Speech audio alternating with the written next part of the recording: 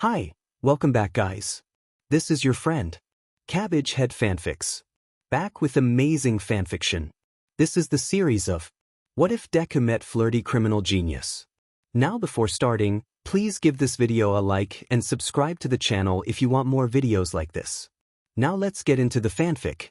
This is really stupid. Unbelievably stupid. Mom might not even want this, anyways, with how she's been going on about that recent diet fad. Izuku rolls his eyes skyward, worrying a lip between his teeth. I should trash this disaster and bring a salad. He sighs with exasperation, staring back down at the mixing bowl with a grimace. He doesn't want to waste the ingredients he's already combined. How could he have gotten this far into the process without making sure he had enough of everything? All he needs is another third of a cup of sugar. Just a third. Maybe the recipe could survive the loss? He rummages through his cabinets again, hoping he's overlooked a spare bag somewhere. He's already scavenged the last of his sugar jar by the coffee mugs. He checks online for reasonable ingredients that he could use in exchange, but none of them sound quite right. As a last-ditch effort, he schemes the comment section below his chosen recipe and groans in misery as he spots no less than 3 users forewarning doom if the required sugar isn't precisely measured. He suspects those users are being unnecessarily dramatic, but he's not sure he's willing to risk it. He, probably, isn't going to cry over a failed dessert. He doesn't really relish the idea of bringing a salad to his mom's house for dinner. The whole reason behind the fancy, delicate, terrible idea, dessert was to spoil her a little. He sighs, wiping the remnants of flour from his fingertips on his apron. He can just hit up the bakery on the way to her house. The waste of ingredients is fine. Not like the waste of his skills thanks to ridiculous job requirements. No big deal. His mom won't care what she's missing out on, so long as he stops by with his cheerful self. Just like his occasional employers don't care what they're missing out on, so long as he keeps sending in his work. It's fine. The tiniest thump next door startles him from his brief moment of self-flagellation and his brain clicks in a new direction. A vaguely terrifying direction, but it just might work. He can ask. He can knock on his neighbor's door and ask for a cup of sugar. People do it all the time in the movies. He blinks at the absurdity of his reasoning, reconsidering how idiotic it may or may not be. The weekend at this time of day is probably the best time to intrude on a neighbor he hasn't met. Asking for a cup of sugar with a promise of sharing the end result might be a great way to make a new acquaintance, anyways. Right? All of the neighbors on his floor are absurdly quiet, although he's pretty sure he's heard a cat once or twice. Sometimes he isn't even certain there is anyone living in the apartment next to his, but the sound a moment ago gives him reason to believe otherwise. He might get lucky, and it'll be some adorable old lady that dotes on her 8 cats and knits scarves for a dozen grandchildren. He picks up the measuring cup and sighs at it one final time, gathering his resolve to head next door armed with his most charming smile. Maybe she'll at least take pity on his novice attempts at baking even if she's not keen on making a new acquaintance with the hopeless guy next door. He leaves his door open a crack so he can quickly escape in case it turns out to be an angry old man with an attack dog. He'd really rather not impose on someone unnecessarily, but before he has a chance to psych himself out of an awkward attempt at meeting someone new, he's already knocked 3 times on the neighbor's solid wooden door. He swallows back his nerves, glancing down the hall at the 2 doors on the other side of the hallway. His unusual working hours means he has never met or seen the other few, supposed, tenants on his floor. Are they all working odd schedules, avoiding neighbor interaction, hiding their own dark secrets behind thick wooden doors reinforced with extra locks? Maybe he's projecting a little. The door cracks open and the jingle of the security chain draws his attention back just in time for him to plaster on a brave, super charming smile, but he doesn't see anything at first until he realizes that the face peering out at him is much higher up than the little old lady, or angry old man, he has been picturing for the last 5 minutes. The mysterious, tall neighbor stares down at him with one shadowy eye through the darkened gap in the door, and Izuku feels himself shrink just a little bit as his smile strains along the edges. I'm terribly sorry to bother you, but... The door shuts quietly in his face, and Izuku feels his heart sink. The smile drops off his face entirely. That was quick, he thinks. It usually takes a glance at his ID or the inevitable "what's your quirk" part of introductions before he experiences solid rejection like this. He represses a sigh, because of course it would be just his luck to meet someone that could spot his kind with nothing more than a glance. He turns a glare down at his bright red shoes before turning to head back to his apartment.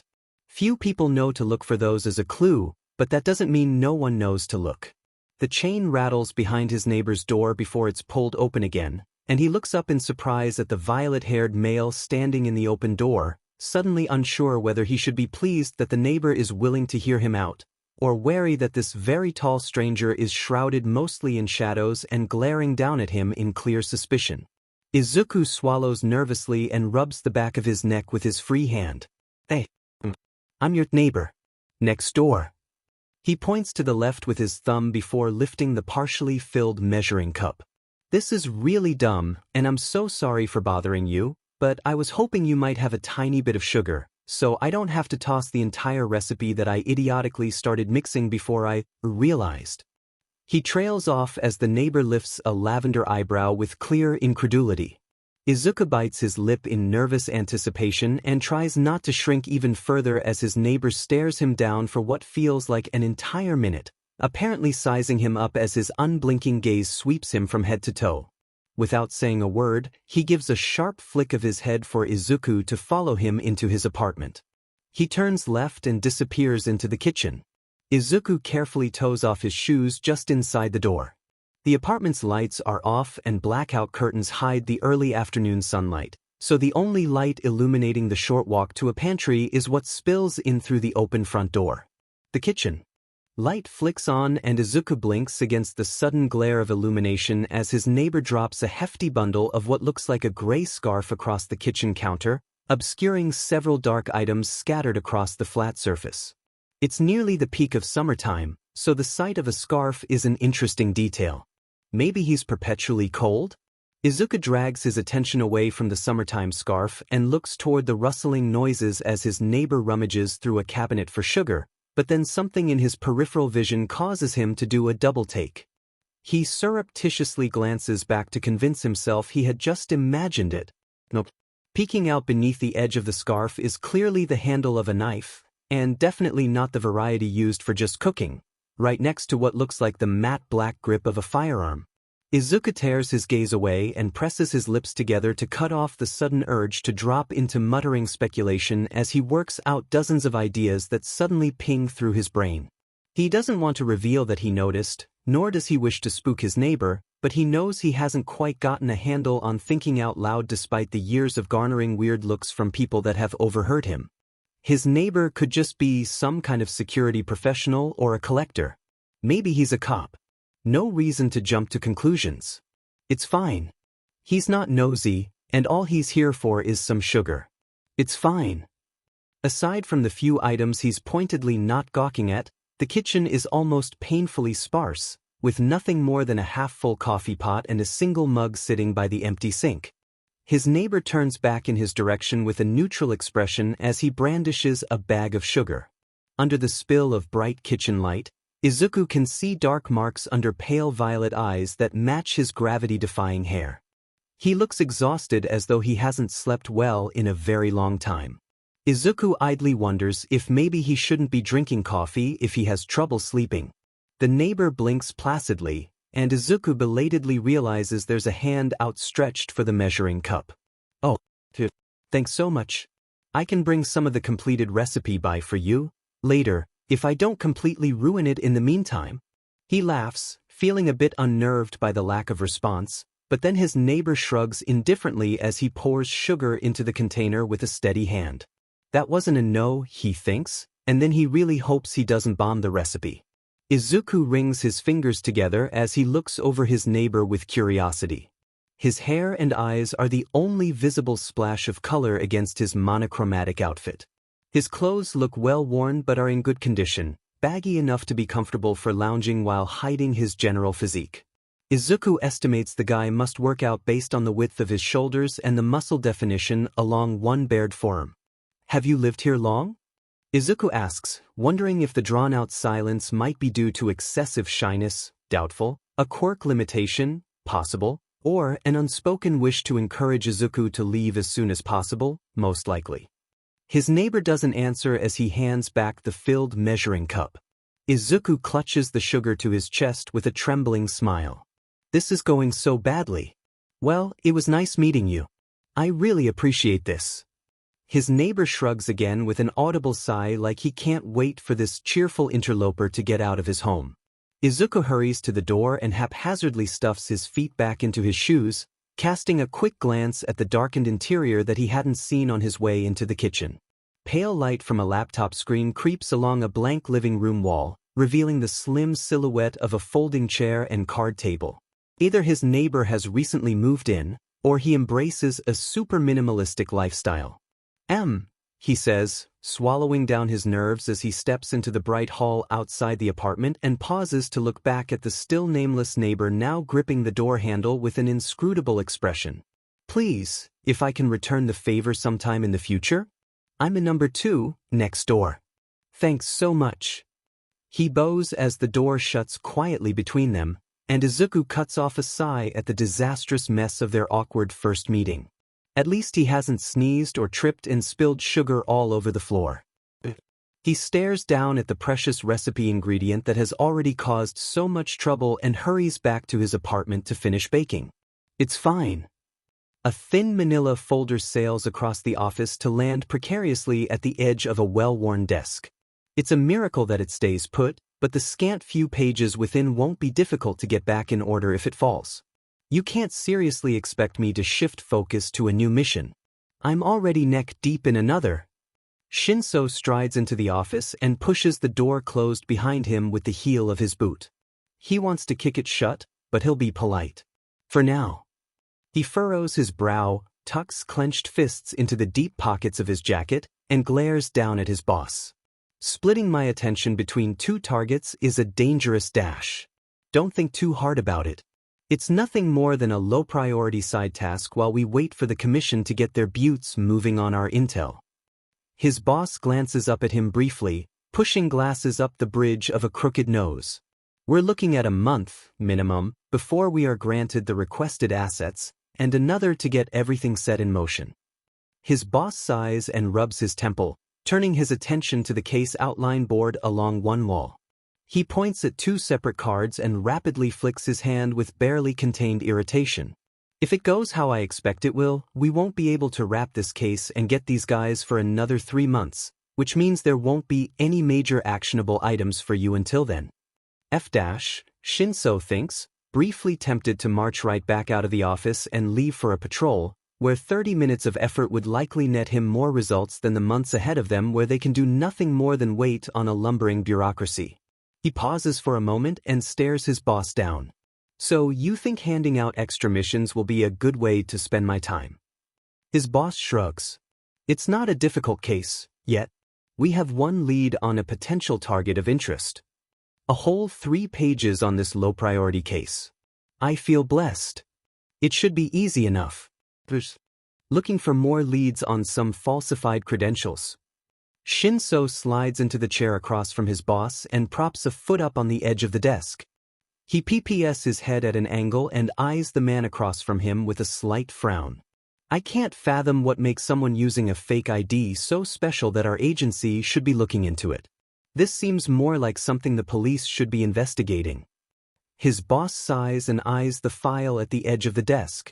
Did you even read the 3 pages before you barged in here to complain? He had not, but he isn't about to admit it. Plus, he reasons to himself, the written details normally included on an initial mission briefing rarely contain everything I might need to know. If this is so easy, he says, peering down at a small cut on his fingertip, then you can give one of the agency newbies the assignment. His boss looks at him with sharp surprise, both eyebrows lifting high to disappear underneath unkempt black bangs. Are you really so willing to sit on your butt and twiddle your thumbs until our big case is ready to roll? Shinso drops his foot to the floor with a scowl. Of course not. I still have patrols to deal with. I won't just be sitting around. His boss heaves a hefty sigh and leans forward to lace his fingers on his desk. Not every job we assign is going to be difficult or worthy of headline news. Regardless of your skill set, Sometimes you're going to have to deal with the easy stuff. He waves one hand dismissively and leans back in his chair. Consider it a mini vacation before the tough stuff starts rolling in. I won't actually be on vacation, Shinso points out with a frown. His boss continues with a shrug. If you can't find anything worth reporting, it's probably not the end of the world. My boss is a little nervous about the potential ramifications of this case, and I'm hoping for a few extra details to set some minds at ease. Shinso relaxes into the chair and sends a long look of contemplation at the corkboard hanging behind his boss. A scattering of reminders and persons of interest litter the surface. Maybe a little something extra on the side will make for a decent distraction while he can't get any momentum on his primary case, but he doesn't want to give in too easily. Alright, read me in. His boss plucks the file from the edge of his desk and starts filling in some of the blanks. 3 pages in a case file is a terrible starting point, and Shinso feels like this easy side mission is going to be a little more difficult than his boss is letting on. 3 months ago, we requested a third-party analysis to help us with the string of arson robberies. Shinso narrows his eyes. That case has been nagging the police and several agencies for over a year. The report that we got back was very detailed and helped make a huge break in the case. The lead investigator has already arrested one of 5 suspects the report brought to our attention. The tone of his boss's voice changes slightly at this moment, and Shinso zeroes in on his nervous shift of posture. There was another incident 2 weeks after the report arrived. A bank burned to the ground overnight and 3 people died in an explosion that damaged half a city block. Shinso nods solemnly, remembering the aftermath. Most of his agency had been called in to provide support and rescue. You should get to the point, he says, tapping a fingertip on his thigh with growing impatience. The investigator that received the final report from our third-party source didn't thoroughly read the document or disseminate the findings to anyone that could have made a difference. His boss grimaces and rubs a hand through his dark hair as he glances away. The thing was 50 pages long, he adds on as a half-hearted excuse. A detail was missed. His boss pauses and backtracks a little. Well, not missed, he hedges, but not exactly paid much mind. He flips to the second page of the case briefing and points out a cropped photograph of the report in question. There's a bright red sticky tab attached to the edge of the work alongside a sentence that's been typed in all caps. Patterns indicate another arson will take place at the bank on the corner of Redacted and Redacted 2 weeks from Redacted around midnight. This. Shinso stares down at the deming words. Even with the location and date blacked out, he knows exactly what it's talking about. He flicks a sharp glare at his boss. There was an awful lot of surprise that night for an attack we knew would be coming. His boss pushes his glasses to his forehead and rubs at the bridge of his nose with irritation. No one knew except the guy that stuck the tap there. He claims that a speculation based on vague patterns for an upcoming attack wasn't enough to hand off this gold mine of information to someone else for further inquiry. He pulls his glasses back into place and continues with a grim smile. It wasn't enough, yet the contents of that report netted him a high-profile arrest and a wealth of new leads which landed him in easy promotion. Shinso quietly grits his teeth and takes a calming breath to ease his rising blood pressure. It does him no good right now to get sad about an a-hole mishandling information for personal glory, but people paid for that with their lives. Tell me this guy is going down for what he did, he demands. His boss rolls a shoulder in response. It's still under investigation by internal affairs. He points to the next few sections. The absolute sheet part is that the oversight isn't what my boss is most interested in. It's the astounding number of details about the previous attacks, including criminal motivations and their methods of work. Shinso schemes through highlighted portions and feels the fine hairs on the back of his neck lift with an unexpected thrill of excitement. This is either some of the best investigative reporting he's ever read or, and this is a gigantic stretch of the imagination, the author has insider knowledge. He briefly flicks his gaze up to gauge his boss's expression before turning to the final page of the information spread. There's only an IP address and an approximate location in the city. Shinso is not impressed. Consultants are usually good at what they do. I still fail to see why this report has caused anyone reason to worry. When the police got their hands on the full report, they wanted a sit-down chat with the author. The author refused, citing their contract guarantees follow-up reporting only if the initial documents proved to be inaccurate. A background check against the author's name returned 2 details of note: a profile with falsified credentials and a physical mailing address in France that forwards received correspondence to another location in Spain, which is a company that securely processes incoming messages and digitizes it to send along through some kind of bullshit dark web email system. That trail is impossible for us to track without expensive resources. It leaves us with more questions than answers. Shinso nods, staring down at the details they do have. And this information, he trails off expectantly as his finger presses against the IP address. The commission doesn't care about this case enough to fund the investigation, so we've been stuck since that trail went cold. 2 weeks ago, another report from this author arrived at an agency across town. Because their name is flagged in the system for our case, the originating IP address was traced back to an internet router right here in the city. Shinso stares at his boss. You didn't tell me this entire story for a simple pickup of this hard-to-find author. His boss shakes his head. The router belongs to a small cafe. It's an odd enough place to make us believe that it's not part of a secure routing system, so the author must have made a mistake during transmission. We've checked the cafe's connection history and interviewed the manager. It's not a popular place, and their usual patrons live in the apartments upstairs or are friends with the residents. The last month of connections in their router logs show only 3 new devices in that entire stretch of time, and none on the day the newest report was sent. Shinso tilts his head in consideration and his lips curve into a delighted grin. It sounds like you want me to stake out a cafe to figure out which of the regulars might be this mysterious author. His boss nods. Like I said, it's a mini vacation. A paid mini vacation with the company funding your coffee addiction. Shinso narrows his eyes thoughtfully, wondering what the catch might be, but he doesn't wait long. A paper is slid across the desk. It's a rental agreement for a unit on the top floor of an apartment building.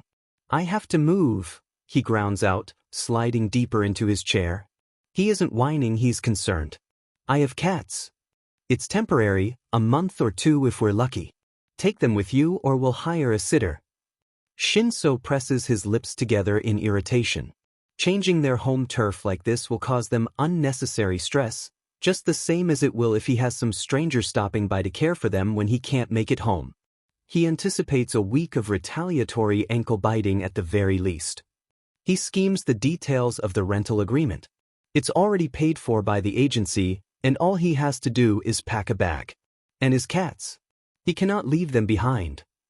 The temporary digs on the top floor of an apartment building downtown don't sound too bad, though, especially the balcony with nearby rooftop access and its incredibly convenient location along one of his patrol routes.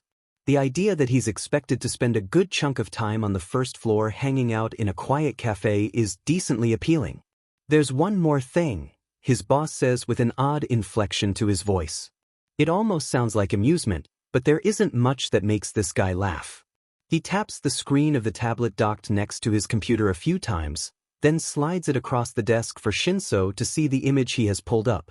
It's a promotional photograph from the cafe starring 2 ridiculously fluffy felines dozing by a cup of steaming coffee. There are cats. Shinso stares at the image and tries to keep a straight face. I've revealed too many of my secrets, he thinks morosely before pushing the tablet back across the desk. He clears his throat and nods. Excellent, his boss claps with a half-smile. I wish you the best of luck. The lead is weak and it could turn out to be nothing, but we hope you can find something that will get us moving in the right direction while we wait on the other case to make any headway. Shinso stands and nods again at his boss, thinking about how many trips he'll need to make to get his cats settled in and sufficiently entertained. With luck, this side mission won't take too much of his time, but at least there will be free coffee. And cats. The warm, buttery scent of the dessert permeates the kitchen. Izuku leans into the oven to withdraw the baking dish, blinking against the sudden rush of heat. The thrill of excitement at another kitchen success despite the troubles he's faced is a welcome feeling, and he has no reason to hide his growing smile. Maybe this will be a perfect gift for someone that he's just met. Yes, just like he's seen in the movies, but far more realistic because all the feel-good romantic holiday flicks he's watched with his mother cannot be that wrong about gifting food. Unless the neighbor is allergic to one of the ingredients, and then it'll be more like the opening to a true crime documentary, starring him as the sole suspect. The dessert needs time to cool before he can add the filling, so he opens his laptop and clicks into his inbox to skim the new messages. He skips past the normal inquiries and breathes a quiet laugh at 2 subject lines in German. It's been a few months since he's received anything from that particular source, and his comprehension is a little rusty until he opens them to read for context. They're addressed to his newest alias, one that doesn't boast the same level of experience that he enjoys from his primary, so the inquiries seem pretty simple. He schemes the summaries and makes a rough estimate how long they might take to complete. His schedule is a little packed with his current jobs, so he flags the more interesting one for later and archives the other. He'll visit the request board to look at more of the details when he gets bored later on in the week. He always gets bored. Always has time. None of his cover jobs have ever given a DMN about what he can actually do, so he has a lot of free time on his hands once he completes the tiny tasks they deem him capable of handling. His current cover job pays him practically nothing, but he's quirkless, so no one cares. He often wonders how much his employers, former and current, might kick themselves in the butt if they learn what he's actually capable of and they'd willfully ignored. He chuckles to himself. One day very soon they might just find out. Or they won't, because they'll be too busy dealing with the fallout. A tiny news blurb flits across the bottom of his screen. He schemes it, grimacing at the headline announcing the retirement of a local hero. He's always surprised and glad when one makes it to retirement age. Such a dangerous profession. But his grimace comes from the knowledge that this particular hero is still quite young. 2 clicks later reveals a scandal carefully disguised by a career-ending injury. He sighs with disappointment. Another hero commission cover-up. The most applauded career in their society is professional heroism. Heroes make the nightly news, have humongous merchandising deals, and are plastered across billboards like the celebrities they are. At one point in his past, he'd fantasized about being one of them. He had so many dreams and made grand plans with his best friend about how many people they'd save while shining in the spotlight and earning the respect of their peers. He shakes free from the old memories, turning his attention back to his screen and the tiny folder icon containing his most recent work files. He nods with determination. His projects are important to him, and a lot of his work could be considered, sort of, heroic. He figured out his own way to save the day, and he wouldn't dream of trading that away to stand in a spotlight with a fake smile. The TV might not flash his face across the evening news, and he will never see promotional deals or have his name creep up popularity rankings, but he makes a difference. Probably. He eyes the folder again. No, definitely. He definitely makes a difference. His cover job is meant to be obvious, pathetic, useless, unimportant, to anyone that cares enough to look, but his real work is what matters and it's discreet for a reason. He closes the lid of his laptop with a short sigh and turns his attention back to the kitchen. The flaky dessert is cool enough for the filling, and he leans over the counter with a thick piping bag. His tongue pokes from the side of his mouth as he concentrates on the repetitive process. Stab, squeeze, twist. The sweet scent of vanilla envelopes his senses, and he zones out in aromatic bliss. The results are only a little bit messy, and he cannot wait to eat at least 3 servings. He may or may not lick the edge of the piping bag before he hastily cleans up the kitchen. He tears careful squares of parchment paper and foil to protect the delicate goods. He's been baking and sharing with his mother for as long as he can remember, but it's been. He pauses. Thinks with a thumb pressed to his lip. He's never shared one of his kitchen experiments with anyone aside from his mother. He hadn't started baking until midway through his online classes, and he hasn't had an in-person friendship since his. He swallows down a sour taste at the back of his throat.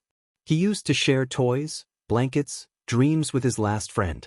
His best friend. The friend that had abandoned him, kicked him when he'd been down, laughed with the others at his unlucky draw from the genetic lottery. Fallen. Take a swan dive. But it's fine. He had leaned too far out of the classroom window to stare down at his burnt notebook floating in the tiny koi pond. All it took was a little push by one of the other students. He didn't even know which one had done it. An accident, the classmate claimed. How unfortunate, the school administration said. Someone dropped his notebook off at their apartment while Izuku was in the hospital. His mother took one look at the burnt cover and never questioned why Izuku didn't want to speak with his childhood best friend again. His mother believed his story about what really happened that day and didn't make him go back. Few local schools would accept a quirkless transfer student, and those that did had too many red flags that promised terrible experiences. Online education from international schools turned out to be a hidden treasure. Izuku was surprised to discover the wide variety of educational tracks he could pursue once he no longer had to deal with the local discrimination. His broken bones from that horrible day may have healed, but he still has the scars. Nearly a decade has muddled the lingering pain. The memories are tiny footnotes of his past. He glances at the warm afternoon light pouring in through the sparkling window panes and shakes free of his melancholy. It's high time he steps out on a limb of fragile trust and make an attempt at friendship. Or acquaintanceship. Or neighborly politeness at the very least. He carefully packages a serving of his neighbor's promised dessert and leaves it in front of the door where he'd probably made a fool of himself. He hopes it is spotted before it can be accidentally squashed underfoot. He hopes. He's seen enough food items intentionally squashed underfoot, and he doesn't want to come home and find that kind of mess in front of his door. The elevator ride to the first floor is quiet and a bit lonely, and he emerges in the lobby just outside the cafe. The scent of freshly brewed coffee brings a smile to his lips, and the tension in his shoulders release at the sight of a fluffy gray cat peering imperiously through the archway at his arrival. His mom is expecting him for dinner, so he can't stay long, but he steps inside the cafe for a moment to give the tiny royalty a few scritches along her chin. He stands and waves at the barista behind the counter as the cat flicks her tail with clear resentment that he dares to leave so soon. He grins to himself and steps out into a beam of sunshine that briefly squeezes between a gap in the surrounding architecture at this time of day. He glances back at the aging facade of the building behind him and feels a rush of gratitude toward the unimaginable luck he'd had to stumble upon this place. He'd stayed with his mom during most of his online education, but he knew he couldn't continue living there forever. His studies meandered into some dark corners of the web, and between the things he'd discovered and the people he'd helped catch as his work had taken off, he knew the potential for making enemies might end with his mother becoming a target. He doesn't think what he does is very unique or special, but one of his mentors shared a harrowing story every year about a former student that publicly posted a relatively simple expose on an obscure villain group, only to end up murdered in broad daylight less than a week later. The message is simple and effective: don't make yourself an easy target. Izuku is already an easy target, thanks to a humongous indicator on his identification card that reads Quirkless. May as well avoid anything else, so once he started earning enough income to purchase his own privacy, he'd made serious efforts to find somewhere he could call his own. The apartment search turned out to be an absolute nightmare. Every available apartment seemed perfect until credit checks uncovered his quirkless status, which resulted in sky-high liability charges that made cost of living there too expensive to consider, or leases were withdrawn from listings as suddenly purchased by other interested parties. The worst were the offers with clear discrimination clauses that Izuku would have loved to drag into court, but the effort of fighting for his rights to freely live in a building still clinging to idiotic ideals didn't seem worth his time. He'd complained, once, on a forum his former online classmates still frequent. The consensus was overwhelmingly in favor of him moving overseas where he'd be able to more easily find lodging and real work without having to resort to an alias. But his mother loves her work, and he can't stomach the idea of moving so far away from her just to make his life simpler. He couldn't be certain how often he'd be able to come back to visit, and she had been the only point of solid support in his life. He couldn't leave her behind for selfish reasons, so he stayed. It was an exhausting nightmare to navigate denial after denial. He'd arrived at this location expecting another dismal unit showing to end in some horrible event he'd have to later play off to his mom as nothing bad this time, I promise. The cafe alongside the lobby on the first floor of this building was almost too good to be true. He'd gawked at the glittering floor-to-ceiling windows lined with barstool seating where he could potentially sit and people-watch to his heart's content. His notebooks may have changed over time as his youthful goals of public heroism were shelved amidst the heavy discrimination, but nothing brought him quite as much joy as jotting observations, sketches, and ideas across crisp white pages. Well, aside from the people-watching, which is always a total delight even if he doesn't have a notebook in hand. The 6-story building might be a little dated, but they claim the elevator is usually functional. The offered unit on the top floor might have a riveting view of the plain brick building across a narrow alley, but the door leading out onto the sturdy balcony slides open without a sound and the breeze is nice and fresh this high up. The street is narrow and a bit busy during daylight hours and only allows traffic in one direction, but it's within walking distance to several amenities, including his, then, cover job. The whole package feels like a stack of great compromises. After so many doors closed in his face, it's like a window has finally been opened. His newest cover job is no longer a quick walk away, but if he gives himself enough time, it's a good distance to run. With his weird job hours, he feels like he spends more time walking to and from the train station and sitting in mostly empty cars at odd hours of the day and night than he does actually working. It's fine. The leasing agents are a sweet old couple that prefer to do everything in writing. The wife catches him off guard by taking his hand to shake it vigorously in greeting, then waves him into the closest chair to go over the details of their available listing. They are happy to let him pay in cash without a credit check, so long as he can fork out 3 months in advance alongside his security deposit. He finds them to be just a little weird with their heavy anti-technology stance, but he chooses to not examine this too closely. Documentation that's kept offline means he'll be much harder to track.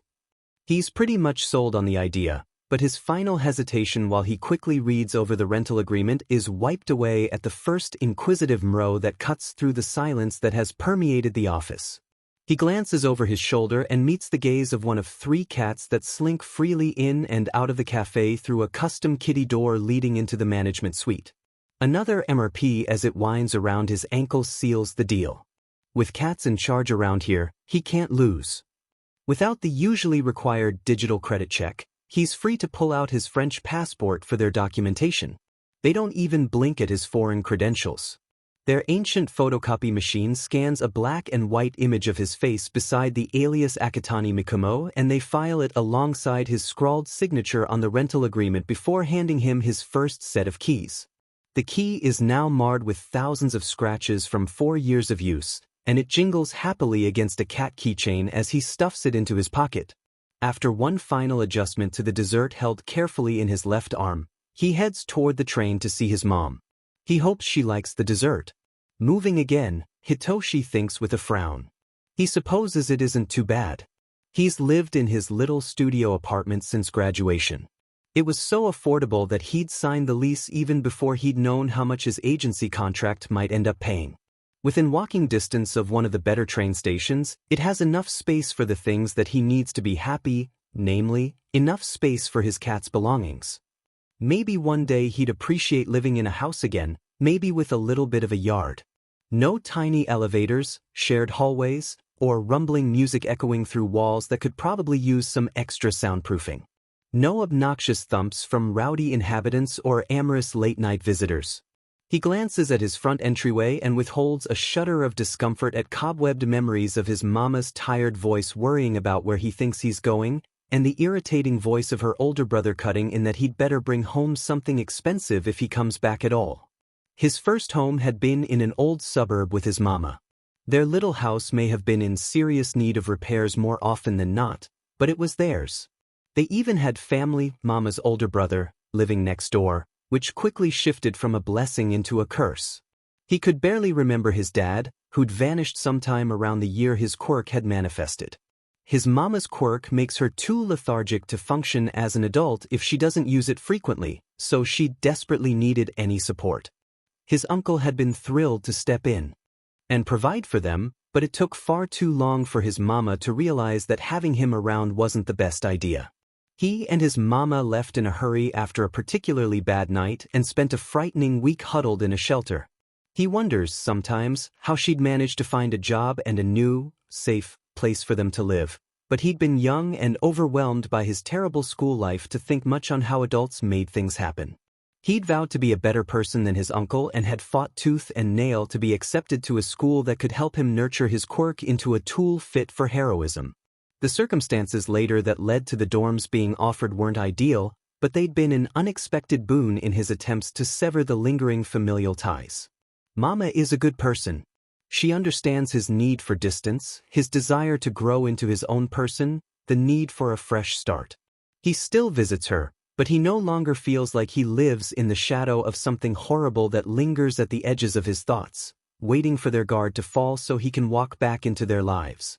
At least with the dorms, if someone needed to know where he was off to, he could be, mostly, certain it was for his personal safety. If his classmates followed him out of the building, it was because they wanted to hang out and have fun. The reckless fools. If someone demanded him to bring something back, it was snacks or a drink from a local convenience store, and cash easily exchanged hands to ensure no one ended up shortchanged. As he stuffs his feet into his shoes, ready to leave his apartment with the last of the stuff he'll need for this impromptu stay away from home, he casts his gaze around the darkened interior. This place isn't too bad, all things considered. It has privacy and general silence, if one ignores the cats, and they certainly don't demand much out of him. His lips twitch in a smile. His boss has given him the rest of the week and the weekend to get settled into his new place, so as soon as he left the agency that morning, he'd mentally checked out for anything work-related and settled firmly in Hitoshi mode. No patrols. No paperwork. No calls. Unless an emergency comes up. Emergencies always seem to strike midway through personal plans, so he tries to avoid any personal plans bars and therefore the emergencies. His cats are not pleased by this turn of events and evade his many attempts to get them into a carrier. Offers of treats and cornering techniques fail miserably, for they are skilled in the arts of evasion and misdirection, so he begrudgingly resigns himself to the long wait for their dinner time. Midway through feeding, he springs his ambush and tucks them safely into their carriers. The glittering glares and angry yowls indicate they will never forgive him for this slight. Hitoshi ends up needing 6 trips to fully accommodate his pets and only one for himself. Each time he returns with more of their stuff, he opens the front door to the sounds of angry cat, and he hopes they aren't audible through the walls of the units that neighbor his own. His futon is set out in the smaller, darker, of the 2 bedrooms. He doesn't bother unpacking his duffel bag of clothing. Most of it is comfy loungewear in such dark colors that wrinkles have become part of the style. He's not here to impress anyone. His only kitchen appliance is a coffee pot. He hangs blackout curtains and sets his weapons along the kitchen counter. He plans to clean them sometime on Sunday before he resumes his patrols Monday evening, but it can wait for now. The cats, thankfully, do not know how to use his knives. He assembles a cat tree and scatters cat bedding and toys in their room. The sunshine pouring in through the bare window on this side of the building becomes the new favorite lounging spot. It takes all of Saturday for them to settle in, and eventually he feels like his murder is no longer on their agenda. He might eventually request more actual furniture if his stay ends up lasting longer than a week, but a folding table works well enough for a spot to review the files stored on his laptop. His groceries consist solely of coffee, sugar, and cat supplies. He's never liked cooking, and he sweetens his coffee on the days he isn't working as a little extra treat for himself, hard work rewarded with hard carbs. He picks up some takeout on Saturday and settles in with a near-overflowing box of cooling noodles to eat while he parses through the documents and case files related to this easy side task. There's a lot. He opens the oldest of the consultant's known reports and gets 3 paragraphs in before his eyes trail back up to the heading with a vague sense of recognition. The title is merely a reference to some case number he hasn't read through yet, but there's something about the author's alias, Twain Mirko. Hitoshi chews on his noodles and stares at the name for a full 10 minutes before he understands the reference and facepalms so hard it startles the closest cat out of its nap. He clicks through the file the agency has started for tracking this consultant down and stares in disbelief at the credentials attached to the alias. Country of origin, America. Quirk, writer. The black and white photograph from the low-res reproduction of the consultant's passport is of an older gentleman with fluffy white hair. Are you effing serious? Hitoshi looks away from his laptop screen for 2 whole minutes and works on his noodles, wondering how long their investigative team had to dig into this particular alias to figure out it's faker than whatever this restaurant calls chicken in his meal. He sets aside his container and taps back into the report, now fully invested in getting a handle on the writer's style and what they might actually know firsthand versus the proclaimed educated guesses. It doesn't take long for Hitoshi to realize the reason the reports have so many med pages is because the writer cites all of their sources and clearly lines out the progression of clues that lead to the eventual findings. He's hard-pressed to imagine that this writer is anything but exceptionally thorough, but there are a few leaps in thought between the sources and the potential outcomes that Hitoshi can't follow. It's very possible that someone who already knows all of the answers can backtrack their work to make it look like it's the natural results of their investigation. Hitoshi picks up his chopsticks and pokes into the noodles with a thoughtful frown. The highly intelligent principal of UA might have some helpful input here, but it seems a little premature and far-fetched to bother such a well-regarded, feared, hero and public figure for something like this so early in the investigation. He adds a comment to his personal notes about looking into that if the simpler solutions fail. He loads up an early version of the arson robbery case file to compare the known details before and after the consultant's report, then examines the Hero Network resources granted as part of system allowances for third-party work. The difference is night and day. He knows the consultant's report revealed a lot of new leads, but now Hitoshi can easily see how this much headway into a long-standing and troublesome case would be a shining beacon of promotable good work. He feels his eyes start to blur as he schemes some of the video evidence, computer logs, criminal dossiers, linked news articles, and research studies about behavioral patterns. There is no chance he'll ever determine whether the reports were backtracked or actually built from the ground up. The writer knows their stuff one way or another, and he doesn't have the patience to follow this trail to its end. He worries either way. If the writer is behind falsifying the truth of this work or knows the criminals involved, they could be dangerous. If the writer isn't involved and just really knows their stuff, they've made a mistake and potentially compromised their safety or the security of the resources they utilize. His mind keeps circling around to the bank that burned down. 3 people had lost their lives. An overworked janitor with 2 now orphaned kids, a sleepy guard that had been attending school to become a paramedic, and a rookie firefighter that had a whopping 2 weeks of experience. The agency had warning ahead of time that appeared to have been overlooked and ignored. So much of what he's read in this consultant's work seems to push towards societal reform to help fix the underlying issues that lead to these criminal behaviors in the first place. He can't imagine that the writer would actually want to see the deaths of innocent civilians. If the consultant thinks the investigator, and his agency by proxy, intentionally ignored the work so clearly laid out for them, they might feel slighted. Hitoshi eyes the most recently sent report that mistakenly revealed the cafe's location. Perhaps this oversight of the consultant's formerly careful maneuvering is just the first step in a long plan of horrible retribution against the ignorant authorities? He closes his laptop and buries his face in his arms. He doesn't sleep well that night. Sunday morning greets him with 8 needle-like claws digging firmly between his shoulder blades. He immediately regrets dozing off at his makeshift desk and sits up to dislodge whichever cat had decided to place their order for breakfast. He is thankful they are currently sparing his ankles from the abuse he fully deserves. He feeds his 2 terrors before putting on a pot of coffee. He forgoes the sugar this morning because he doesn't quite feel like he deserves any just yet. When he had picked up his keys from the sweet elderly couple that managed the apartments, he also collected a copy of their current tenant records. So far, the 2 of them had been nothing but helpful and accommodating toward the agency's investigation, but they didn't even own a computer. He'd spotted an honest-to-God manual typewriter on a corner desk, looking like an ancient relic that he'd once seen in a museum.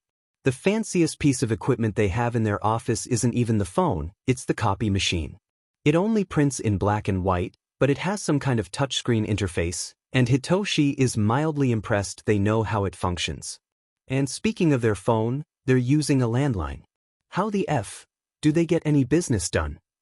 As the husband bundled up the stack of 22 tenant profiles, the wife unexpectedly takes his hand and gives it a firm shake as she gushes with excitement about having an actual licensed hero living in their building. What an honor.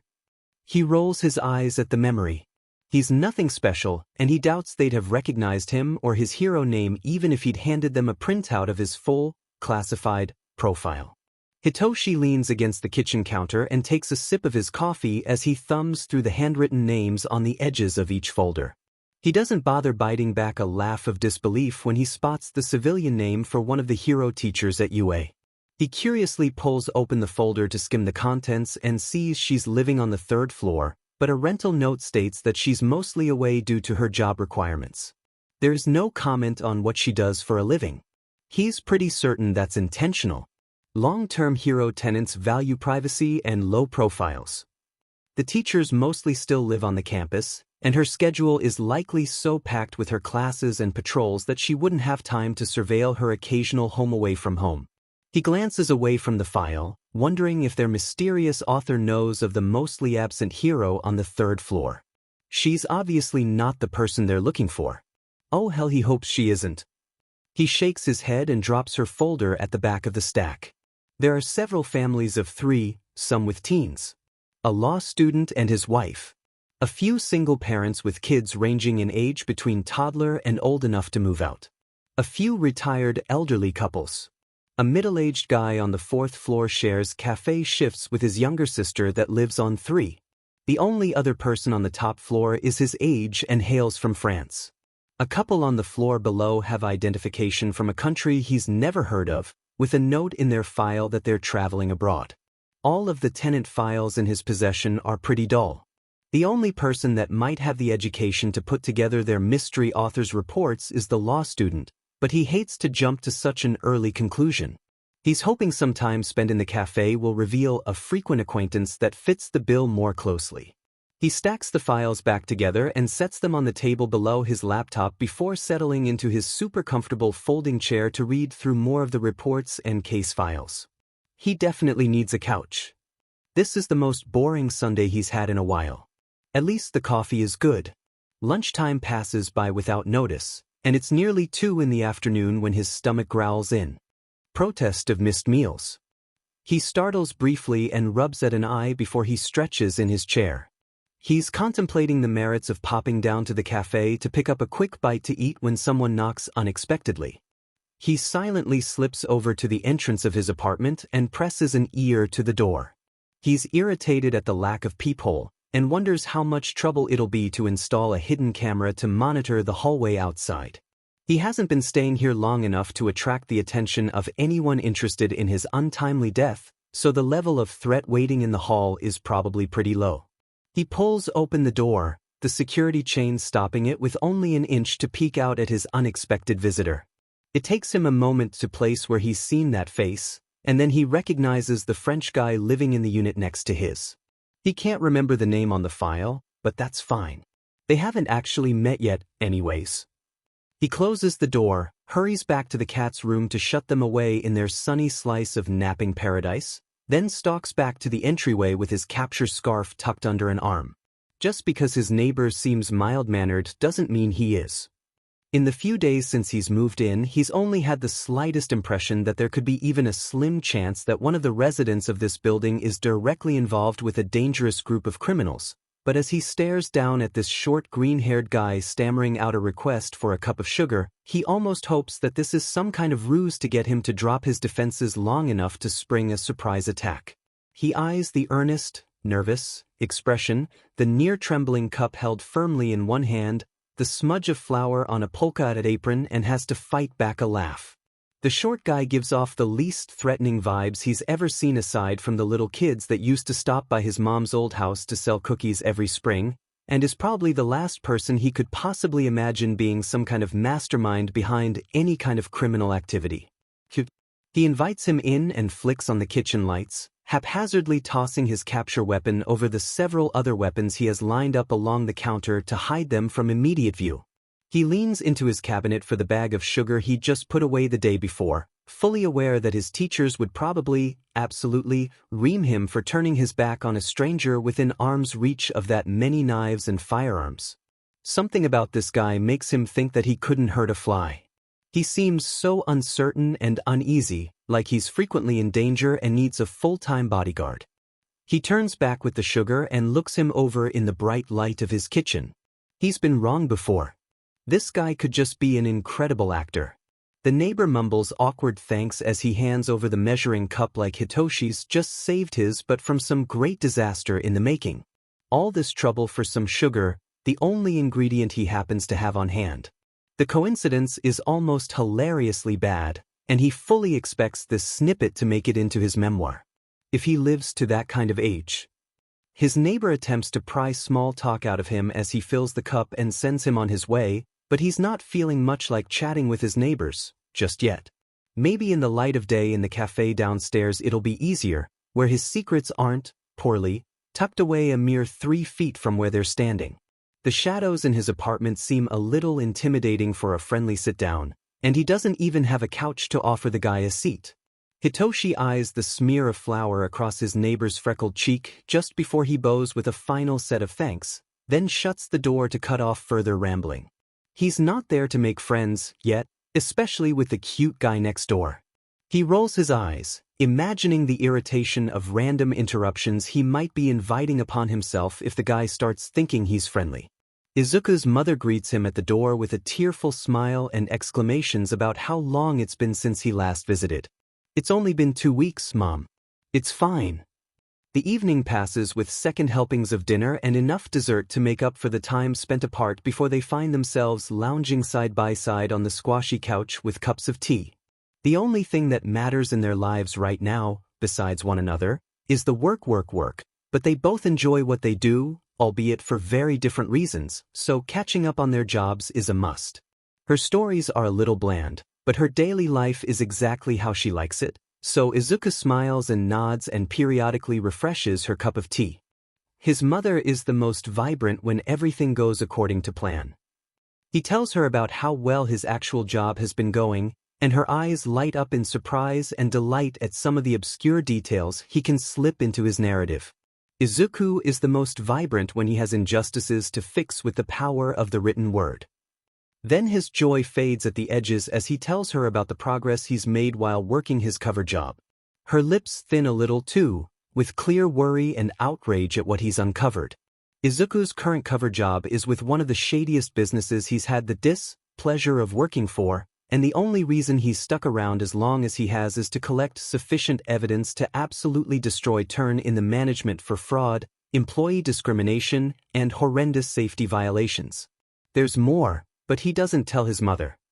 He's given odd hours so he rarely sees others in the company's employ, but he knows that his fellow employees are worked to the bone in questionable conditions and paid a pittance.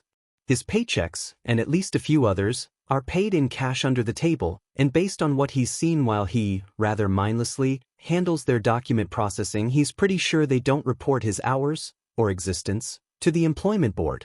Their disaster recovery cleanup crews are forced to cut so many corners he's surprised their little headquarters building on the outskirts of the harbor district hasn't yet turned into a sphere.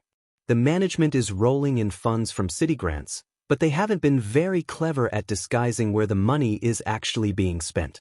They won't ever know how big they've messed up by hiring a quirkless nobody to clean up the mess of their filing system.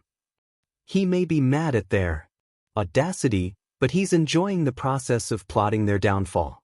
He knows his mom is worried about the job and its location in a rough part of town, but he doesn't expect to be there much longer than another 2 weeks.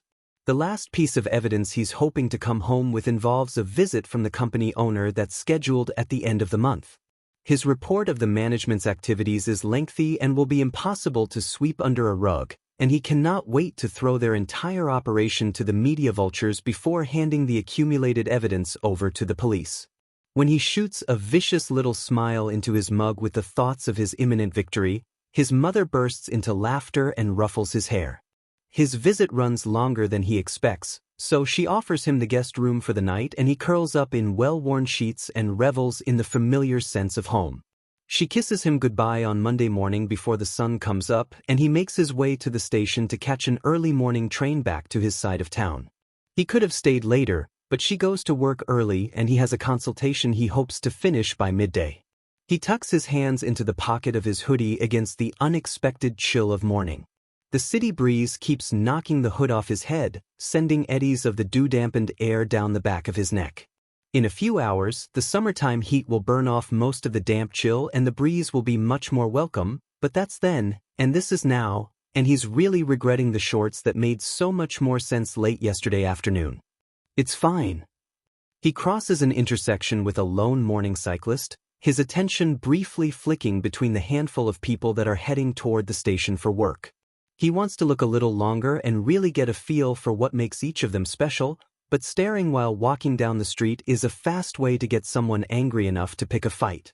He'll wait until he's hidden behind tinted and reflective windows at the cafe before he risks indulging in his hobby.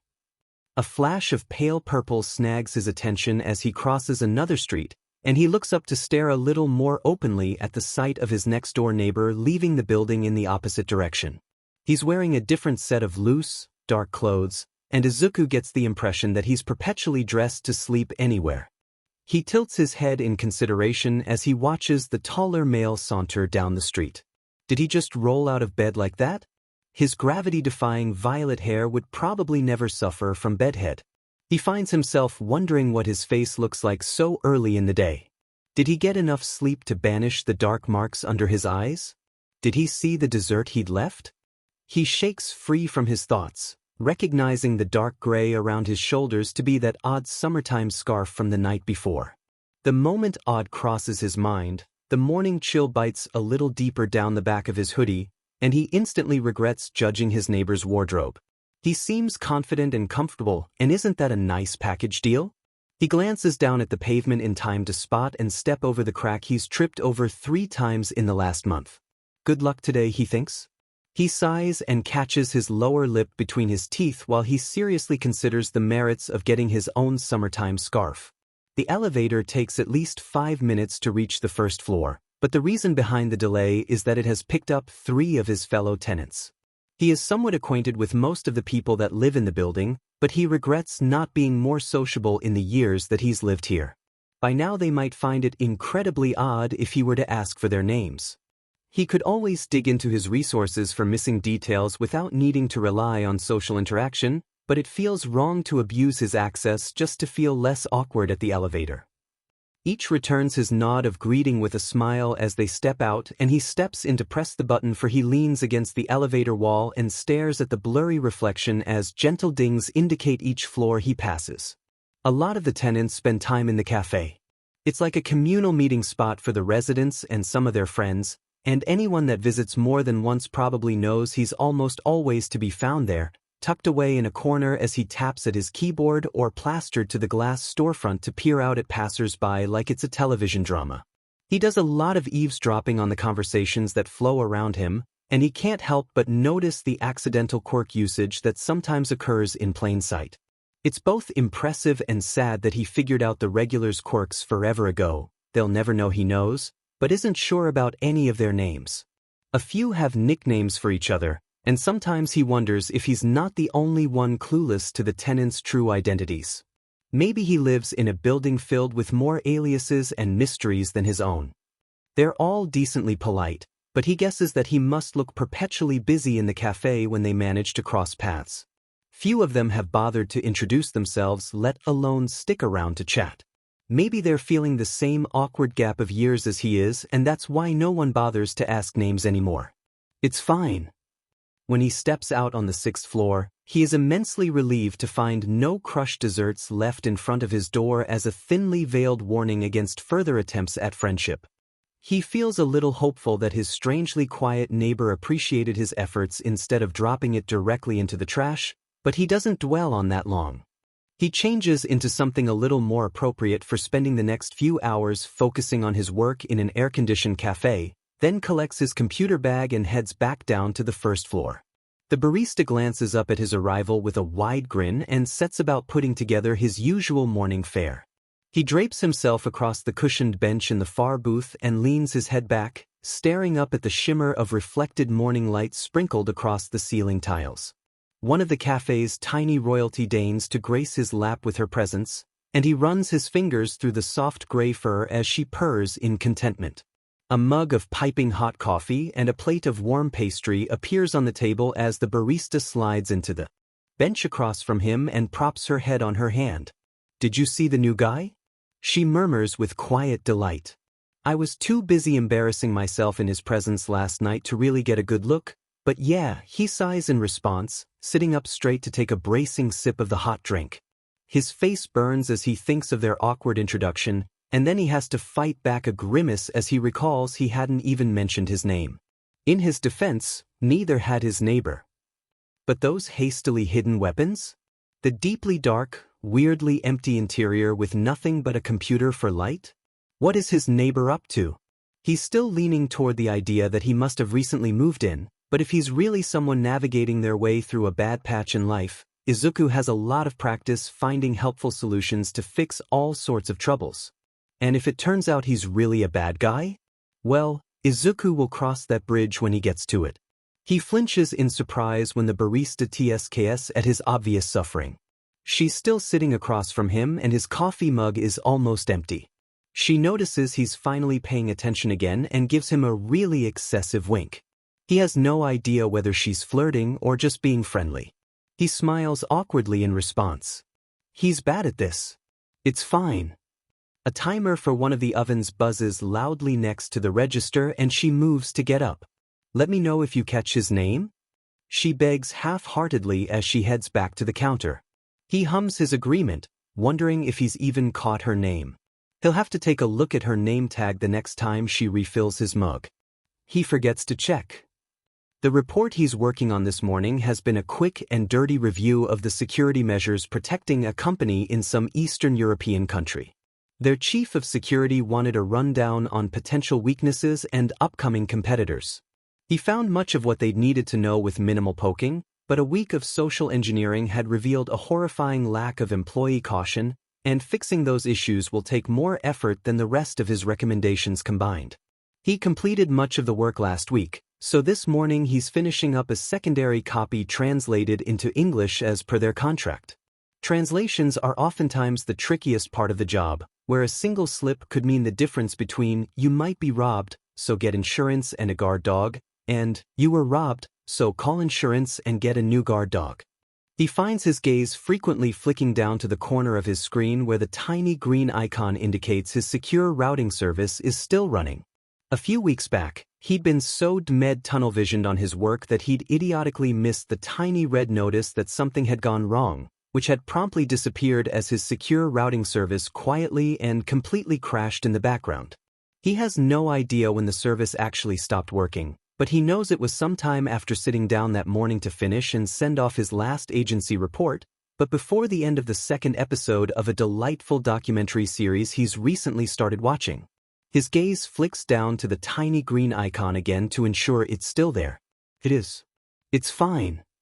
A teenager rushes into the cafe and blurts out a quick request for plain black coffee and the closest edible thing and then impatiently dances from foot to foot until the items are handed over. They race out the front door as their dad calmly walks into the space, already pulling out a wallet with fond exasperation. "Running late for class again?" the barista teases. The dad nods and pays for them both before turning a brief wave of greeting in Izuku's direction. On some evenings, Izuku finds the teen sitting next to a friend as they both play online computer games, their grumblings of disappointment or whoops of glee filling the otherwise calm space with a tangible atmosphere of excitement. It's a nice slice of something different as he shamelessly eavesdrops on their relaxed teenaged interactions. He's only 22, but it's the moments like those that make him realize he grew up too fast and missed out on a lot of regular kid stuff. He kind of wants that joking familiarity with someone his age. He wants the freedom to poke fun without worrying he's overstepped a boundary, or to lean into someone's side with a smile as they celebrate a small victory together. He sighs. It's fine. He doesn't linger on the knowledge that both the teen and his friend are quietly quirkless. He doesn't linger on the painful understanding that somehow they'd both lucked into finding each other, like twin pillars of support against a world that wants nothing to do with any of their kind. He wants to ask, to know if it was happenstance or an intentional outreach from one family to the other. The chances that they could both exist in the same city at the same age are astronomically small. One day, he might say something. But he's afraid of revealing his secret, of dropping his defenses to let in a couple of kids that don't flinch at every sound, haven't had to learn to hide everything about themselves. They just exist. He watches, though, for limps or hidden injuries. For the peak of a bandage or the dead-eyed look of despair that took him years to overcome. He doesn't despair anymore. One day, he might say something. He drinks his way through another 2 cups of coffee before he's done with his translations. He stretches his fingers out and checks one final time that the icon is present before he sends the encrypted message to the forwarding service, then closes down his apps and puts the sleeping computer back in his bag. The old lady from 2, who is also the biggest gossip he's ever met, waves brightly from the door of the cafe as she leads her husband out onto the street, and Izuku threads his fingers through a different cat's fur to pet and scratch for a moment.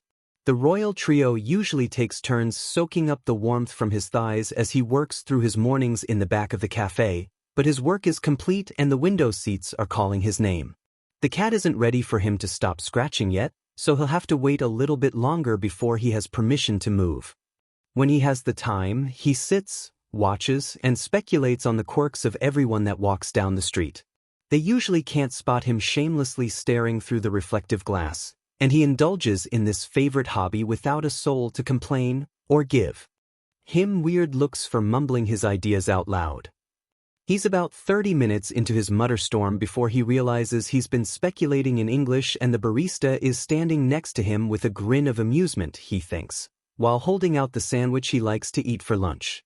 Izuku knows that he's being silly for thinking she's weird to not think he's weird, but he doesn't know what to do about the friendly jab of an elbow as she walks back to the kitchen. His lips twist into a half-smile as he picks at his sandwich. She usually swaps shifts with her brother around this time of day, which means any minute. Green bean. The older male calls with far too much excitement. Izuku ducks his head with mild embarrassment and waves as he takes a big bite of the sandwich so he can avoid immediately responding. The brother laughs and heads into the kitchen to greet his sister, and soon she walks out with a call of farewell and a reminder for her brother to bring breakfast to their mother the next morning. If it's already lunchtime, then that means he'll have to head back upstairs soon to sleep if he wants to have half a chance of staying awake for his cover job that night. With the sandwich to occupy his mouth and prevent further muttering, he allows his attention to drift back to the people walking outside. So many people, most of them gifted with random abilities that might never see the light of day, yet ensure them all the freedoms and allowances their, somewhat broken, society has to offer. He knows it's not fair, but then what really is? He shakes his head and chews on another bite, glancing to the left at a bright splash of red coming down the street. His gaze flicks up and down the figure as they creep along the sidewalk, their posture hunched as they try to curl inwards. The short, messy red hair is Izuku's first clue, but as they pass by he catches sight of a shimmering iridescence along the butt of their pants. He'd bet a week's paycheck that he's looking at the application of a cheap flameproofing spray. They're clearly wearing a normal shirt fabric without signs of similar fire repellent. Fire quirk, but thin with a hunched posture. Seems nervous. Probably an embarrassing manifestation they can't control. Izuku barely swallows his bite in time to muffle a laugh at his guess. Flammable gas quirk? That would be horribly funny, and he's glad he doesn't have to deal with anything like that. It's fine. Some hours after his odd and unexpected meeting with the green-haired guy next door, Hitoshi hears a quiet click and the jingle of keys before footsteps disappear down the hall. He has the vague feeling that his neighbor meant it when he said he'd share, so he peeks through his cracked open door and is somewhat surprised to find a small paper-wrapped package. He checks the hallway for an ambush. He hopes there will be an ambush, and his disappointment at 0 ambushes is a tangible thing, before scooping up the gift and retreating into the kitchen. It looks somewhat like a French pastry he's only heard about in passing. As he leans over his kitchen counter with a fresh mug of coffee and samples the dessert with slow bites, he nods thoughtfully. With his limited expertise, he feels confident that the dessert is fully edible. He wonders if there might be another to try in the future. In order for that to happen, though, he might have to play nice with the guy next door. He's not sure if the guy's anxiety stems more from a potential baking disaster combined with unexpected introductions, or if that's his natural state. He's honestly not sure which might be more interesting. If he's normally a bit more calm, then he might be able to get some decent intel about the other residents. He wipes a crumb from the side of his mouth and drops that line of thought before it gets much further. His Sunday night passes with more takeout and the continued skimming of case files, but nothing really stands out to his wavering attention. He takes some half-hearted notes about the tenant files and stares balefully at his schedule for the next week. He has a briefing at the agency the next morning with a final update about the asset emplacement status for their big case, but he's not hopeful there will be good news. If it's not immediately life-threatening or worth a whole bunch of money, the commission is notoriously slow.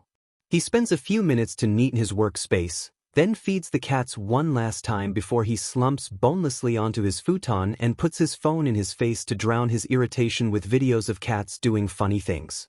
Monday morning is chilly and dull as he rolls out of bed, brushes his teeth, runs 3 fingers through his hair as an afterthought, then throws on his capture scarf like a safety blanket. If anyone notices how often Shinso strides into work still wearing his pajamas, they never say anything. He keeps his uniforms in a locker there, but he's thinking it'll be a good idea to keep a set at his new, temporary, apartment so he doesn't have to stop at the agency before he heads out on his weeknight patrols.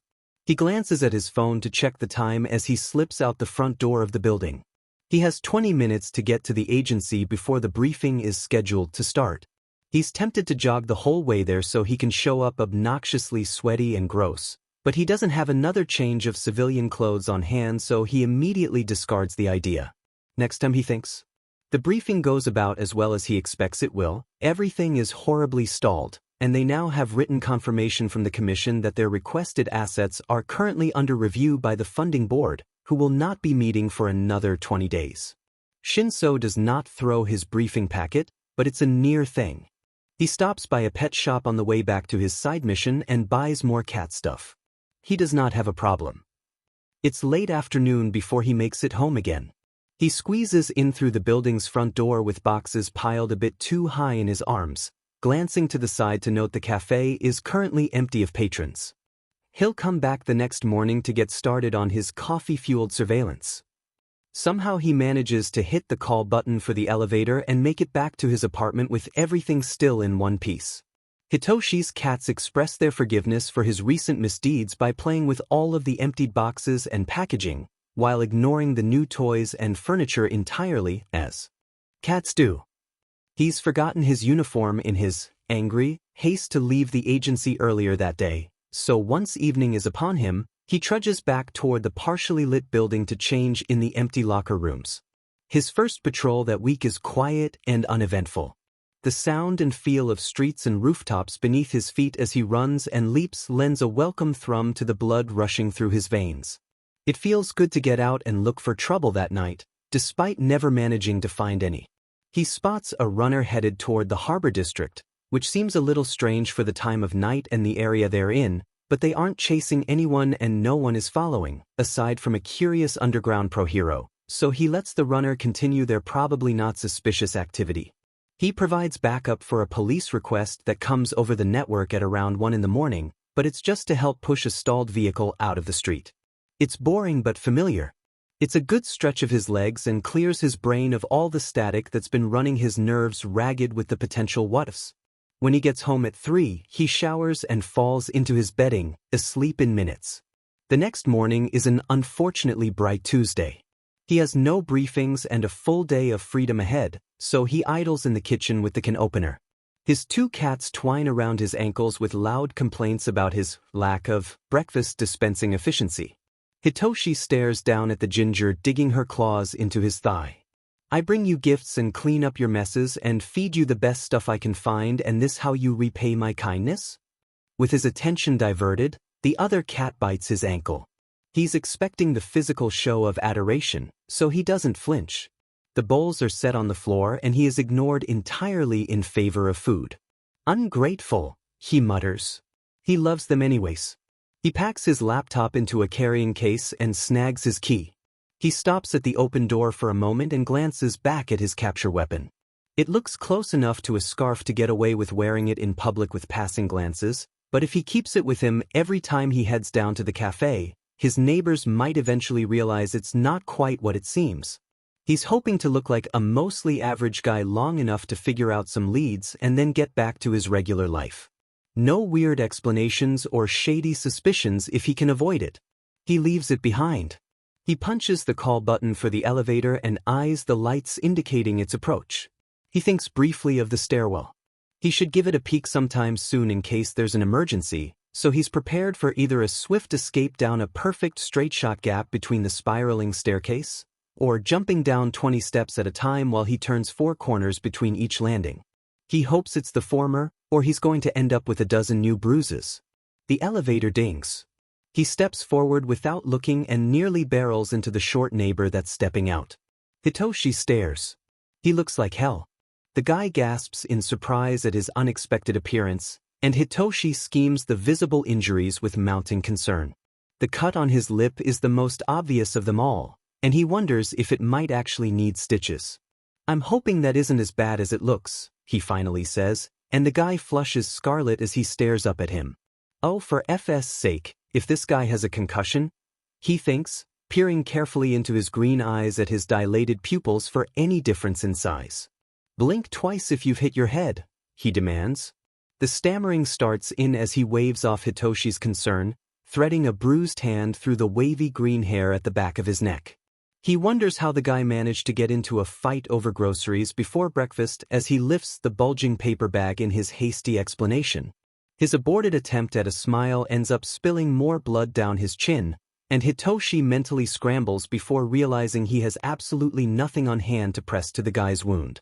He has only 2 seconds to consider taking off his mostly clean shirt to use as an emergency bandage before the guy cuts off his rambling mid-thought and squeezes past to flee into his apartment. Okay, that just happened. The elevator door slides shut behind him as he stares at the empty hallway. He's honestly seen a hell of a lot worse, but that doesn't mean he can really tell at a glance if the guy needs medical attention. He might stop by this afternoon and check that he's still alive.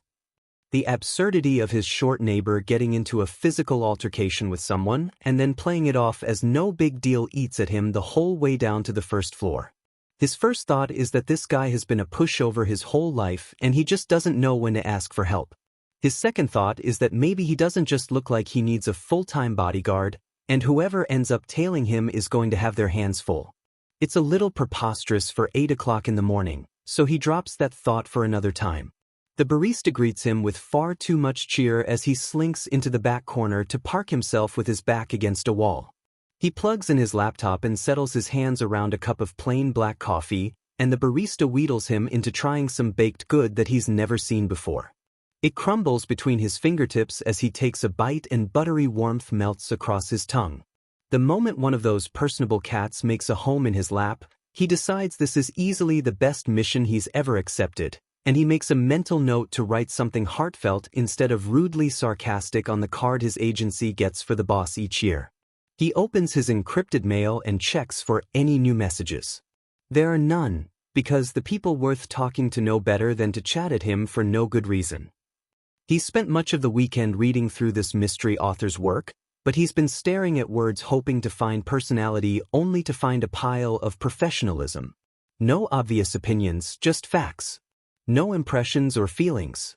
No catchy phrases that often come up in works that help lend a unique voice to the writer's style. There is a strong case to be made that this writer has some background in social support systems and restructuring programs meant to fix underlying issues. Some of the writer's suggestions seem to encourage change that would classically result in reduced crime rates, happier citizens, less need for active response hero and law enforcement agencies, aside from accidents and natural disasters, and overall positive community growth. To read it is both enlightening and exhausting, because he easily forgets how chic their systems can be for the fringes of society. The author clearly points out where community and social limitations may have inadvertently caused the suspect's descent into crime, followed by potential methods to prevent similar cases from happening in the future. Programs are outlined that can be put into place which could help lead the criminals toward a path of redemption if immediate arrests cannot be made. He's a little impressed and unnerved by the length this writer has gone to suggest applicable local team-ups and strategies for initial capture with expanded notes on longer detainment for persons that can bypass classic containment measures. He brings his coffee to his lips and hums thoughtfully. This person, whoever they are, seems to be on a path to help the worst of us find a better life. It's either incredibly noble or veering toward setting up a manifesto for drastic change with drastic measures. You must be the new resident on the top floor. Shinso, still firmly in work mode, looks up with a barely hidden grimace of dismay as a plump old lady slides into a seat catty-corner from his, close enough to be annoying but not close enough to intrude on his personal space. He recognizes her from the resident files he had spent the weekend skimming.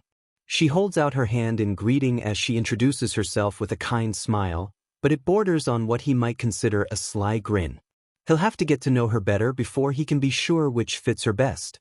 As soon as their hands part, she immediately delves into building gossip, and Shinso realizes at once that her smile is indeed about as sly as a one can get before it edges into evil. Her first story is about the married couple that fled the country earlier that month while regurgitating some hoo-ha about their distant cousin having a difficult PR in CY.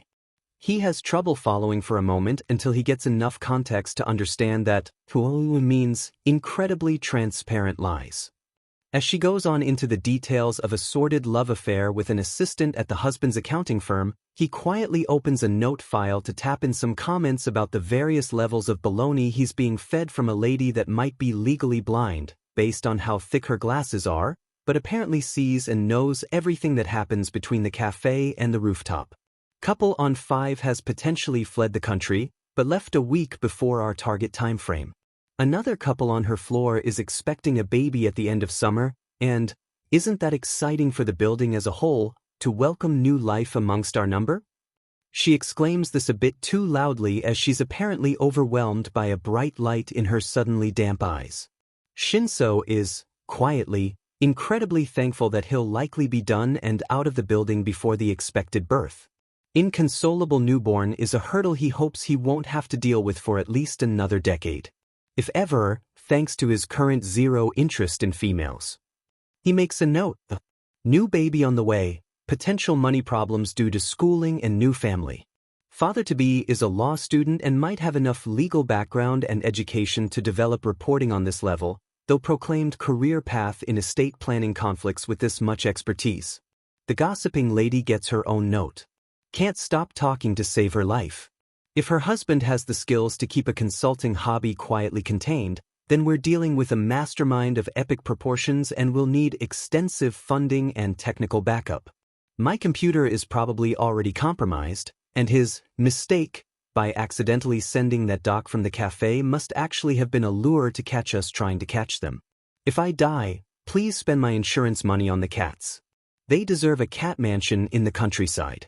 Shinso can't quite hide his expression of stark relief when her husband appears in the doorway of the elevator, waving with a feeble hand to catch her attention.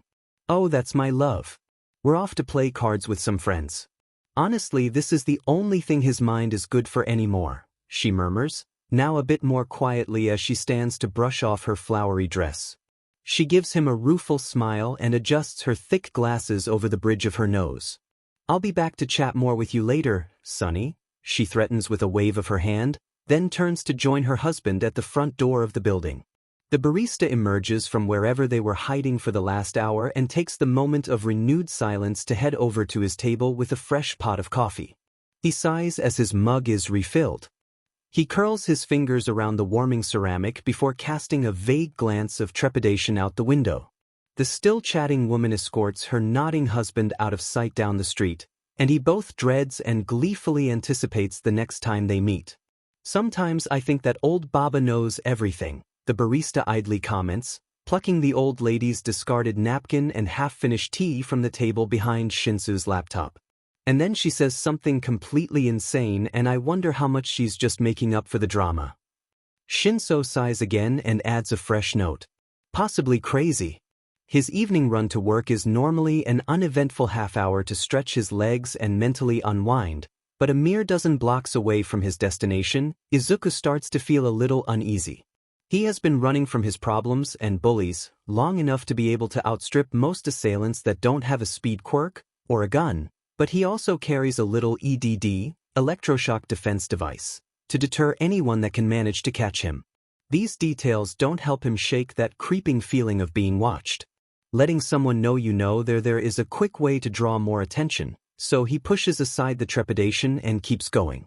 If his pumping arms happen to brush the EDD secured to his backpack strap a few times in reassurance, no one knows but him.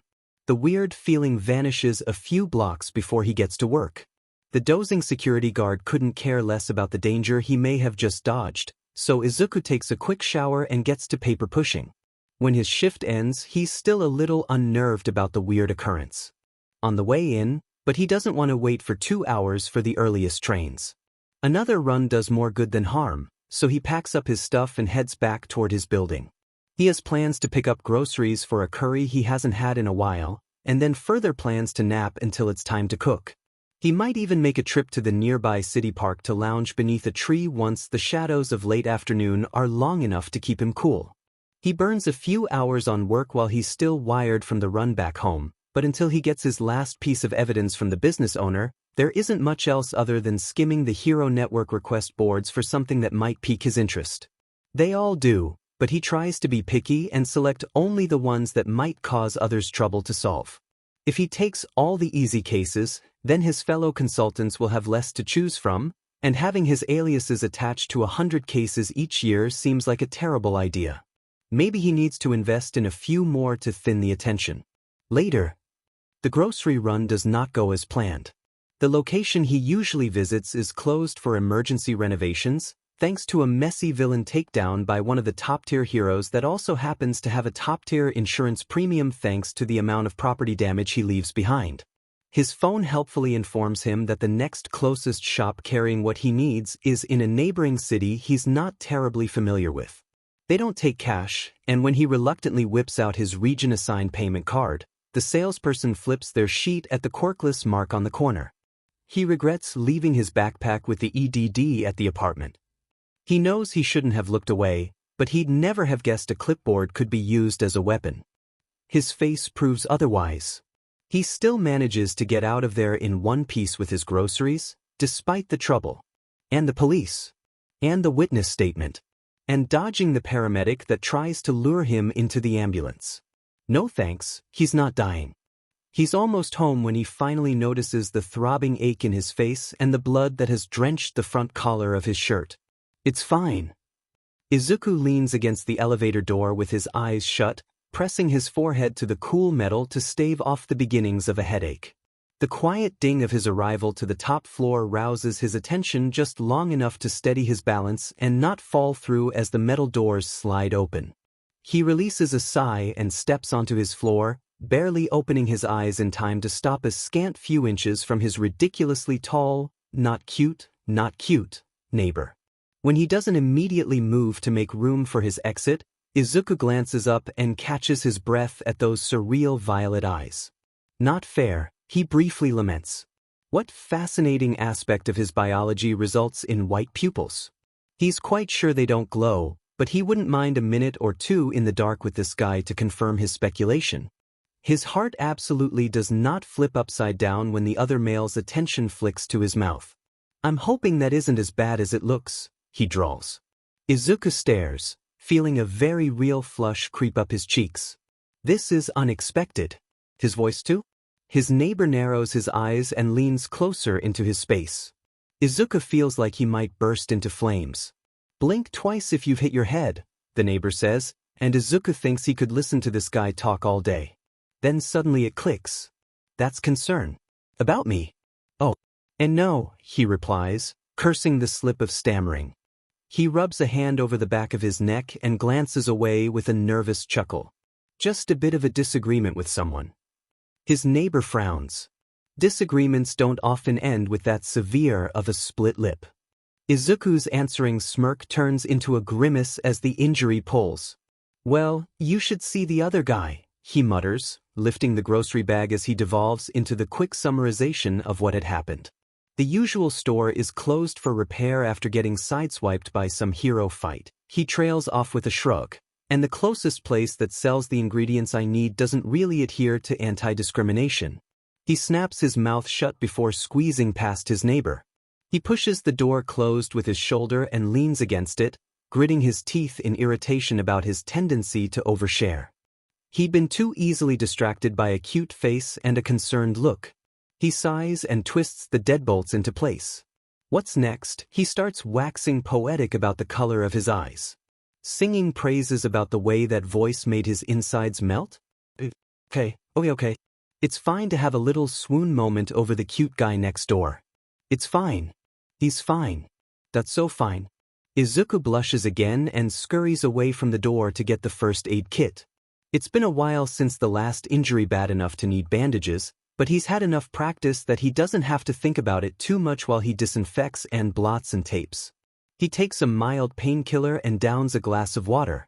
The shower is short, but relaxing and warm.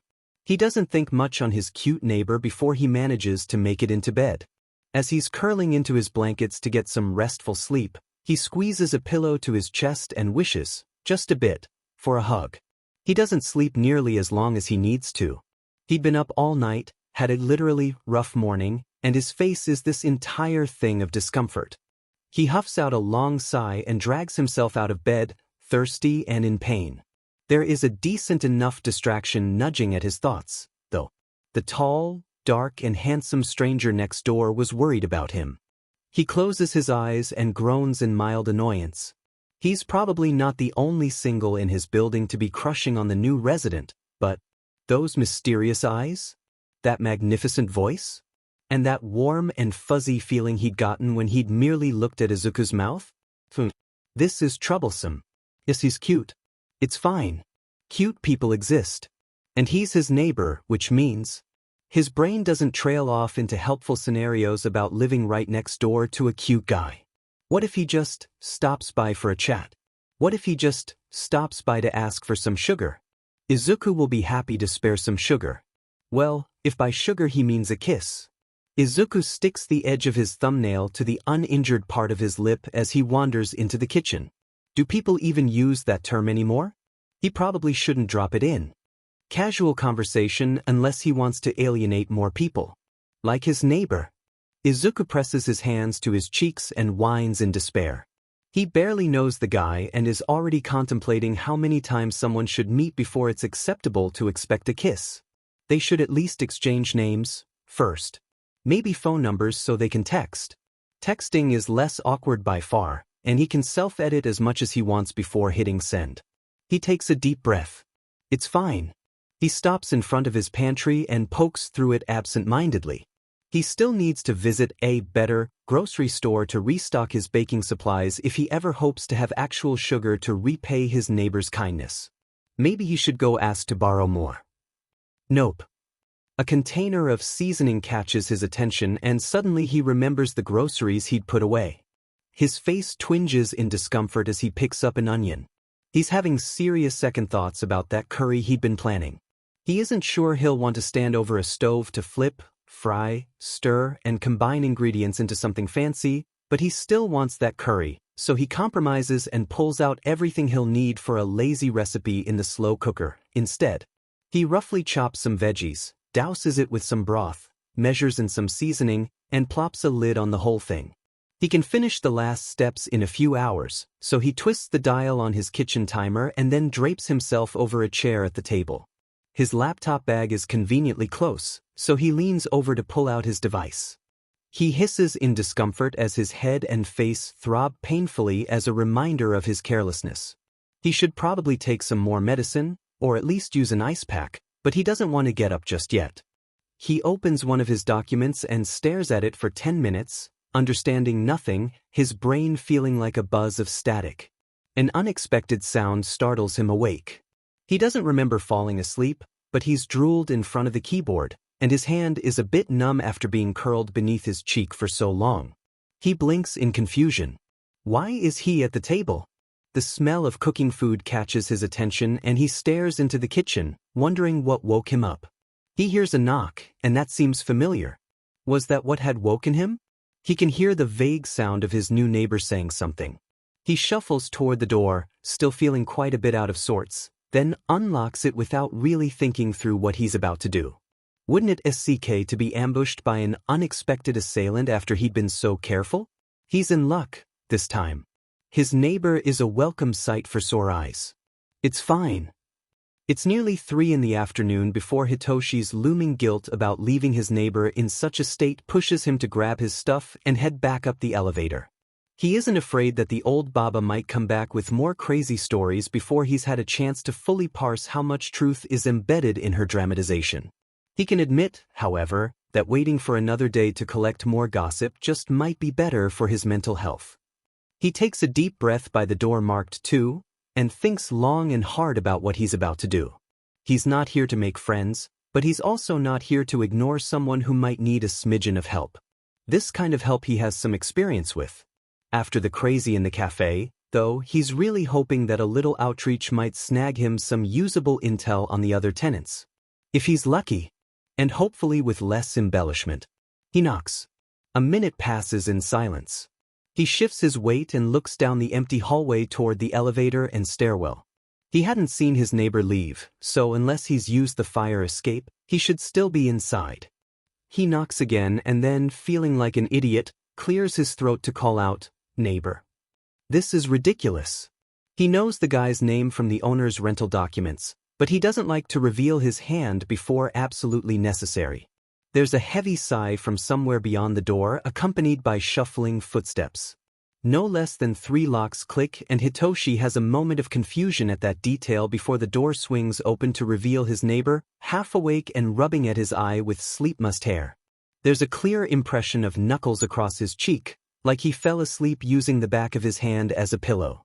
Hitoshi blinks down at the adorable sight and forces back his amusement with a firm reminder to himself. He's injured. Don't laugh. He somehow retains a straight face long enough to say, "I was just stopping by to make sure you hadn't died."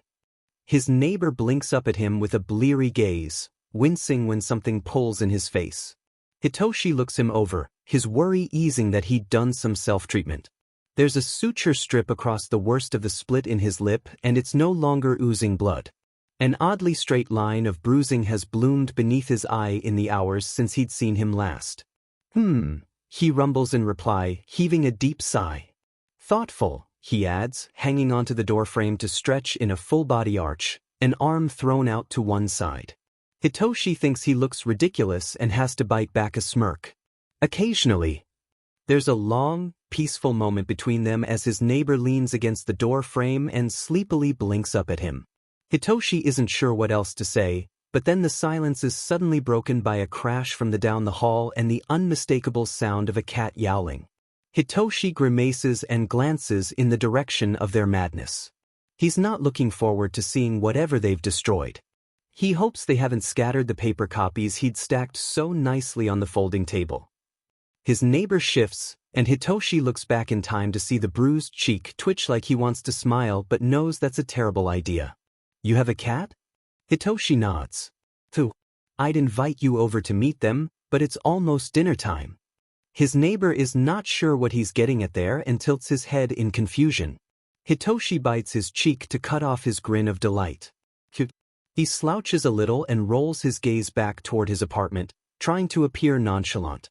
They get a little creative with their dinner requests, he clarifies, like that helps at all, and I'm not sure you have the appropriate protective gear. His neighbor scoffs and jokingly replies, "I can take a little violence." A buzzer sounds from the kitchen, and his neighbor turns to glance back over his shoulder at the noise, just barely missing the sight of Hitoshi choking on his spit. Accidentally inappropriate. How kind of him to hand me ammunition. His neighbor leaves him standing in the doorway as he retreats into his kitchen. "If you want to keep chatting," he calls, "you should step inside so I don't have to shout. I need to take care of this before something burns." Hitoshi's eyebrows rise in astonishment. Just 2 days prior he'd invited his little neighbor in his house, but he'd been near trembling at his doorstep to beg a cup of sugar. He'd have thought the guy should be skittish and overcautious with the practical stranger next door, especially after the morning he'd had. He wonders once more whether this guy is just acting anxious or his sleepy countenance is more like what his natural state would be once he's not overthinking anything. Maybe he hit his head harder than Hitoshi had thought. He steps through the doorway as the other male disappears from sight. It's not really safe to invite strangers into your home, neighbor. I could be a serial killer. The reply is a little muffled amidst the sounds of him rummaging in the kitchen. You didn't serial kill me over the sugar, neighbor. Hitoshi breathes out a near-silent laugh and slides off his shoes before stepping into the cozy apartment. The guy has decorated in shades of brown with a few touches of blue. The mid-afternoon sunlight streams through gauzy curtains, and it's a wild contrast against the deep darkness he's used to seeing in his apartment next door. Well, serial killers bide their time, Hitoshi counters, leaning sideways in the kitchen entrance with crossed arms. His neighbor pulls the lid from a cooking device on the counter, and a savory scent fills the air. Maybe today's the day, he murmurs, wondering what level of nonsense he'll need to spout to get a good reaction. He watches as the guy stirs, then lifts a small amount to his mouth to take a taste. He sprinkles some kind of seasoning as the spoon sweeps back and forth. He hasn't actively paid attention to someone cooking since he was a kid. It's a little more interesting than he thinks it should be. The edge of a fragrant spoon is suddenly an inch from his face. Serial killers don't announce their intentions, his neighbor says as he waggles the utensil and squints up at him with bright green eyes. The spoon is withdrawn before Hitoshi makes up his mind to take a taste. Are we just going to call each other neighbor until the police come to have me identify your body? Hitoshi eyes the cut on the guy's face with a grimace. If anyone's gonna need to be identified, it'll be you, Mr. Fight Club. He watches him replace the lid before pulling out a rice cooker. Hitoshi tilts his head and eyes him for a moment. He can't use his real name, but something about this guy makes him feel a little casual and silly. A handful of nicknames flash through his thoughts, and all of them seem horribly suggestive or disgustingly cute for a new acquaintance. His gaze flicks between the bright green hair and eyes, and he gets an idea. Call me, he pauses for dramatic effect, Murasaki. His neighbor snorts and turns to stare up at him with incredulity. Purple? Fitting. Hitoshi can see the guy fighting back a smile. He knows that split lip must hurt like hell. If we're being colorfully mysterious, he replies with a careful half-smirk, then you can call me Midori. Hitoshi leans back against the wall, feeling a little bit like the cat that got the cream. Fair trade. Midori turns back to his cooking with a warm look that Hitoshi can't quite figure out. Want some coffee? Midori is looking at him over a shoulder as he pulls a blue mug from a shelf. Hitoshi stares at him with a blank look just long enough for Midori to shift in discomfort before he replies, I don't normally get invited in for coffee before a first date. Midori laughs aloud, then winces with a hand pressed to his face. Oh, that's really awful. Why must you hurt me so? Hitoshi shrugs. You said you could take a little violence. Midori turns pink and fiddles with the coffee pot nearby. I was talking about the cats being mean, he mumbles. Hitoshi points at him accusingly. This, he waves, this is why I couldn't understand your explanation earlier today. All I got was hero and discrimination before you booked it. Midori busies himself with pouring water into the coffee maker. So, is that a yes or no for the coffee? He's clearly trying to change the subject. Yes, please. My veins will shrivel and I will perish in unrelenting agony without a steady supply of caffeine. He's enjoying the barely suppressed expressions of amusement rippling across this guy's face. He knows it hurts, but the temptation to coax out a giggle is strong. He can't let that previous subject drop just yet. But discrimination is no joke. I can't imagine what problem anyone would have with you. Midori's trying to appear nonchalant as he measures out some coffee grounds, but Hitoshi can see his movements stutter. He gently fishes for more. Unless it has something to do with your freckles. They are offensively cute. Midori's lip trembles against his amusement as more pink floods his cheeks. It's too easy, Hitoshi thinks. I can understand if you were sticking up for someone else, too. Midori flicks him a brief glance at the suggestion, and Hitoshi feels like he's hit the jackpot. He doesn't really think about the can of worms he's about to open when he adds, "There isn't always going to be a hero around to save us from ourselves." An unintentional scowl creeps across Hitoshi's face before he can stifle it, and he looks away, vaguely annoyed with himself for digging this much. Hitoshi feels the lingering disappointment he'd revealed with that statement down to the soles of his feet. So many times he'd been picked on, pushed around, and beaten up because people thought of him as nothing more than a villain. Because his quirk could make people do things. There are a few more seconds of somber silence as they look at anything but each other. Midori turns on the coffee machine and stares at his hands as the device sputters to life. "Doesn't matter," he murmurs. "The police took care of the guy and I got my groceries." "Fight Club," Hitoshi mutters, pulling the laptop bag off his shoulders so he can sit on one of the stools along the counter. If he's staying for coffee, he may as well get comfortable. "There wasn't a fight club," Midori corrects as he pulls out a stool to perch next to him. "Was a clipboard." He turns to peer at the marks on Midori's face with fresh understanding. The clipboard, sadly, fits. He props his chin on his hand and stares at Midori with unabashed curiosity. Clipboards weigh practically nothing. Midori snorts and glances away. This one had the full weight of an angry storekeeper's. Whatever he means to say next is cut off by a tremendous yawn. "Oh, sorry," he mumbles, carefully hiding his face on his palms. "Seems like you need more sleep to recover," he observes. Midori shrugs and peeks out from between his fingers. "I work night shifts. I'm usually sleeping during part of the day. I can't think of many late-night jobs," he hedges. Truthfully, he can picture a few, but Midori is too bright to be stuck working any kind of job in the dead of night. Midori yawns again, then reaches out for a second mug to push in front of Hitoshi. "I'm just a paper pusher for some terrible little company." The rich aroma of fragrant coffee curls through the air as he pours the 2 cups. "Sugar?"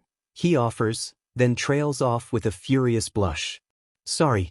Forgot I'm out." Hitoshi rolls a shoulder with indifference. "Black is fine." He takes a sip and watches the shorter male blow puffs of air over his own. A terrible company doesn't sound like very satisfying work. Midori nods once. "It's bad enough that I don't expect they'll be in business for too much longer." A little gleam of delight crinkles the corners of his eyes, and Hitoshi wonders at its significance. Being between jobs can suck. "I hope you have something else lined up just in case things go south." Midori shrugs. "They will, and I do. I have a bit in savings, so a gap in work won't be too rough." He absently twists his mug between his hands. "What do you do?" Hitoshi looks up and meets his gaze. He seems to be very interested in his eyes. It wouldn't be the first time someone's been curious about his pale pupils, but having him stare doesn't feel as judgmental or obtrusive. "I'm in a bit of a gap myself. My last job has been put on hold for a month or two, so the company is just paying me to kick around and wait for the next thing to come up." "Well, if you get too bored, the cafe is nice. The cats run a tight ship around here." Midori pauses and looks away, his fingertips swiping slowly along the edge of the suture tape over his lip. "And you know where to find me." That sounds like an invitation. The dinner items Midori's had simmering while they drink their coffee in relative and surprisingly comfortable silence finishes before Hitoshi thinks of leaving. Midori doesn't ask him to stay and eat, but he does pack a little to-go container with food and shoves it into his hands before he can turn down the offer. The heat seeps through his fingers as he stares down at the box with a tiny smile. When he looks back up, Midori is washing the 2 mugs with a pleased expression. This slice of domesticity makes Hitoshi feel warm, and he almost wants to stay a little while longer.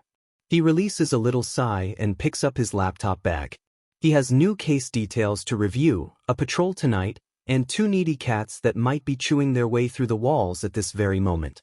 "Thanks for the food and coffee, Midori," he says, and is rewarded with a half-smile that lights up his neighbor's eyes.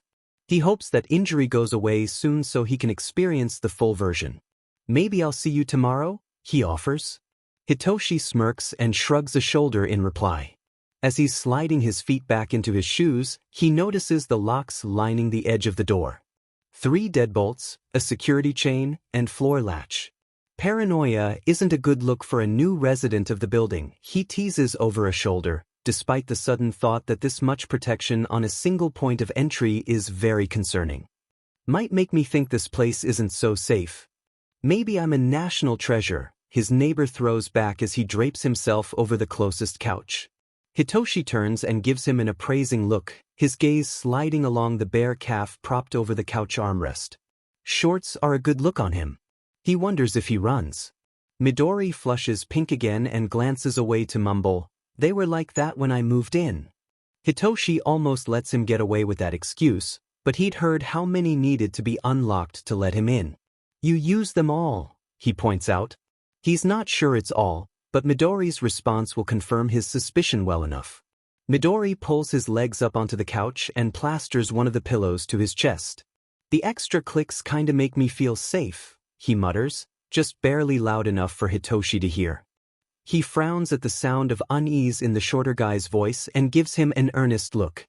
"If you need some kind of help, let me know. Even if it's like a bodyguard. I know some people." Midori stares up at him from his spot on the couch, looking a bit small, and probably in need of a guard dog or a guard friend. His luminous green eyes seem a little damp, and there's a small smile on his lips. Hitoshi's not quite sure what to do about that, so he gives him an awkward wave and closes the door between them. Hitoshi's really not quite sure what to do about that. After he leaves Midori's apartment, the rest of the night is a blur of annoyance and dead ends. He has his notes about which regulars showed up in the cafe that day, and he has a log of router connections that he can compare between. He feels like this is a tremendous waste of his time when he could just request a camera be stuck in some unobtrusive corner. Fast-forwarding through footage to check who comes and goes would make this task 1,000 times faster. His only consolation is that the human interaction with the tenants that showed up might give him an unintended bit of actionable information. He's still going to push for that camera installation. His patrol is a little rougher than usual, with 2 suspects nearly escaping before he finally manages to snag one with his quirk and the other with his capture scarf. The paperwork at the station afterwards is always a beach, but only because the coffee is awful. The patrol is made marginally better only when he arrives on the rooftop of his apartment. As he slips down to the balcony between his and Midori's apartment, he spots his neighbor through his bedroom window, sprawled out on his bed and dozing in front of a laptop screen. Some documentary is panning close-up images of technology, casting pale blue light over the green waves of his hair and the planes of his face. It blinks in sudden recognition of the weird feeling nudging through his chest and firmly puts a lid on it. Nope, no affection allowed. This is not the time. Not the place. Mission first. Maybe after the mission. His cats have a 2-hour case of the zoom eyes 10 minutes after he takes off his boots. He doesn't sleep well that night. His neighbor is ridiculously pretty. He's not sure what it is exactly. His pale coloring seems even paler in comparison to the dark marks beneath his eyes, and combined with the loose, casual clothing, he seems so fragile, like he's one bad day from falling to pieces. Izuku wonders again if he sleeps well. Then he kind of wants to cuddle him until he can relax and get a good night's rest. He's still blinking sleepily up into those surreal violet eyes when the kitchen timer goes off. He shuffles back into the kitchen feeling a bit dazed before he mentally screams in realization that he's just invited his cute neighbor into his home. He is now very much awake. He turns off the buzzer and then grabs the closest dish towel he can find to hurriedly wipe the drying puddle of drool from the table where he'd fallen asleep. The towel is tossed into the sink with only half a glance as he panic checks the rest of the visible apartment for random trash, dishes, or laundry he's neglected. He leans just past the edge of the kitchen to peek down the short hallway leading to the other rooms, then hops once, twice, to peek over the edge of the couch. Everything looks mostly in order. His laptop went to sleep sometime after he did, so he takes a bracing breath and tries to resume the task he'd come in here to take care of in the first place. It's fine. Tuesday afternoon flies by in a terrible haze of pain and embarrassed delight. His neighbor spends hours, minutes? He can't be sure because time feels a little broken, at his kitchen counter drinking coffee. They exchange stupid nicknames, and Izuku almost laughs, because laughing hurts, at how close his selected nickname is to his last name. The sound of it coming from Murasaki's mouth makes him want to close his eyes and bite his lower lip. Izuku grimaces at the shooting pain that results from the absent-minded nibbling. Izuku learns that one of the best, worst, remedies for constantly thinking about kissing someone is a mouth injury. It hurts when he smiles. It hurts when he frowns. It hurts when he opens his mouth to say anything. He barely avoids getting any spicy sauce in the cut when he takes a taste of what he's cooking. He hadn't really thought that out too well. The spices he added earlier will be agonizing if he makes a single mistake while eating. Maybe he'll slather on some protective balm and hope for the best. It smells a little too good to not eat. The warmth from the coffee threatens to sear against his injury like fire. It takes forever to cool down. And his neighbor, bless his beautiful face, seems hell-bent on making him laugh. He's dead lucky that blushing doesn't hurt too, or he might spend his evening crying and make the poor man feel bad. Every word that Izuku wants to say must be carefully plotted in advance. There is thankfully no chance that he can slip into an unintentional mutterstorm that night, because the instant his lips twitch to speak his thoughts aloud, pain. Everything he does hurts while his neighbor is visiting. He's a little thankful the pain distracts from his nerves. He doesn't stammer once. He has time to look discreetly? Maybe not so discreetly. But he tries. Murasaki is in another set of dark, comfy clothes, with loose pants hanging from his hips, and a slouchy t-shirt thrown over a long-sleeved undershirt that clings to his arms like they've been painted on. The well-defined muscles in his forearm as he handles the coffee mug are like little works of art. His long fingers are lean and dexterous, tapering at the ends with trimmed nails, and Izuku can spot little scratches on 2 of his left knuckles. He wants to take that hand between his own and seek out the calluses, test its strength, and hold on tight. His gaze eventually meanders up to his eyes. It seems a little too personal, especially while sitting 2 feet away. Murasaki doesn't seem to mind when he catches him staring. Is this his quirk? To ensnare someone that dares to look into his eyes? He feels pretty ensnared. That voice isn't helping matters. Maybe it's a package deal, he thinks. The eyes ensnare while that sweet voice sings instructions. Izuku feels a thrill of excitement race down his spine and rips his gaze away to stare into his nearly empty mug, instead. The gravity-defying violet locks indicate some kind of mental quirk. The studies he's read on the subject, what few there are, suggest that quirks using aspects of the brain can cause. The pain from the cut pulling may as well be a slap to the face. Sometimes, when he's really into a topic and doesn't have something to write with, he'll tap or pinch his lower lip while the words spill free. Today is not a day to be absent-mindedly doing anything. Oh, he hates his mouth right now. He peeks over and sees Murasaki is looking elsewhere. He risks a glance at his mouth, the lush expanse of his lower lip. The soft-looking curve of his Cupid's bow. The perfect way they part when he lifts his mug to take a sip. Izuku thinks about biting his lower lip. Murasaki's lower lip. He exhales a long sigh and looks away to pour another cup of coffee. It takes forever to cool, so he just holds it next to his face as close as he dares and breathes in the aroma while blowing on the surface. It gives him something else to think about other than the male sitting 2 feet away. Their knees could brush if he turns a little bit. They've even bumped elbows twice. This closeness with someone other than his mother is nice. And Murasaki doesn't seem to mind. He can't quite dredge up the courage to ask him to stay for dinner. Maybe when they know each other better, staying for the sake of staying won't be such a big deal. He doesn't let him escape without handing him a reason he'll have to come back. The box in which he's packed Murasaki's serving is a pretty blue ceramic thing with a matching lid. If he doesn't bring it back on his own, Izuku will have a perfectly good reason to knock. Murasaki has captured his attention so thoroughly that he's not sure what to do with himself as the door closes between them. His parting offer of help nearly brings tears to his eyes, and he brushes his hand through his hair in mild exasperation at himself. He does it again, tugging lightly on the wavy locks. It would be nice to have someone else running their hands through his hair. Izuku has a problem, and that problem is his lonely and overactive imagination getting way out of hand. It's fine. The giddy high from having his cute neighbor over for coffee clings for hours after he's left. He tries to work, he really does, but the words just won't come. He highlights some passages that need revision and drops pins in his source files to come back to later when he's feeling a little more focused. He's tired, but his thoughts keep drifting back to every interaction between them. It's well past midnight when he finally tries to get some rest, but it doesn't come easy. He tosses and turns for an hour, then gives in and opens his laptop. He puts on one of the documentaries he's already watched and turns the volume down low. The quiet murmur of a familiar accent fills his brain with a pleasant static, and he eventually dozes off. In the wee hours of early morning, the quiet clunk of boots on metal startles Izuku awake.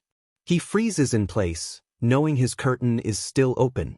Panic swells and he concentrates on steady breathing as he waits to see what will happen next. Quiet footsteps move away. The cats next door give muffled greetings, and the sweet murmur of his neighbor's voice in reply eases the tightness in his chest. Izuku calms, realizing he's probably not the only one that likes to sit up on the roof when there's a sleepless night. He sleeps in until nearly lunchtime, feeling well rested and in marginally less pain. He rolls over and stares at the ceiling. Everything seems so much clearer, now that the haze of joy has faded enough for him to consider how yesterday went with a more analytical mind. Murasaki hides it well, but he's cautious. He masks it behind a casual slouch, giving the perfect appearance of relaxation. He carries himself with a practiced ease, each motion controlled to appear lazy and aloof. That was the weirdest introduction he's ever had. Murasaki didn't even try to imply that's his actual name, and it was strange that he didn't press Izuku for his, either. Murasaki has something to hide, and he doesn't want to encourage Izuku to seek out more information than he's willing to freely give. He hopes he'll get a real introduction someday soon. It was strange to hear someone mention disappointment about the failures of heroes. It feels like he knows what it's like to be left behind, to vanish from the sight of those that care. Marginalized, downtrodden, hopeless. And then his offer of help? He knows people that could play bodyguard? What kind of jobs could he be between that would fit those details? He didn't miss the fact that he'd avoided mentioning what kind of work he does. Mercenary? He wears a lot of loose-fitting clothes, but Izuku gets the impression that he might be built for that kind of work. And it would certainly explain the weapons he'd seen. Security is another possibility. He's completed several consultations to bolster security contracts to account for skill sets and quirks. If Murasaki has the kind of quirk Izuku suspects he has, he'd make an excellent asset for a security team. Izuku rubs a hand down his face and suppresses a short laugh. Citizens aren't supposed to use their quirks in public without a license, but Izuku has seen more than his fair share of blanket clauses. The teams hired for security contracts have special permissions to use their quirks on properties they patrol, and hired mercenaries are given extreme leeway to accomplish mission objectives. Izuku hates feeling like the quirk-based laws only exist to limit regular people. If you have the right contacts or a lot of money to throw around, rules cease to exist. Those sorts of people tend to work outside of the law or bend it in morally and legally gray ways. And if they can't, they'll hire someone that can do it for them. Izuku presses his fingers to his temple before sitting up in bed to wake his laptop. Is Murasaki working on the right side of the law? Maybe he just has some shady contacts? Technically, Izuku has some shady contacts. They just don't know who he is. Or that he exists. It's fine. Izuku feels a little guilty when he does a search on the Hero Network for any matches to the name Murasaki with his neighbor's general features. There are no hits. It's probably nothing. He's not sure if that makes him feel any better or worse. Without anything else to go on besides an odd feeling, he lets it go. For now. Izuku doesn't bake when he's stressed. Maybe he does. Regardless of the reason, he wants to bake but he's out of sugar. He stands in the kitchen and taps his fingers on the counter for nearly 10 minutes, weighing the pros and cons of going next door to ask for another cup. Murasaki would probably not mind at all, but it feels like he's setting a bad precedence. He makes up his mind and decides he'll be responsible this time. But in order to do that, he has to go to the store. He dresses in something casual and then stops to stare at his bruised cheek and cut lip in the mirror. He doesn't want to go out looking like some ruffian, or an easy target. He eyes his first aid box, wishing, not for the first time, that he had invested in some concealer. He knows, though, that buying makeup to hide injuries when he's doing his damnedest to avoid getting them in the first place is a little like admitting an early defeat. It's a dumb mindset, but it won't do him any good to whine about poor past decisions. His gaze slides to the side of the first aid box, and it takes him a second to realize he has paper face masks right there. He doesn't have a cold, but that doesn't mean he can't wear one anyways. He slips a mask over his face and tilts his head to look for any peak of bruise. Good enough. His favorite place will be out of commission for the next 2 weeks, but there's a small shop 3 blocks away from the apartment that sells the most basic kitchen staples alongside the snacks and drinks. The cashier accepts his cash and he heaves a sigh of relief. It's fine. He pulls up a recipe on his phone as he drifts back into the lobby of the apartment building, a bag of groceries tucked under his arm. He's going to make something amazing. Or he'll fail and learn an important lesson about measurements, timing, and following instructions. When he pulls the pan from the oven an hour later, he's tempted to immediately run next door to drag his neighbor over to see this new masterpiece. He doesn't. It has to cool for 2 hours before he can separate a portion to leave for his neighbor to find later. He sets it in front of the door and drops a note on top that says, "Come by if you'd like more." As he stares down at that horribly tiny package, he changes his mind and runs back to his apartment. He packs a new container with a dozen servings. The bigger box takes the place of his tiny original offering. He still leaves the note. Izuku steps back inside his apartment and locks the door with a satisfied smile spreading across his lips. It doesn't hurt so much this time. It's fine. On Wednesday morning, Hitoshi stomps into the agency and frowns at his boss until they can have a private meeting. He has plenty of reasons for the camera system in the cafe, but his boss shoots down the request like he's asking for something insane. Not in the budget, but it's almost like they want him to waste his day drinking coffee on the agency's dime. The amount of time you're paying me to sit around can easily be offset by buying a camera and not paying me to sit around. He purses his lips and backtracks a tiny bit. Not that I mind sitting around and drinking coffee, but there has to be a point at which the costs aren't justifiable. His boss listens politely, but the incessant tapping of his pencil against the paperwork he's been marking steadily increases in speed. Something's making him nervous, and Shinso wants to know what it is. He leans back, confident that his request is perfectly reasonable and his points are clearly supported. He stares at his boss and waits to see how long it takes for him to crack. 5 minutes pass in silence. Shinso enjoys the gentle tick-tock of the clock that's hanging in the room. It lends a bit of gravity to the waiting game. His boss shifts his weight uncomfortably to the side and adjusts his glasses with a grimace. "This doesn't leave this room," he says. Shinso was expecting something interesting, but it's rare he hears those words. "I don't want you to add the notes from your personal investigation to the case file. Keep everything offline and away from the agency, and if you need to report something, come in person." The only reason he can think this might be needed is if his boss suspects there is some kind of leak, or that there will be. The flag on the author's alias and the basic setup of the case file is accessible to every police station in the city as well as agencies affiliated with the commission. The case isn't under any kind of clearance requirements yet, so anyone with Hero Network access can see that this is a person of interest. It's pretty obvious now why the case files haven't been updated aside from the original 3 pages he'd been shown at his briefing. There is no mention of active surveillance. "I'm assuming there's nothing I should be concerned about, or you tell me," he states, giving his boss a stony glare. He nods in reply. "There's nothing yet, but I've got a bad feeling about this. I don't want whatever's going on to blow up in our faces. If the writer is bad news, I don't want to risk them knowing we're actively searching. If this writer is on our side but hiding to stay safe, I don't want to compromise that." Shinso nods and stands up. He's a little said he won't be able to just skim through simple camera footage to make his job a little easier, but the reasoning behind a low-tech approach is solid enough. And he's still getting free coffee out of it for the foreseeable future.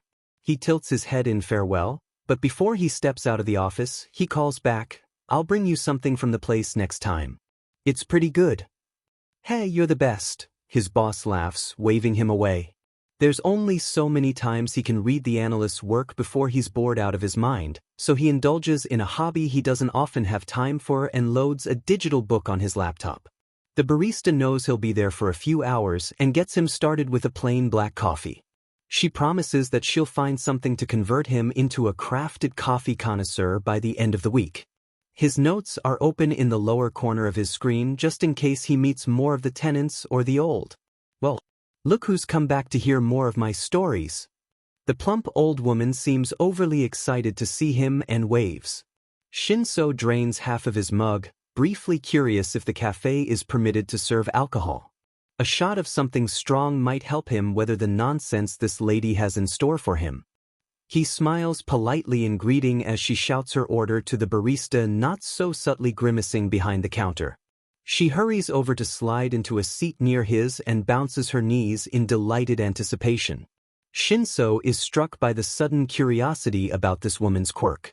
He makes a note to add comments to his personal files about all of the tenants' listed quirks from their rental agreements. It is lucky for him, but unfortunate for personal privacy, that this information is vital for liability reasons. Oh, she gushes, lacing her fingers together beneath her chin. Where were we? Shinso opens his mouth to give her a recap of the stories she's already told, but she speaks again before he can. Oh, I just saw the heiress yesterday. Shinso sits back in his seat, intrigued where this one might be going. The barista drops off her order, and as soon as she's out of earshot she leans forward and murmurs, "She's very good at pretending to be one of us common folk, but you can spot her from a mile away with all the jewelry she insists on wearing." He arches a brow. An heiress, he's read their names, but none of them had stood out as anything particularly familiar. The old lady nods with a self-satisfied smile. She lives up on 3. Her family name is a dead giveaway, the same as that frozen food company in the news last week. She leans forward again with a sly grin, her gaze lingering on the lack of ring on Shinso's left hand. Single? Good. That mess in the news must have really upset her, but she's done a valiant job at hiding how she feels about it and never talks to anyone. She spends so much time scrolling her phone to stay distracted. Maybe you could cheer her up a bit with a smile. She briefly reaches out as though to touch him, but stops short and redirects her hand to tuck a lock of her curled gray hair behind an ear. Shinso gets the horrifying impression that the old lady had been thinking about pinching his cheek. He's thankful that he won't have to arrest her for assaulting a pro-hero. Single on 3, the doubtful heiress. Likely owns a collection of costume jewelry. Heavy phone usage and no known acquaintances. Seems unlikely. They sit in blessed silence for a few minutes while she sips her tea. Shinso attempts to read another paragraph of his book, but she's not going to give him enough time for that. So, what are you spending your time on that computer? Writing the next great mystery? She leans forward as though she intends to peer at his monitor, but Shinso doesn't react. She'd have to have an extending neck quirk to stretch far enough to read anything currently on the screen. He shrugs and gives her a coy smile. Perhaps, he murmurs. She giggles. Shinso suppresses a sigh. Speaking of computers, she begins, tapping her pink manicured fingertips on the rim of her teacup. She looks away and purses her lips as though contemplating the best way to say what's on her mind. She gives him an appraising look and leans close again. There's this sweet family on 3, but I think their son is into something he shouldn't be. Shinso chuckles ruefully. Kids often are, he replies. She nods sagely in agreement but squints at him as she leans even closer. Through the thick lenses of her glasses, it looks almost comical. He spends a lot of time down here, actually. Always on his laptop, typing 1,000,000 words a minute. She shifts in her seat, looking like she's about to get caught revealing national secrets. But it's not usual typing, you know? A bunch of special keys and numbers. She glances around to make sure they're still the only ones in the cafe before she whispers, I think he's a hacker. Shinso is sufficiently surprised by her claim. He's also pretty certain that she's completely wrong. She swallows nervously and cups a hand around her mouth to make absolutely sure it can't be overheard. Both him and that friend that always comes round. She sniffs and mutters half to herself, what's this world coming to? He's a little concerned to see her dabbing at the corner of her eyes with a rumpled napkin. Young hackers could be pretty worrisome, he admits. But they might just be students in the support course at one of the hero schools, he gently reminds her. She blinks up at him with her mouth open in surprise. With as many crazy stories as she's managed to come up with, it seems as though this possibility hasn't even occurred to her. One day they might be saving lives, she whispers reverently. He nods assuredly and watches as she relaxes in relief. The conspiracy theories are going to end up giving this lady a heart attack. He may have just bought her another year of gossiping. Kid on 3 spends a lot of time on their computer with a friend. Excessive key presses sounds like game controls rather than anything nefarious. Friend is acquaintance with cafe access. Further info needed. She gasps a little and stifles the sound behind her hand as she pointedly looks away from the cafe entrance and lobby. That one, she says, her strangled whisper sounding harsh, is too old to be a support student. Shinso looks over in time to see Midori waiting for the elevator, peering down at his phone with a little bag of groceries tucked under an arm. A mask covers the injuries on his face, and he bounces on his toes in excitement at what he's reading. He turns back to the old lady with a vague sense of dread. He really doesn't want to hear whatever theory she's cooked up about his neighbor, but it's only fair. He doesn't want to skew his investigation with bias, even when most of what she's saying is grade A fantasy. She waits for him to disappear behind the elevator doors before daring to continue. It's always the quiet ones, she begins. They hide the most. But he can't hide everything, she says, shaking a finger with a stern look. He always has bruises. He must get into so many fights, but it's never very serious, so he must be good at it. Her gaze is noticeably nervous, flicking to the corners as though someone might be listening. Surely there's something else to her theory, he thinks, wondering if her lengthy pause is merely to build suspense. And he runs everywhere at night? She seems scandalized. No one runs that much unless they're a hero. She pauses before whispering so quietly that he can barely hear her next words, or a secret agent. He wants to laugh. He wants to ask for more details. He wonders how the hell she came to such a conclusion, because this story might be the most absurd one yet. I've seen a lot of movies, she proclaims, aiming both of her hands in his direction as she chops through the air. This is the most flimsy supporting evidence he's ever heard. I know what a secret agent is supposed to look like, and that is exactly it, she waves in the general direction of the elevator. The best spies look harmless, right? That's how they can sneak about and learn all your secrets. He picks up his mug to hide his amusement behind the colorful ceramic. The mug is empty. And I heard him one day. She sounds so nervous that he thinks she might need a cup of hot cocoa and a fluffy blanket to recover. He was muttering into one of those fancy spy devices. She touches the side of her head to indicate an earpiece, in some weird language.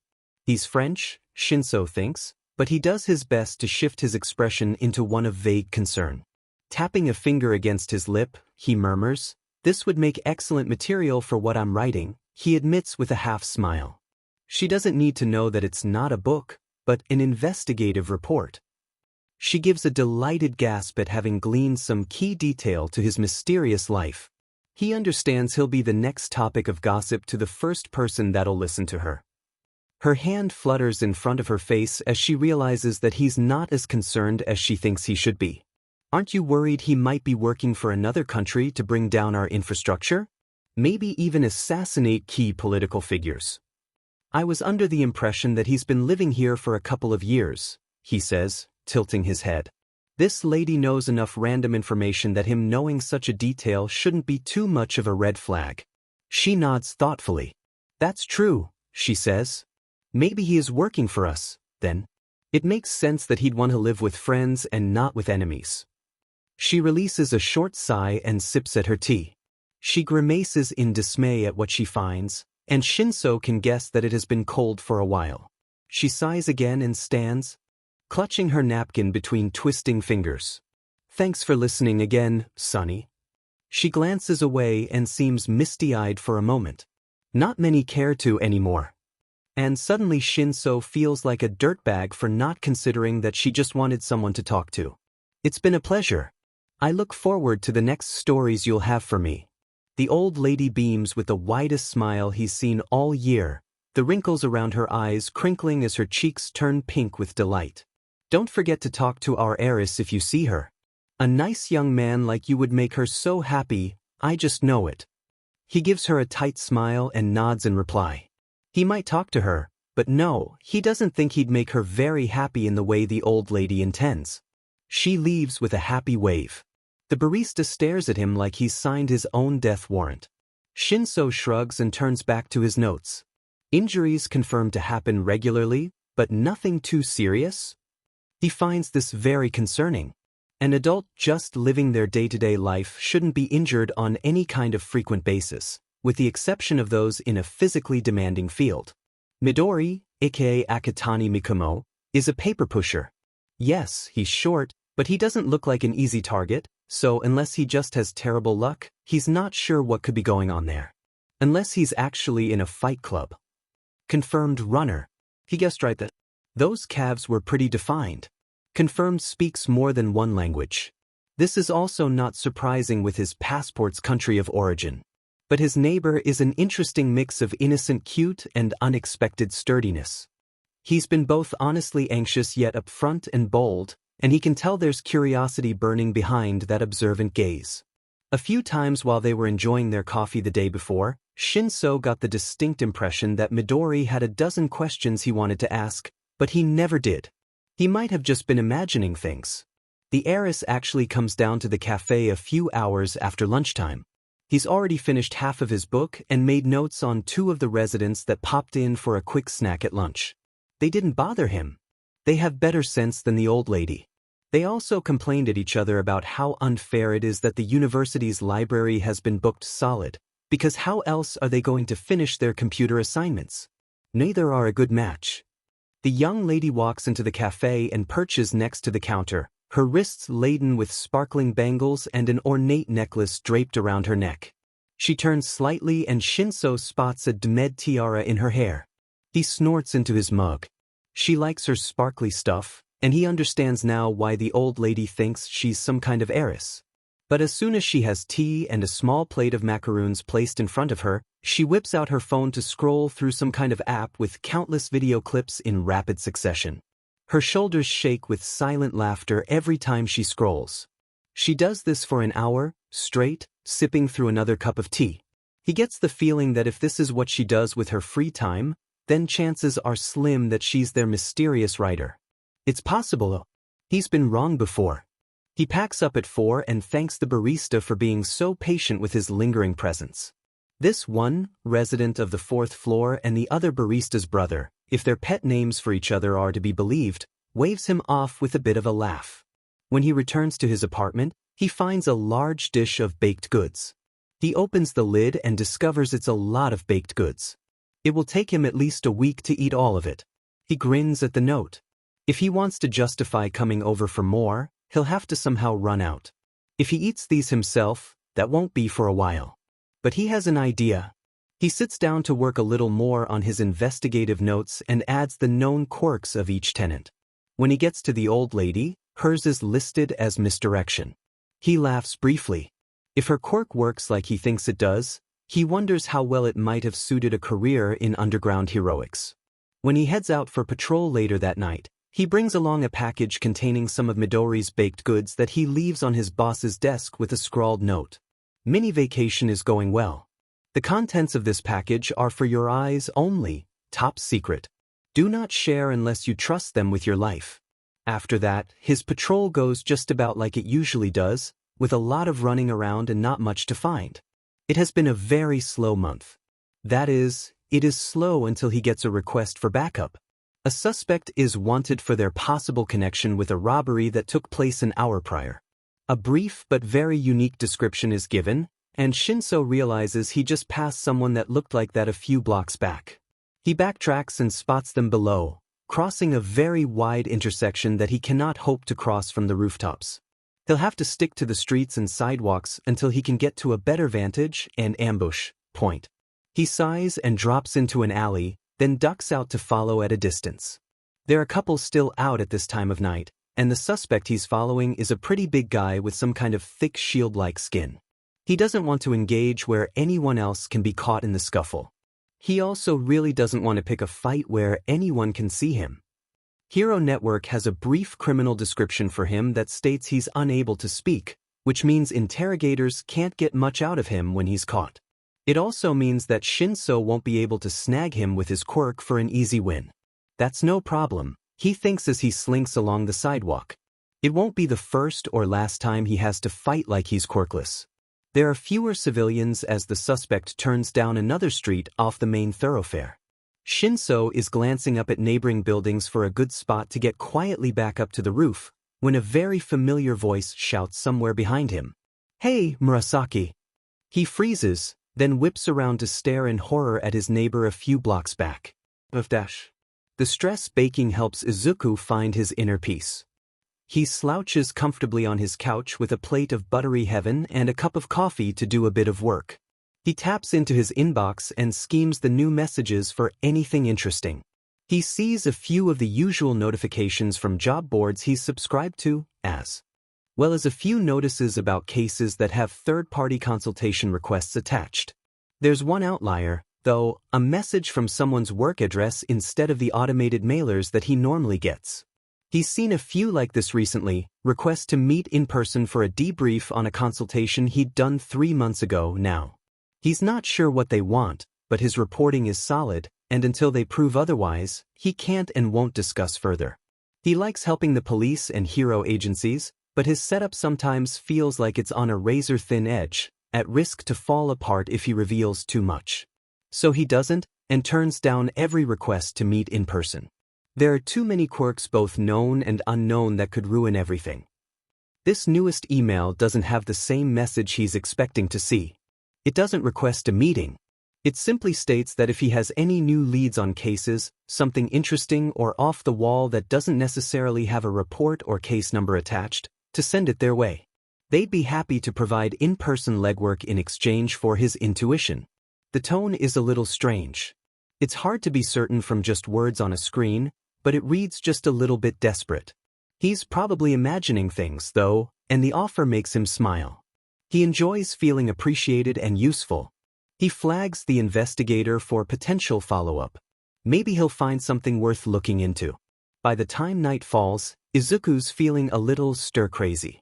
He puts on some running gear and loads a route randomizer on his phone. He straps the phone and his EDD to his left arm before leaving the apartment. He stretches outside under a flickering city light and breathes in the cool air of evening. It feels good to get out like this. His phone directs him down a variety of streets he hasn't seen in a while. The pleasure of new mixes with forgotten familiarity as he jogs at a nice pace. Colorfully illuminated storefronts and blinking traffic lights break up the plain monotony of the pale yellow lampposts, brightening the shadows of his route.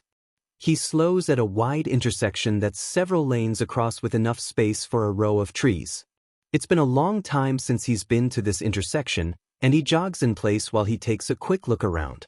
The businesses have brightly lit displays even this late at night, and he's a little surprised to spot several couples walking side by side, coming or going with bags of takeout or shopping from an evening of browsing the local stores. The somewhat busy street makes more sense when he remembers that there are a few bars still open in the area. Just as he's about to take off running down the next street on his route, he notices a flash of very familiar purple under a painfully bright store sign a few blocks away. He blinks in surprise, then brightens with enthusiasm. What luck to run into him, of all people. He jogs quickly to catch up. As the few couples on the main road vanish from sight, he calls out a cheerful, "Hey, Murasaki."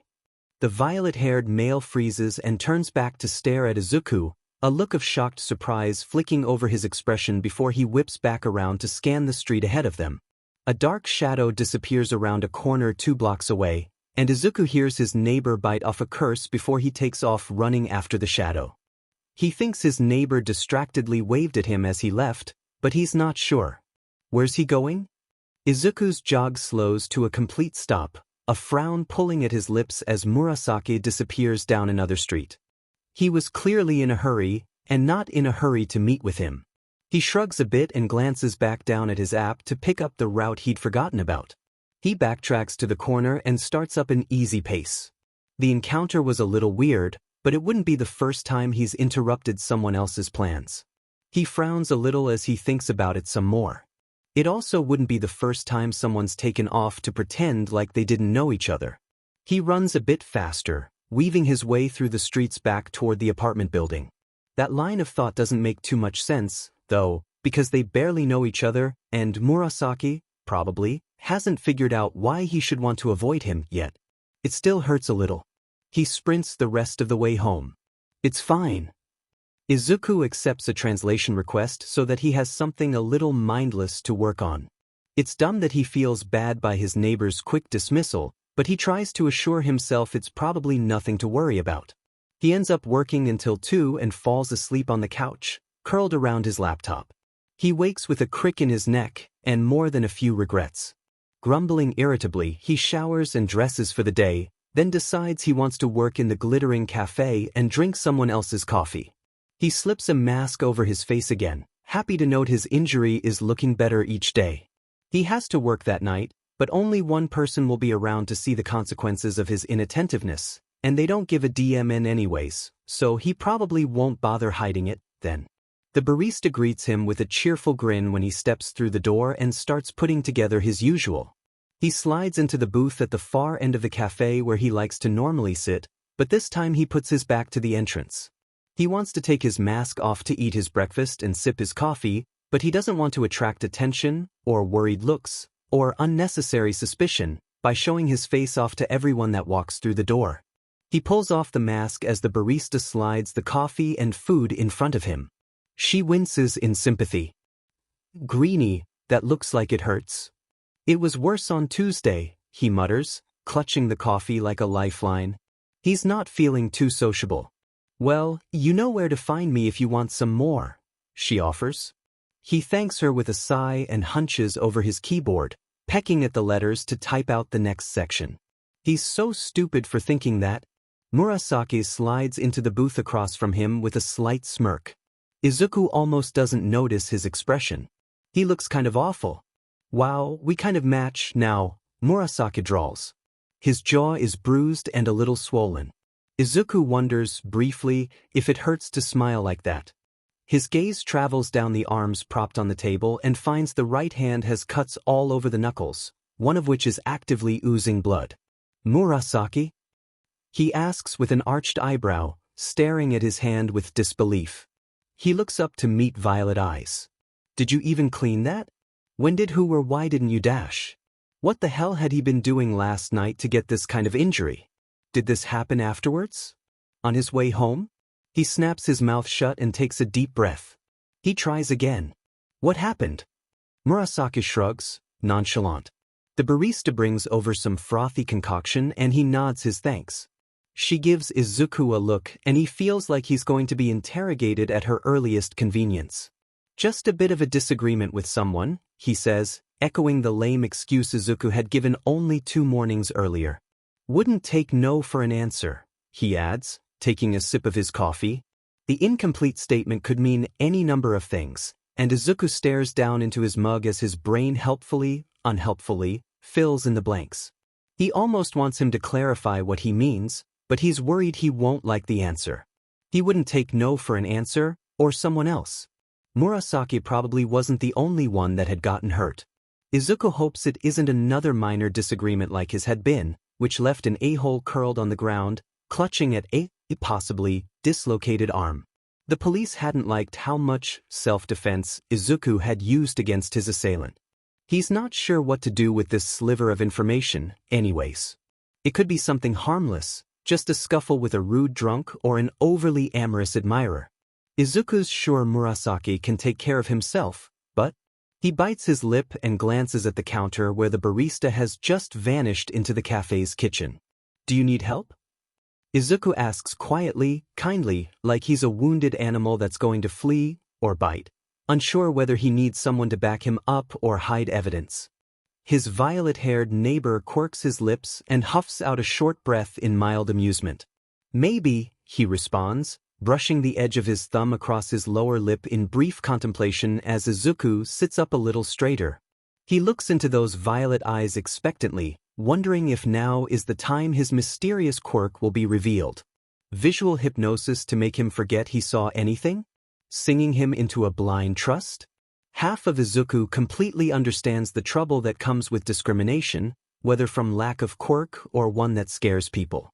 If Murasaki's quirk is something like he thinks it is, there will no doubt be people out there that would rather treat him like someone, or something, dangerous. The other half worries that he's completely, irrevocably wrong, and he's been trapped from the first time they met.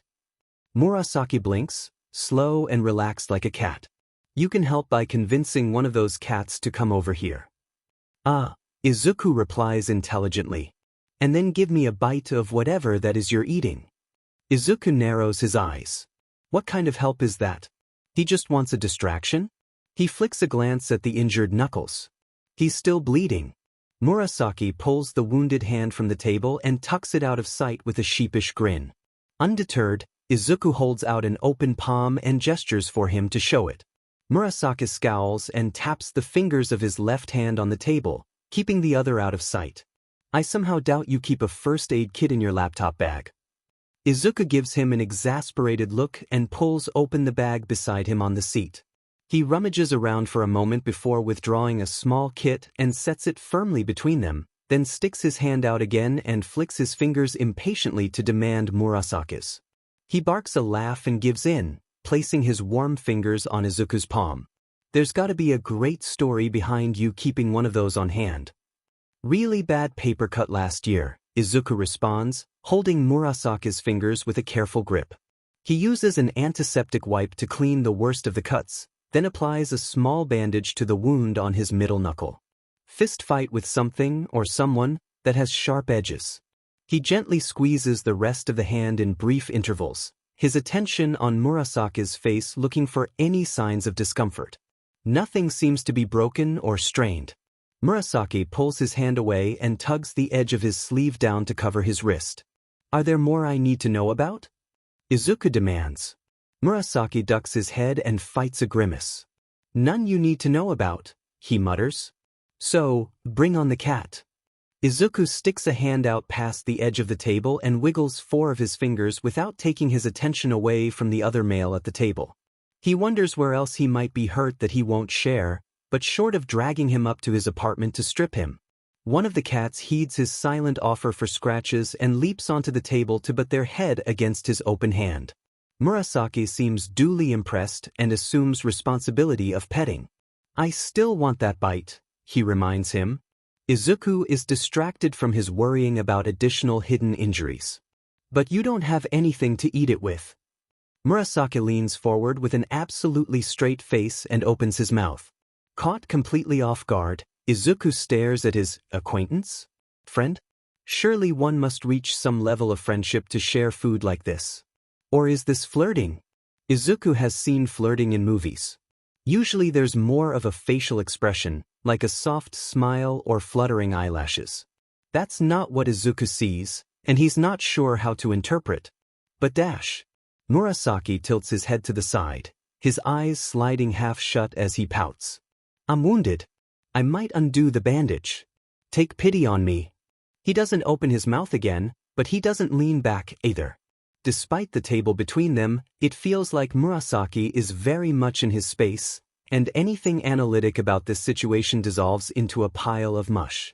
Izuku tries to hold on to his train of thought and scrambles for anything other than thinking about the sound of Murasaki's voice trailing feather-soft fingers up his back. What happened, though? He swallows, unable to look away. At least I told you about the clipboard. Elbow, he whispers, leaning closer, expectant. Izuku can't think of anything else to say. It takes him a few seconds to tear his gaze away long enough to pick up a bite of his breakfast. His hand trembles a little bit as he brings it toward Murasaki's lips. He opens his mouth. Izuku is very aware of his chopsticks brushing Murasaki's lip as he does his best to avoid making a mess. His mouth closes around the bite of food, and Izuku tries to withdraw his hand, but his chopsticks seem to be stuck, trapped between Murasaki's teeth. Oh my gosh, Izuku thinks as his face flushes red, at a complete loss for what he should do, but really not thinking anything more than his chopsticks are in Murasaki's mouth and he's going to burn forever until he's nothing more than a tiny pile of ash. There's a crash nearby and he blinks in surprise, and suddenly his chopsticks are free. He turns to look at whatever happened in the kitchen and meets the shocked eyes of the heavily blushing barista. She's dropped a pan of baked goods and they're scattered across the countertop. Murasaki says, "I'd like one of whatever he's having, like nothing strange just happened." The sound of his voice, rumbling and raised in volume to reach across the cafe, seems to vibrate down his spine. Izuku isn't sure how he can be this appealing, this persuasive. This is impossible. His mind races as he tries to separate his actual thoughts from the repeating mantra of "oh my gosh, oh my gosh, oh my gosh." He pokes at his food to pick up another bite, and his chopsticks are already in his mouth before he remembers they had just been in Murasaki's.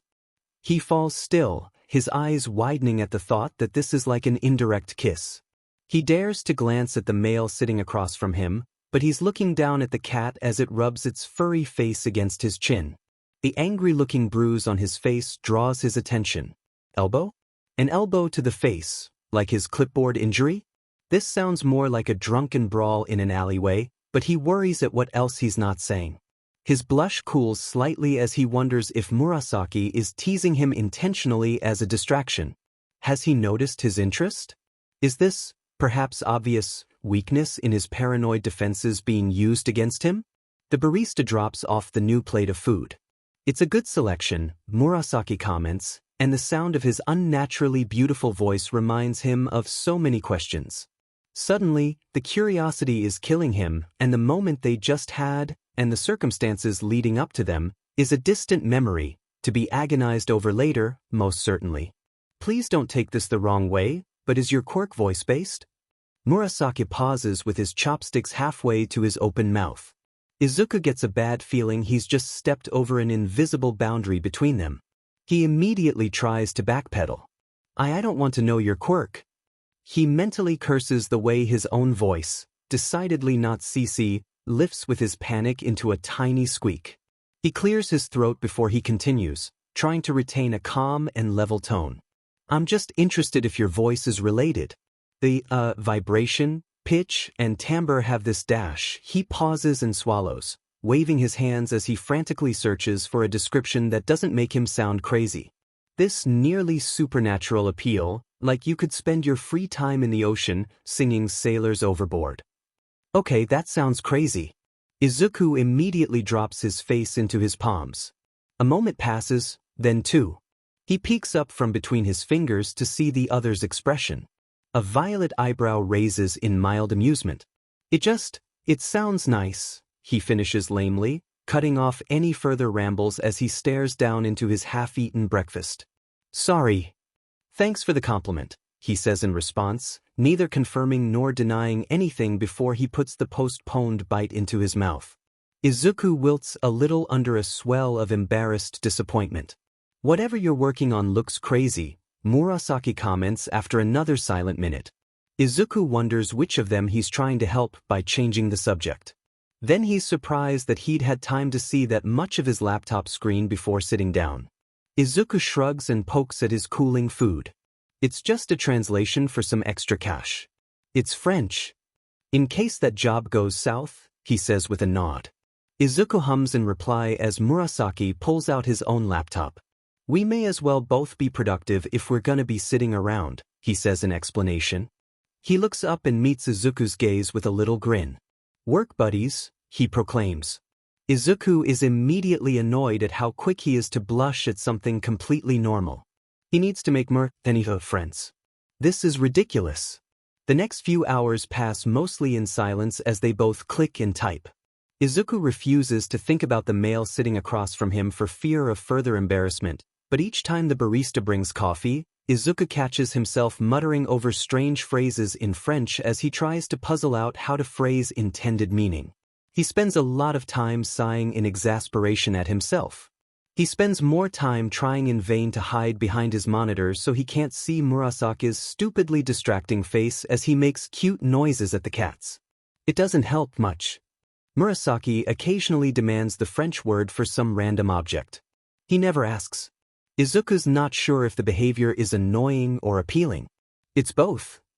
After the 6th or 7th time, it crosses Izuku's mind that he can't recall hearing him ask a single question, but the thought is buried under sudden interest in a job that has pinged his inbox. He clicks into the details, the mail across from him completely forgotten for the moment. Until Murasaki packs his bag and gets up to stretch. From the corner of his eye, he catches a brief flash of pale abdomen beneath the edge of his shirt. Izuku laments not noticing it early enough to get a good look. "Hey, gimme your number," Murasaki says. Another not question. "Okay? Why?" He smirks. "So the next time I run away from you like I've seen a ghost, I can at least text you an explanation. I promise, your legs aren't that horrifying." Izuku laughs at the weird compliment and rubs the back of his neck with a fresh feeling of awkward delight, then hands his phone over. Murasaki types in his contact details and returns it with a small, hopefully genuine, smile. "It's been fun, Midori. We should meet down here more often." Izuku nods in agreement, his cheeks turning pink again as he stares up at Murasaki.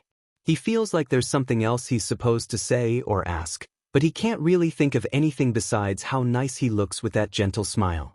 Murasaki picks up his laptop bag and saunters out with a wave over his shoulder, and Izuku forgets to be sad that he's leaving so soon, forgets anything else for that matter, as he realizes he's wearing well-fitted jeans instead of the usual casual baggy fare.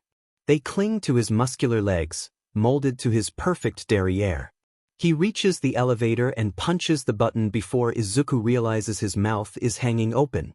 He very much enjoys the view. Murasaki turns once he's in the elevator and spots him staring. He winks. Izuku is going to die on the spot. As soon as the elevator door closes, the barista whistles lowly in appreciation, and they exchange a knowing glance. That one is trouble on very fine legs. "It's fine. I'll make bonus up." There can't possibly be worse timing than this, Shinso thinks, staring in horror at the joy in those pretty green eyes. He's decked out in running gear. Who the f runs this late at night? Midori is so FNG happy to see him, like they're good friends meeting by surprise in the street. They hardly know each other. Shinso barely has time to send a wave over his shoulder as he turns to chase the fleeing suspect down the block, hoping with every fiber of his being that Midori doesn't notice the guy he's tailing and isn't curious enough about where he's going to come after him. Don't follow, don't follow, don't follow. He skids around the corner in pursuit and barely ducks out of the way as a fist swings at his face. His hand flicks out and the capture weapon flies, winding around the suspect's ankle. Another length catches a nearby fire escape to brace for leverage, and he JRKs both arms together to yank the suspect from his feet. Shinso grumbles in irritation as his target rolls with the fall and comes up in a crouch, one beefy arm wrapped around the end of the cloth that's still attached to his ankle. The man sharply twists his broad torso and Shinso is roughly pulled in his direction. Shinso curls his body and flows with the movement to dodge the incoming strike and tumbles past his attacker, his gloves and knee pads scraping against the concrete with his momentum. He pops into a defensive crouch in time to parry another swinging fist, and the impact stings harshly against his forearm. Don't follow, don't follow. Shinsu's counterstrike lands in a sharp blow against the suspect's side, leaving the guy doubled over in pain. Shinso gasps in surprise at the fire suddenly raking up his hand through his knuckle guards. He absently shakes his loosely curled fist before falling into a fresh stance.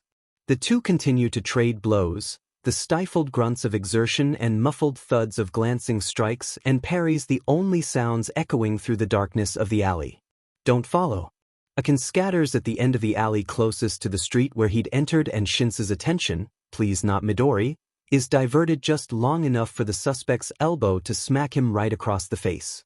His sight explodes into stars, and the only thing he can think to do is flail his med capture weapon until it strangles the threat where it stands. It doesn't.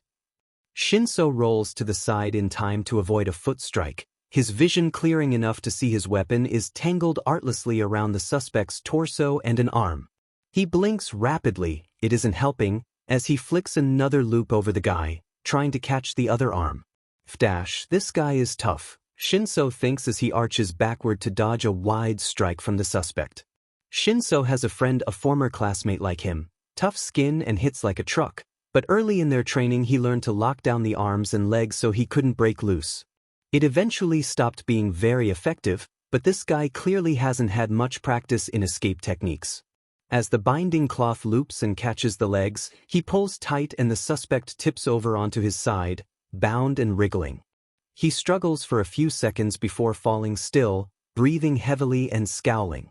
Shinso knows he won't make a peep. He calls it in and slumps against a brick wall to wait for the police to arrive.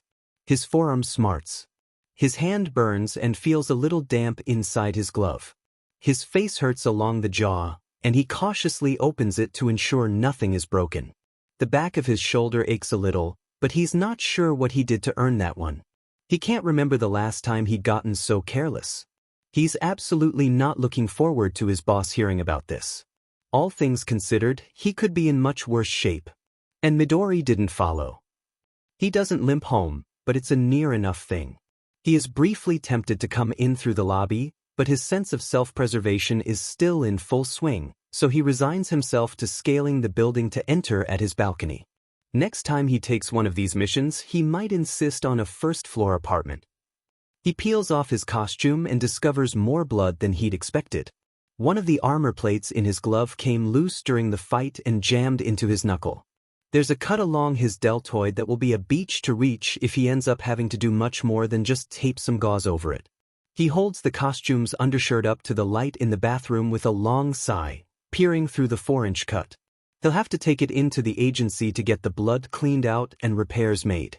The cats are mostly calm as he showers and haphazardly slaps some bandaging over the cut on his back, then rummages fruitlessly for something comfy and clean to wear.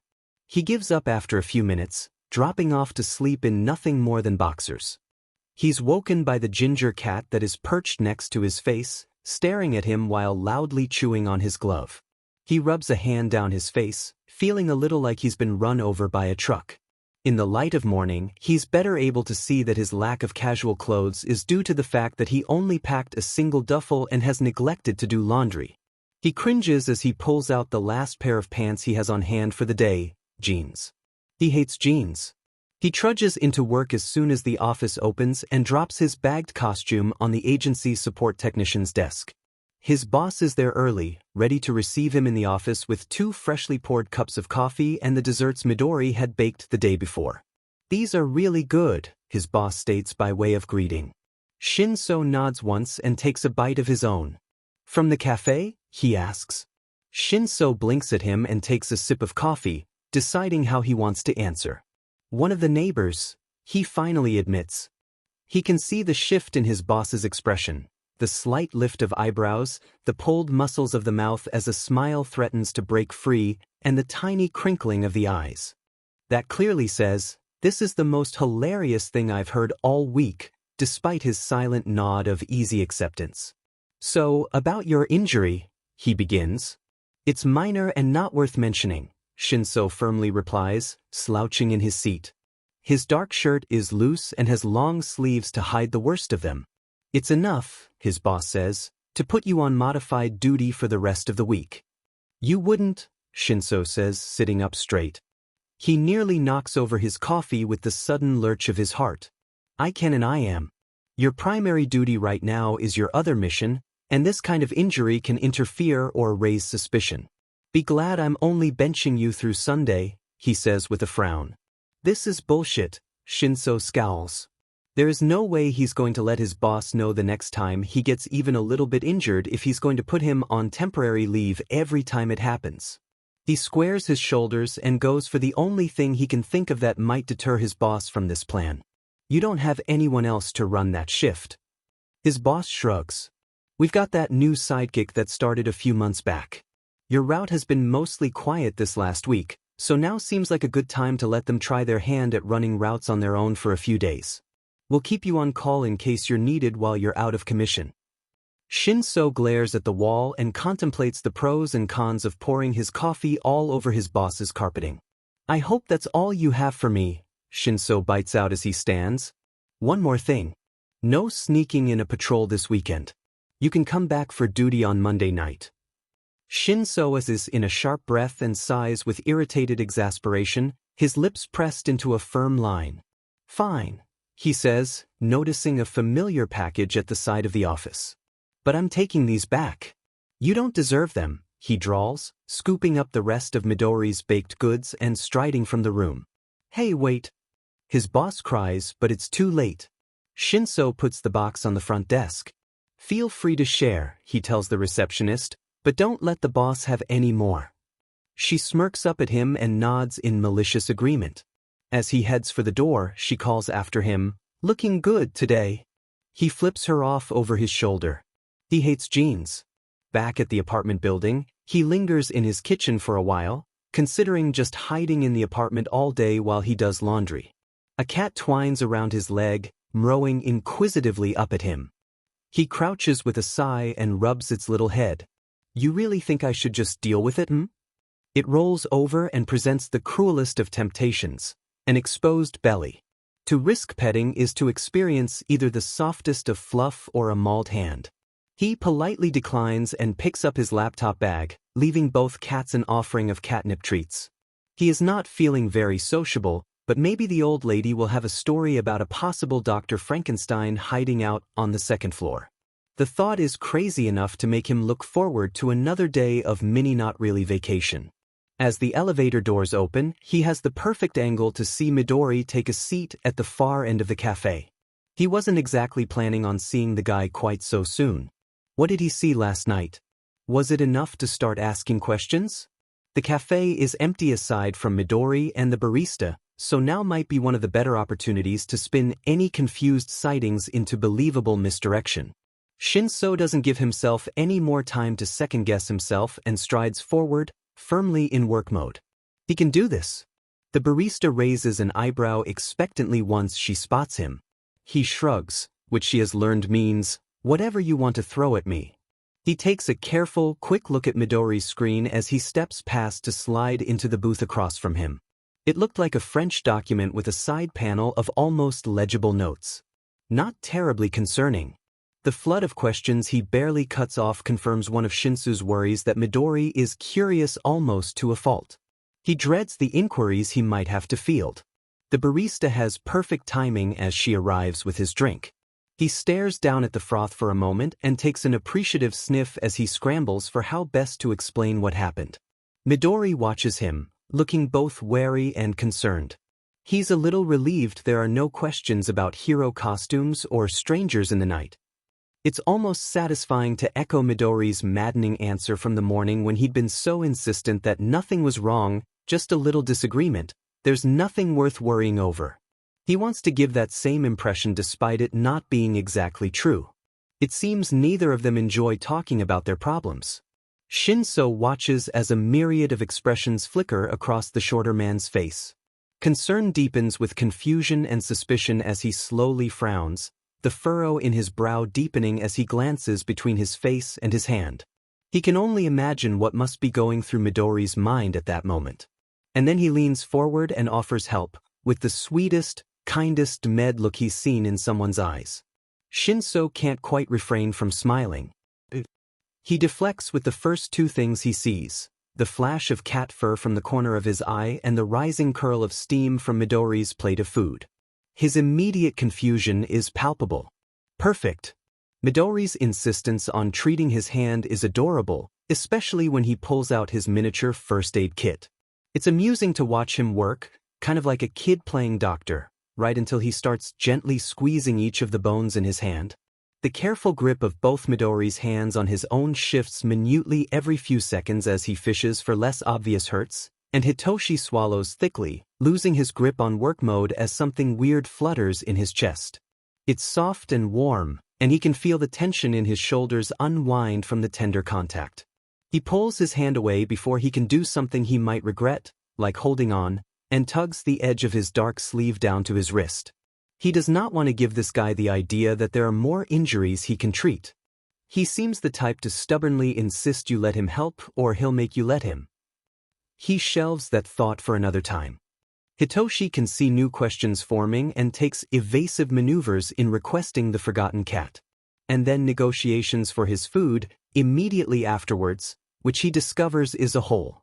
New level of distraction he hasn't considered before. He almost regrets asking for the bite, but Midoriya's blushing struggle to deny him while still giving in is a memory worth treasuring. He's not sure what possesses him to catch the edge of his chopsticks, so he's stuck, but the wide-eyed look he gives him as crimson rushes over his freckled cheeks is priceless. He finds himself staring at his companion as he thoughtfully pokes at his food, but the neglected cat soon demands his attention and he looks away until the barista drops off his requested meal. And then, Midori asks about his quirk. Shinso Hitoshi freezes in place as his memories flick back to 1,000 other instances where someone learns of his quirk and immediately thinks the worst of him. Midori's nervous and self-deprecating chatter breaks through his spiraling thoughts just in time for him to hear how he's like mythological sea creatures with hauntingly beautiful voices. He thinks this might be okay. Hitoshi meets those green eyes and feels the tension drain away again. They might still have their moment where everything falls to pieces, but it won't be today. They work on their respective projects as customers come and go from the cafe. Well, Hitoshi pretends to work, but he's having a hard time focusing on his book when his neighbor keeps up a near-constant muttering commentary about his translation progress until the barista interrupts him with more coffee. Most of it is in French, but some of it is vaguely familiar. It's pleasant to listen to, even if he can't focus on anything else. It is a constant struggle at that point to remind himself what he's supposed to be doing there. The cafe cats are not helping matters either. The old lady stops by for tea and sees the two of them sitting in the far corner. She notices the bruise on his face and probably thinks the worst, but she gives a cautious little wave, clearly still distrustful, especially now, of their resident, secret agent. She leans against the far edge of the counter to have a silent conversation with the barista. Their eyebrows shift in mysterious ways as they nod and shrug and giggle behind cupped hands. He quietly sighs. The rumor mill is going to have a lot of new gossip about the two of them, and he has no idea what they're thinking. Together? Enemies? Frenemies? The old woman is going to have a wild tale cooked up that he's vaguely interested in hearing about, starring the secret agent and the author, trading blows, meeting in secret, falling in love. He rubs at his temple in mild irritation. The two ladies giggle again. He closes his book app. He's been reading too much romantic drama and now his imagination is getting away from him. The old lady leaves without stopping by his table. He's immensely grateful for the reprieve this time. Eventually, he realizes he's spent more time playing with cats and staring at Midori than doing anything productive and determines he needs to get the heck out of there. When Hitoshi asks for Midori's phone with a perfectly valid reason, he doesn't miss the flash of suspicion. He also doesn't miss the cute embarrassment. He still hands it over. This guy is going to end up kidnapped off the street because someone asks him nicely to get in the car, he thinks. Midori's phone has a single contact, Mom. That's it. This is equally concerning as it is suspicious. Does he not talk to anyone on the phone? Does he not have friends? Does he have another device he actually uses to make calls? Or does he not save any of his contacts? He doesn't have time to swipe into the message or call log to glance at the history without appearing very suspicious, so he adds himself to the device and hands it back with a smile. He honestly looks forward to seeing this guy again soon. He wonders what kind of texts he might end up receiving. He heads back to the elevator feeling quite a bit better than he had earlier that day, despite his injuries. When he realizes Midori has been watching him walk away and is still staring at his legs with another crimson blush, he decides he might not hate jeans so much after all. He throws in a final wink just to see what happens, and Midori does not disappoint. It feels really good to tease the shorter man. It feels really good to see his smile and hear his voice. It feels really good to spend time together. It feels really good. The elevator doors close, and he thumps his head against the metal wall several times in succession. This feels both like the best thing to happen in a while and a massive mistake. Maybe he should ask him on a date? The more Izuku thinks about it, the more he worries. Murasaki had been following someone the previous night, he's sure, but whether to talk or something else, he doesn't know. He's not sure he wants to know really. He'd ended up injured at some point overnight, which could mean that Murasaki is a victim or has victims, and they fought back. He can't really picture Murasaki being a victim. He has enough muscle definition in his legs to give Izuku a good idea of what his upper body might look like beneath his casual wear. If he's not skipping leg day, then Izuku halts that line of thought right there. He does not need to be imagining how ripped his neighbor. He catches himself and sighs with exasperation. Nope. A victim of physical abuse might not be the only possibility. He seemed to be very defensive about his quirk, and so it could be that he's suffering from another form of discrimination. Or, and this is one of the more awful conclusions Izuku can come to, he's been suffering from discrimination for so long that he's resorted to fixing the problems on his own. Izuku does something similar, but if he never strikes first and doesn't have a quirk, he can't possibly be charged with vigilantism. Izuku would rather think of his neighbor as being a vigilante than a villain. He's so nice. The law, however, is less nice and tends to lump both types of people into the same category. Regardless of what his neighbor is, or what he may or may not be doing, he knows about enough resources and programs to help out, or reform, most people or criminals. Without knowing more, though, it feels like he's just throwing darts in the dark and hoping one hits the board, without hurting someone. He's never done this kind of underhanded aid before. He prefers to hand over a packet of possibilities to let professionals choose what will work best. But if he plays his cards right, he might be able to help without being obvious about it. Lounging on his couch in pajamas after the whirlwind morning at the cafe, he sends a few emails and pings a couple of message boards before closing his laptop with a satisfied smile.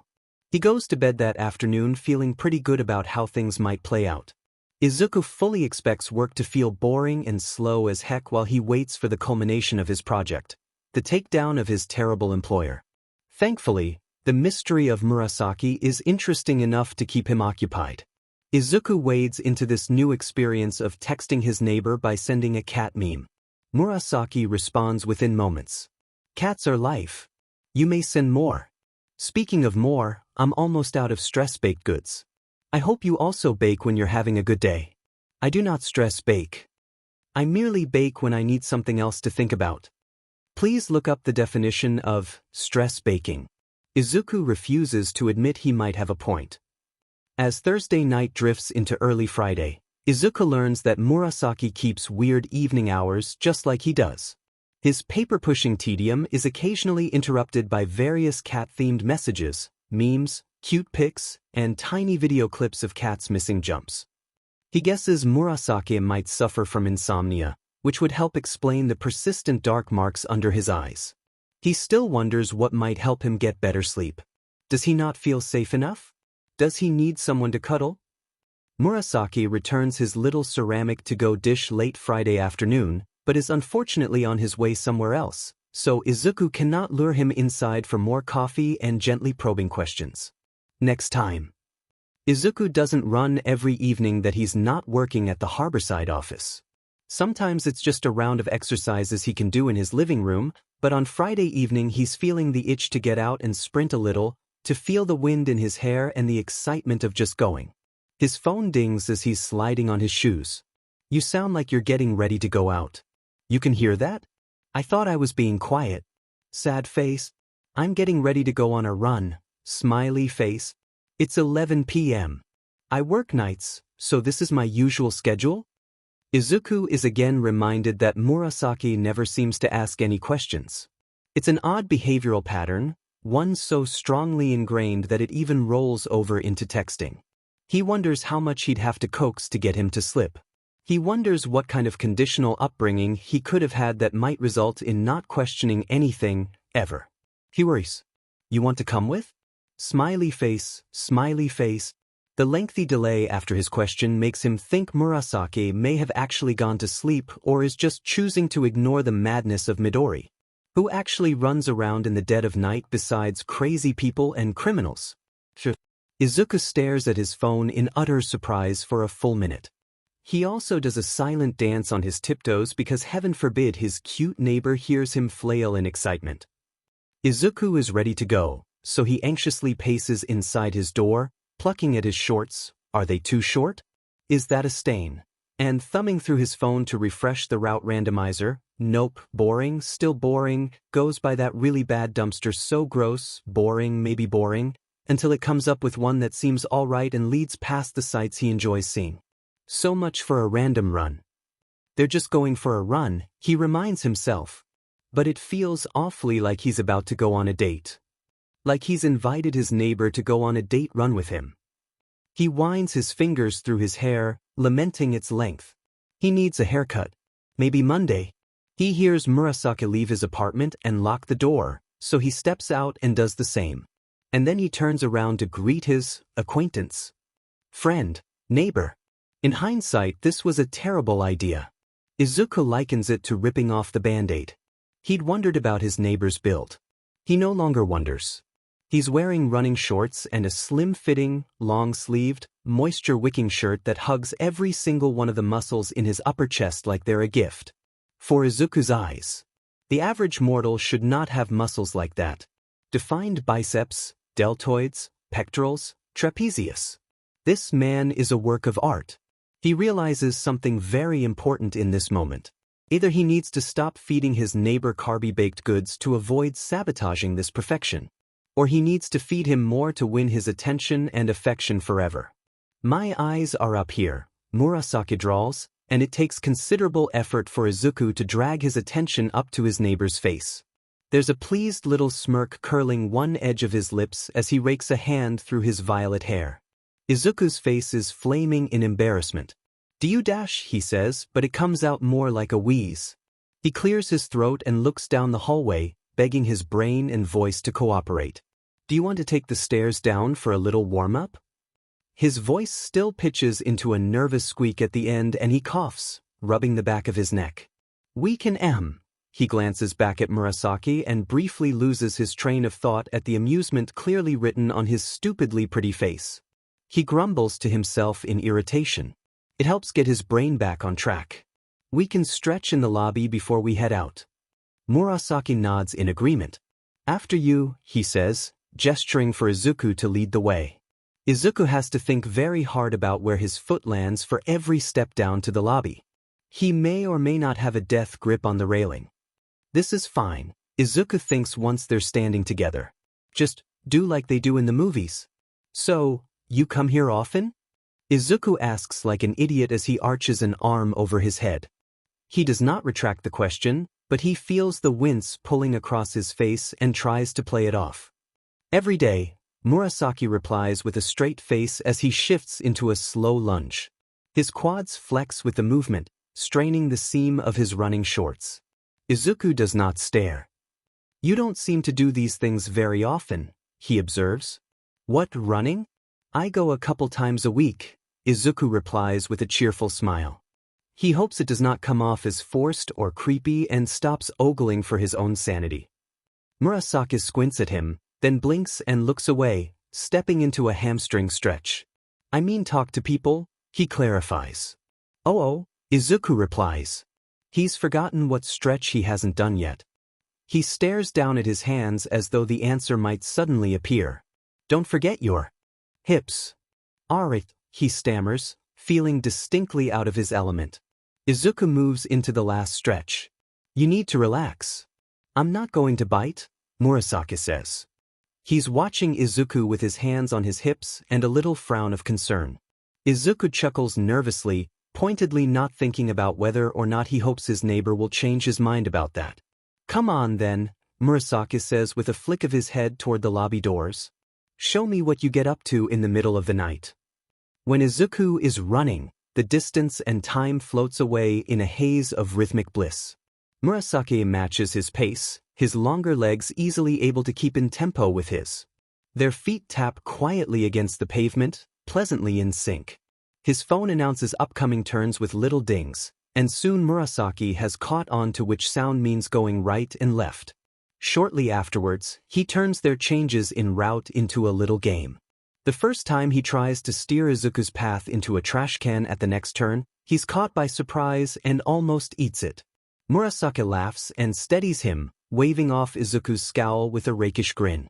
Izuku catches on by the third time and ducks beneath Murasaki's shove. The taller male stumbles with a chuckle, and Izuku retaliates with a jab into Murasaki's side.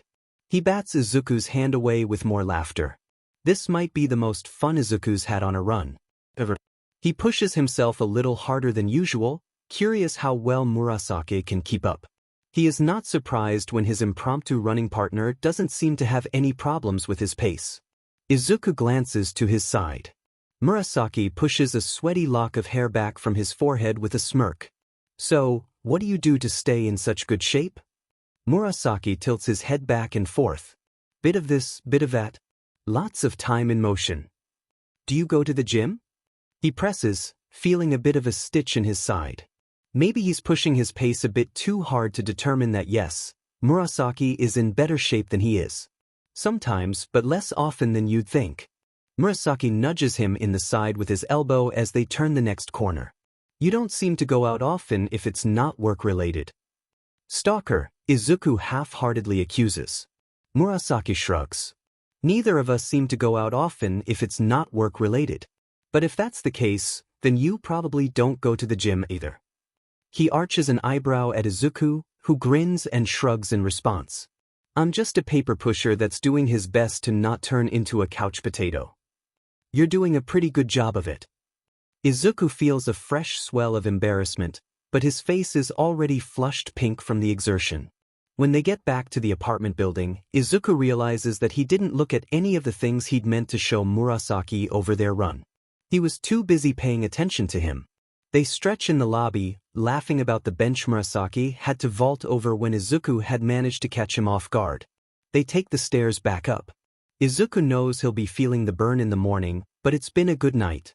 Murasaki glances over at him on the fifth landing. Your thighs are pretty amazing, but I'd never have guessed it's because you take the stairs so often. Izuku trips on the next step, but Murasaki doesn't let him fall. Why do you say those sorts of things? Izuku demands as Murasaki rights him and lets go. He shrugs and gives him a half smile. Just handing out compliments where they're due. I have no idea what to think about you, Izuku complains as they reach his door. It's probably for the best, is Murasaki's cryptic reply as they turn to face each other. A mystery is way more exciting. Izuku can feel the warmth of the other male's body as he stares up at him in the night-dimmed hallway outside of his apartment door. Izuku briefly wonders if he might get a kiss goodnight. A breathless kiss where they melt into each other with roving hands sliding across sweat-slicked skin, and he fumbles the door handle so they can tumble together into the... His thoughts cut off when Murasaki gives him a little nod of approval and walks away toward his door. A nod? Izuku stares at his back and seriously considers chasing him down and getting his kiss. He firms his expression and whips around to unlock his door. Next time. Maybe. Maybe not. Ugh, this is nothing like the movies. The door to his mother's home opens on a bright Saturday morning. Mom, he says with a deathly serious face. He needs her advice badly. Izuku, honey? I wasn't expecting you until next weekend. He wrings his fingers together. I know. But I met this guy. You have dash. Her hands clap over her mouth to contain the shout threatening to disturb the neighborhood. You have a boyfriend? No, he wails in misery. He's so cute and sweet, but I'm not sure if he's boyfriend material. I don't even know if he likes guys. His mother purses her lips as she tugs him inside. What makes you think that he's not boyfriend material? She guides him to the couch so they can sit together, and he spells out what he knows. The dimples in her cheeks deepen as he talks, and he can see the smile she's doing her best to hold back. He powers through embarrassing descriptions and interactions and his worries and fears, the blush on his cheeks darkening until she cuts him off with a hug. Oh, Izuku. She laughs, squeezing him tight.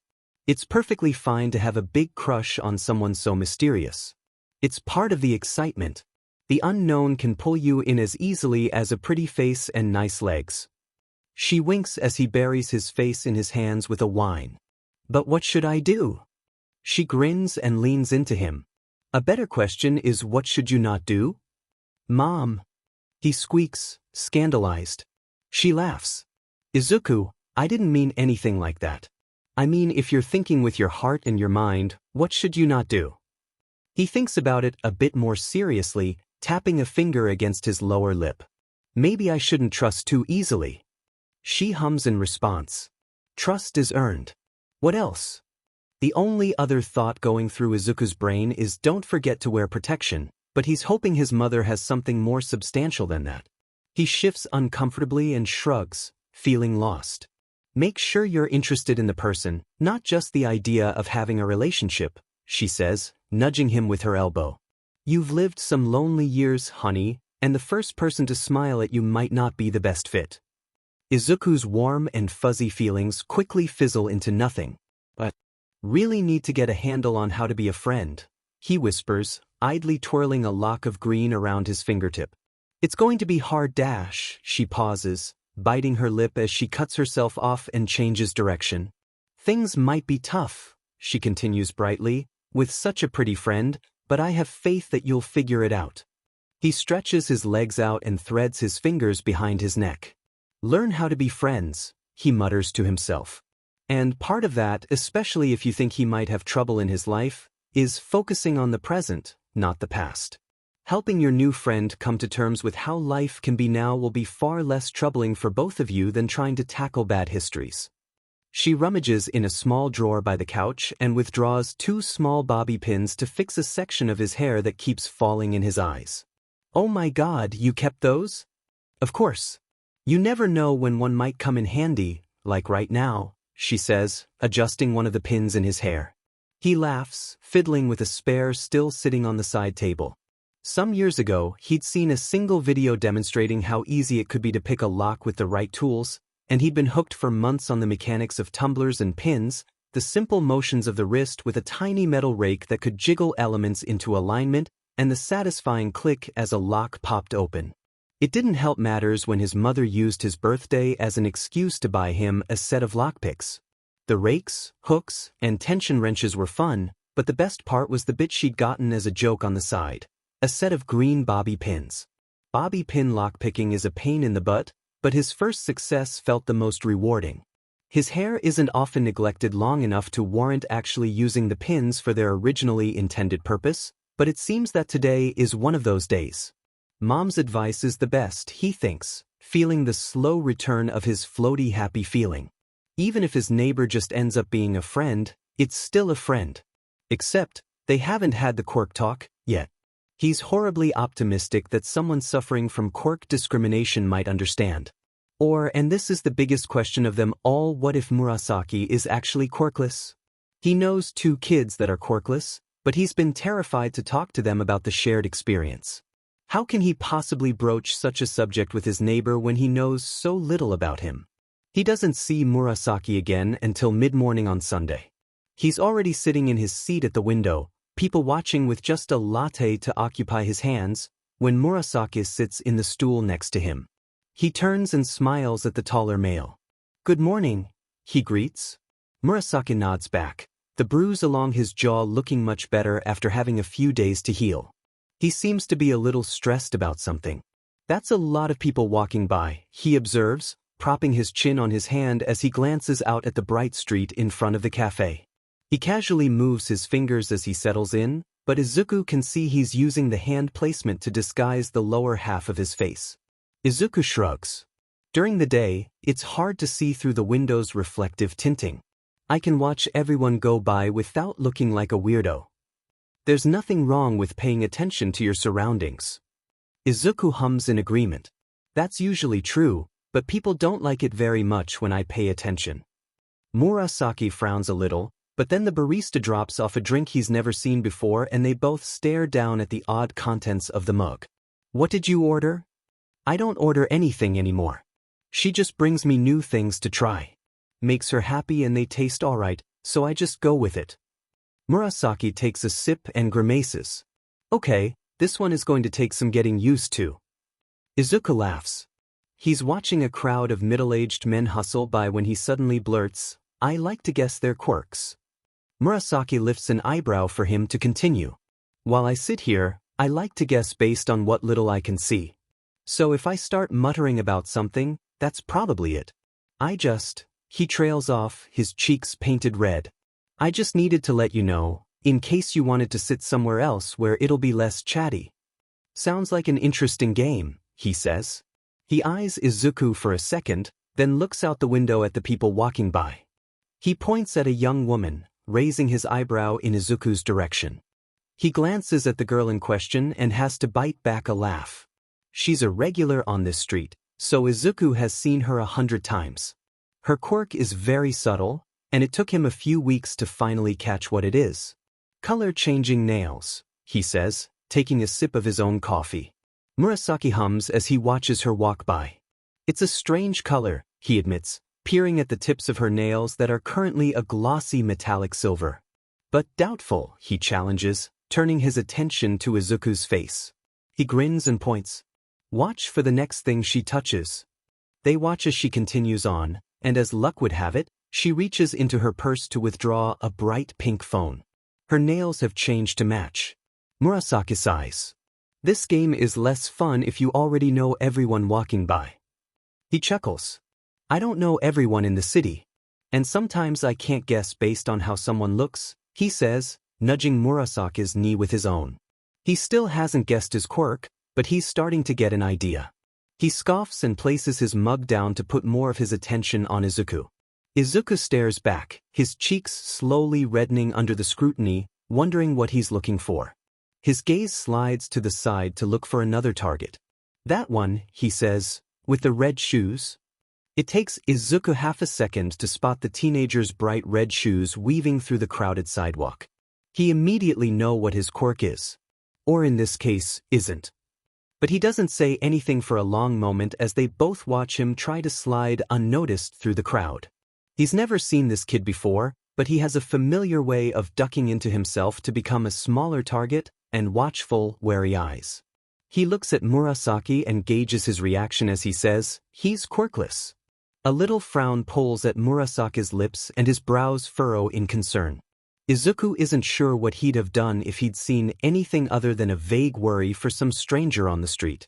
But the worry is there, and so he doesn't have to think about it. Wouldn't have run away, that would be as good as admission. But he's dead tired of trying to convince people that a quirk isn't the part that makes you worth something.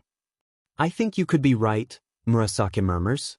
His general demeanor looks like he's used to being stepped on. It's even worse than the people with bad quirks. There are no bad quirks, Izuku counters quietly. They're just tools. Some people have them. Some don't. He turns to look in Murasaki's violet eyes. If you have the tool, you learn how to use it. If you don't, then you learn to use a hammer, or a scalpel, or a crowbar.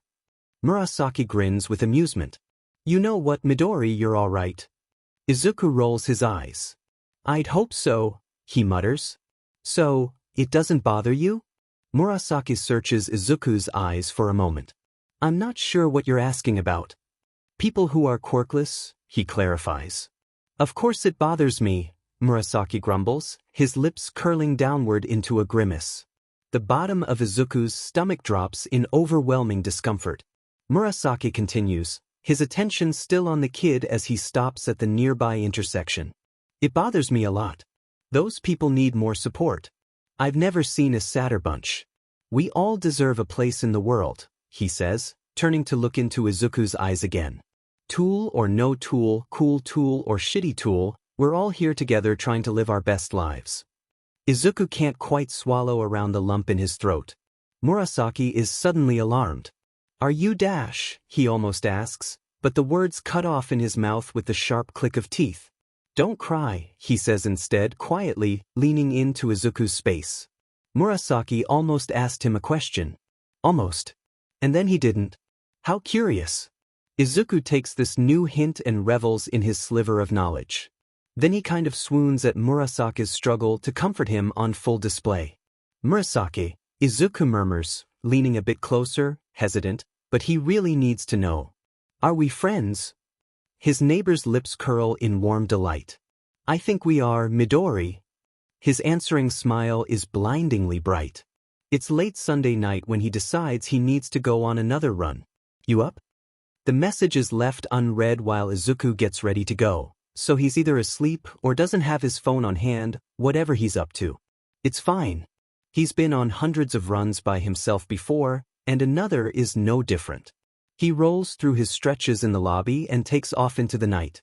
His route randomizer has him going through the park this evening, which is a little bit exciting. He's been through the park a total of 3 times this year, and every time he's seen something crazy. The last time, it was a deer that had somehow gotten into the city limits. Or it was someone with a deer quirk just doing deer things under the cover of darkness, but he isn't one to judge. It's late and dark by the time he reaches the park, and the night seems shrouded in a thick blanket of damp air that muffles his footsteps, though there is no sign of fog.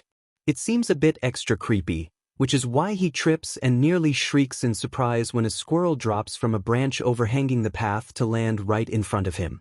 He barely catches himself in time, choking on his breath as he tries to regain control of his wildly beating heart. It chitters angrily at him and scampers up the nearby trunk. Holy crap, he thinks with irritation. I was nearly murdered by a squirrel. His right shoelace has come undone in his moment of flailing panic, so he hobbles on unsteady legs over to the bench at the side of the path. As he props his foot up to tie the lace, he notices 2 men standing along another path a short distance away. That's not too out of the ordinary. People meet in the park all the time, or go on walks, or... Wait, that's Murasaki. Murasaki is facing away from him, talking to another male with long, scraggly black hair. Izuku is mildly intrigued that they're both wearing loose, dark clothing, like they shop at the same stores. And after a moment, he realizes they're both wearing summer scarves. What the heck? Izuku is mildly concerned that this is some kind of new fashion trend that he's completely missed. The scraggly male has an angry, world-weary expression and thick stubble like he hasn't shaved in a few days. Maybe a homeless guy needing? That angry expression glides right over Murasaki's shoulder in his direction. Izuku is mildly alarmed by the promise of death or dismemberment in those glowing red eyes, and a weird tingle scampers briefly up the back of his skull. Izuku is rocked by a sudden full-body chill and he drops his half-tied shoelace in surprise. Heck, he's spotted me. And if looks could kill, I'd be dead. The eyes are no longer red, but Izuku isn't sticking around for a moment longer.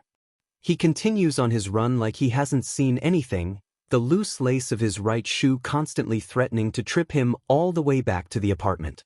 What had he just witnessed? Murasaki was meeting some shady, scary-looking guy in the middle of the park at night. Izuku's not sure, but that guy may have actually wanted to kill him just for looking in their direction. It wouldn't be the first time that a red-eyed glare might mean a promise of pain. He needs to stop associating colors like this. He does not bring this chance encounter up the next time he sees Murasaki. But he's also quite busy looking into a few new things. After an evening and night of texting Midori cat content, Hitoshi's looking forward to maybe running into each other at the cafe on Friday morning. He doesn't show up this time, so he's able to get a little bit of work done and log the regulars that pop in. The router logs from the day of the mistake list 12 separate devices. Each night, he compares the logs to the people he's seen coming and going, and uses process of elimination to mark off which devices have connected during his days of surveillance.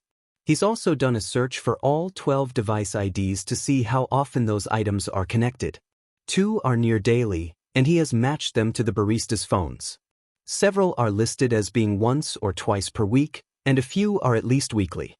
One device listed on that day is odd.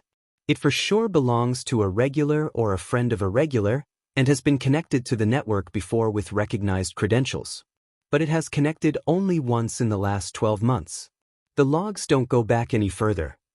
He strongly suspects that the owner of that device is the person they're looking for. Which type of person are they trying to find? Someone who can figure out so much that they have to hide who they are? Or someone that knows so much that they've turned their knowledge into some kind of game to make money? Shinso has already matched 4 cafe regulars with the router logs from that day. Midori's laptop didn't show up in the logs the day before, but that doesn't seem too strange. Some devices stay offline until the internet is needed, and working on a writing app to translate doesn't seem like it should need an internet connection. He takes a sip of his coffee as his thoughts turn to his neighbor. Midori is a bit of a mystery. Someone passing by on the street might say there's nothing particularly special about the guy, but Hitoshi has been paying close attention for a few days now. There's a lot to the short guy living next door. He's sweet and shy and so quick to blush. He's both cautious and a little too trusting, and might be a pushover. Hitoshi is worried about this. Why would someone be cautious of everyone but then give in at the smallest sign of kindness? He's so curious, and he seems pretty smart, but there's only so much he can pick up from a few days of interactions. It feels genuinely nice to just hang around the guy. It's clear from his reactions that he's at least physically interested. Going out on a date in the middle of a surveillance mission isn't exactly approved, but his boss did call this a low-priority task, even a mini-vacation. It's possible the lead won't turn up, and there isn't a whole lot riding on the case's success. Hitoshi props his chin on his hand and turns his gaze to the lobby. Going on a date with the cute guy next door is probably just fine. The only problem is that he's never asked someone out before. Like any adult with a computer, he opens a browser and searches for the answer. And like any adult that should know better, he finds a lot of junk and not much help. His big idea is to return the little ceramic dish, then invite him out to eat, or if he's already eaten, then a drink or something. Midori blinks in surprise upon opening his door. Hitoshi panics a little and shoves the container into his hands, then promptly forgets everything he'd planned on saying. "Would you like to come inside for a bit?" Midori offers like an absolute saint. "This will work just fine." His reply of, "Yes, of course," gets stuck in his throat as he stares down at Midori's earnest expression. He freezes for a moment, feeling a bit lost. He doesn't even need to reply, he could just step forward. At first, he's not sure why he hesitates. But then he remembers he'd planned on taking Midori somewhere out, in public, where they could see each other and be seen together. He's a little wary of following the cute guy into his home and closing the door behind them. There's a chemistry between them, a buzzing electric excitement, that he worries might be too easy to fall into if no one else is around. He drops a flimsy excuse at Midori's feet and flees like a coward. It's only after the elevator doors have closed that he realizes he could have just asked Midori to come with him on his flimsy excuse errand. He thumps his forehead against the metal wall twice before the elevator dings a warning, and someone else steps into his little box of regrets. He'll try again later, and next time he'll succeed. Midori somehow beats him to it later that night. Although, he's not sure asking to come along on a run counts as a date, but he'll take it. He doesn't think about his running gear past making sure it'll slide over the taped gauze without catching, but the shell-shocked look on Midori's face when he sees what he's wearing is something he'll be thinking about quite a bit later. If there was any doubt that Midori's interested in him, he's fully certain now. He knows Midori is a runner, but seeing him do it, running alongside him, feeling the pace he sets while still holding a conversation is a little impressive. The idea that this sweet guy with a blindingly bright smile can also run like the wind and react to Hitoshi's playful distractions is pretty appealing. He wants to know more. What else can he do? He should have been paying closer attention to their path and not so much the flush on Midori's cheeks as he mischievously grins. If he'd been a split second slower, he would have run into that bench. Their run ends too soon. Far too soon. He wants to keep going. He wants to see how long Midori can keep up. He takes the stairs up to their floor with ease. Midori has really nice legs, and if this is the kind of exercising he likes to do, then it tracks. His compliment goes over a little too well, and he's rewarded with a stumble that he has the privilege to catch, with bracing hands on his upper arm and abdomen. He lets go a little too soon for his liking, but he doesn't want to push his luck. They stop in front of Midori's door. If it were anyone else, their close proximity would be too much, but this feels right as he looks down into wide green eyes. Sweat glistens along his brow, green curls clinging to the damp skin. He kind of wants to touch, to brush the wayward hair back, lean down and press his lips against Midori's. Is that something they both want? Is it too soon to be thinking of kisses? Maybe they should have a rational discussion about a possible relationship before he swoops in and does something he might regret later. He nods once to himself and turns away from Midori. Until that moment he has never hoped for an ambush against his exposed back. And it doesn't happen. He's not surprised, but he's still a little disappointed. He turns back in time to see the edge of a red shoe disappear into the apartment, the door closing quietly behind him. He leans against the doorframe and stares down the hallway toward Midori's door, seriously considering walking that short distance to knock. He should go over there and knock. Simple. Take his hand. Tell him it was fun. Let's do it again. It doesn't have to be anything more than that. But the warm, fluttering excitement in his chest at the thought of doing something simple like that makes it too easy to imagine how much better it would be if he also snuck in a kiss. And a long embrace. It's impossible to miss the way Midori looks at him. Is it taking advantage of the shorter male's weakness in order to indulge in something he wants? They need to talk. They need to discuss. They need to clear the air between them. Midori has to know about his quirk and agree in advance to anything that happens, just in case something goes south. Something could go terribly wrong, or Midori could discover what he can do and then claim, or think, he'd forced his participation. Hitoshi slides into his apartment with a shudder of revulsion. They have to talk before he dares even a single kiss. On Saturday, he's again disappointed to not see Midori at the cafe, but he does spot a few more regulars that he can mark off his list of potentials. 2 of them are teenaged boys that spend 3 hours playing some internet game, side by side. His eyes are drawn to their nearly matching bright red shoes, and he smiles a bit, thinking about his neighbor's similar preference in color. It's cute and very eye-catching, especially how it contrasts so starkly against anything else he chooses to wear. The fashion statement of red, red, red, look at me. He will definitely be looking at his next opportunity. The old lady appears in the lobby on the arm of her husband, and she's chattering away as he nods in quiet agreement. She peers into the cafe as they pass the door, and she gives a long, suspicious look at the 2 boys before her eyes slide past them and land on Hitoshi. She brightens and waves in his direction, then does some strange eyebrow gymnastics as she intentionally looks over at the 2 boys again. It takes him a few short seconds to piece together what she's trying to say, and he smiles reassuringly with a slight shake of his head. He'll have to clear up her misconceptions later, it seems, as she nods in farewell and continues on past the cafe without stepping inside. She and her husband walk down the street as she laughs heartily at something he's murmured. Hitoshi wonders how long the couple has been together. What must it be like to settle into a relationship with someone that compliments you so well? He stares down into his coffee mug until one of the fluffy feline residents decides to take pity on his confused state of mind and demands his attention. That night, he marks a few more devices and names off of his list, but he's starting to get a little bit worried about the name he hasn't marked off yet. He's glad to see Midori the next morning in the cafe, but the lack of a laptop or cell phone makes his mood fall.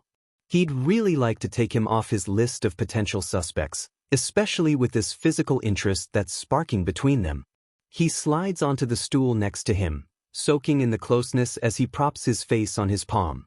Sitting right next to the window mere feet away from people passing by on a nearby sidewalk is a little uncomfortable without the capture weapon to hide his face, but he'll manage it for a little while. They have an enlightening conversation about quirks. It gives him hope that Midori will be able to accept his ability without shutting him out. But then something he says makes the shorter male tear up, and Hitoshi panics a little. Has he upset him? Are those good tears? He almost asks. It's okay to ask questions, he knows it is, but he can't. He can't do it. Questions are weapons, and he uses his weapons against the bad guys. Please don't cry. He wants to reach out and give him a hug one way or the other. Is hugging okay? Do neighbors hug? Understanding dawns on Midori's face, and the tears in the corners of his eyes glisten with the beginnings of a smile as he asks, "Are we friends?" Hitoshi has never been so glad to confirm something so mundane, something so simple, something so perfect. Especially when he sees Midori smile. Something in his heart breaks a little, and he wants to confess everything on the spot. But he doesn't. And he won't. Sunday night marks the end of his first week of surveillance. He has met most of the regulars and marked off 2/3 of his list. Catching the rest as they meander in amongst whatever is going on in their lives will be a continued waiting game. One that he knows personally and has yet to see, however, he wants to go ahead and clear up as soon as possible so that he has one less thing to worry about. He reaches out to one of his former teachers and arranges a brief meeting to chat about the other hero that lives in his building. He's tempted to ask her directly, but he's been making an effort to keep their potential suspects ignorant of their agency's interest. They meet late Sunday night in the middle of a local park. Shinso had wanted to meet on the roof of a local business to avoid any random passersby, but an arm broken in 3 places and strict doctor's orders keeps one of them from doing anything strenuous until they can see the school healer on Monday morning. Shinso doesn't mention his current similarly bench status, especially with it being due to something so minor. He wishes his employer had a healer on staff too. He'd rather meet now and have one less thing to worry about, then wait for another week or 2 until they both are free again to meet someplace less obvious. The relative normalcy of their conversation means that even if someone overhears them talking about a teacher's schedule some months ago, there's very little risk. The older, dark-haired male looks just as he always does, vaguely done with the world in general. His hair is shorter than Shinso remembers, and there's a new scar cutting through the stubble on his chin. But Shinso's seen the full gamut of his expressions and can spot the deeply hidden amusement as they size each other up. They're now the same height, but his old teacher never fails to sufficiently intimidate. I could have given you this information over the phone, he drawls, his deep voice gravelly and bored as he folds his arms across his chest. The broken arm in a sling makes this action look weird, but he manages. Shinso shakes his head once and slides a hand through his hair. Not this. It's a single piece in a touchy case, and keeping everything offline is our best bet for avoiding leaked data. A single eyebrow lifts with interest. Alright. Both the week before and after the date in question, your listed resident was away with students in her second-year class for the work-study program. Their mission took them across the country. Shinso nods once. He'd been expecting something like that to be the case. If you also need known associates that have visited her apartment, I can ask around, he offers. He glances at something over Shinso's shoulder and his eyes flash red in warning. You'd think, Shinso sighs, that people would avoid the park this late at night. The dark-haired male rolls his eyes and tucks his face into his. Capture weapon. There's always one that's going to be a trouble magnet, he mutters. I feel like my next-door neighbor is precisely that kind of person. He's already run into me once on patrol, he grumbles. Shinso is suddenly pinned under a sharp, calculating charcoal gaze. This mission you're on, isn't it, Dash? He winces and finishes the incomplete statement. Undercover surveillance. Yeah. His former teacher blinks at him, clearly not impressed. It's not like I was being careless. He just likes to go running in the dead of Dash. Shinso stills, peering warily over his shoulder. There's no one there, now, but there's no way. Green hair, lean, and short enough to be mistaken for a high school kid? Shinso sighs deeply and buries his face in his hands. F-. He rubs his hand down his face in growing irritation. I'm honestly not sure if his sunshine personality is genuine or just a really convincing act. The older male tilts his head, regarding Shinso's frustration with a calm demeanor. You know what they say. Shinso grumbles and stuffs his hands into his pockets. Yeah. The simplest solution is often the best.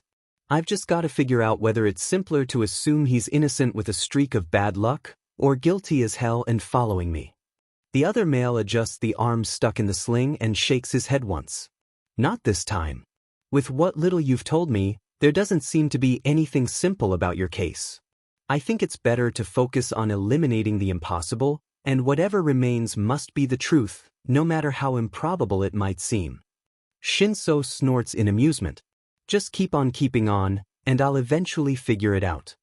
Be careful with this case, the older male warns. You seem a little Dash, he pauses, considering his next words carefully. A little frazzled. Shinso rubs the back of his neck. He wants advice about the feelings he's developing for his new friend, but it feels like this is something that is better to ask about and reflect over once the mission has ended, and not a moment before. He doesn't want to let this personal interest conflict with his work, especially when it's a case that seems to have a danger lurking hidden somewhere over the horizon. I'll do my best, he murmurs, turning away to head home. Izuku can't sleep for hours after he's returned from his Sunday night run, but that's fine. He has work he can do until his eyes blur from exhaustion. The boss is scheduled to arrive on Thursday. 4 days away.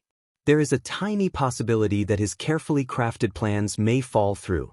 For that to happen, the The company would either have to agree they need major reform and accept his suggestions to turn a new leaf, which would still probably involve a few people going to jail, or they'd have to know what he's been up to ahead of time and go to equally sneaky lengths to sabotage his reporting. Both are entirely possible, but he's done all he can to ensure the most favorable outcome, so worrying about it this late in the process is completely counterproductive. There is also the chance that they'll try to kill him. He thinks they shouldn't have much reason to with what he plans on doing, but people have killed for less. It eases his anxiety a very small amount to know that murder isn't currently in the list of crimes he's dug up on the management or their direct reports. Yet, except the timing of a possible mercenary, moving in next door and befriending him is starting to look awfully suspicious. His boredom in waiting these last few days is completely alleviated by two research tasks. One is a big job he was sent the details for late the previous week, and then promptly forgot about while lusting over his absolutely hot neighbor, and the other is looking for any evidence suggesting that he should avoid lusting over his absolutely hot neighbor. The big job, as he started calling it, is a civilian contract promising a ridiculously large payout upon completion, but directly conflicts with a similar job from the authorities. Over the last few months, a pair of jewelry thieves have hit a few high-end retailers that supposedly have top-notch security systems. He'd seen the request for the arrest profile on Hero Network a little over a week ago, with half of the reward proceeds provided by one of the business owners that just happens to be on the commission board. This makes the police request a little less appealing, knowing that the rulemakers are paying to catch the rule breakers, while the rulemakers oftentimes don't care at all about the people's lives they're affecting with their policies. The case didn't look particularly difficult to solve, so he'd left it for another consultant to handle. With the reveal of this new job posting, though, he's pretty certain the commission-funded capture hasn't been successful. The new job has been flagged with several markers that draw his attention like the muscles in Murasaki's arms like a magnet. He's not thinking about Murasaki. Nope. The difficulty rating, the price point, and the clear request for a hiring profile instead of a capture profile makes this new job incredibly appealing. Whoever has posted this request wants to lure these jewel thieves in for a new job instead of putting them in prison for their thefts. A new job doesn't always mean continuing to break the law. Sometimes a skill set, especially with a team that has developed good synergy, becomes so highly valued that certain individuals will request consults on hiring contracts and methods to bring them under their employ. These hiring contract jobs don't pay out unless the requested individuals actually sign on, so they are offered at very high rates to offset the risk of time potentially wasted. Izuku has actually seen one such request for him in the last year offering a pretty hefty fee. He likes the freedom to select his own jobs too much to tie himself to a single contract, no matter how much they are offering.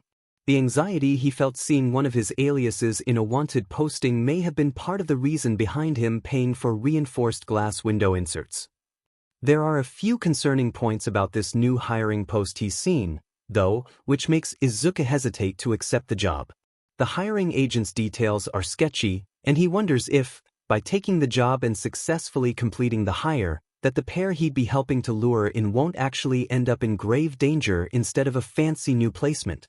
It is a very tricky problem to consider before he's even signed on to the job. Finishes the job for the police instead, the pair might be caught and placed into protective custody while they await trial. They'll certainly, probably, live a lot longer in the hands of the police. But is living safe in jail better than possibly living dangerously doing whatever you love? And if the commission is behind the arrest request, then who is to say that those thieves would actually end up in prison? The commission member paying for their capture might actually have something else in mind. Izuku sighs, rubbing a hand down his face. There will be a lot of background checks and leads to chase before he can make this particular decision. It may end up being a lot of wasted time if the pair is arrested before he can decide which ways will help or hurt. He'd much rather help. The spicy research, so as to differentiate from his other stuff, is a whole different story. It's spicy because either he's about to get burned, or he's about to burn. He completely understands that if someone sees the title of this particular folder, he will promptly burst into flames of embarrassment and die on the spot. There have been a few too many red flags around Murasaki for Izuku to just let this go now. Weapons on the kitchen counter are a bit unsettling but fine. People collect stuff or have questionable hobbies, whatever. Weird encounters on the street late at night and him coming back home with injuries is a little worrisome, but still fine. People sometimes get into fights, whatever. The meeting with the totally scary guy in the park the previous night is distressing. But he wasn't chased down and threatened. A mean glare because he was being nosy does not make someone actually dangerous. But Izuku's secret analyst job? His aliases? The work he's doing to bring down a well-off company that's been enriching the ownership at the expense of taxpayers and the employees working for them? There are suddenly a lot of reasons that those "maybe this is bad" moments are suddenly far worse. He feels like he's been a bit blinded by the pretty. It has been too easy to ignore the bad while ogling the good. So much good. He only has the presumed alias to go off of, and with 0 hits the last time he'd thought to look through his sources, he decides to go a different route. He drops the name entirely from his search inquiries and punches in what he does know. Unless his mysterious neighbor has been getting appearance modifications from an extremely expensive quirk salon, then the violet hair is natural. He's been close enough to see his eyebrows and lashes up close, and the fine hairs along his arms and legs, when he rarely shows them off, are the same pale shade. His eye color, too, is probably unchanging. And those milky white pupils are key. They must be his most unique feature. He regrets that he still has no firm idea as to what Murasaki's quirk might be, but he'll just have to work without. His access to the International Hero Network comes as part of his consultation job, and even his lowest level clearance gives him basic details on every publicly registered hero. It also grants him a certain level of access to criminal files. There are exceptions to both of these levels of access, though. Entire profiles for certain heroes fall under higher security clearance due to the nature of their jobs, and criminal files are sometimes locked down when they're part of larger or sensitive operations. The only time he has access to more sensitive files are on a need-to-know basis. Armed with only Murasaki's estimated age and the few unique characteristics that he's, mostly, certain are unchanging, he casts his net. The search takes 2 hours to trawl for potential results. His computer helpfully dings once the search completes, and Izuku slides back into his seat to examine the page. There are few matches. Well, what? Few matches. Izuku rolls his head back to stare up at the ceiling. Few matches is usually a great thing, but in this case, a single glance tells him otherwise. Izuku can think of at least 3 violet-haired heroes in America, but the search results indicate only one with a slightly similar eye color, and she has a quirk that utilizes her very obvious feminine assets in fighting crime. If Murasaki has managed to disguise that much flesh under his workout clothes, Izuku will eat his left shoe. 2 similar matches live in France, working as an inseparable twin duo, literally inseparable since birth due to a 10-foot magnetic field between the 2 of them. Izuku hasn't seen a duplicate Murasaki lurking around corners, so that's also an immediate nope. He absolutely doesn't let his imagination wander over to what 2 of his neighbors could mean. Hot DMN. There are no other hits for violet hair and violet eyes. One villain, estimated to be at least 35 years old, is a match for the unique eyes only, and the last confirmed sighting had been in South America nearly 10 years ago. Izuku leans a little closer when he reads the brief description of the villain's quirk, hypnotize. With an undetermined amount of eye contact, the villain can ensnare victims for an unspecified length of time. He's also been on a wanted list for nearly 20 years. Izuku props his head on his chin and considers any possible connections. First, there are very few ways that Murasaki can be old enough to match this villain's very limited profile. Second, his neighbor has a honey-sweet voice that sings in Izuku's veins whenever he speaks, an aversion to asking questions, and a proclivity to stare if they're around each other for more than a few minutes. At least half of their conversations, when they aren't paying attention to devices or food, include a lot of eye contact. Izuku thinks this means that Murasaki probably doesn't have a sight-based quirk. Unless it is a sight-based quirk and he's just been using it to draw in Izuku like a fish on a hook. It's fine. There's a slim chance that Murasaki is part of a higher clearance case, and therefore won't show up in any searches. There's also a good chance that he's never been caught doing something bad, so he wouldn't have a criminal file at all. He could also just be some guy with strange hobbies and bad luck. Regardless of what he's seen, he can't judge one way or another without firm evidence that something is wrong. It might be nothing. He might be just a little paranoid. If he sees something concrete, something actionable, then he'll just reach out to someone in authority. It'll be fine. He keeps his EDD on the bedside table, just in case. Villain that hasn't been seen in a decade, though, is rather fascinating. He's only been caught once, briefly, and the authorities that captured him were overcome by the villain's hypnosis. Any photographic evidence of his appearance has been wiped from the investigation files. The only descriptor that his victims retain are the white pupils and purple iris. His neighbor can't possibly be old enough. He likes to stare. He's also very hot and there's definitely some chemistry there. What if he is that old, and he hypnotized a specialist into making him look young again? Or has naturally youthful skin? What if he likes to stare, knowing he can catch Izuku in hypnosis whenever he likes? Or already has? What if there's such crazy chemistry between them because he's being convinced that's the truth? Izuku discards that possibility immediately because any villain that's been around for that long can surely think of better ways to use their quirk. His neighbor is just really that good-looking and he'll have to deal with it. What if the company that he's working to bring down has found out his plans and has hired this guy to stop him? What if another company has finally figured out a way to track him down and trick him into? Izuku plops his face into his hands with a long groan of irritation. There are too many possibilities and he's starting to feel stressed. He does not want to bake right now. He does not want to go bang on Murasaki's door and demand answers, especially if he knows Izuku is onto him and just hypnotizes him into walking off the balcony to shut him up. Unless he just kisses him to shut him up, then Izuku might actually want to go next door to demand answers. There's only one thing he can do to set his mind at ease, and that's figure out if this villain is still at large or living next door. And in the meantime, act natural. Easier said than done. Going back to the cafe on Monday is tough. The barista is all smiles and winks as she slides warm food and hot coffee into his space, but he's finding it difficult to enjoy. The work he's putting into tracking old leads on this mysterious villain, who he really hopes isn't the guy living next door, and poking around at the profile on the two jewel thieves is mind-numbingly boring.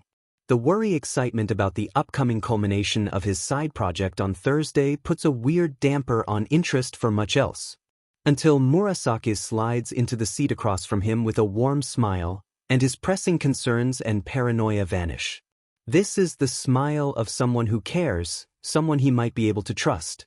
The tension in his shoulders relaxes, and Izuku just props his chin into his palm and stares into those violet eyes, wondering if he's truly fated to die at the hands of this beautiful man. He sighs wistfully. "You look like you slept badly," Murasaki remarks with a grin.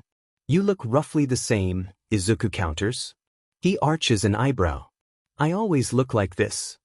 "Maybe you just need someone to cuddle," he mutters quietly, frowning down at his breakfast as he pokes at a bite.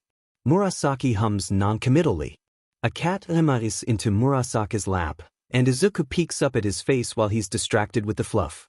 No new obvious injuries today. He wants to ask who that was the night before, but he doesn't want to call attention to the fact that he'd seen anything. "I hope you don't have plans tonight," Murasaki says without looking up. At once, Izuku is both excited and on guard. "Why? Is something going on?" "I'm considering touring the alley cats for about an hour at around 7, if you're interested in coming along." Touring the dash, Izuku trails off in confusion. What does that mean? Bringing snacks and treats to see how many I can tempt into a petting.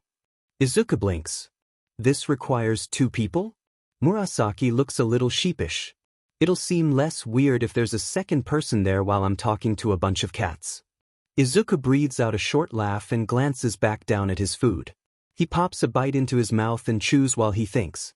At which point does going out with a friend to do something fun turn into getting lured into an alley by someone you thought you could trust? "You haven't said no," Murasaki murmurs, and as Izuku looks up into those pretty violet eyes, he finds he really doesn't want to turn down his offer. 7. He agrees. This is such a bad idea. Shinso returns home Sunday night with a firm resolve and a new plan of action. Get the rest of the names marked off his list. In the meantime, act natural. Midori may have seen him meeting his former teacher in the park, so he has a story lined up in case his neighbor asks. He does not. In fact, he pretends like he hadn't seen anything at all and doesn't mention anything about the park the previous night. That's strange and a little suspicious. He likes Midori, though, despite the strangely suspicious behavior he's exhibiting. And as he slumps into his seat across from the guy, it's obvious that he feels the same. Whether he's an innocent civilian with bad luck, or playing for the other team and possibly knows who he is, following him for reasons, Hitoshi wants to get to know him better. As he's managed to knock more and more names from his list of possible suspects, signs point disturbingly close to Midori's direction. He can't judge without knowing something more concrete than a maybe or a suspicion, so getting to know him better might help him decide how to handle an eventual reveal and direct questioning. He hopes he never has to interrogate his cute neighbor. He starts with something simple and innocent, a little walk to go see more cats. Midori seems to like them all right. Probably not as much as Hitoshi likes them, but close enough. He seems so wary, though, of his intentions. It stings a little, seeing the previous blind enthusiasm shift into uncertainty. He'll earn this skittish guy's trust if he has to drag him to every cat spot he can think of. They sit in the cafe together for a few hours, talking little as Midori spends most of his time staring pensively out of the cafe windows. Hitoshi offers that they go sit alongside the glass, but Midori gives him a half-hearted shrug and frowns into his coffee. There's a wrinkle between his brows and a tense set to his shoulders. Something is clearly bothering the guy, but he hesitates to pry. This is a terrible idea, he thinks before he stands. Midori's pensive stare flicks up to his face in surprise. He wonders if he thinks he's already leaving because that looks like a flash of disappointment in his expression. Definitely a terrible idea. He steps around the table and moves to sit right next to Midori, commanding him to scoot over as he slides into the bench at his left. He says, staring up at him with wide green eyes. Hitoshi can feel the side of his body go rigid against the contact as his cheeks turn pink. Hitoshi reaches across the table to collect his mug and keeps his hands firmly on the tabletop where Midori can see them. He glances to the side from the corner of his eyes and peers down at the blushing male. You look like you need either a distraction or a hug. Tell me if I need to get the hell away from you. I won't be offended. Hitoshi wiggles his fingers the same way he'd seen Midori do the other day, and the largest cat in the cafe struts in their direction. It sees the wide expanse of 2 laps and slinks up into the newly available space, sprawling casually across the warmth. Midori snorts a surprised laugh and drops his hand to the cat's fuzzy head, petting between its ears with a soft smile. It takes a few minutes for him to relax next to him into the seat, their shoulders touching, elbows bumping as they savor their drinks and pet the cat, the warm length of his thigh pressing against Hitoshi's. Thanks, Midori mumbles. You're a good distraction. I don't suppose you want to talk about it, he says. Midori shakes his head. Not today, he mutters. Not today, he repeats, more softly, like he's saying he'll want to talk about it, sometime. Hitoshi wonders about this. He wonders about a lot. He glances to the side again, and finds a new topic with which to distract. The bobby pins are cute. Midori chokes on his next sip, coughing hard enough to earn a glare of reproach from the cat lounging across their laps. Midori dabs at his face and the corner of one eye with his napkin, clearing his throat with an embarrassed chuckle. My mom gave me a few to keep some of the hair out of my eyes. I've been meaning to get a haircut. Hitoshi really wants to touch the soft-looking green hair that falls in loose waves to frame the sides of his face. It's not quite long enough to pull into a ponytail, but there's enough to obscure his eyes. Hitoshi smirks. It still looks cute. I don't have that same problem, though, he says, drawing one of his hands through the hair at the side of his head. It seems to defy gravity at this length, but Hitoshi has never let it grow out much longer than a handful of inches. Sometimes he wonders if it'll fall in long waves around his face once it gets too heavy, or if he'd have perpetually floating hair like a mermaid underwater. Must be nice, Midori sighs, watching the hand playing through his hair with clear longing. Hitoshi leans against their table and props his face on a palm, turning to look at his friend with a widening smile. "You look like you want to touch," he says invitingly. Midori jumps in surprise. "Oh, He looks away, nervous and a little frantic. I need to. Go."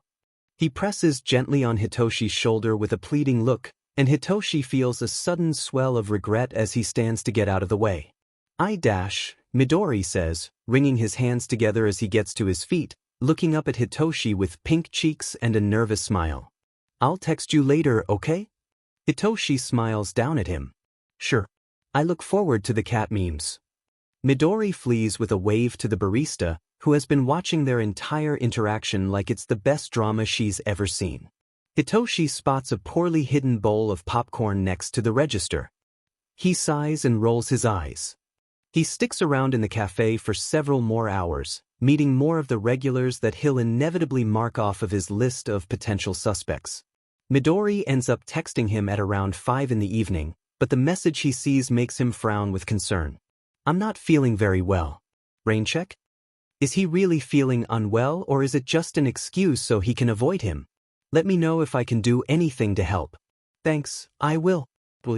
He doesn't hear anything else from Midori that evening. Patrol is boring and uneventful, yet again. The new sidekick that took his routes for Thursday and Friday night caught 2 robberies in progress and nabbed a drunk driver as they tried to start their car. Is it that Shinso is so distracted that he's missing the crimes in progress? Or is his luck just that terrible that nothing has been happening while he's around? He almost wants to ask his boss to let the sidekick accompany him for the week just to have a chance at something interesting coming up. On Tuesday morning, he's not expecting to see Midori in the cafe, especially if he hadn't been feeling well the day before. The cafe is quiet most of the day, aside from some stranger meeting with the building managers to request permission to put up some advertisement for a community program. They disappear into the elevator with a stack of door hangings, and appear half an hour later, empty-handed and calling thanks to the elderly couple before they leave the building. Shinso is glad to see the program coordinator asked for permission before distributing junk on their floors. He shakes his head in mild irritation, wondering what group is peddling their nonsense now, asking for donations or new converts to whatever cult might be gaining traction. "Hope you're feeling all right. Text me if you need something." Midori doesn't answer for a few hours, which makes sense if he's not well. Hitoshi returns to his apartment to see a placard hanging from his door handle that gives information about a locally funded community outreach program, offering services for job placement, counseling, and free anonymous therapy sessions via phone call. Hitoshi's eyebrows lift with surprised interest. This is precisely the sort of thing that he'd like to see happen all over the city. Humming thoughtfully, he brings the pamphlet into the apartment and drops it with his patrol gear he'll be putting on later that night. His cats demand attention, annoyed that he spent his day cheating on them with the furry harlots downstairs, but he avoids any bites by bribing with their favorite treats. He pulls out a little brush to gently tug at some of their loose fuzz as he worries about his neighbor next door. It's probably nothing. It's probably fine. He didn't see him a few days last week too. Their schedules won't always line up, and they won't both be spending all their free time drinking coffee in the little cafe. He absently rubs the ginger cat's toe beans until he dozes off for a pre-patrol nap. Tuesday's patrol is just as boringly bad as Monday's. He sends a text to his boss when he gets home early Wednesday morning. "Let the sidekick have my patrols for the rest of the week. I'm going to take actual vacation. The boredom is going to kill me." He's not sure what he's thinking, that not being on patrol could possibly be made less boring than being on a patrol where nothing is happening, but he's a little worried that his distractions are affecting his work efficiency. His boss texts him back later that morning with an excessively large thumbs up. They know him offering to take time off is absolutely worth accepting, because otherwise it's like pulling teeth to get him to ignore work for a while. He still plans on hanging out in the cafe to look for others to mark off his list, and maybe visit with Midori a bit. A lot. The outreach placard is still on Midori's door when he steps out into the hallway, just like it's on the other 2 apartments that aren't occupied. That's a little weird, but if Midori hasn't left his apartment at all because he's not feeling well, then he wouldn't know it's there. "Hope you're still alive. Midori doesn't open his message for hours. Hitoshi sits in his booth, worrying his lip between his teeth as a cafe cat paws at his ankles for attention. The coffee sits before him, long forgotten and ice cold. Had he been too forward in sitting next to him? Had he teased too much? Has he scared the guy into hiding from him? When Midori answers around 3 that afternoon, Hitoshi is minutes away from going upstairs to knock on the door to make sure he's okay. And that he hasn't ruined everything somehow. Yeah, I'm okay. Just feeling a bit under the weather. But you haven't left your apartment. Sure I have. It's not like that's weird though. I have everything that I need there. Hitoshi pauses at that wording. He has everything he needs there? Instead of here? Is he not home? Not that it matters when he's home and when he's not, but he pushes it from his thoughts. Wednesday night, he absolutely regrets taking vacation time as he rolls around on the floor, bored out of his mind. He pulls out his phone and starts typing a message to Midori. Thinking of you and hope I didn't scare you off somehow? He stares at the unsent message for a long time, then deletes it in a hurry before he can accidentally hit send. What is he doing? He hunts around for a little while and then sends him a stack of his favorite cat videos. Instead, it's a neutral offering to repair what might be a rocky patch in their new friendship. But he really hopes he didn't scare him off by being too forward. Thursday dawns without Midori again. He didn't even get a reply to the cat videos. He can tell his messages were opened, at least, so he thinks Midori is alive. Regardless, he's very concerned by now, and he's seriously thinking about stepping out onto his balcony that night to peek into Midori's apartment for any sign of life. Or signs of a struggle that he's been kidnapped, or any sign that he's quietly moved out. He goes through his day feeling a bit like a shadow of himself. He doesn't remember the last time he worried this much about someone. Sometimes he realizes he only cares about his cats and who will feed them if he dies, so worrying about anyone is a rather novel experience. By 2 that afternoon, he caves and sends a single message to Midori, feeling like a bit of an idiot and hoping they're both just really bad at communicating. I feel like I'm being ghosted, but I also hope you aren't dying and or dead. The message isn't opened for hours. Hitoshi doesn't worry. He does, however, go to a store about half a mile away and buy a bottle of alcohol, then sit on the balcony that is shared between their apartments, staring into a darkened, empty apartment as he sips at a small glass of the stuff for the next 3 hours. He feels like an absolute creep. And he's worried sick. Should he break in, search for clues, and go searching for his missing friend? Did he realize the agency has the apartment complex under surveillance and make a run for it? Did some polite person ask the cute guy to get in their car and now he's been kidnapped? His phone pings, startling him from his spiraling thoughts. Sorry about that. I'm still alive. I've been visiting my mom. I'll be home this weekend, smiley face. Hitoshi drops his face into his hands and breathes a shaky sigh of relief. Thank you. Izuku is both ecstatic and unnerved that Murasaki has asked him to come along on what sounds like a date.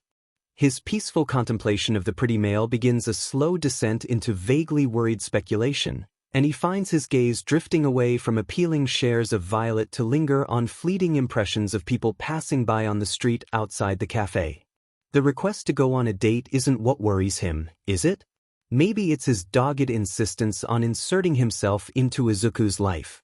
Goosebumps prickle along his skin as he briefly lets his mind wander through thoughts of the pretty male finding more ways to get into his space. Murasaki seems content to play on his phone and Izuku's not sure how much time passes while he stews in his thoughts.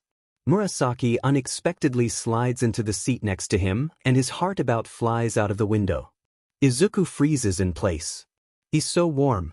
He nibbles on his lip and wrings his fingers together, feeling increasingly distressed that he yearns for this guy, to be around him and listen to him talk and learn everything about him and stare and touch and cling.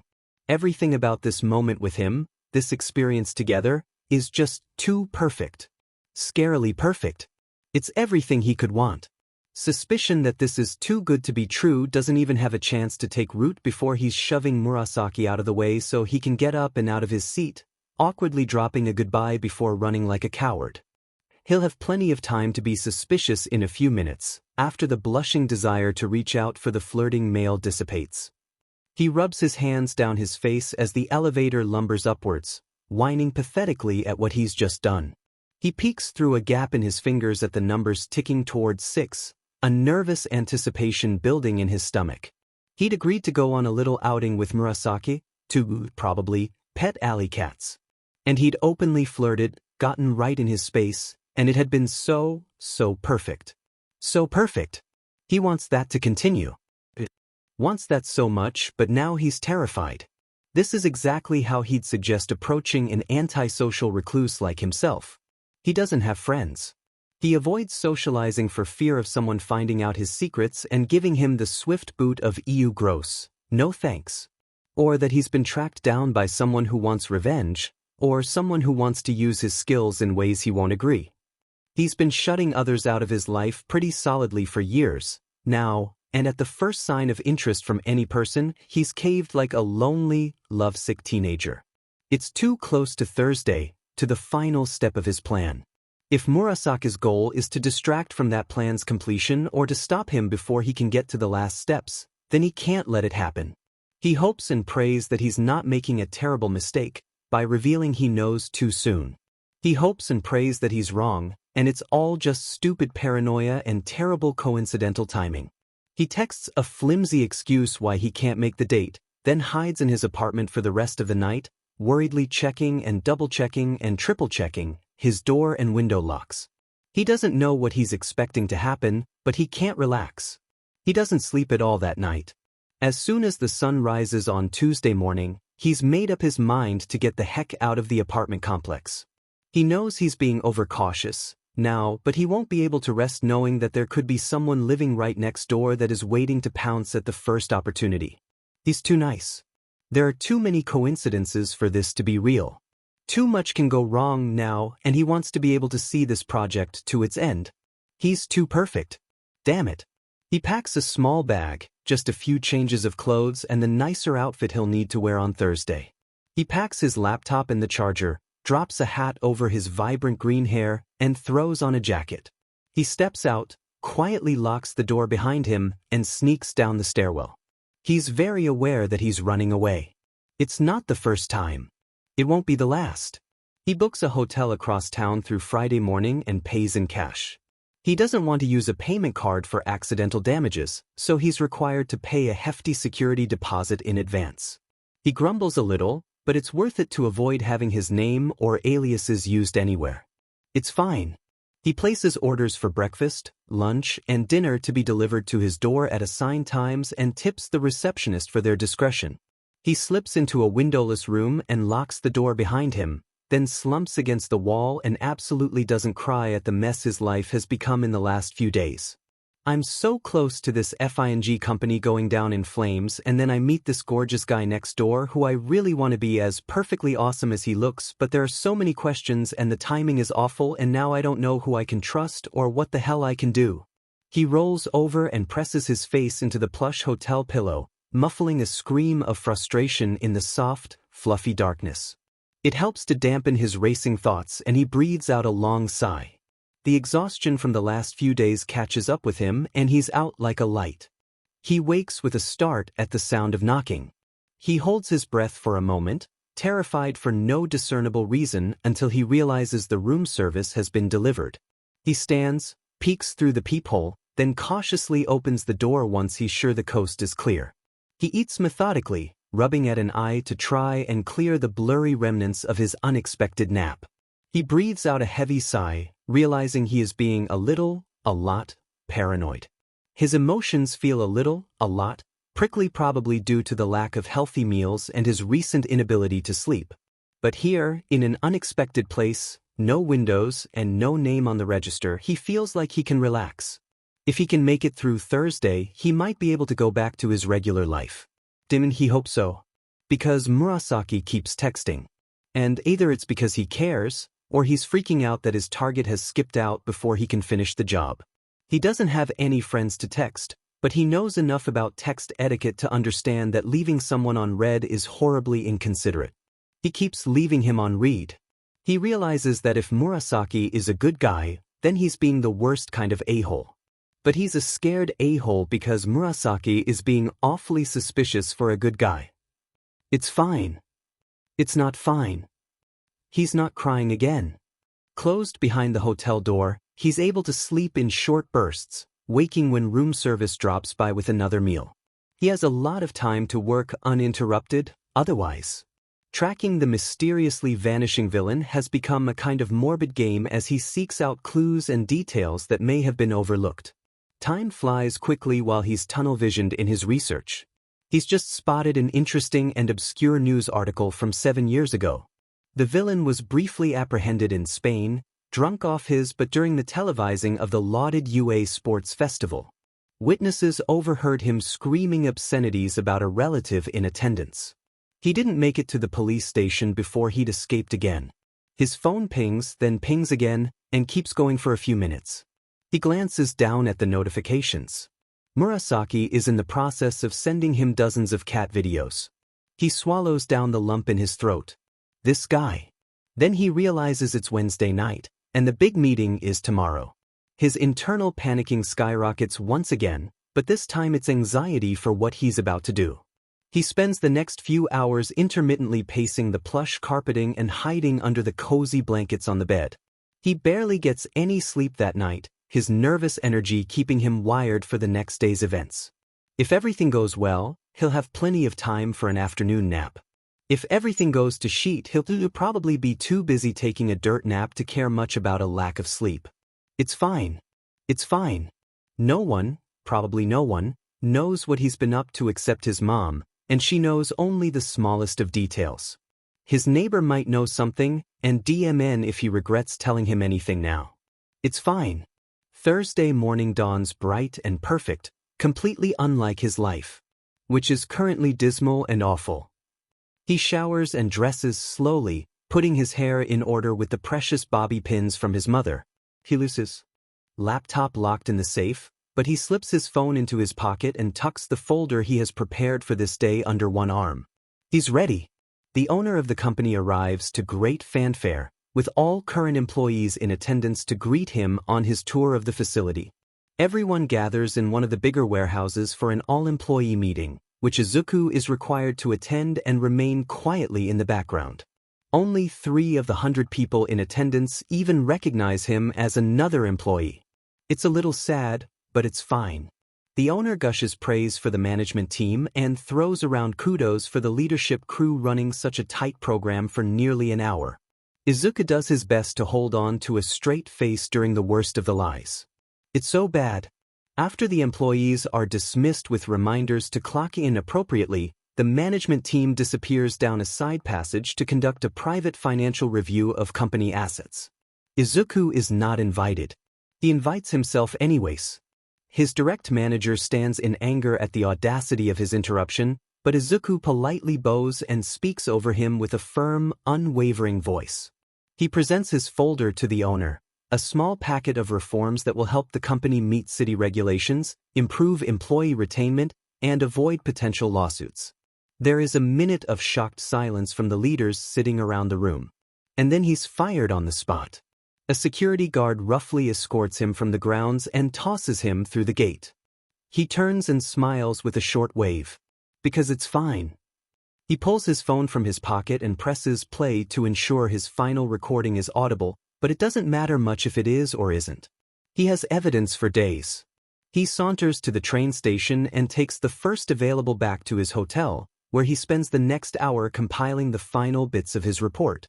He has an extensive collection of paper trails, video evidence, and recorded interviews. Giddy with relief and excitement, he drops his findings and the piles of evidence into a secure storage location online and sends the link to the 3 closest police agencies. He's added a note informing the police that a summarized copy will be sent to local media on Friday afternoon, in case they'd like to get started on investigation and arrests before it goes public. It's not even lunchtime yet. Izuku flops backward on the hotel mattress, his arms sprawled out to either side of his body. He feels so good that this has been taken off his hands. His summarized copy is ready to go as well, and he wonders how this will all end up playing out. He's never seen the direct results of his work, only occasionally spotting a news article about the arrest of someone that had been in one of his reports. Oftentimes his job feels very thankless. Aside from his payouts, he'd almost wonder if anything he writes is ever put to any use. He knows some of his warnings about upcoming events are often overlooked, and he feels terrible when he sees his predictions come true as reported by the evening news. He sighs and rolls over onto his stomach. In this particular report, he's made a risky decision to include his quirkless identity as one of the victims of the company's discrimination. It's a major law to break, if you're caught, and he'd warred with himself on whether or not he should include his name. There is so much wrong with the company, though, that he knows leaving himself out of the report would look like a pretty big discrepancy, and investigators might ask a lot of uncomfortable questions. He's filed the report under an alias, anyways, so the company won't know it was him. He includes a bolded note in his reporting that, thanks to the serious nature of quirkless discrimination, the victim Midoriya Izuku could suffer from further harm should his name or likeness be released to the media, and therefore efforts should be made to keep his identity obscured for his safety, and to avoid potential lawsuits that could result from such disclosure. The giddy high eventually starts winding down, and he's feeling boneless and relaxed, his face buried into the squishy soft pillows of the hotel bedding. He pulls out his phone and texts his mom. "I sent off the report. It's done. I'll come over tomorrow. Maybe we'll see it show up in the news? I'm so proud of you. Love you so much. See you soon. Love you." He dozes off with a smile, his bright screen the only light in the darkened room. The phone buzzes in his hand, and he glances blearily at the screen in confusion. He's been asleep for a few hours. It's Murasaki. His work against the company is past the point of stopping, now, even if his neighbor had meant to stop him. Maybe he's a legitimately sweet guy and he's just been leaving him hanging for days. He leaves him hanging for a few more hours before he even opens the message. "I feel like I'm being ghosted, but I also hope you aren't dying and or dead." Izuku reads the line a few dozen times, feeling a warm flutter in his chest and the sting of tears at the corners of his eyes. Then he fibs a bit about where he's at. It'll be more true tomorrow when he gets to his mom's house, hoping that Murasaki hasn't been knocking fruitlessly at his door. He misses the guy. If he's been wrong this whole time, it'll be nice to see him again once the whole thing has blown over. Early on Friday, Izuku's mom greets him with a cry of delight and a warm embrace. She ushers him inside and makes him change into pajamas so they can curl on the couch and be celebration lazy all day. She makes his favorite food. They have a dessert delivered from a favorite local bakery. Izuku's message to the media is sent at 3 p.m. Less than 15 minutes later, one of the stations is already running a byline, and a reporter interrupts the afternoon talk shows to drop a hype-building blurb. Breaking news: local disaster recovery company under investigation for major allegations, including quirk discrimination, fraud, and safety violations. More on this with the evening news. As they were a former top 10 commission-favored company, we'll have a commission representative in for an interview with their thoughts on the matter. Coming up next, right after the break. His mom cracks open a bottle of champagne and Izuku claps his hands over his mouth to contain his joy. They are so busted. Hitoshi stumbles back into his apartment, relieved and angry with himself that he'd been so worried. He's still worried, and will probably continue to be. Worried until Midori is within reach, but he's feeling a sharp pain in his chest that he doesn't like to think about.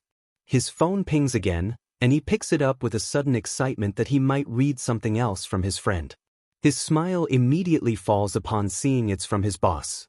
"Come in tomorrow when you get a chance." Hitoshi sighs and slumps into his folding chair. He's going to ask for a med couch when he gets into the office. He glances at the wall separating his apartment from Midori's, wondering which he'll do first when he sees him again: shake him for worrying him so much, or pull him into a fierce hug. He frowns, still unsure if his neighbor bolted because he'd been too forward. Maybe he'll ask this time before flinging himself bodily in his direction. The next morning, Shinso heads out early, wondering what the hell his boss might have to talk to him about. His boss ushers him inside the office and closes the door behind him before pouring 2 cups of coffee. Shinso slides into one of the cushy chairs and links his fingers behind his neck, feeling much more relaxed than the last time he'd been in here. His boss drops into his chair and sighs before plucking a thick pile of papers from his desk drawer. We got a new report from our mystery consultant. Shinso shifts in his seat and sits up, his interest piqued. The dark-haired male pushes his glasses up his nose and takes a sip of his coffee. It wasn't requested as part of any investigation, and there are no linked job requests for this. He shakes his head, smiling in disbelief as he continues. It just showed up at a few police stations yesterday afternoon with a link to several months of accumulated evidence. He pushes the thick stack across the desk for Shinso to take. This is just the summary. Shinso flips through a few pages, then back to the front, frowning down at the name of the company. He taps it twice, looking up at his boss. This company name looks familiar. The older male nods. It's the name of the company we usually call in for cleanup after major accidents or villain-related catastrophes. Shinso whistles lowly. They're a commission pick. His boss nods gravely. It's supposed to hit the media sometime today. There's gonna be a primetime news shitstorm about the commission's involvement in selecting this particular company if all of this evidence holds up.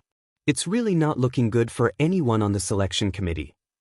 Shinso chuckles as he flips through the pages to read highlights of the consultant's findings. He glances up at his boss. Thanks for this copy, but I get the feeling that this police case isn't the only reason you called me in today. His boss shakes his head and gives him a wide grin. You're right. We aren't handling that mess, but I fully expect that this new problem for the commission is going to encourage them to start moving on anything that might pull some heat off their buttes, like our big case. Shinso cracks the knuckles of his left hand and grins wildly.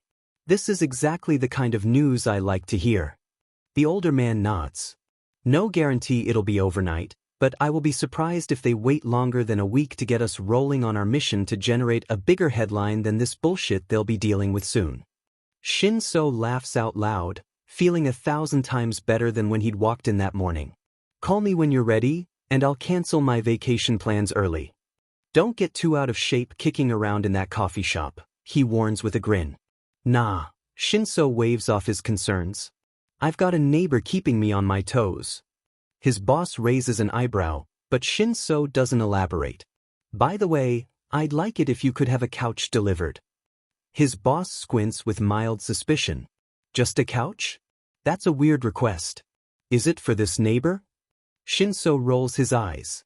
If you want to send more furniture than a couch, feel free. I have a folding chair to sit on. It gets a little uncomfortable. Right, I imagine so.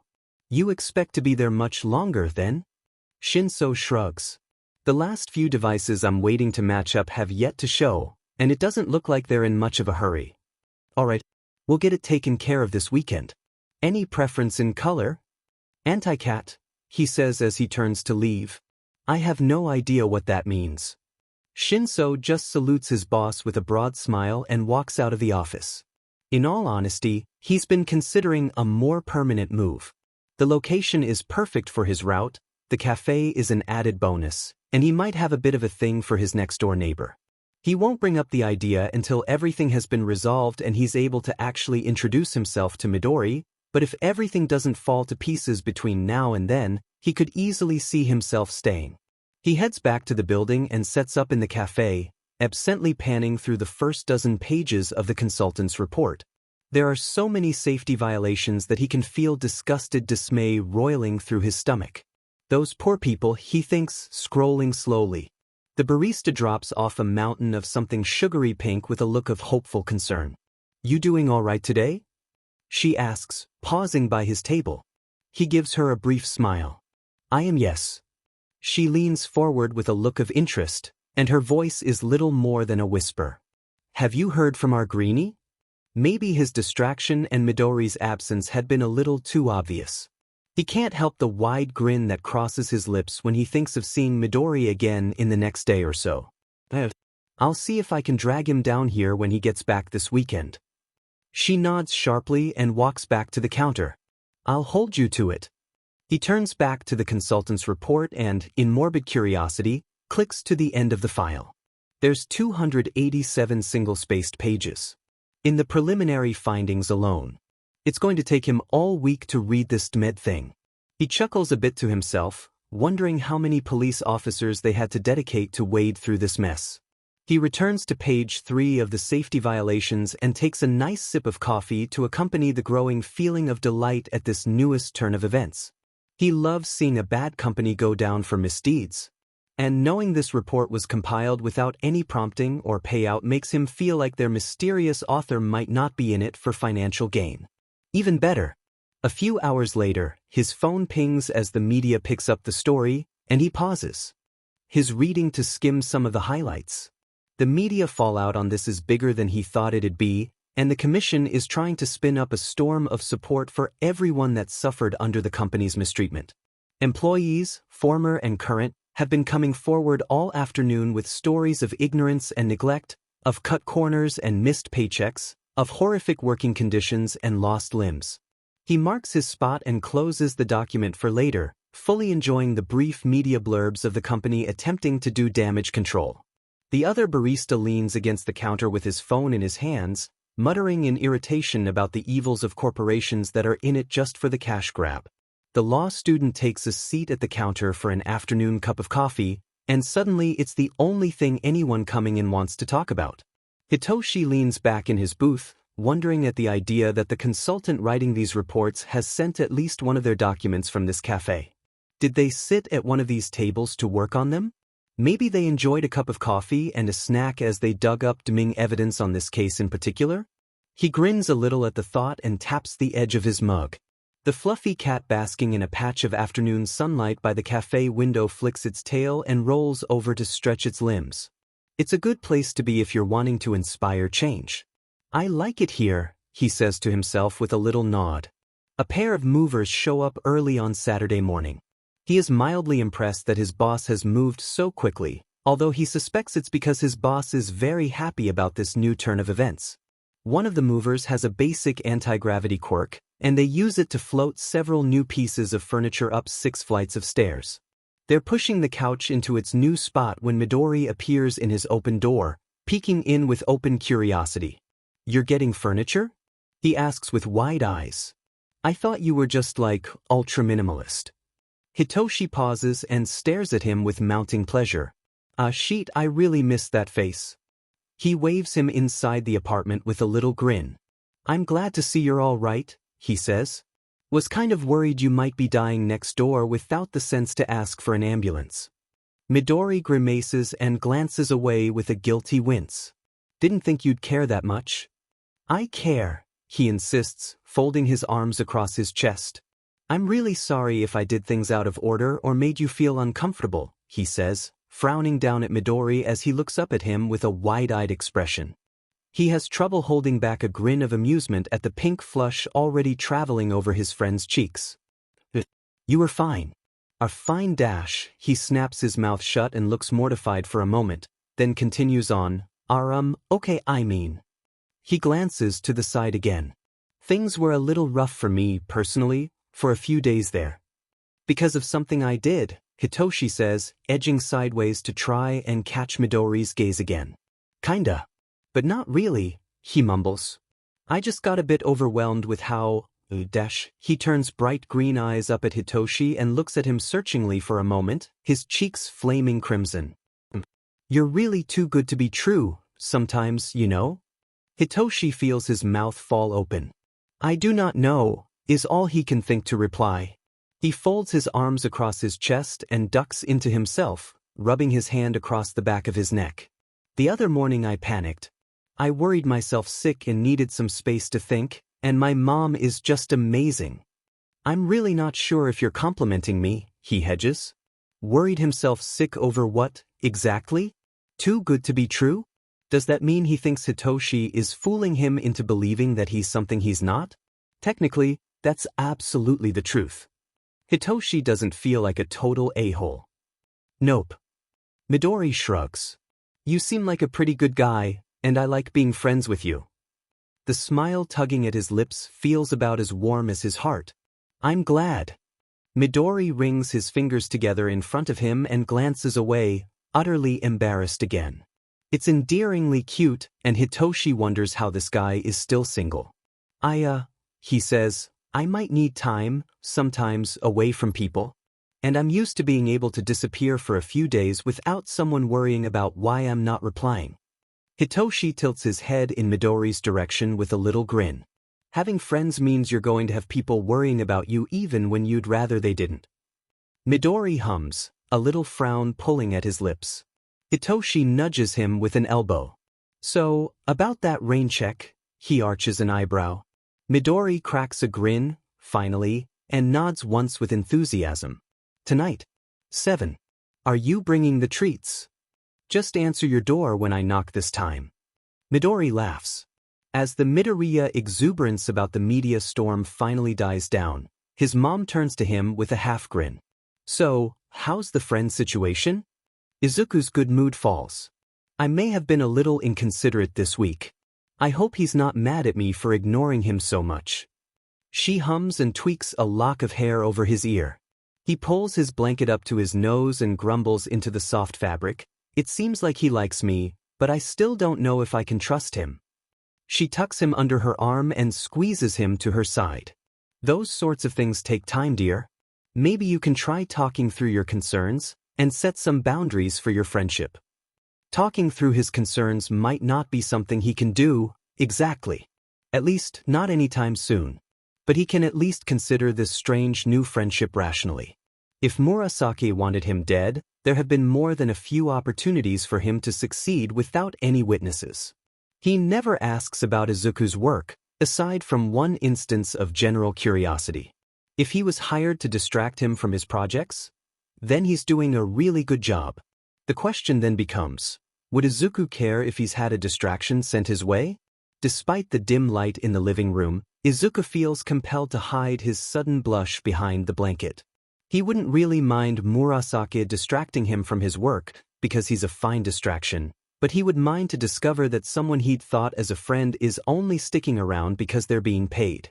He breathes out a long sigh and wills his cheeks to cool off as his mom slips away to refill their mugs of hot cocoa. Izuku thinks he can try trusting the guy a little more, especially now that his big job has been completed. He's still a little worried and a little suspicious, but he has to try to get over his concerns. If he keeps freaking out over every little thing, he might never be able to keep any friends. Maybe he should just adopt a cat and forget about people. Cats can't replace how hot Murasaki is. Damn it. Saturday rolls in, bright and fresh with the excitement of maybe something new. Izuku follows a pair of movers in through the lobby that morning, wondering who might be moving in while feeling a little anxious to be back in the building. It's fine.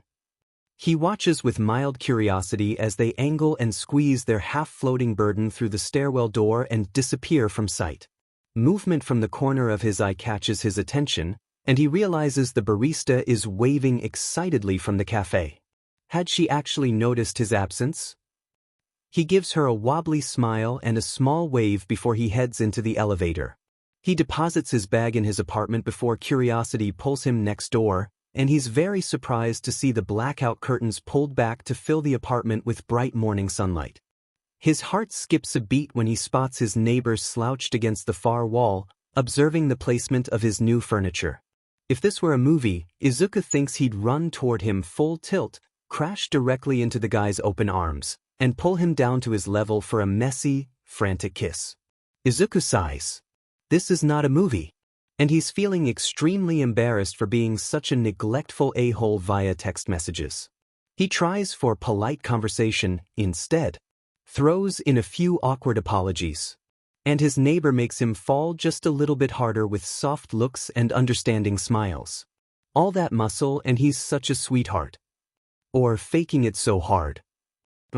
Nope. Full stop. It's fine. It's still fine.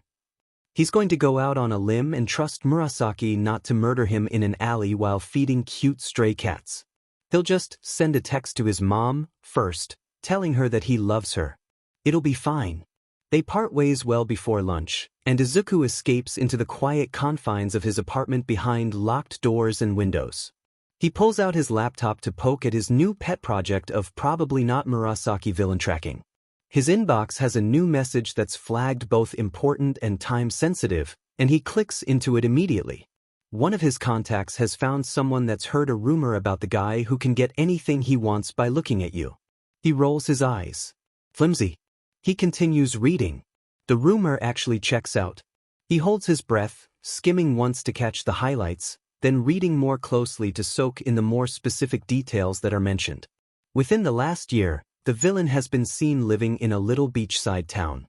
His hair at last sighting was a floaty, ash blonde, but Izuku knows hair color takes little effort to shift. He wonders about any other defining characteristics. The contact intends to follow up and try to get a confirmed sighting by Monday. Izuku chuckles in delight and begins preparing a report. He is completely okay owing this contact a freebie consultation in exchange for the information he wants, and he has a good feeling this lead is going to pan out nicely. At 7 sharp, Murasaki raps twice on Izuku's door. He absolutely has not been standing on the other side, bouncing nervously on his toes while watching the time tick forward on his phone.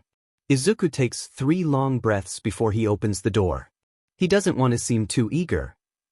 He's glad to see Murasaki dressed casual, like he's still intending to go on a walk through city alleys. A pale gray, loose-fitting long-sleeve tee is topped off with his weird dark gray summer scarf draped over his shoulders. And then Izuku realizes he's wearing jeans again. He swallows nervously, wondering how much trouble he's going to get himself into walking alongside or behind this man. Murasaki watches him take in his outfit with a placid expression, then reaches up to Izuku's hair to tuck a loose strand behind his ear. I'm going to die of the warm fuzzy feelings. Tonight, Izuku laments furtively. You look like you're ready to see some fluff. He holds up a little bag. I have treats, and a few more treats, and a bit of magic that we might find a use for later. Izuku quirks his lips in amused confusion as he follows Murasaki to the elevator. So, where are we going? We'll walk between here and that little flower shop to the north, then back again down a parallel street, he replies as the elevator doors close them into the tiny metal box. Izuku stares at Murasaki's reflection, and he stares right back. He bites his lip, then dares to tilt his head and peek up at the taller male standing beside him. Murasaki grins and tucks his hands into his pockets, nudging him with an elbow as the elevator arrives on the first floor. Izuku is immediately interested in how tense the elevator ride back up will be, and if maybe this time he can expect a goodnight kiss. He blushes and ducks his head as Murasaki holds open the lobby door. They take an easy pace down the street. The night is overcast with thick, low-hanging clouds, and there's a cool breeze drifting along through the streets. The city lights reflect between the damp streets and cloud cover above, leaving the night air almost glowing with pale golden pink light. Even the normally dark and oppressive alleys seem a little less intimidating with this much ambient illumination. Murasaki crouches at the entrance of an alley between 2 shops and waves Izuku over to do the same a few feet away. He glances over to make sure he's watching, then presses a fingertip to his lips to indicate silence. And then he peers into the shadows of the alley and makes a weird noise with his mouth. Izuku has to mash his lips together to hold back a laugh. They both sit still and silent for a moment, then a tiny mew sounds from just beyond a trash bin. Murasaki makes the noise again, and a little gray fluff trundles out of a torn cardboard box. It approaches with caution and peers up at them with glowing golden eyes. It's barely the size of his hand, and skinny with matted fur, but Izuku has to press a fist to his mouth to suppress the sound of delight threatening to break loose at the sight of it. Murasaki slips his hand into the bag of supplies and withdraws a little pile of fishy-smelling treats and stretches out his arm to drop them a safe distance. But sometimes, Murasaki murmurs, it's better to feed these little guys without teaching them that humans are safe. Izuku frowns and looks over at him with furrowed brows. Murasaki catches the look and elaborates. I don't know this area very well, yet, and to teach a young cat that all humans are safe could put one at risk for abuse. Izuku's lip wobbles dangerously as he struggles to get a grip on his emotions. That's really sweet, he whispers back, thankful that they're being quiet, because he's not sure he's able to speak normally at that very moment. They watch the little cat snack on its treat for a minute, then it sits in the middle of the alley to clean its whiskers and face with its paw. Izuku is melting with adoration. I haven't even met your cats, yet, he complains as Murasaki leads him further down the street. They cross an intersection and peek into the next alley. Is all he gets in reply. Murasaki makes the weird noise again, and two bigger cats slink out of opposite ends of the alley to peer at the humans. Their eyes are like little green jewels flickering in the shadows. These two are pretty cautious, and I haven't gotten them to come out much farther than that. He hands Izuku a few snacks roughly the length of his thumb and motions in the cat's direction. Toss them over there and we'll see if they'll interested. Izuku tosses and they watch. One cat braves the danger to creep forward cautiously, snapping up the edge of the treat to escape into the shadows with its prize. The other cat merely stares at them, the tip of its tail flicking with disappointment. Murasaki breathes out an amused sigh and turns to Izuku. That one probably won't move until we're out of sight.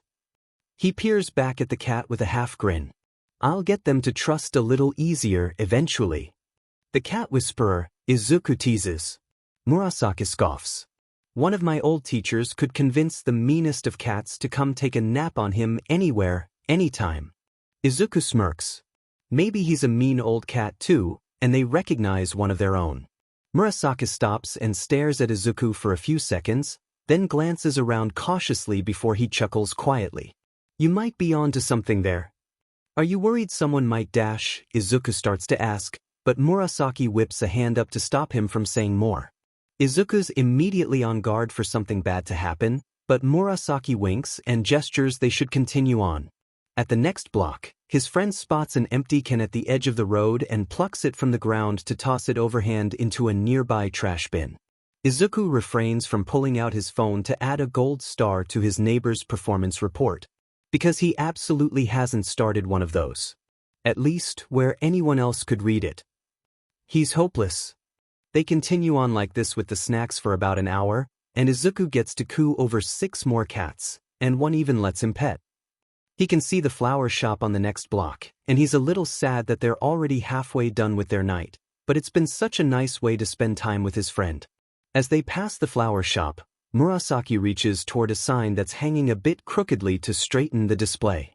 When he withdraws his hands, he has a single white flower tied with a pale purple ribbon the same shade as his hair. He holds it out to Izuku for his inspection, and he can't help but stare down at the fragrant blossom in shock. No one has ever given him. Murasaki takes his limp fingers and presses the bloom into his hand, curling his digits around the stem. Unless you don't like it. Or are allergic, he peers into his face expectantly. No, I like it just fine, he whispers. Be still my heart. There's no way this isn't a date. There is no way I'm going to let this guy walk me to my door without a goodnight kiss. Maybe I should kiss him now, before something happens. He peeks up at Murasaki, biting his lip with indecision. Before he can make up his mind, his friend hooks an arm around Izuku's elbow and tugs him down the next street to find more cats to spoil. There are a few people also out walking the streets in pairs and trios, and a small group of young adults burst out of a nearby bar with a chorus of laughter. Izuku steps a little closer to his friend until the group passes by. I'm guessing you aren't a fan of crowds, he says, idly transferring the little bag of cat snacks to his far hand. Izuku shrugs. Maybe it's the drinking then, he suggests. Izuku flicks a glance in his direction. People can get a little mean when their inhibitions are lowered. His friend gives him a long look as they walk down the sidewalk. You don't look old enough to drink. Izuku rolls his eyes. I am. I just don't. Murasaki's free hand slides around Izuku's and grips his fingers in a warm hold. People aren't only mean when their inhibitions are lowered. Sometimes they can be very sad, ridiculously loud, or a bit more friendly. Izuku feels his cheeks burn and doesn't look up at him. He's not sure what he's suggesting exactly, but he's hoping he finds out soon. The line of conversation is temporarily dropped at the next alley as a trio of small cats immediately swarm their ankles. They clearly recognize the human that's fed them before. We should do this now, before it gets too late, Murasaki says with a wicked smirk, tugging Izuku closer. He gulps and stares up at his friend, admiring the shine of his pale eyes in the dim evening light. He squeezes their linked fingers once, stroking a thumb over the back of Izuku's hand. He shivers, inching closer to the warmth standing in front of him. The bag at their side rustles and Murasaki, holds up a can of tuna. And a can opener. What? Please try to survive the cuteness overload. While I'm sure I can carry you around without much difficulty, we're pretty far from home. Izuku kind of likes the thought of Murasaki carrying him home, but he nods seriously, wondering what kind of cuteness he's about to witness. The three cats that are already complaining at his delay watch as he cracks open the can, and Izuku is startled by a half-dozen pint-sized ball of fluff that come bounding out of wherever they are hiding. Kittens. So many kittens, mewling and tumbling over one another in their haste to reach the proffered goods. Izuku drops to his knees in the damp alley and strokes furry backs and fuzzy ears, getting nudged by wet kitten noses and nipped by tiny kitten teeth. They climb Murasaki's back to nestle and play in his scarf, and Izuku laughs brightly. When he sees one fall down the front of his shirt, he wants to bring them all home with him. Murasaki catches his look of longing. "Alley cats take care of the rats," he says. "You shouldn't try to save the ones that are doing all right. Save space for the ones that need help." They play with the cats for a little while longer, and Izuku doesn't really want to go home yet, but Murasaki takes his hand in another warm grip and pulls him to his feet with a soft smile. And then Izuku remembers that he's on a date with a very cute guy and might be walking home toward a goodnight kiss. He kind of wants that kiss right now. Murasaki smiles knowingly and tugs him down the street by his hand. They make it another block before Murasaki's phone screeches in his pocket, and they both flinch in surprise. "Sheet," he mutters, fishing the device out of his jeans with a scowl. Izuku's heart sinks with sudden disappointment as he peers down at an unfamiliar lock screen. There's a red banner flashing small text across the top, like a dozen warning alerts firing in rapid succession. He tucks the phone back into his pocket and flicks a worried gaze over at Izuku. "I've gotta go," he says, leaning in close to peck him quickly on the cheek. "No," Izuku's brain rebels, a protest forming on his lips but no sound coming out. "This is not." He reaches out for Murasaki to reel him in for an actual kiss, but he's already sprinting back down the street. "I'll text you," he shouts over his shoulder with a half-wave. Izuku puffs out a long sigh, running his fingers over where Murasaki had kissed his cheek. His face tingles pleasantly, but he's feeling quite abandoned in the middle of the darkened street.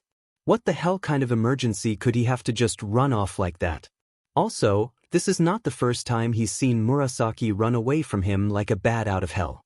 He scowls and trudges back toward home, one hand stuffed in a pocket and the flower dangling from his fingers.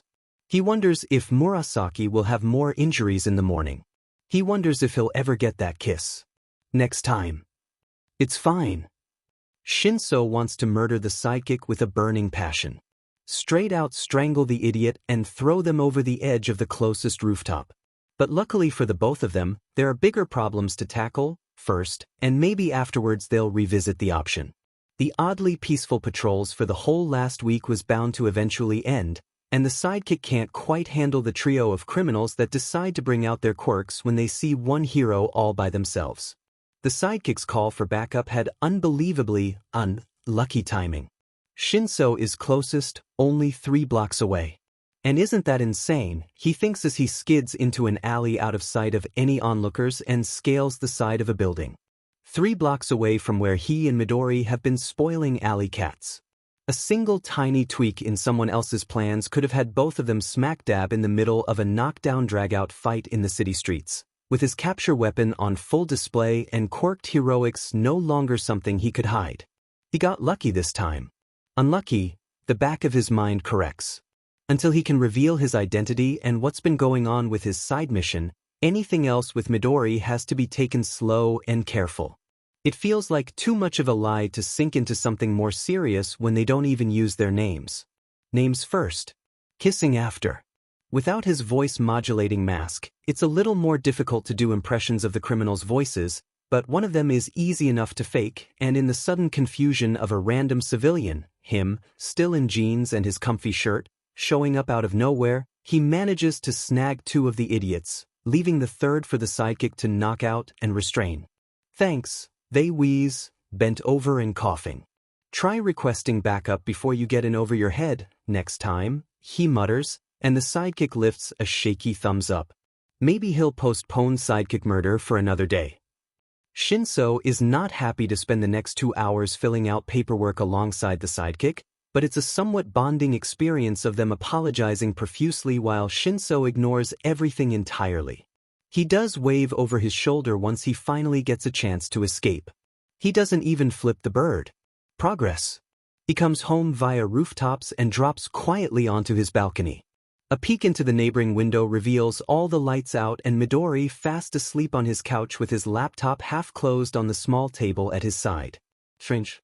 Midori is usually up later to keep his night shift schedule on track. He wonders, briefly, if Midori would appreciate being woken with a knock on the window.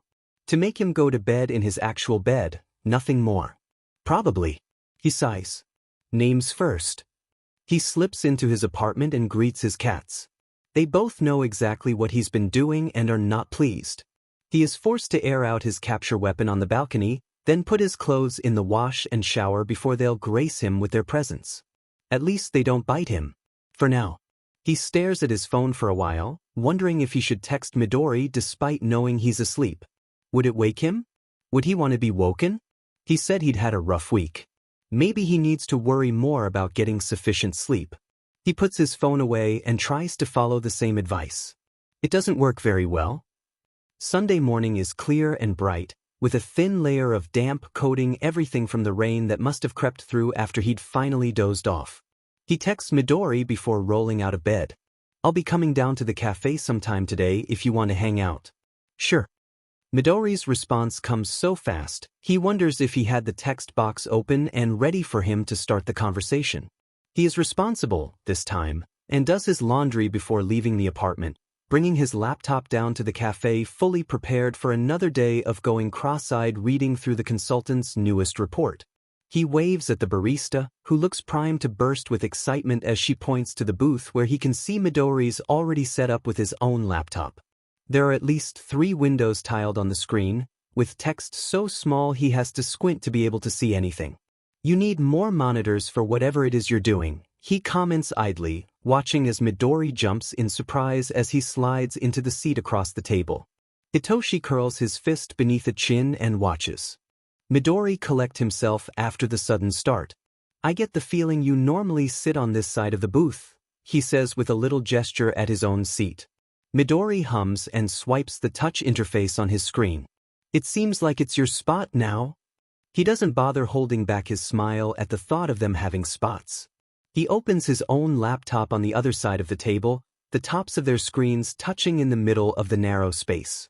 The barista brings over a new and suspiciously sweet-looking concoction, mounted with whipped cream and chocolate sprinkles.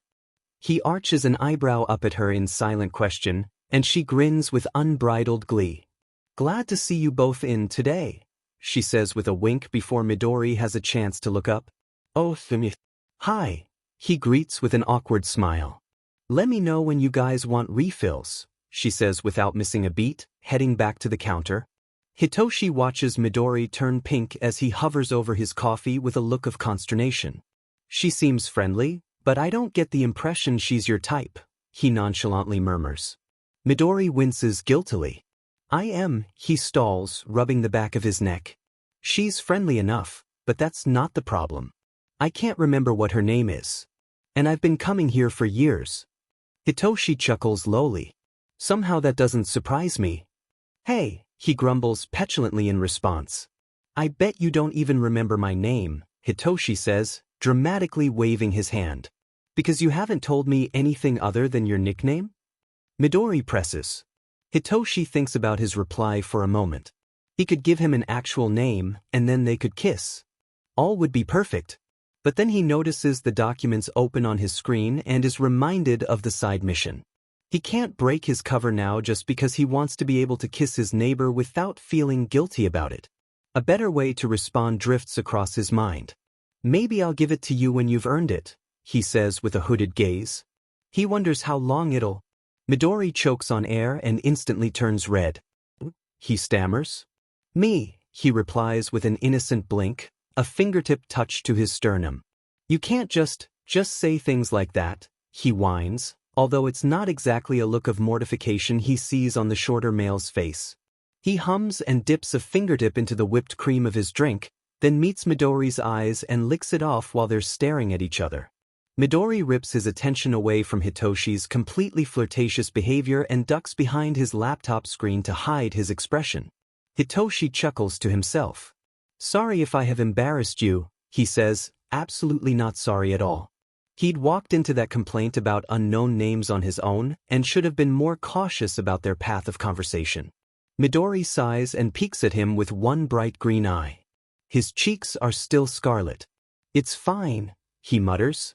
His face eventually returns to its normal shade and the two of them work silently on their respective projects. Hitoshi's still skimming the safety violations when Midori says, "What do you do on your laptop all day? Read romance novels?" Hitoshi laughs a little, knowing that yes, he does spend some of his time doing exactly that.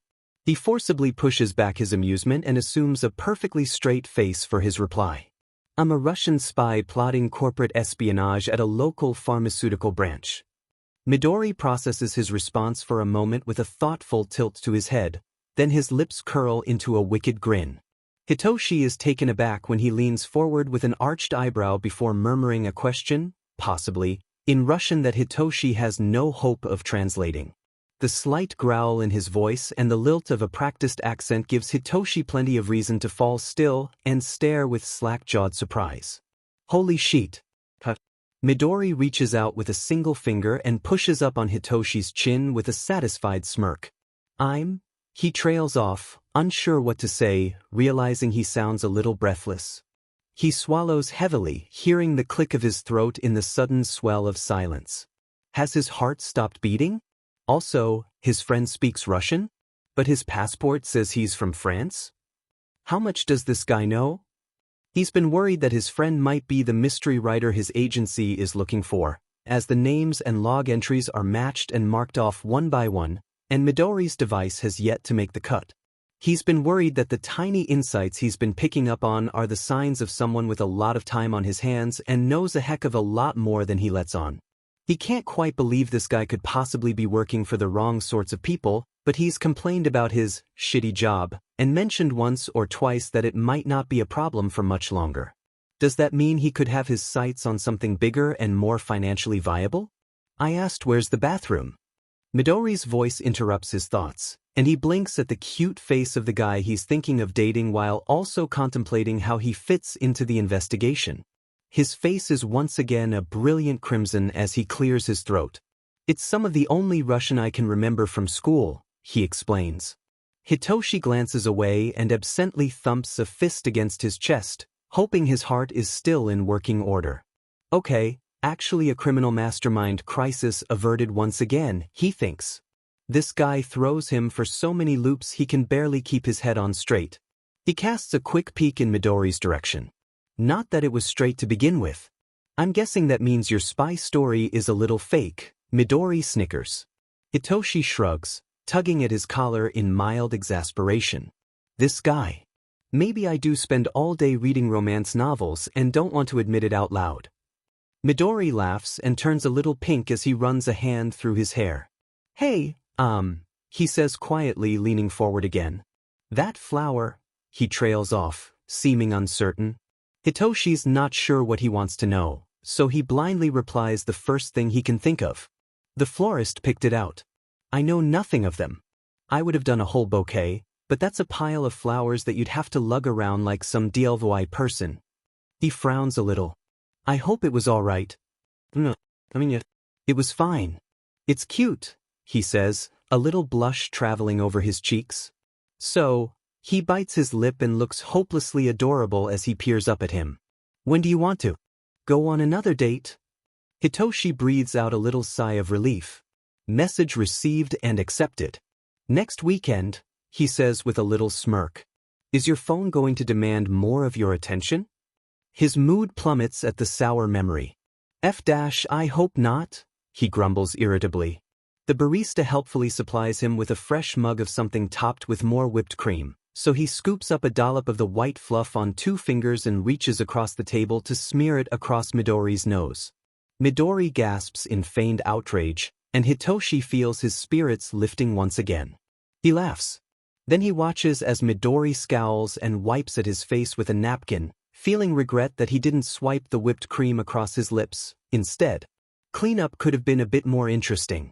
Next time. Izuku is thoroughly kicking himself Sunday night for being so idiotic in the cafe. If his neighbor is actually into some shady dealings, him knowing he isn't just bilingual and can speak more languages could be dangerous. Why not just hand him a resume with all the other things he's capable of, too, while he's at it? Should we take this chat someplace more private? Is not what one says to a possible criminal 10 seconds after he's admitted to planning misdeeds, even if it had turned out to be a ridiculous lie. And he couldn't understand him, anyways, thank God. It's fine. He needs to be more careful. Flirting with his hot neighbor is, probably, fine as long as he remains a mostly normal citizen. Nothing to see here except an idiot that will apparently make very bad choices in his quest to get a demed kiss. He does not spend the next hour contemplating how much he might be able to impress his very hot neighbor with his wide variety of obscure skills. Or which language might be the biggest turn-on. There has probably been a study. Izuku adds that to his list of things he'll want to find later this week. Monday morning, he decides it might be safer to lounge on his couch for research, mostly because he's antsy for the contact to send their update and he wants to be able to focus on the information he's found. He texts Murasaki something cute about cats so he doesn't worry about his absence and buries himself in old news articles and police records. There is very little, but he doesn't need much to build a profile. Every once in a while, his thoughts drift to Murasaki and his enchanting eyes.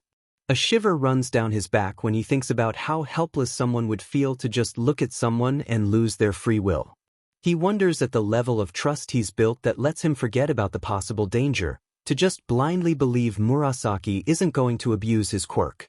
He wouldn't normally assume someone would abuse a tool they have just because they can, but the villain, that is probably not Murasaki, has done it in the past and likely has no qualms about using the quirk whenever it suits. And he spent so much time staring into those eyes. Is it a quirk, or is he just obsessed? He's not sure which is better. It's very late Monday night when Izuku finally receives the follow-up from his contact. The contact estimates that the villain's home has been empty for at least a month. There's a fine layer of dust along the interior that hasn't been disturbed. An opened letter has been left on a desk, and the contact reports it's from a former partner talking about a lucrative opportunity back home. Back home? In the villain's home country? Home city? There's even an address where they should meet to discuss in person. Izuku's mouth falls open at the disturbingly obvious clue.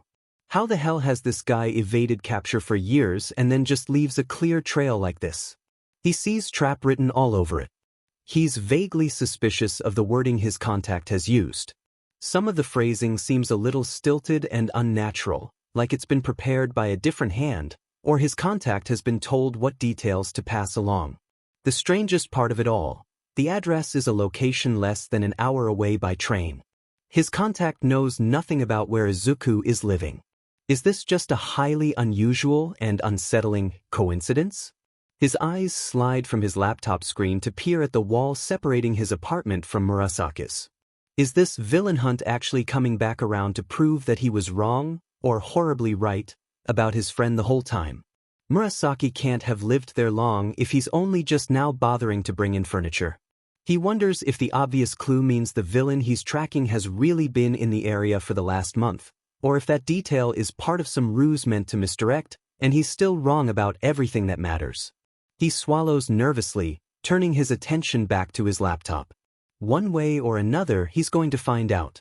He's not equipped nor properly trained to do any kind of in-person investigating or reconnaissance, but he'd gotten such an emphatic plea from that investigator for any leads on cases that might need some legwork. This thing that Izuku has stumbled upon is both interesting and off the wall.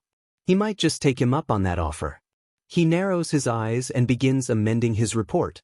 If they plan this right, they can set a trap and manage an arrest.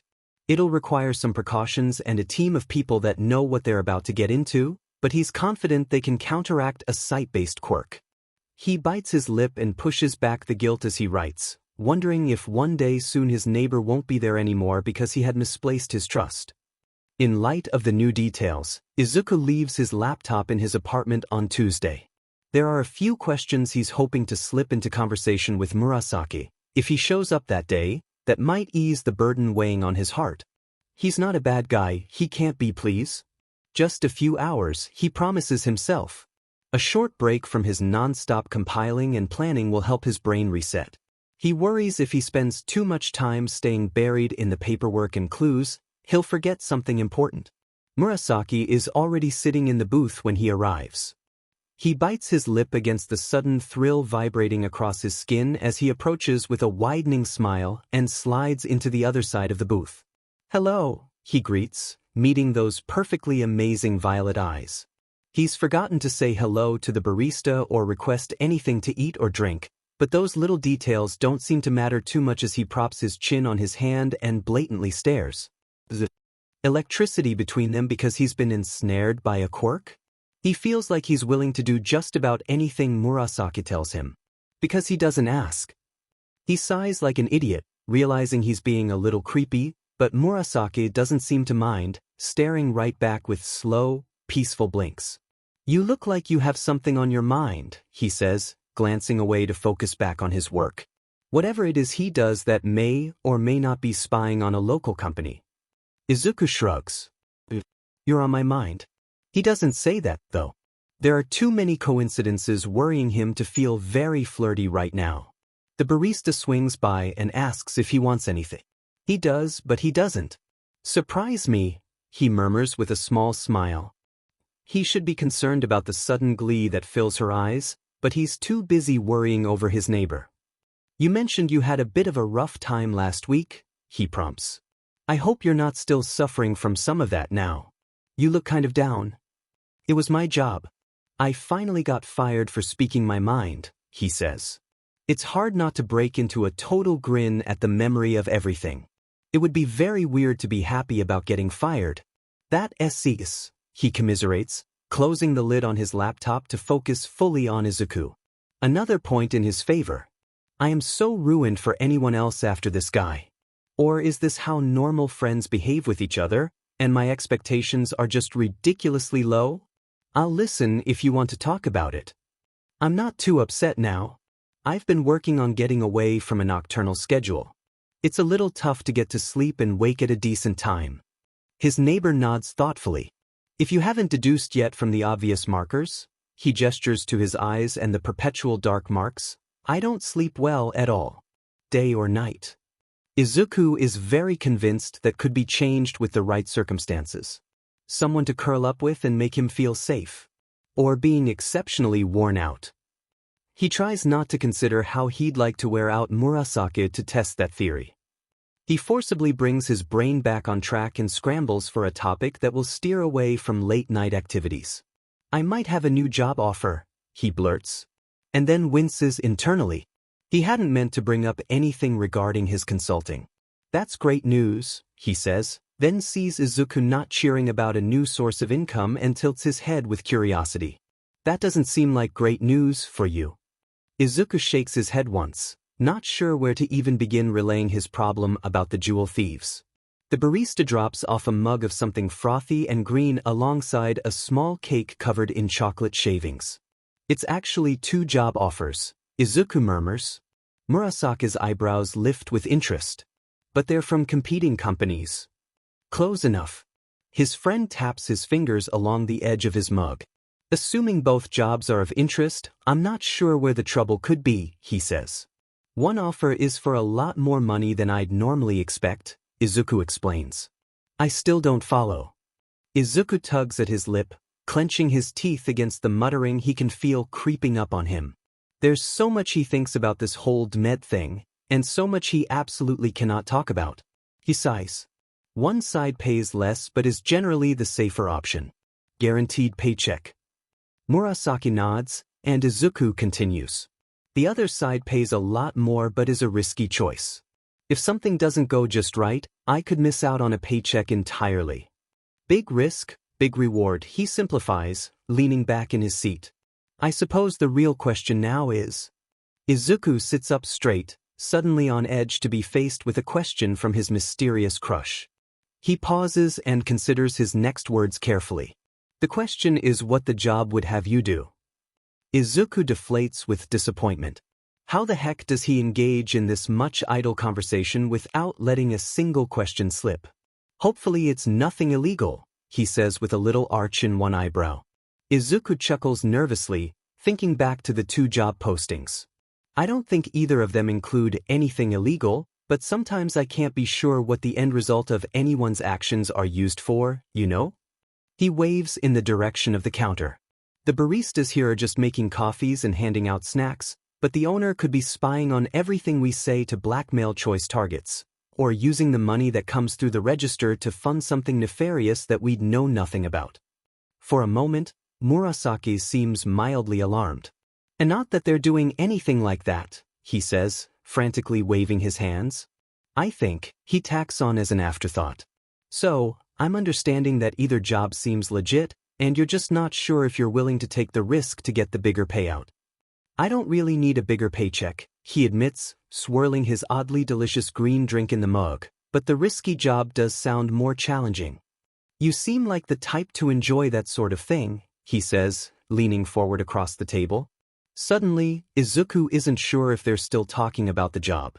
Enjoy what sort of thing? He asks, because he has to know what dangerous path he's being led down this time. Having to work for what you want, he replies, his lips curling into a little smirk. Izuku is still not sure if they're talking about jobs. Seems like I'm working harder than usual for all the little stuff. Maybe it's less exciting if you can just reach out and take it.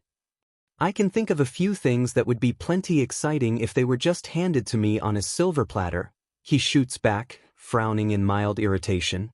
Like you, Izuku thinks to himself.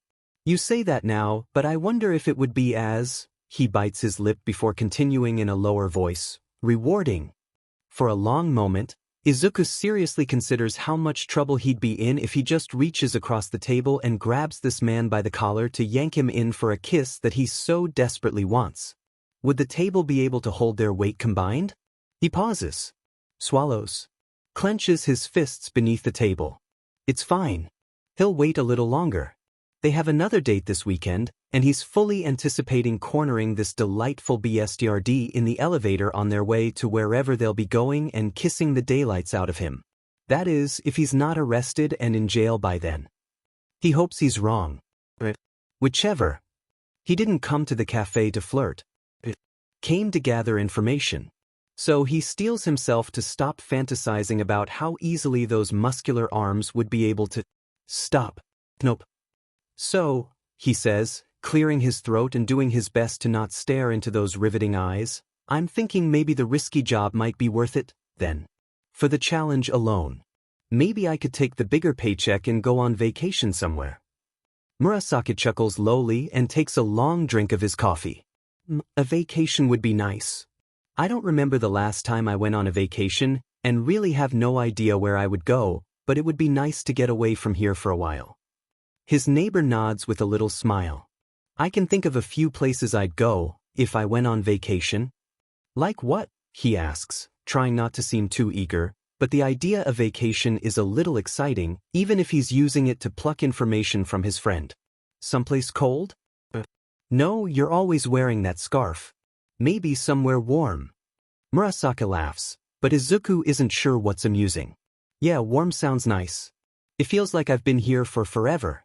Maybe a visit to someplace tropical, with those little drinks that come with tiny umbrellas. Izuku pounces on the opening. Have you ever been to the beach? There's literally a beach on the other side of the city, Midori. Izuku sighs in frustration. Not that kind of beach. I mean like the tropical kind you just mentioned. One of those out-of-the-way kinds of spots, where there aren't a lot of people and you can just kind of chill. He nods with understanding, and Izuku doesn't see any sign of suspicion or hesitation at his oddly specific line of questioning. A good sign, he thinks. He hopes. Not yet, but maybe someday soon. He props his chin on a palm and smiles that horribly perfect smile before he adds, might be fun to go with a friend. Izuku suddenly doesn't want to forward his findings to anyone. He wants to drop the whole DMED thing and just bask in this perfection. Who cares if his neighbor could maybe possibly be up to no good? He blinks and looks away from those pretty purple eyes. What if he's still being manipulated into thinking everything is fine, nothing to worry about? He can't help the warm smile that inches across his lips as he thinks about spending a warm afternoon lazing on a beach with his friend. Maybe going swimming. Maybe holding hands for a long walk in the surf. Maybe kisses beneath a moonlit sky. He sighs wistfully and stuffs his mouth full of whatever cake the barista has brought him. It's good, but not good enough to distract him from his guilty thoughts. He makes his escape far earlier than he'd intended. He can't think rationally when Murasaki is there, and he needs a lot of rational thinking right now. The report and planning he'll be sending over to the investigator is pretty solid. It outlines a plan for capture and detainment, suggestions on how to counteract the site-based quirk, and related cases to help bring this guy to justice once they're in custody. All the investigator needs to do is follow the clue to find out if the suspect has been to the listed address recently. Izuku hesitates on sending it. He hesitates for hours. He hates the idea of sending someone on a chase after an old lead, something that might pan out to be another long-abandoned home with nothing but an obvious letter pointing to yet another location halfway across the world. He pulls up the address and pokes around at the neighboring buildings, wondering if there's anything he could use to get a sense of anything recent. The location is pretty rundown and seriously lacking in network security. It doesn't take much effort to peek into whatever camera systems are available at each of the nearby businesses, and he clicks through a dozen colorless feeds, wondering if it's another waste of. He freezes between clicks. There's someone standing on a loading dock, smoking as they lean against a railing. Pale, gravity-defying hair. He can't tell if it's blonde or violet. Izuku pulls out his phone and opens his chat with Murasaki. "You up?" "I am, but I'm out right now running a stupid errand if you're hoping for a running partner." "No, it's fine. Probably won't see you tomorrow until late. Something going on I can't miss." "Fax me." The person on the video feed has a phone in their hand, but everyone is always on their phones it seems, and he has no idea what to think. He revises his report with the confirmed sighting, flags it as important and time-sensitive, and sends it to the investigator. He really hopes his neighbor doesn't end up disappearing in the next week. Midori has a conundrum that makes little sense to Hitoshi. He's stuck between two job offers, doing the same thing for different sides. The side of what? Local versus another country? Community versus corporation? Good versus evil? What kinds of jobs could conflict so badly that wildly differing payouts on a similar task would garner different kinds of interest? His thoughts are that any normal employer willing to pay top dollar for services might be desperate. Whether it's just desperate for someone able to do the job well, desperate for someone willing to bend the rules, or something else, it's hard for Hitoshi to guess. Midori has intriguing ideas about legality of work in general, though, and Hitoshi is struck by the sudden thought that this man has a knack for thinking outside the box. And he absolutely doesn't want to follow that line of thought right now, not this close to their big bust. The vaguely sinking suspicion that Midori might know, or is, the person they're looking for nudges at him incessantly, but he hasn't seen any concrete proof. He has no known acquaintances. His devices have yet to connect to the cafe router. He doesn't seem to do anything online while he's in the cafe. It could be nothing. It could be everything. But their conversation shifts into a fun bit about vacationing, and the thought of sunny beaches and cool drinks alongside his new friend, but maybe something more, brings his thoughts around to dozens of glowing, warm maybes. He's being a little irresponsible in regards to the mission. He likes to trust his gut, and his gut says this one's a keeper. But if Midori's somehow working with or for the bad guys to collect a massive paycheck, then how is he going to keep him? On Wednesday morning, as he's heading to the agency for their big mission brief, he spots another community outreach group that has set up an information booth with free drinks and snacks on a normally empty street corner. He stops by the display, looking over the pamphlets with interest.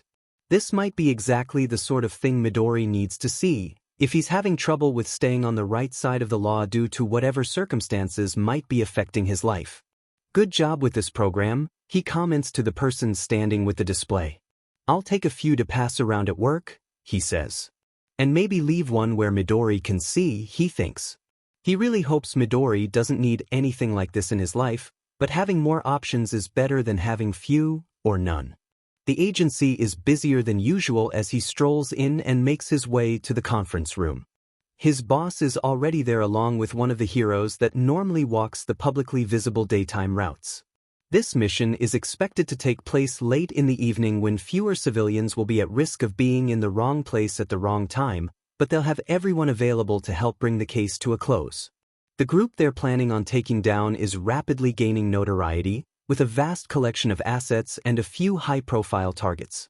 They have solid intel that the group's primary hideout is currently occupied by a high-level captain and 2 lieutenants, and the handoff that should occur late Friday evening will contain both a cache of weapons and a shipment of volatile drags that they'd very much like to keep off the streets. The assets they've been waiting on from the commission include several heroes in high demand and a team of special operations guys that Shinso is glad to have on their side. The plan of approach is laid out in nice, clear terms that has everyone breathing a sigh of relief. The mission should be simple, and they have the element of surprise. The number of hostiles expected to be there is almost laughably small, but Shinso knows those kinds of details can change without a moment's notice. They'll all be on guard and cautious, but they're fully equipped to handle a wide number of unexpected problems. Shinso understands they're all being a bit too optimistic. Planning rarely survives first contact with the enemy. But he trusts his team to be able to adjust on the fly just like he will, and the addition of these commission assets should make a major positive difference in their expected outcome. The briefing wraps after a few hours and is followed by a short bout of questions and answers from the involved parties. Shinso's boss waves him to the side to have a private chat. Anything new? Shinso shakes his head. Nothing concrete. His boss nods. Figured as much. It's still not a huge priority, but the commission is getting to be a bit more interested in this consultant, now that their work has brought such a big case into the media spotlight. Going after this slow and steady may not be the path we take for much longer. Shinso had guessed this would eventually happen, but he's surprised it's taken so long. I hope you have some good news about the investigation from internal affairs, he says. His boss scoffs with irritation. Heck no. They haven't been able to prove anything worth suspending the a-hole over. That feels like a terrible mistake, Shinso scowls, crossing his arms. Yep. It's gonna end up biting us in the butt one of these days. At least tell me he's staying in the office doing some menial shit, Shinso says, lifting an eyebrow at his boss's darkening expression. Nope, the chief authorized him to head out to check into some case that came across his desk. He's been out all morning. Shinso rolls his eyes. I hope he checks right into some trouble so they can bag him on something concrete. You better watch what you wish for, his boss warns with a smirk. Shinso heads out a little while later with only a half-irritated wave over his shoulder at the receptionist's farewell. They're all scheduled to come back on Friday evening for the final mission briefing in case any last-minute details are revealed. He cannot wait to wrap this mission. He's starving by the time he makes it back to the building. He'd turned down lunch at the agency like an idiot, and now the only thing he can think of is getting a sandwich, post-haste. He catches sight of Midori sitting alongside the cafe windows as he walks by and waves with a widening smile. Midori nearly sags with relief when they make eye contact, and he wonders at that strange reaction. He steps inside the air-conditioned interior and moves quickly to his side. He looks him over with concern and demands, "Tell me what's wrong." Midori laughs a little in reply. He looks close to tears, but he doesn't know what's happened. "I'm just glad to see you," he says, and Hitoshi can hear a tiny crack in his voice. "I'm fine," he says. He brushes a careful hand through the hair along Midori's temple and says, with hesitant surety, "And you're fine too. I think." Midori nods and then shakes his head with disbelief. "You and your questions," he mutters with a tiny grin, turning back to his drink. Hitoshi pauses, looking at the back of the shorter male with a shiver of apprehension. He supposes his manner of speaking might eventually become obvious to someone he talks to all the time, but this seems a little too soon. The barista takes his order with a grin and waves him back to Midori's side. Hitoshi drops himself onto the stool at Midori's right and eyes the pastry that he's barely touched, wondering if he should encourage his friend to give him a bite or two while he waits on his food to arrive. "It doesn't look like you're going to finish that," he murmurs, propping his chin on a fist. "I might be convinced to part with some of it, if someone were to ask." Midori looks like he's up to something. I'm asking, Hitoshi says. He narrows his green eyes in challenge. Hitoshi likes where this is going. Ask me, Midori demands. Hitoshi opens his mouth and leans closer into his space. Midori bites his lip and forces back a laugh. He turns away, pink-cheeked. Fine, he says. I can't deny you and your stupid face, he grumbles, picking up a twist of the glazed treat with his fingers. With his fingers. Hitoshi likes where this is going. Midori innocently tilts his head and holds up the morsel of food. Are you going to bite? Hitoshi fights back his wicked smirk. Of course not. Of course I will. Midori nods once, to himself, and brings those fingers within inches of his mouth. He finds himself salivating at the idea of what he's about to do, and he's thinking he should take hold of the wrist just to be sure he can't pull away too quickly. It's going to be. Midori flicks the pastry into his mouth with passable aim. It bounces off his tongue and nearly ends up down the back of his throat. His mouth snaps shut around the food and he barely stops himself from choking in shock. You are going to bite, he explains with a shrug. I don't have my first aid kit with me right now. Hitoshi chews his bite with utter disappointment. It's good, but not nearly as good as it could have been with that personal touch. His sandwich is all right. He's not pouting. I really am glad to see you, Midori says, peeking over at him with a small smile. Hitoshi chuckles as he finishes his mouthful of sandwich. You shouldn't have to worry about me, he claims. You're right, I shouldn't, his friend mumbles, but it sounds an awful lot like regret. At an ungodly hour the next morning, he's woken by frantic knocking at his door. Grumbling with murderous irritation, he pulls his handgun from the bedside table and stomps over to the front door. He blearily swings it open, fully prepared to commit gross acts of violence if anyone unwelcome has dared to interrupt his very rare and precious sleep. He's caught completely off guard by Midori throwing himself at him with a sob of relief, only barely having the sense to switch the handgun to the opposite hand that's holding the door open before he pulls him into a half-embrace. What the F dash, he mumbles, rapidly coming to full awareness of the shorter guy clinging to him like it's the end of the world. Midori, tell me what the hell's wrong, he says, looking down at the unruly mop of messy green hair. It looks like he's just woken up too. Nothing, he sniffles, his face buried in his chest. This is not nothing, he says with disbelief. Those arms wind a little tighter around his midsection. Nothing's wrong. You're here, he says, looking up at him with a wobbly, tear-stained smile. Hitoshi's heart melts, and for a very brief moment he's tempted to cup his cheeks between his hands and lean down to kiss those smiling lips. Except he has a gun, hidden behind the FING door, that he can't let Midori see. He runs the fingers of his free hand through Midori's hair and his green eyes slide shut as he sighs with some kind of relief at the contact. The hell, man, you gave me a start. I'm sorry, I didn't mean to wake you so early, he says, looking incredibly sheepish now. I hope you have an amazing nightmare to tell me about over breakfast, he grumbles down at him with fond exasperation. Oh, no dash, he hiccups, rubbing the wetness away from one of his eyes. Nothing like that. Just, he hesitates and rubs at his other eye.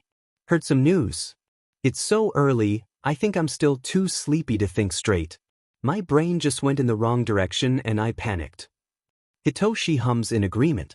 He, too, had not been thinking straight when he'd grabbed a handgun to answer the door. Someone meaning to break in and kill him wouldn't have had the decency to knock. And he certainly wouldn't have shot at a door-to-door salesperson just to get another hour of sleep. Or would he? He laughs to himself. All right, everything is fine. Text me when you wake up for real, he says, ruffling his fingers through Midori's hair. He beams up at him, relief still shining brightly in his vibrant green eyes. Whatever spooked him must have been something pretty bad. Thanks, Murasaki, for being here. Yeah, I'm not going anywhere, he grumbles with a grin. I'm glad to know it, he says, turning back toward his apartment with a little wave.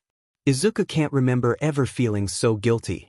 Not when he accidentally flushed his former best friend's favorite toy down the toilet, or when he slipped and dropped and shattered his mother's favorite teapot.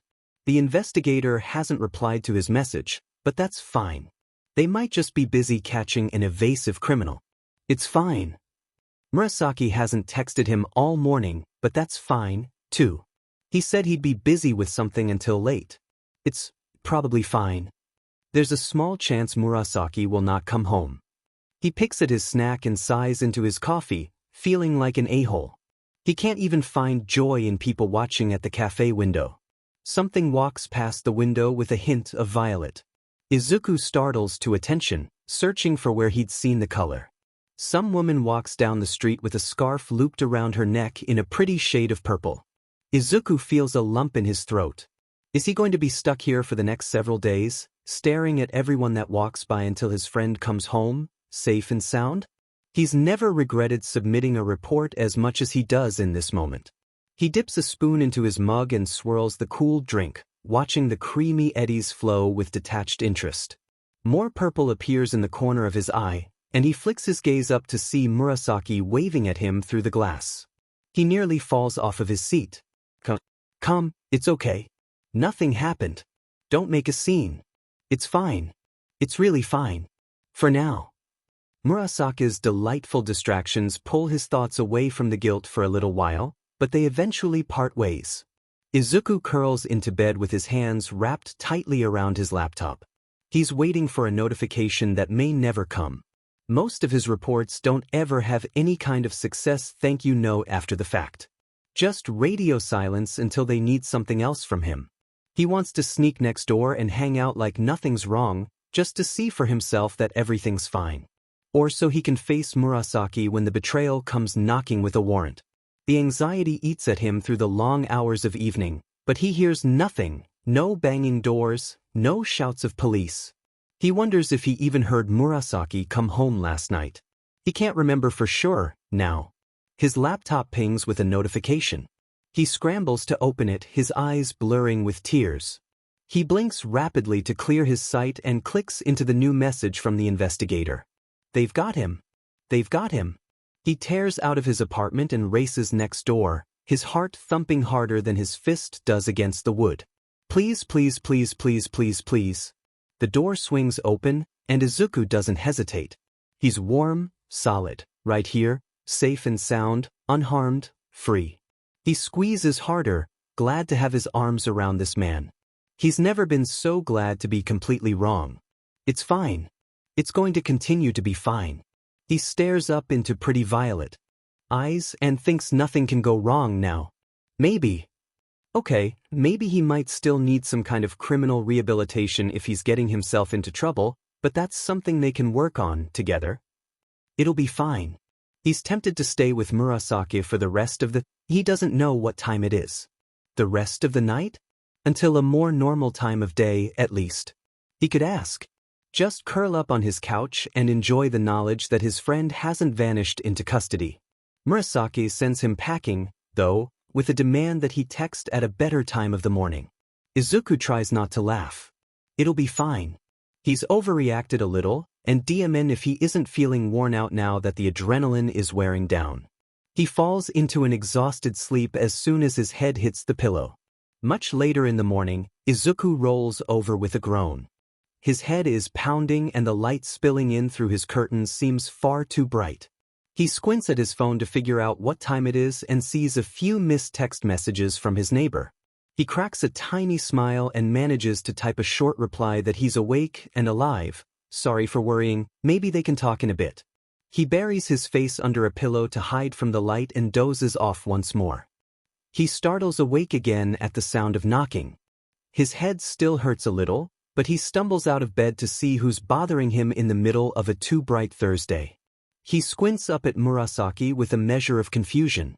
Did I forget to? He trails off, uncertainly. No. I was a little worried that you weren't responding to my messages. Looks like I worried for good reason. Izuku grins and rubs a hand over his face. It's fine, just a bit of a headache after a rough night. Murasaki hums and rubs his hand gently over Izuku's forehead. I suppose so. Go take some medicine and drink some water before you make yourself sick. Did you just check me for fever? Izuku asks, blinking up at him with a soft smile. Go take care of yourself before I steal your phone to call your mother. Izuku smiles and waves off his friend. Are you staying or going? He asks, leaning against the door frame. I think I'll leave you to your misery. Text me if I'm needed. He blinks up at him with wide eyes. But I can't text you for help if I'm dead. Murasaki lifts an eyebrow and shifts his stance. If you want me to stay, then let me in already. And I hope you have coffee. Izuku doesn't do a happy dance. Bouncing around at that moment would be embarrassing as well as cause his head more discomfort, but he grins a little as he opens his door wide for his friend to enter. You worried me yesterday and then again this morning. You've been acting weird. I hope everything is okay, he murmurs as he kicks off his shoes and toes them neatly into place beside Izuku's. It's much better now, he says with a smile. He escapes to take some medicine and returns with a glass of water. Coffee is brewing, he announces with a grin. Do you want anything else? Murasaki hums with a little smile but doesn't say anything, and Izuku can't help but blush. Okay, maybe inviting him into the apartment was a great and terrible idea. He stands in the kitchen entryway a bit awkwardly before Murasaki points to the couch and says, "Sit down." Izuku sinks slowly into the cushions with a sigh. His friend disappears down the hallway for a moment before returning with Izuku's pillow and a blanket. Izuku is past the point of being amazed at his concern for his well-being. Murasaki settles onto the other end of the couch and pulls out his laptop as Izuku covers his head with his pillow, reveling in the cool fabric against his face. It's nice to sit with him in the silence of the apartment, the scent of fresh coffee brewing as he scrolls through whatever it is that he's reading. His friend puts his laptop on the table and walks into the kitchen. I can pour you a cup of coffee too if you'd like, he offers from the other room. Izuku lifts the pillow long enough to say, nah, and buries his face again. He's tempted to see what kind of book his friend is reading this morning, but he's afraid he'll discover some heated romantic scene and have bad ideas plaguing his thoughts for the rest of the day. Izuku doesn't realize his whistleblower document is currently open to page victims' profiles, their interviews, and additional information supplemented by further police investigations start on page. If he looks, his questions about Murasaki would immediately be answered, and then he'd have different bad ideas plaguing his thoughts for the rest of the day. But he doesn't. Murasaki sits back down with a long, pleased sigh. Izuku smiles beneath his pillow. He stretches his legs out and accidentally bumps Murasaki's foot. He unapologetically loops his foot over the ankle in his way and leaves it. He hears a quiet snort of laughter as he shimmies deeper into the couch cushions, comfortable and confident that Murasaki won't escape while he dozes. He wakes after another long nap, feeling much better. He's curled onto his side with a blanket draped over him, and his feet are tucked securely against Murasaki's hip. Good afternoon, sleeping beauty, his friend greets, pushing his laptop closed. Ugh, I slept that late? He grumbles. Murasaki shrugs and pats his foot with a fond smile. It's still early enough that we can head downstairs and get something to eat. Or I can order something for DLVOI. I assume you're hungry, he says, arching an eyebrow. Izuku rolls off the couch with a little thump and a laugh. Let's go downstairs. I want to stretch and get out of here for a little bit. Maybe eat something ridiculously unhealthy. Murasaki leaves to put his laptop away while Izuku showers and gets dressed. His spirits are flying high with relief and satisfaction. The message from the investigator is short and maybe a little too unprofessional. Successful capture. Good intel. I've got him for questioning. Please call me if anything comes up. It has been a pleasure working with you. The investigator has added his personal cell number as a measure of thanks, which Izuku finds pretty strange but shrugs it off.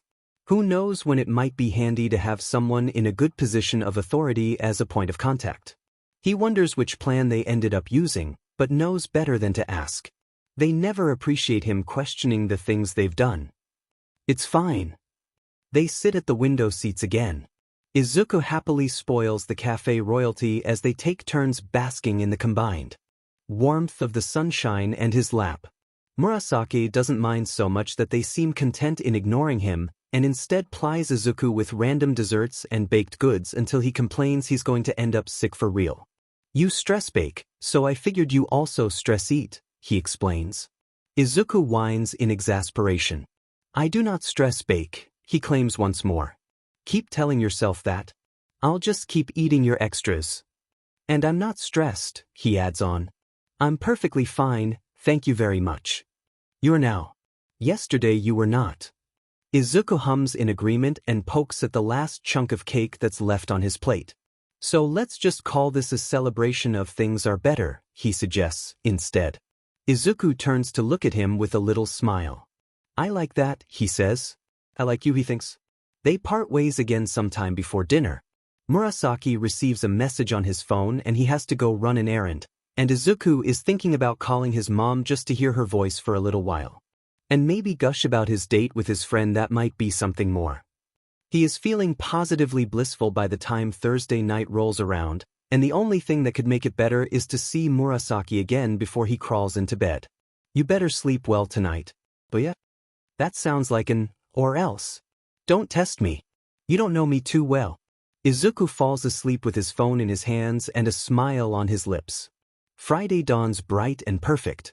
He rolls out of bed, lazes around his living room, and eventually gets ready for the day, although he's not really sure what he'll do with himself just yet. He's feeling ready to tackle the hiring profile for the jewel thieves, so he might end up working on that once he's had some coffee. And maybe after he's verified Murasaki is still alive and kicking. Every one of his errands now give him a tiny thrill of terror. Is he going to come back injured from some shady street fight? Will the police eventually catch him doing something he shouldn't be? He packs his laptop and heads down to the cafe. He greets the barista and she bounces on her toes with a happy, "Good morning, Greenie." The usual? He nods with a little grin and settles down at the booth that he usually shares with Murasaki when they're both there. She slides his plate of food and a big cup of coffee in front of him and takes Murasaki's seat with a barely repressed smirk and an arched eyebrow. "So you too, huh?" Izuku blushes and hides behind his mug. "I'm working on it," he mutters with a smile. "The old baba has been wheedling me for details, so I hope you have some to spare. Gossip about me after I'm gone, please." Murasaki's voice calls from somewhere behind him. The barista giggles and moves so he can sit. "How long until you leave, then?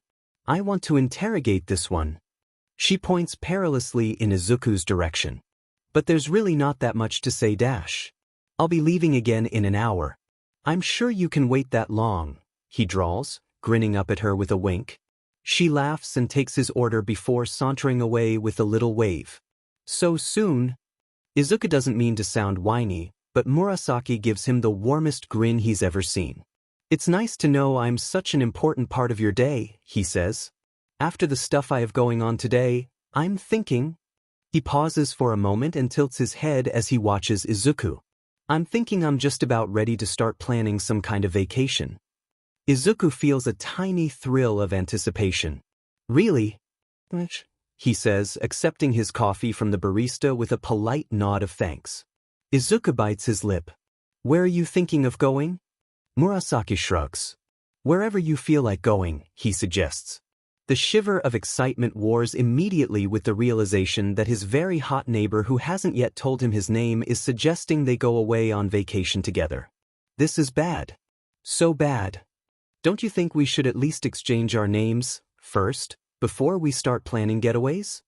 "Not knowing my name is part of the excitement," he says, leaning across the table. His voice has dipped into a low rumble, and Izuku finds himself leaning closer to hear him better. "I could be literally anyone. Someone famous only by name, a dangerous outlaw with a bounty, or a pro-hero with a secret civilian identity." He bites his lip and lowers his lashes to peer at him with something Izuku thinks is called bedroom eyes. "Like this, I could be whomever you want. This man could talk me right into the trunk of a car," Izuku realizes. "I'm toast. If he wants to lure me into a cabin in the woods to take his time murdering me, I'd follow like a lovesick idiot. Knowing he has it bad doesn't help stave off the longing. He just resolves to figure out who the hell his neighbor is. At least so the police know where to start looking when he goes missing. His mother will be sad." His last lead hadn't perfectly panned out, but it had been successful in another way, and he doesn't regret following that path. He just needs to figure out a new way to dig up the truth. And he really regrets that he moved into an apartment building where the managers avoid technology like the plague. Their paperwork being offline and held in rickety old filing cabinets worked perfectly for his needs, but now he has no way to type his happy way into unprotected records to fish for his neighbor's credentials. He sighs. Maybe he can just peek at his passport while they're getting ready to board a plane. That's a terrible idea. Or is it? Their hour together comes to a close far too soon for Izuku's liking. Murasaki stands to leave and drops his hand on his shoulder to give it a gentle squeeze. He looks oddly serious. "Stay out of trouble while I'm gone," he says, and Izuku gets a weird feeling. "Will I see you tomorrow?" His friend shrugs but doesn't smile. "I'll text when I can," he offers instead. Izuku's weird feeling gets marginally worse. He inches out on a limb of maybe and says something he's not sure he'll regret later. "Try to come back in one piece, okay?" Murasaki's expression hardens for a moment as he stares down into Izuku's eyes. He hopes he hasn't stepped over another one of those boundaries they just don't talk about, like quirks. But then he breathes out a quiet laugh and smirks. "So observant," he murmurs, giving Izuku's shoulder another gentle squeeze. "I'll do my best," he says. Izuku finishes his breakfast, but now he's a little worried about his friend and can barely focus on profiling the duo of Jewel. "Good day, lovelies," a scratchy voice bellows from the cafe entrance. Izuku blinks and turns to see the gossiping old lady gliding in like she's the true royalty here, not the cats. The cats don't like her very much. She sees Izuku by himself and slides into the booth across from him. In Murasaki's spot. He blinks in utter disbelief. She grins at him with a little sly tilt to her expression and waves at the barista to come over. "I'll have tea, dear, and get this lovely boy some more of whatever it is he's drinking." "On me." Oh no, she's up to something, he worries, biting his lip and wishing he had a good reason to make a quick escape. The old lady reaches across the table and pats his hand with a knowing smile. "I know all about you, Sonny," she says with a firm nod. Izuku stills with wary suspicion. She knows what exactly? The barista brings her the tea and she takes a bracing sip before she continues, "I'm glad you're on our side. Keep up the good work, hm?" Izuku wonders what universe she's living in, but smiles gratefully. "I'll do my best," he says, but his thoughts turn back to his friend that may or may not be getting into trouble that afternoon. She beams and lightly pinches his cheek. "Good, good. What? And that writer of yours," she goes on with a devilish grin. Izuku tries to hide his confusion behind his fresh cup of coffee. "Writer?" She sighs happily. "He's such a sweet lad. You had better take care of him." Izuku blinks, feeling strangely blank. "Murasaki? She thinks he's a writer? And that I need to take care of him? What kind of person does she think I am?" He wonders if she's seen any hint of the taller male's muscles. They put anything Izuku has to offer to complete shame. If anything, he'd be the one protecting Izuku, but he doesn't tell her that. She already seems to have enough ammo, as it is. The barista makes good on her promise to come back and interrogate Izuku for details about his date, and the old lady listens in as he blushes and stammers about cute cats and a ribbon-wrapped flower. He's not the only one distressed when he laments about 0 goodnight kisses. He promises that there will be amends, this weekend, one way or another. The two ladies' giggles are in full swing when the law student walks in. He turns around and walks right out. Izuku eventually escapes the cafe to hide in his apartment with the oppressive silence for company instead of the worryingly empty booth across the table. He manages to distract himself passably well with a documentary or 3 while he pokes around through the networks looking for more information on the hiring profile. He sighs and gets up for a glass of water, then lingers at his balcony door to crane his neck and stare up at the stars just barely visible at the top of the neighboring building. Maybe he should sit up on the roof tonight and worry under the night sky. Maybe in a bit. He turns back to the couch and his glowing computer screen and plops onto the couch with a bit too much force. His water sloshes over the edge, and he grumbles to himself as he sets the glass down to fetch a hand towel to wipe up the droplets. Izuku doesn't follow the news often, but he has a ticker app that runs an unobtrusive feed of headline stories in the corner of his screen. Sometimes those headlines turn into job opportunities, and he likes to know when something interesting might be coming up. Tonight's ticker is interesting, all right, and he stares at it with growing concern as he clutches the towel between numb fingers. Earlier this evening, a major police action at a warehouse downtown went south as a villain's quirk turned heroes and a special operations task force against one another. 2 pro-heroes and several law enforcement officers were seriously wounded in the exchange. Multiple villains escaped during the chaos. Police cautioned that citizens should stay home if possible and remain on the lookout for any suspicious activity. The warehouse where the chaos unfolded is still burning. The fire department is on the scene, but officials speculate there could still be victims trapped inside the building. More on this as it develops throughout the night. He's not sure why this story sets him immediately on edge, but in the back of his mind he's hoping that it's completely unrelated to the thing that Murasaki vanished for earlier in the day. He freezes at the unexpected sound of a muffled thump on the balcony. There's a terrible screech of the metal railing complaining from a heavy weight, then shortly after that there's a crash in the apartment next to his that sounds like furniture being toppled. Izuku shoots to his feet in alarm. Murasaki. Midori's behavior is a little worrying, especially that he doesn't want to discuss whatever's bothering him. But he takes the sudden flip in mood toward the positive as a good sign and does his best to encourage it to keep hold. He hopes his friend understands what it means to have people he can depend on. He manages to get very little reading done as he sits alongside Midori dozing his headache away. The mystery writer's document is so long that he has trouble focusing on the details of fraud.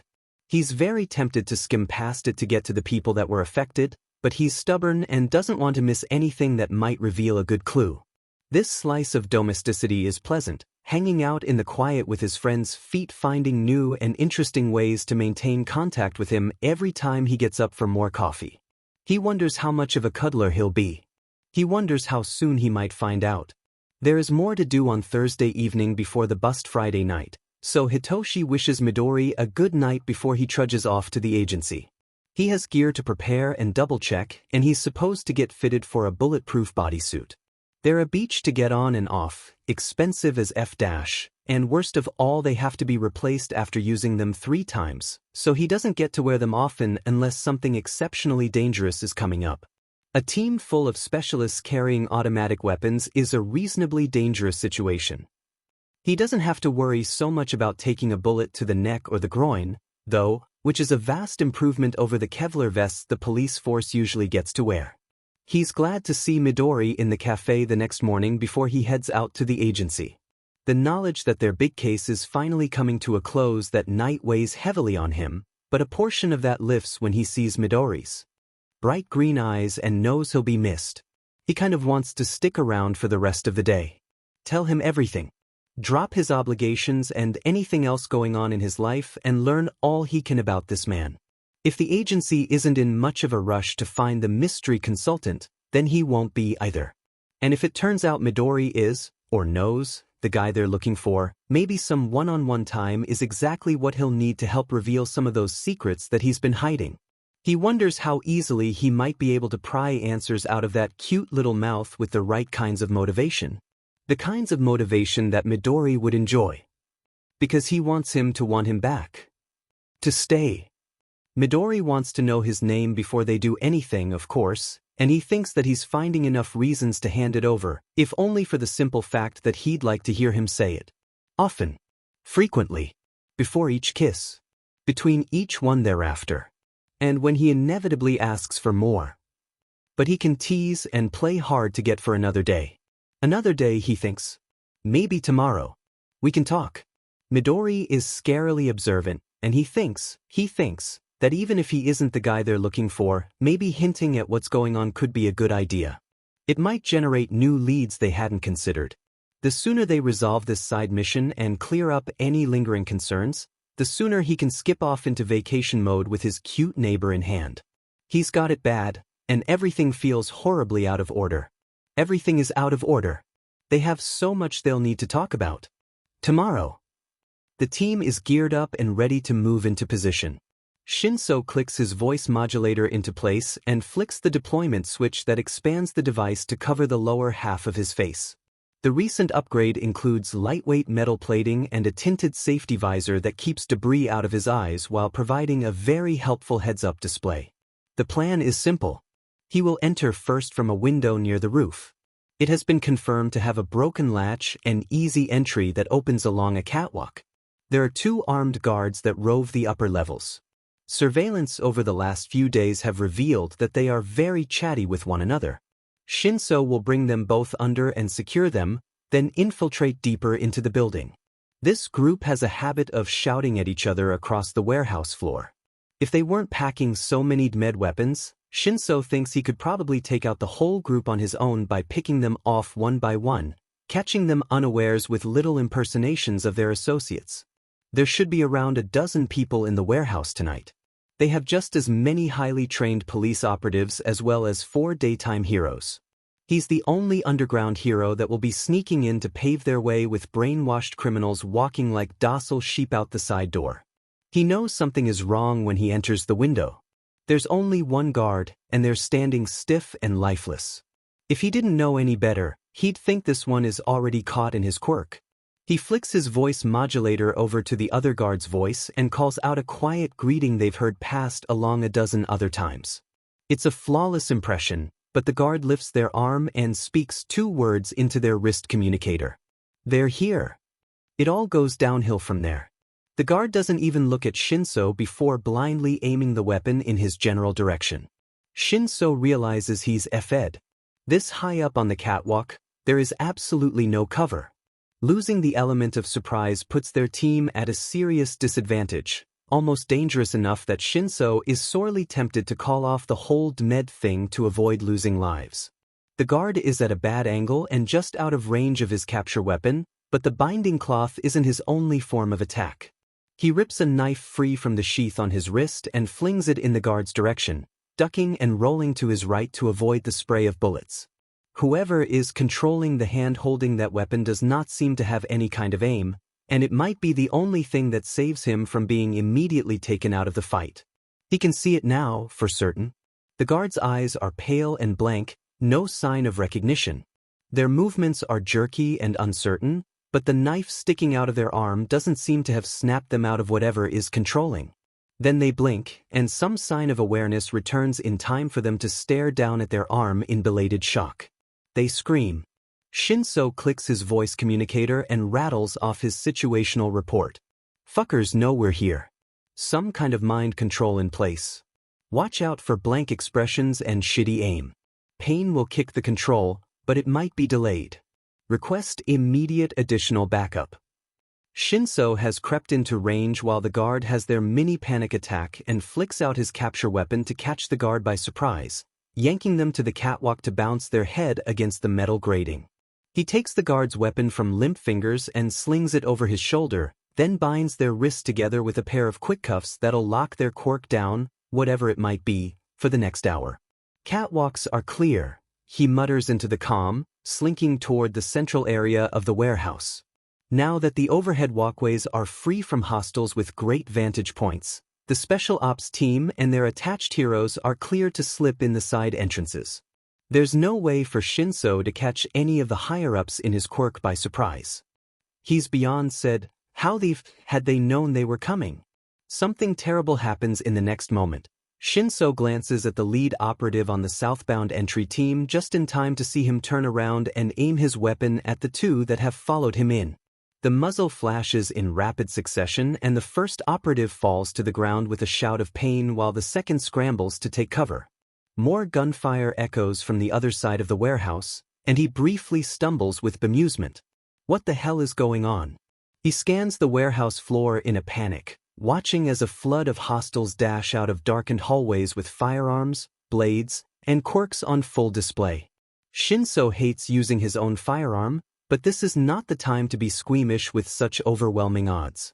He uses his binding cloth to make a rapid descent to a slightly elevated position just off of ground level to provide more close-range support to the other members of their team, the few that haven't been caught under mind control or taken out due to surprise attacks by their own teammates.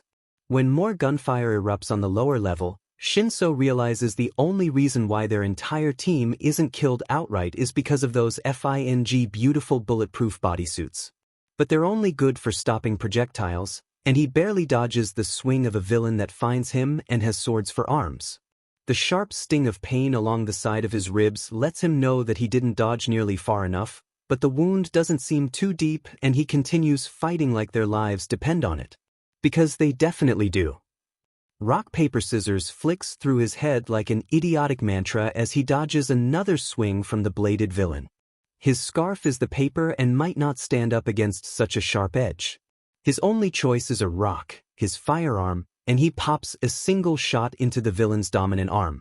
They curl over with a scream of anger, or pain, because he knows how much that kind of injury hurts, then straighten up to continue fighting. Nope. Shinso twists into a kick and catches the villain in the side of the face, and they fall like a sack of, very sharp, bricks.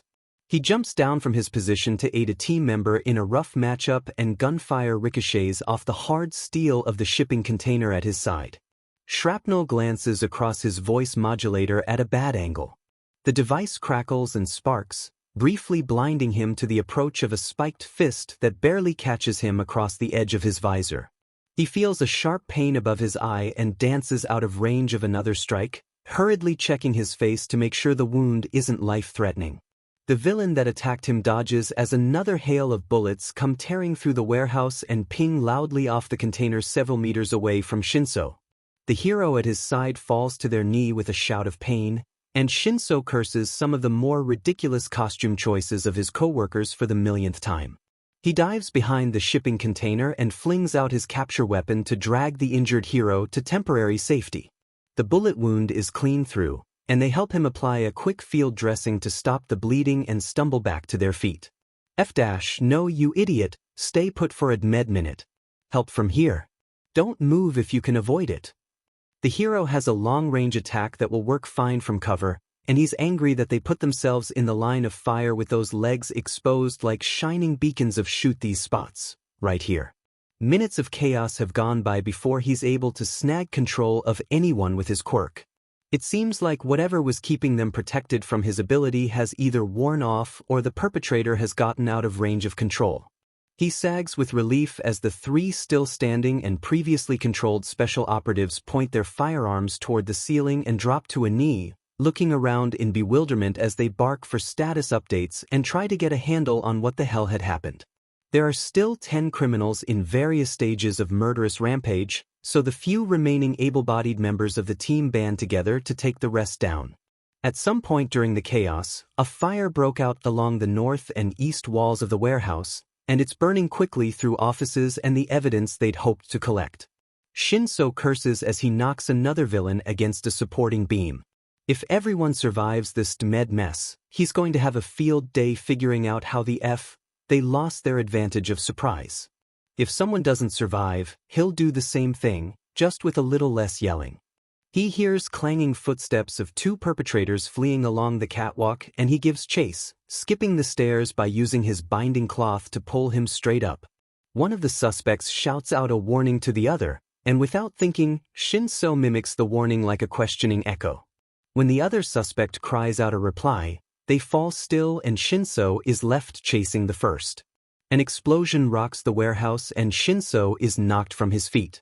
He barely has time to grab onto the railing as a secondary blast shatters the nearby windows and smacks him with flying debris. He nearly loses his grip as the impact tosses him over the edge, the sudden weight along a single limb yanking painfully in his wrist and elbow. It takes a second for the stars to clear from his sight, then he pulls himself back up to the catwalk and looks in the direction the fleeing criminal has run. They're slipping out through the same med window where he entered. He growls with irritation and races after them, flinging out his capture weapon to snag an ankle. There's a screech of outrage as he grips it tight, preventing the criminal from escaping so quickly. Their body swings down from the window and lands against the wall with a muffled thump as they struggle to free their foot. He's sorely tempted to just drop them on their head to the concrete below for all the shit his team just went through. But he doesn't, because that would be pretty anti-heroic. He pulls them back inside the warehouse by the seat of their pants and elbows them right in the nose once a face is visible, hurling a questioning insult along with the strike. When they reply with a bloody snarl, they're trapped. The building is still on fire. He rushes his captive criminals out of the closest exit that isn't a roiling wall of flames and hands them off to a nearby group of officers. Some members of his team had to be carried out on stretchers, but no one has any life-threatening injuries. Thank if dash. He runs back inside to collect another set of criminals, or are they victims? If he knows any more. If they were under mind control, then they could be anyone off the street that just got caught at a bad time. Sorting this mess is going to be an absolute nightmare, even without considering they had a leak that nearly got the lot of them killed. A quick accounting of everyone they've found so far reveals there are at least 2 of their primary targets missing that should have been here this evening.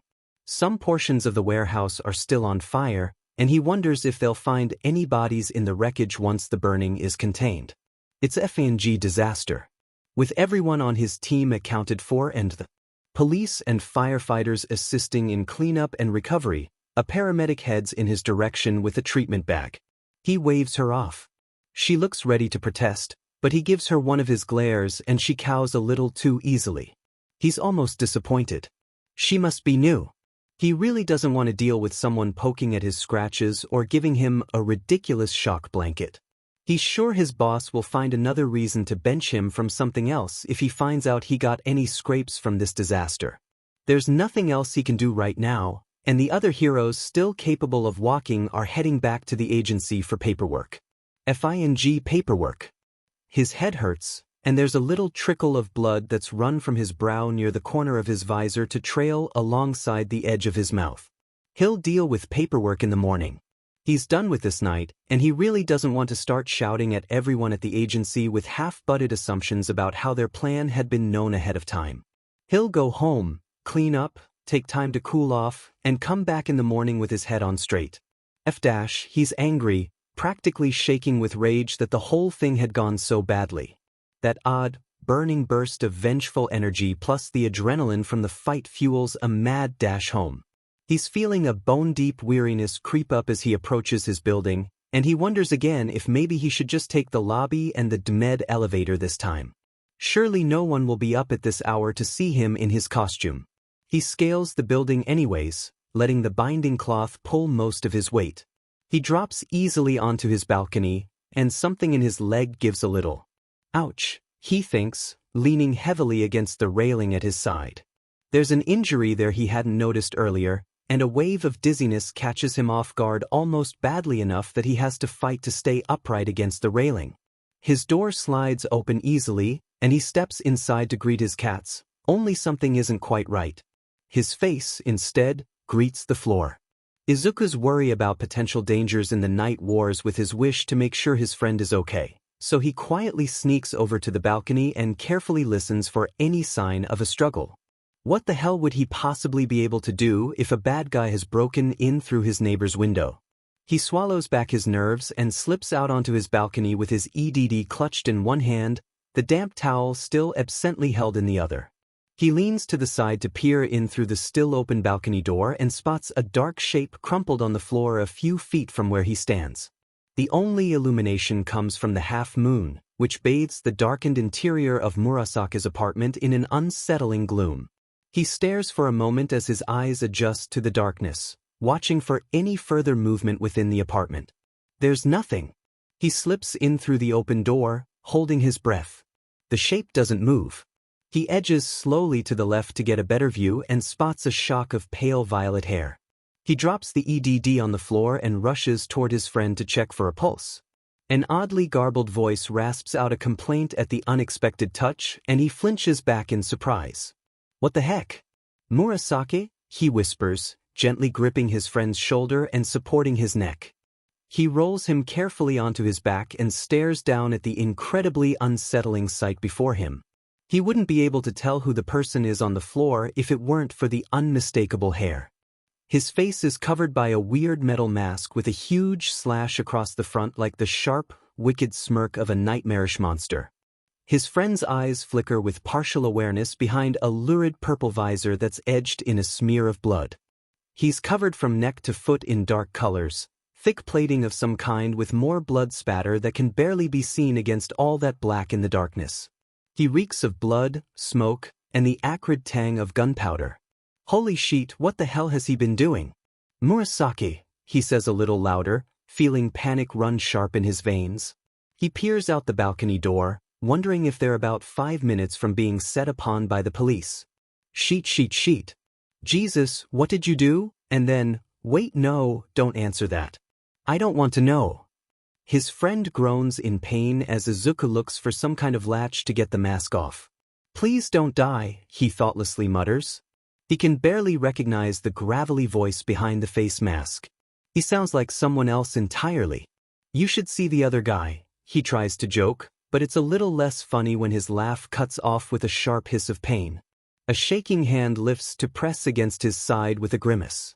Murasaki's other hand lifts to his neck, and Izuku follows the path of his finger to locate the release button tucked beneath his chin.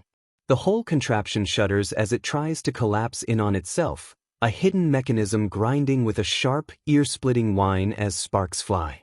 Both men flinch in surprise, then Izuku tugs it away from Murasaki's face as soon as the strap unlocks.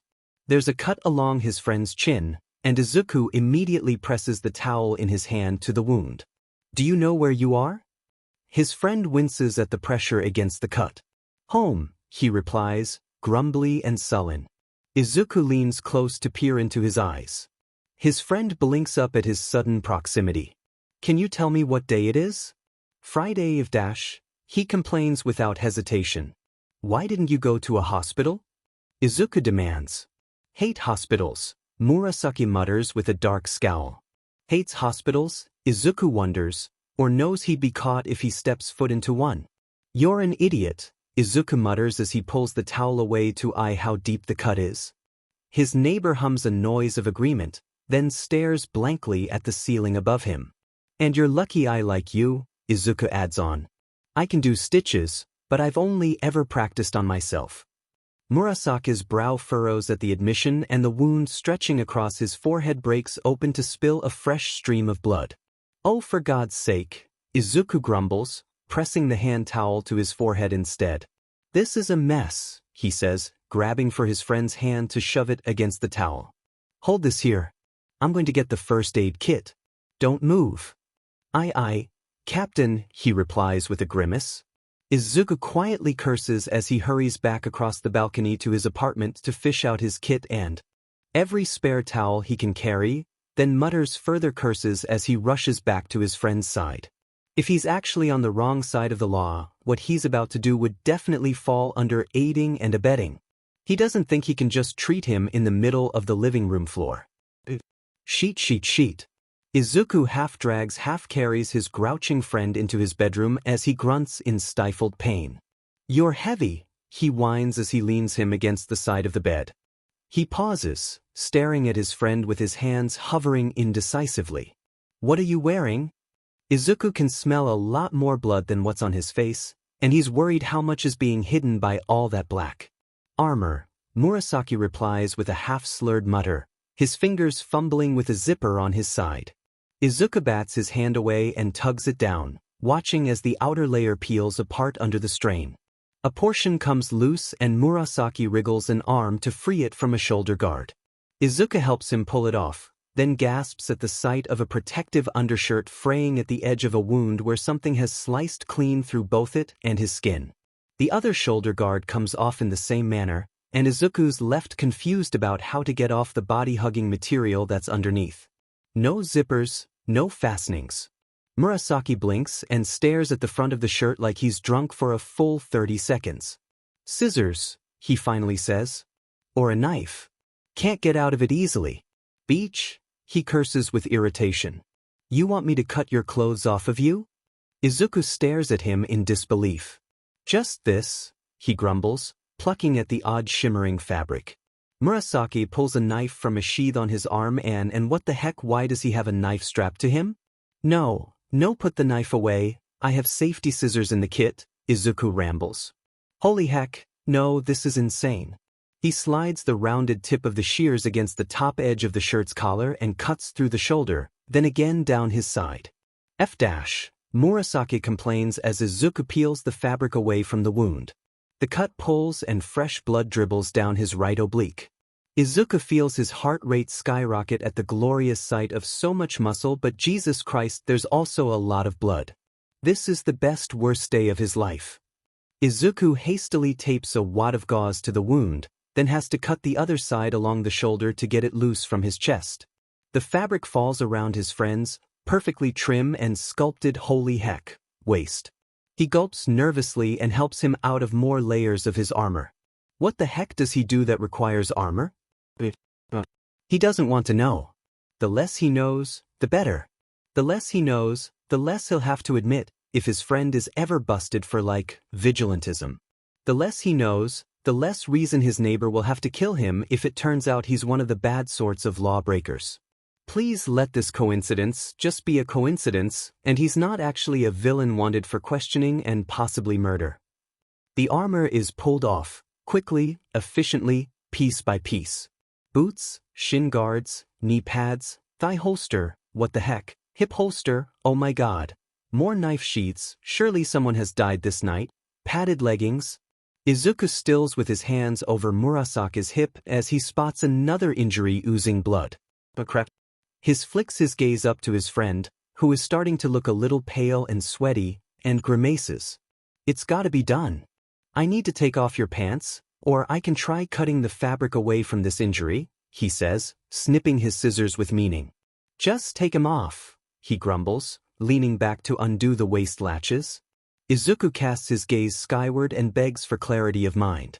There is no stopping the muttering that slips through his lips, now, as he complains about idiotic stubborn males that don't understand reasonable actions regarding injuries and coming home with them and the importance of wearing underwear, and if he isn't he's going to strangle him for being a terrible distraction at this pivotal moment in their lives. Izuku has to cut through more of the protective bodysuit after his pants are undone. Murasaki is, thankfully, wearing boxers as Izuku does his best to wrangle the last scraps of the bodysuit away and then the padded leggings over his hips without also pulling off that last shred of clothing, keeping Murasaki decent and Izuku coherent. He pulls his friend up into his bed and tucks towels under the edges of things that are still bleeding. It's fine. He's going to be fine. This could be worse. He washes the cuts that he can find and pulls out the supplies he'll need to put his friend back together. He really wishes he'd gone to a hospital. His hands don't shake much as he pulls the needle and thread through the edges of the long cut down Murasaki's side. His hands don't shake as he carefully places suture strips across the 4 parallel cuts that are mere inches above the back of his right knee. His hands don't shake as he winds supportive bandaging around Murasaki's left elbow and wrist. But he has to lean over Murasaki's reclining form, close to his face, to clean and dress the last cut over his eyebrow. His hands shake a little as he holds pressure to the wound, his gaze flicking down to tired, violet eyes that are watching him work. His hands shake a little as he lifts the gauze and carefully applies butterfly tape to the edges. His hands shake a little as Murasaki gently grips his wrist. His friend has a peaceful smile dancing across his lips as he breathes out a soft sigh. His hands shake as he traces his thumb across Murasaki's cheek and down the violet stubble along the sharp line of his jaw. His gaze drifts down to the blood still clinging to the edge of his mouth, and he gently wipes a corner of a damp cloth there to wash away the trace. His attention is riveted to that mouth for a moment, and then he looks over the relaxed face of his friend splayed out beneath him. Izuku swallows, feeling a warm curl in his gut as he leans closer and their breaths mingle. He is going to kiss this handsome, devilish man. There's an electric current of anticipation as he looks into those beautiful violet eyes and breathes out, "Murasaki?" His friend's brow furrows as he blinks once, lethargic. "No," he whispers. He pauses an inch away from his face. Murasaki's lips part on a little intake of air.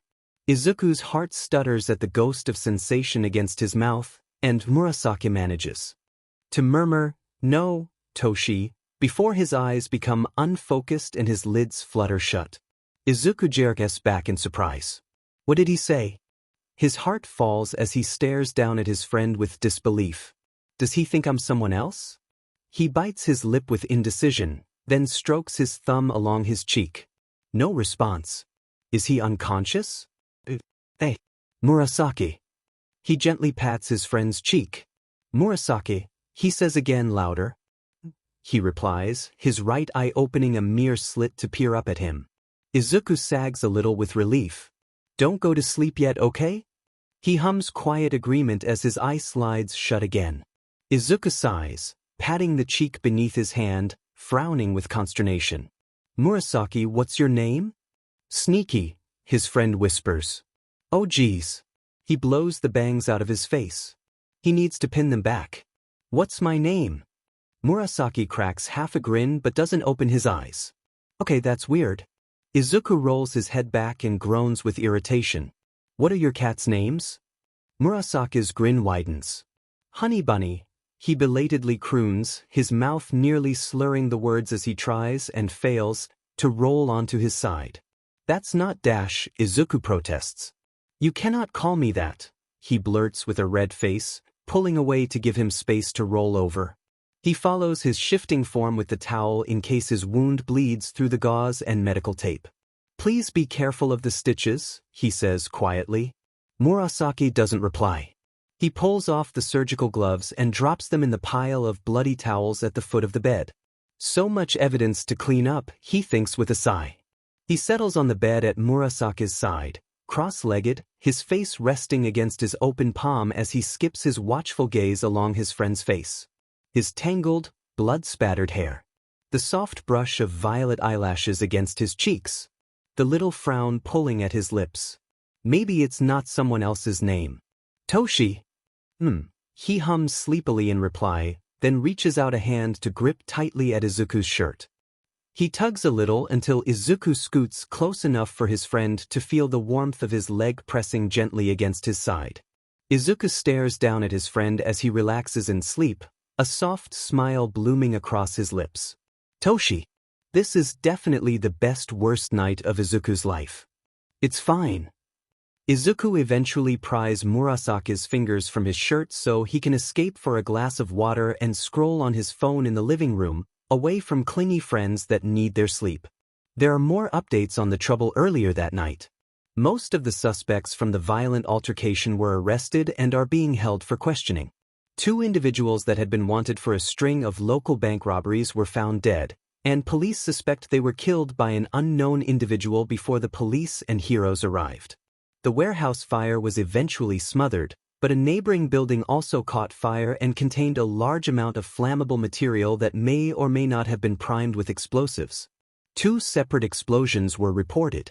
5 civilians died and another dozen were injured in the blasts. Izuku frowns with worry for the families of those that were hurt or killed.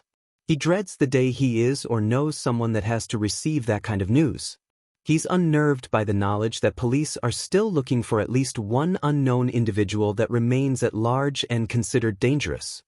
He breathes out a long sigh as he reads further to see that 3 others are sought for questioning. Izuku takes a very nervous sip of his water, looking down the hall at Murasaki's room.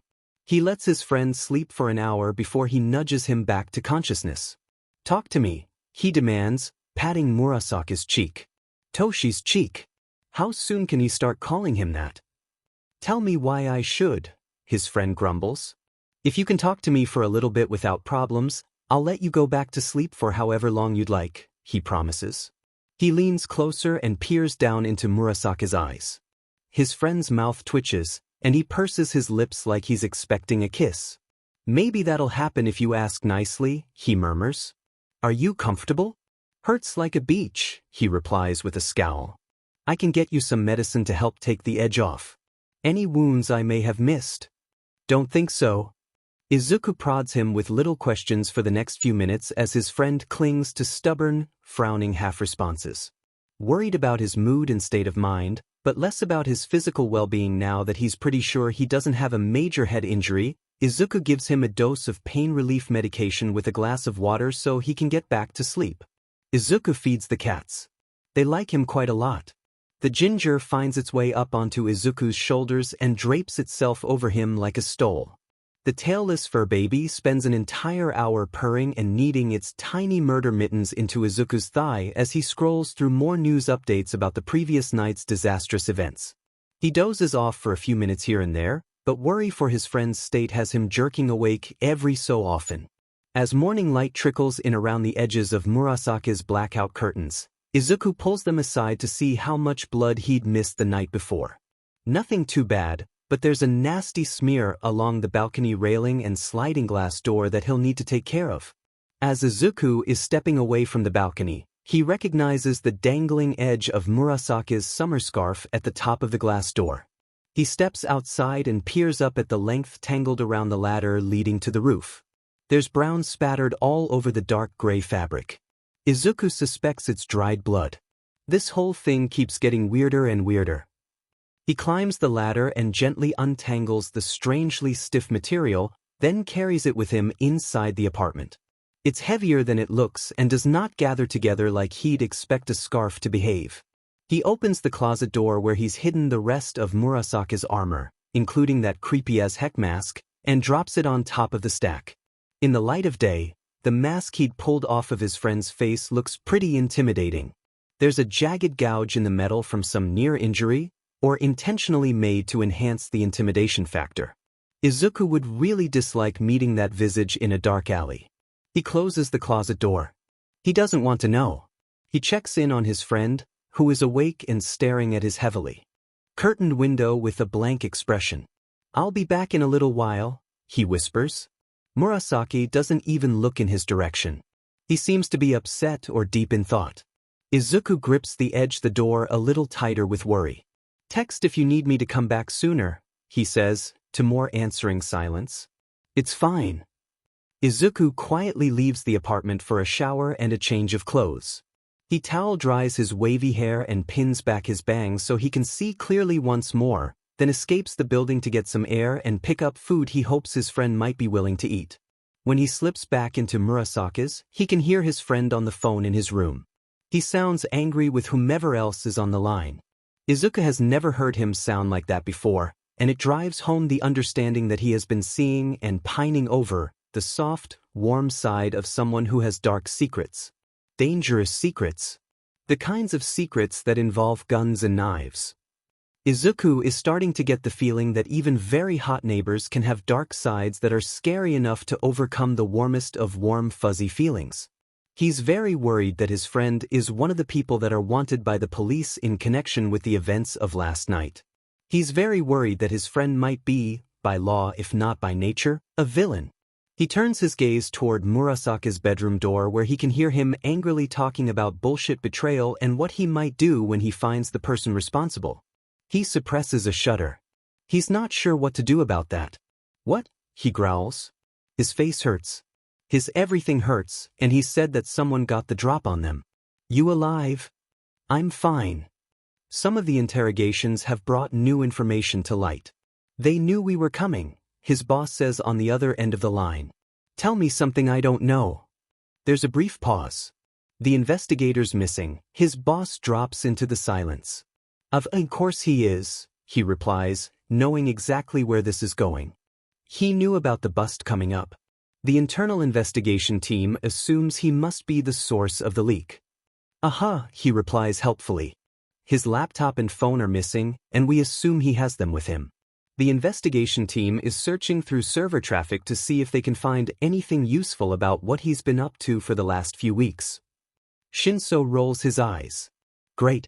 Fantastic." He's not in the mood for a chat. He doesn't want to hear about what they're trying to do.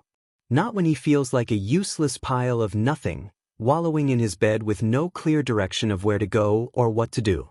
"We got most of them, you know. It wasn't a total loss." "If you say so."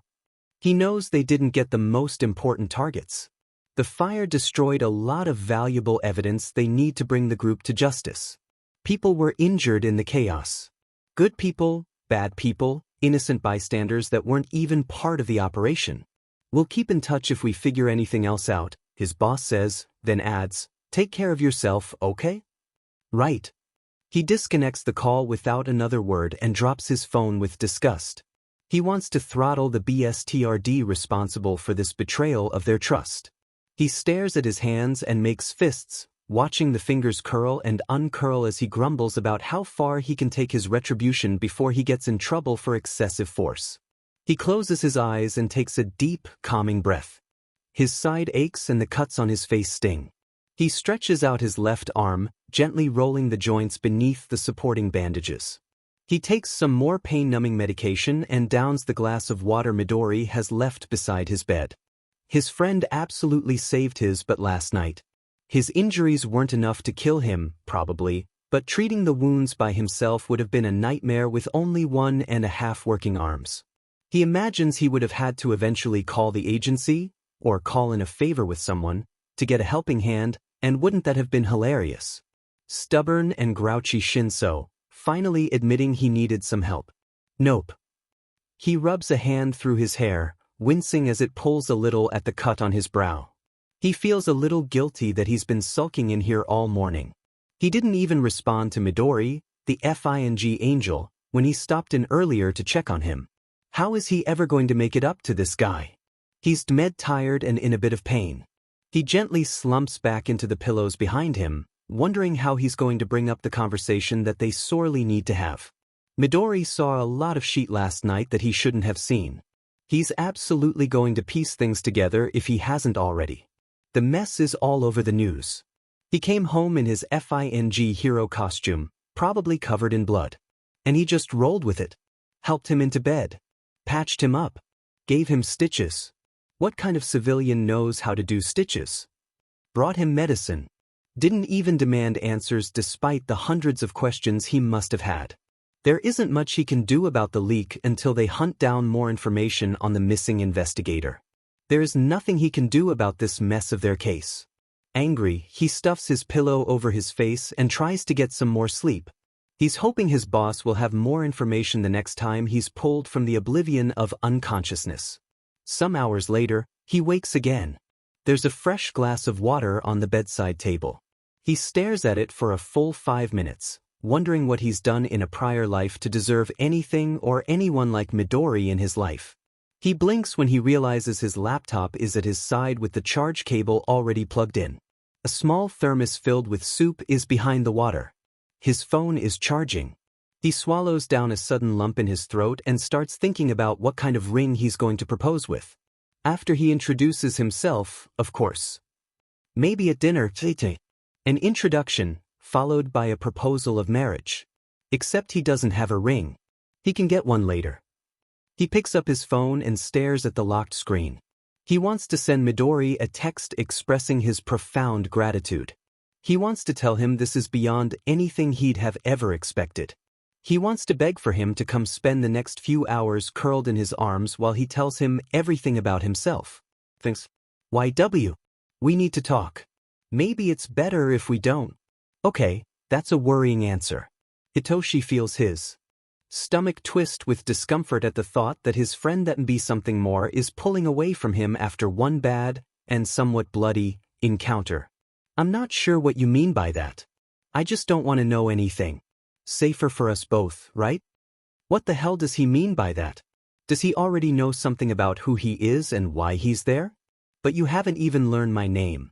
OFC, that's something I want to know. Tonight then. Pad Thai? Bring enough for us both.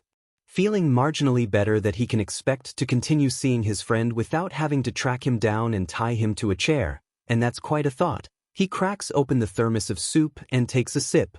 He opens the document and frowns at the last of the fraud entries while he finishes his soup.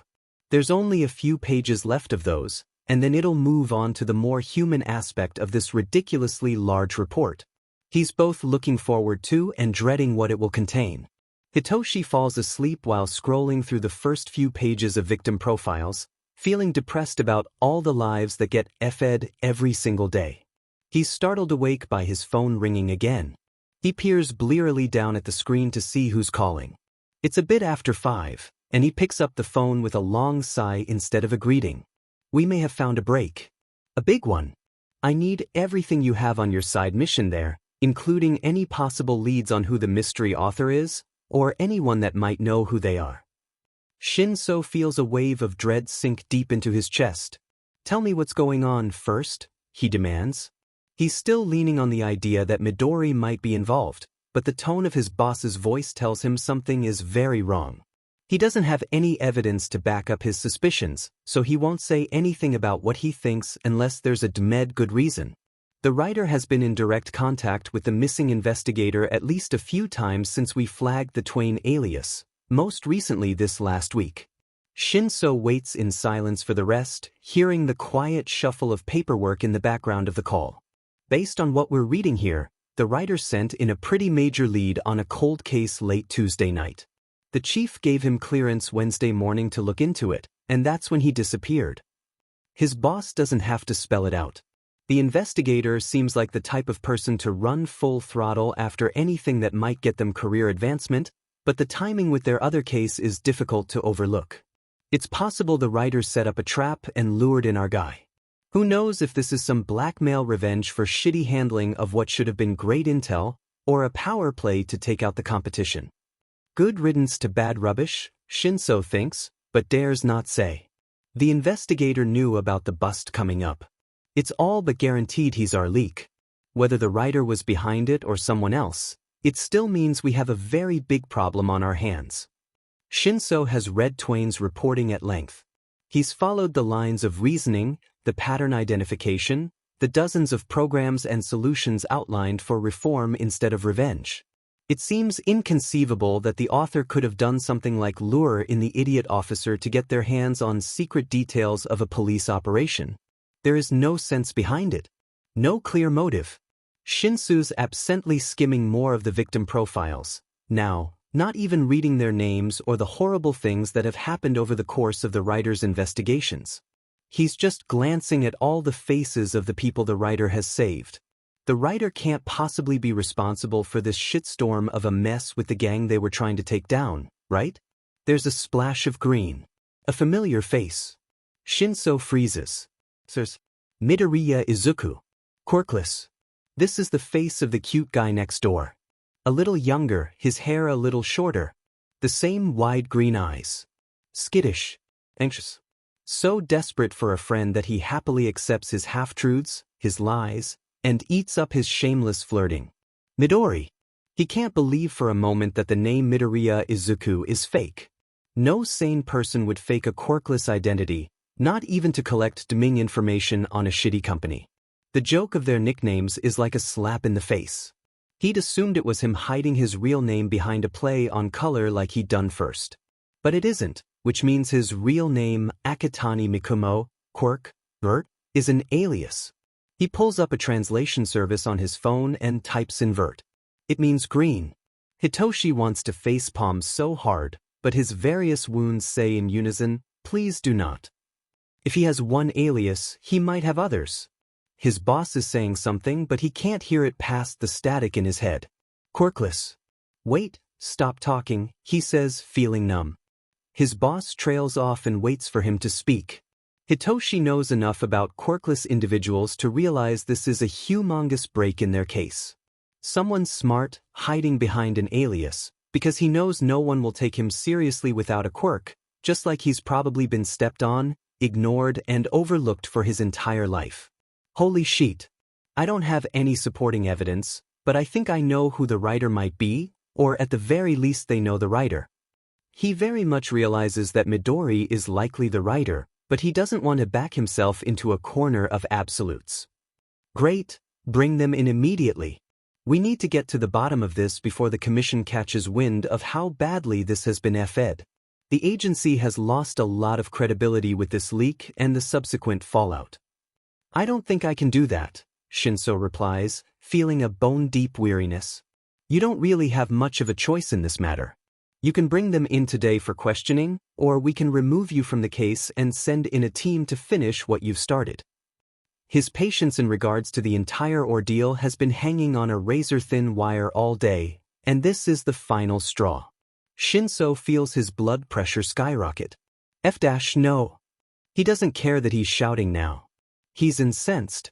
They trusted him to get this job done, and he's not going to just drag his friend in to be questioned by the police without any evidence when they have a pretty good idea of where else they need to start looking. This cold case lead that resulted in the investigator's disappearance. No. I've been hanging around for weeks to find out more about this guy. I don't think he has any friends that dash. Now hold on a second. I don't care how long you've been working that case, but if I feel like you're too close to what's going on or that we need a fresh set of eyes on this mess, then you'll listen to my advice. There's more that we can find out with very few questions. It doesn't have to be anything big. Shinso deflates, but he's not going to budge much on the stance of bringing in Midori for questioning. He'll ask the questions himself from the privacy of their apartment. You're right, there's more I could be missing, but I'm telling you he's dash. His boss cuts him off again. Shinso, I get it. If you think the other lead we have is worth following first, I'll trust you, for now. We have got to get the investigator back in for questioning to clear up any doubts about the person you're trying so hard to protect.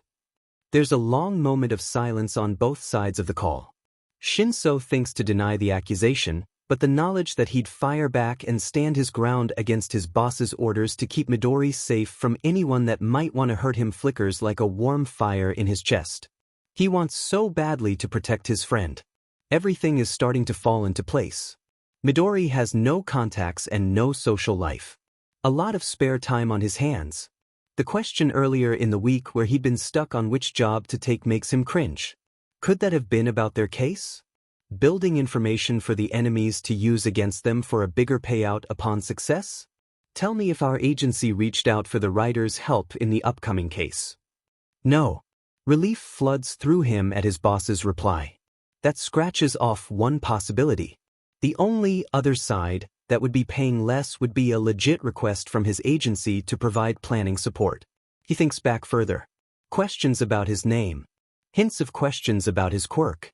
If Midori is the writer, and he can get his hands on all kinds of information to build his reports, Midori wanted to know who his neighbor was and had very little information to go off of. Shinso licks his lips, flicking his gaze around the room as his mind races. I assume the writer doesn't have access to underground hero profiles, because I've never seen one mentioned in any of the action plans. Correct. The clearance level and security safeguards keep that information out of almost everyone's hands. The cold case report was sent on Tuesday night. Wednesday afternoon, Midori had been relieved to see him. Thursday morning, he'd been in tears to find him safe and sound at his doorstep, clinging like he thought something awful had happened. Had heard news. Tell me about that lead on the cold case, he demands, feeling a sudden sense of dread for an entirely different reason. Shinso spends the next 10 minutes staring at his bedroom wall in a mild state of shock, his jaw hanging open as his boss schemes the details they've pulled from the server. He knows exactly who that cold case is for. And the report the investigator received clearly indicates the lead could be a trap. To take a team. To go in prepared.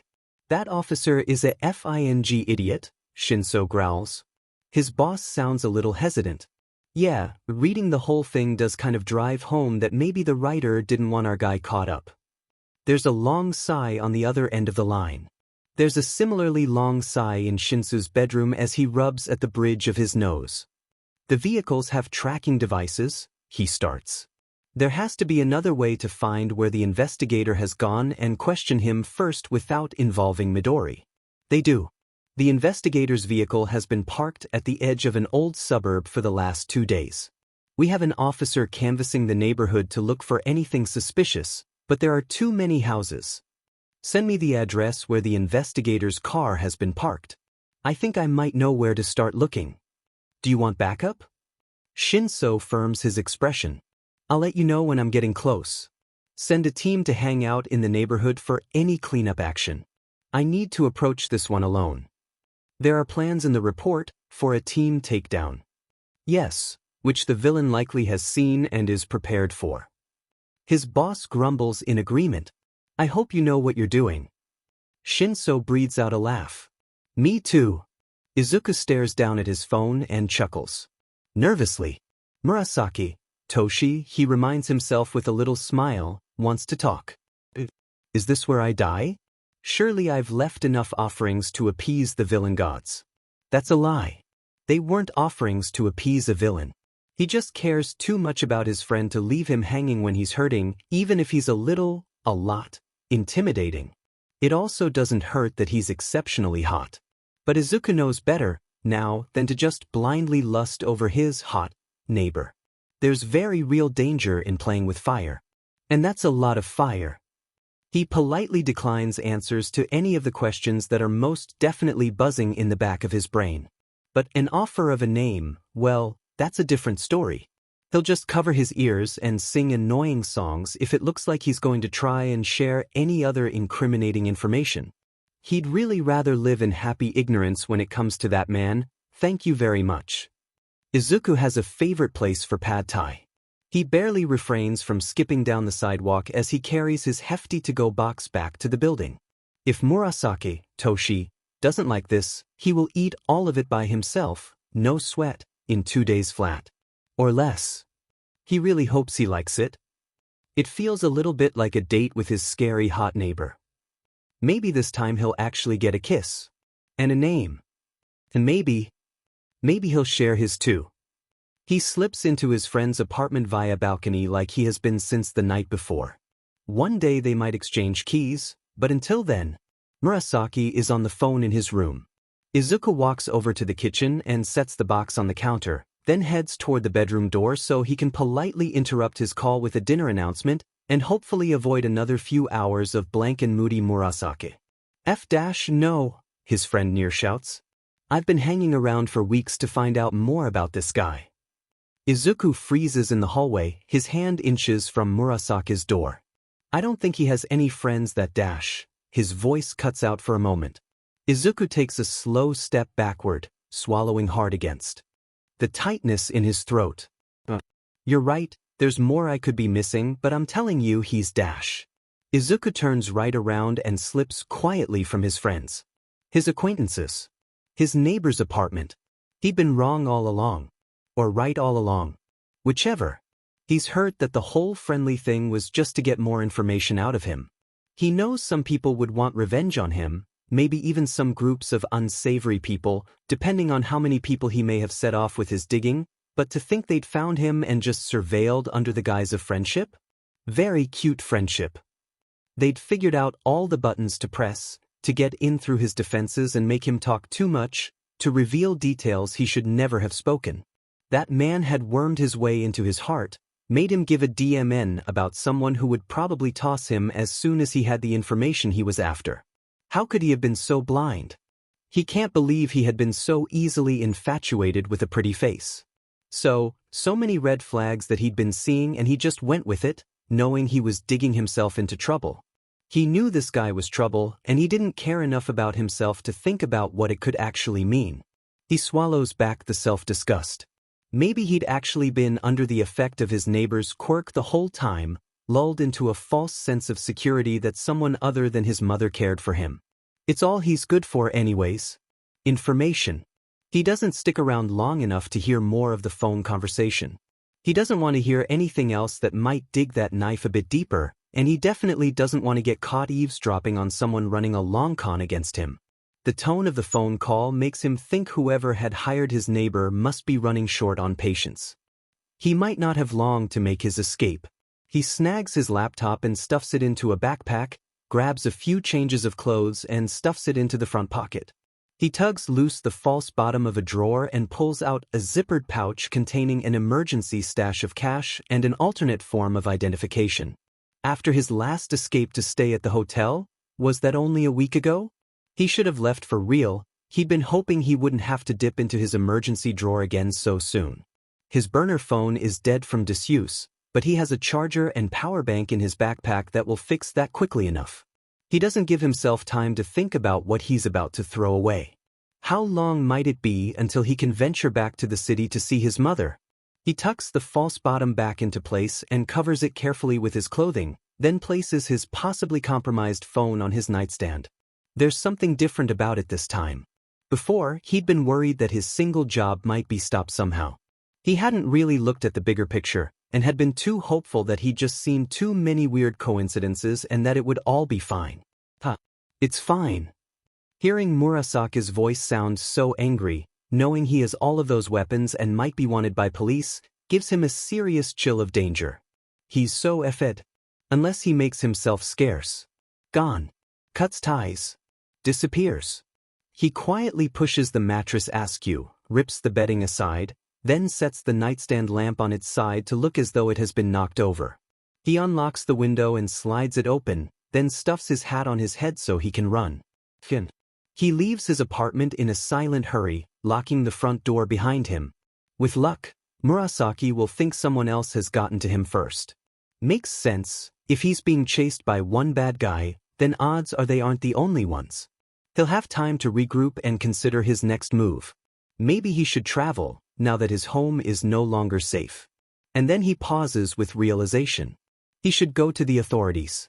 He could, but all he has are suspicions and a lot of awful coincidences, including the bloody mess of last night matching up with that major bust that had been on the news.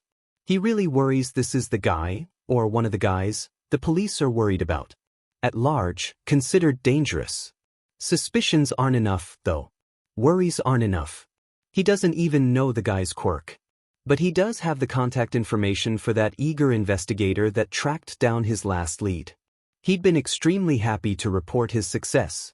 He might be willing to overlook the distinct lack of concrete evidence in this particular case to assuage an analyst's possibly unfounded worries. Izuku wants to cry. He'd seen so much of Murasaki that it had been easy to imagine that he's just some guy down on his luck, maybe a soft-hearted criminal, the kind that had a rough time and had just turned to a life of crime for unknown reasons. He'd even been briefly convinced that he could be a vigilante, trying to make things better even if the law didn't support his methods. The news loves a good vigilante story. They're usually money-making headlines, but last night's news didn't mention anything about a vigilante's involvement. It was villains versus heroes. Criminals versus police. Many people had been hurt.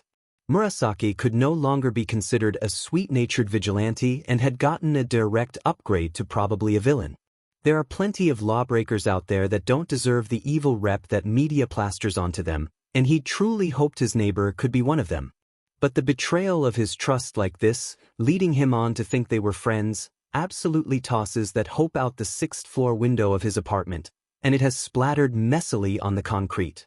He shudders and hurries quietly down the stairwell, his dark hoodie pulled up over his hat so he's a little less recognizable as he ducks through the empty lobby and slips out the side entrance. He leans forward into an easy jog and makes it 10 blocks away before he dares to dig out his burner phone and plug it into the power bank.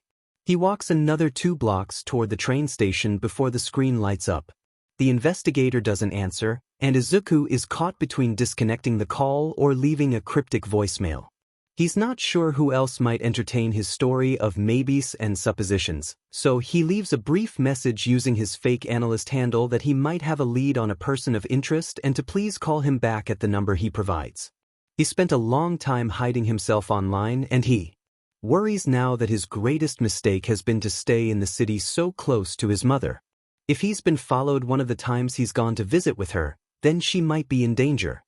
He screws his eyes shut tight and leans against the building at his side for a moment as his heart sinks. He has to hope that the police will help protect his mother from whomever Murasaki is working for, or maybe this whole thing will blow over before it even has a chance to begin. The investigator calls him back within a few minutes, and he sags with relief. The person on the other end of the call doesn't want to hear the details about the criminal, villain, next door.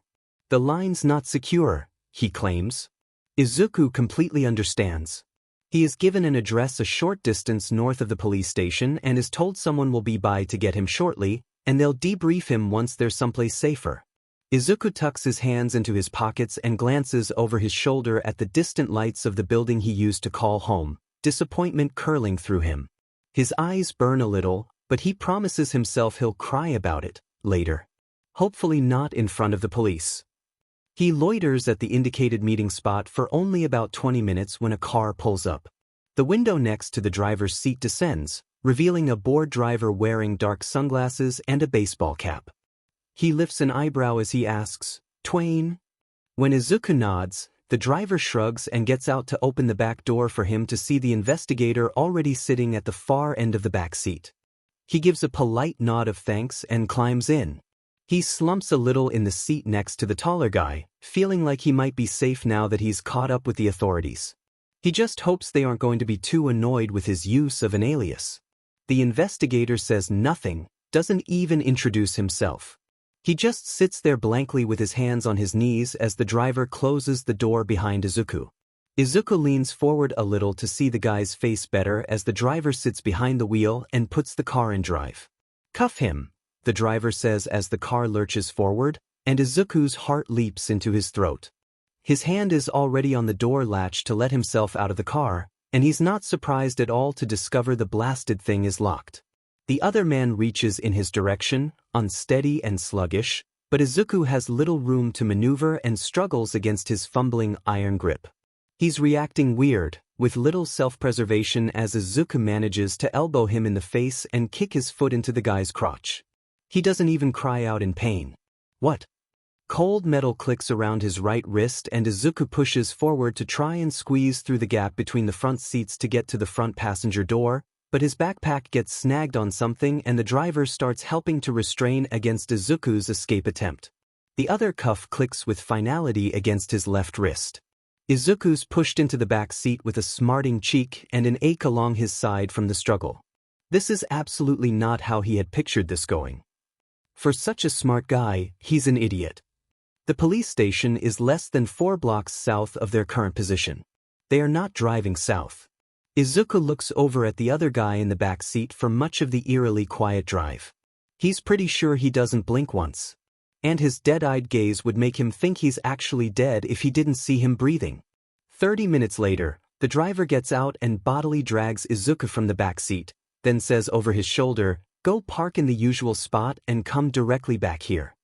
The dead-eyed male gets out of the back seat and lumbers around the car to climb behind the wheel before driving away in the night. They're in an ancient neighborhood, the kind where the buildings are oftentimes condemned, grass has overgrown the sidewalks, and windows are boarded up. There are a few residents living nearby, but it's late in the evening, and the iron grip around Izuku's throat promises pain if he tries anything stupid. Something was definitely wrong with the investigator, and Izuku realizes what it is about 2 seconds after the driver pushes him through the front door of a nondescript home. He pulls off his baseball cap and tosses it onto a nearby table, revealing a floaty fluff of ash-blonde hair. No. Izuku screws his eyes closed as soon as the man turns in his direction. The villain laughs. There's a shuffling sound and the scraping of a heavy chair across a wooden floor, and then a hand harshly grabs Izuku's jaw, pressing his fingertips into his cheeks hard enough for him to feel the pain of his flesh grinding against his teeth. "You are an absolute thorn in my side," the villain growls directly in his face. Izuku still has his eyes shut tight. He can't. He won't risk falling under this guy's control. He can't. "I don't even know who you are," Izuku complains. "What could you possibly want with me?" The villain sighs, squeezing Izuku's jaw so hard that he's sure it'll bruise. "You're an idiot if you think I'd believe you're innocent in all this. How would you know to keep your eyes closed, otherwise?" Izuku scowls. "Just because I know what your quirk is doesn't mean I'm anyone that you'd need to bother with." The villain chuckles and releases him with a shove so that he stumbles into the chair that's right behind his calves. He loses his balance and falls on his but into the seat with a huff of surprise.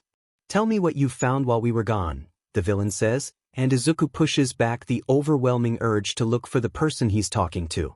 Someone starts reciting random technical facts about the Hero Network. The villain sighs with aggravation. "No, I mean about Twain. What have you found about Twain?" The person rattles off information about a case opened by one of the agencies. His alias has been flagged by the authorities for notifications as a person of interest since one of his reports sent in months ago. Izuku cringes and shrinks in on himself. Of course.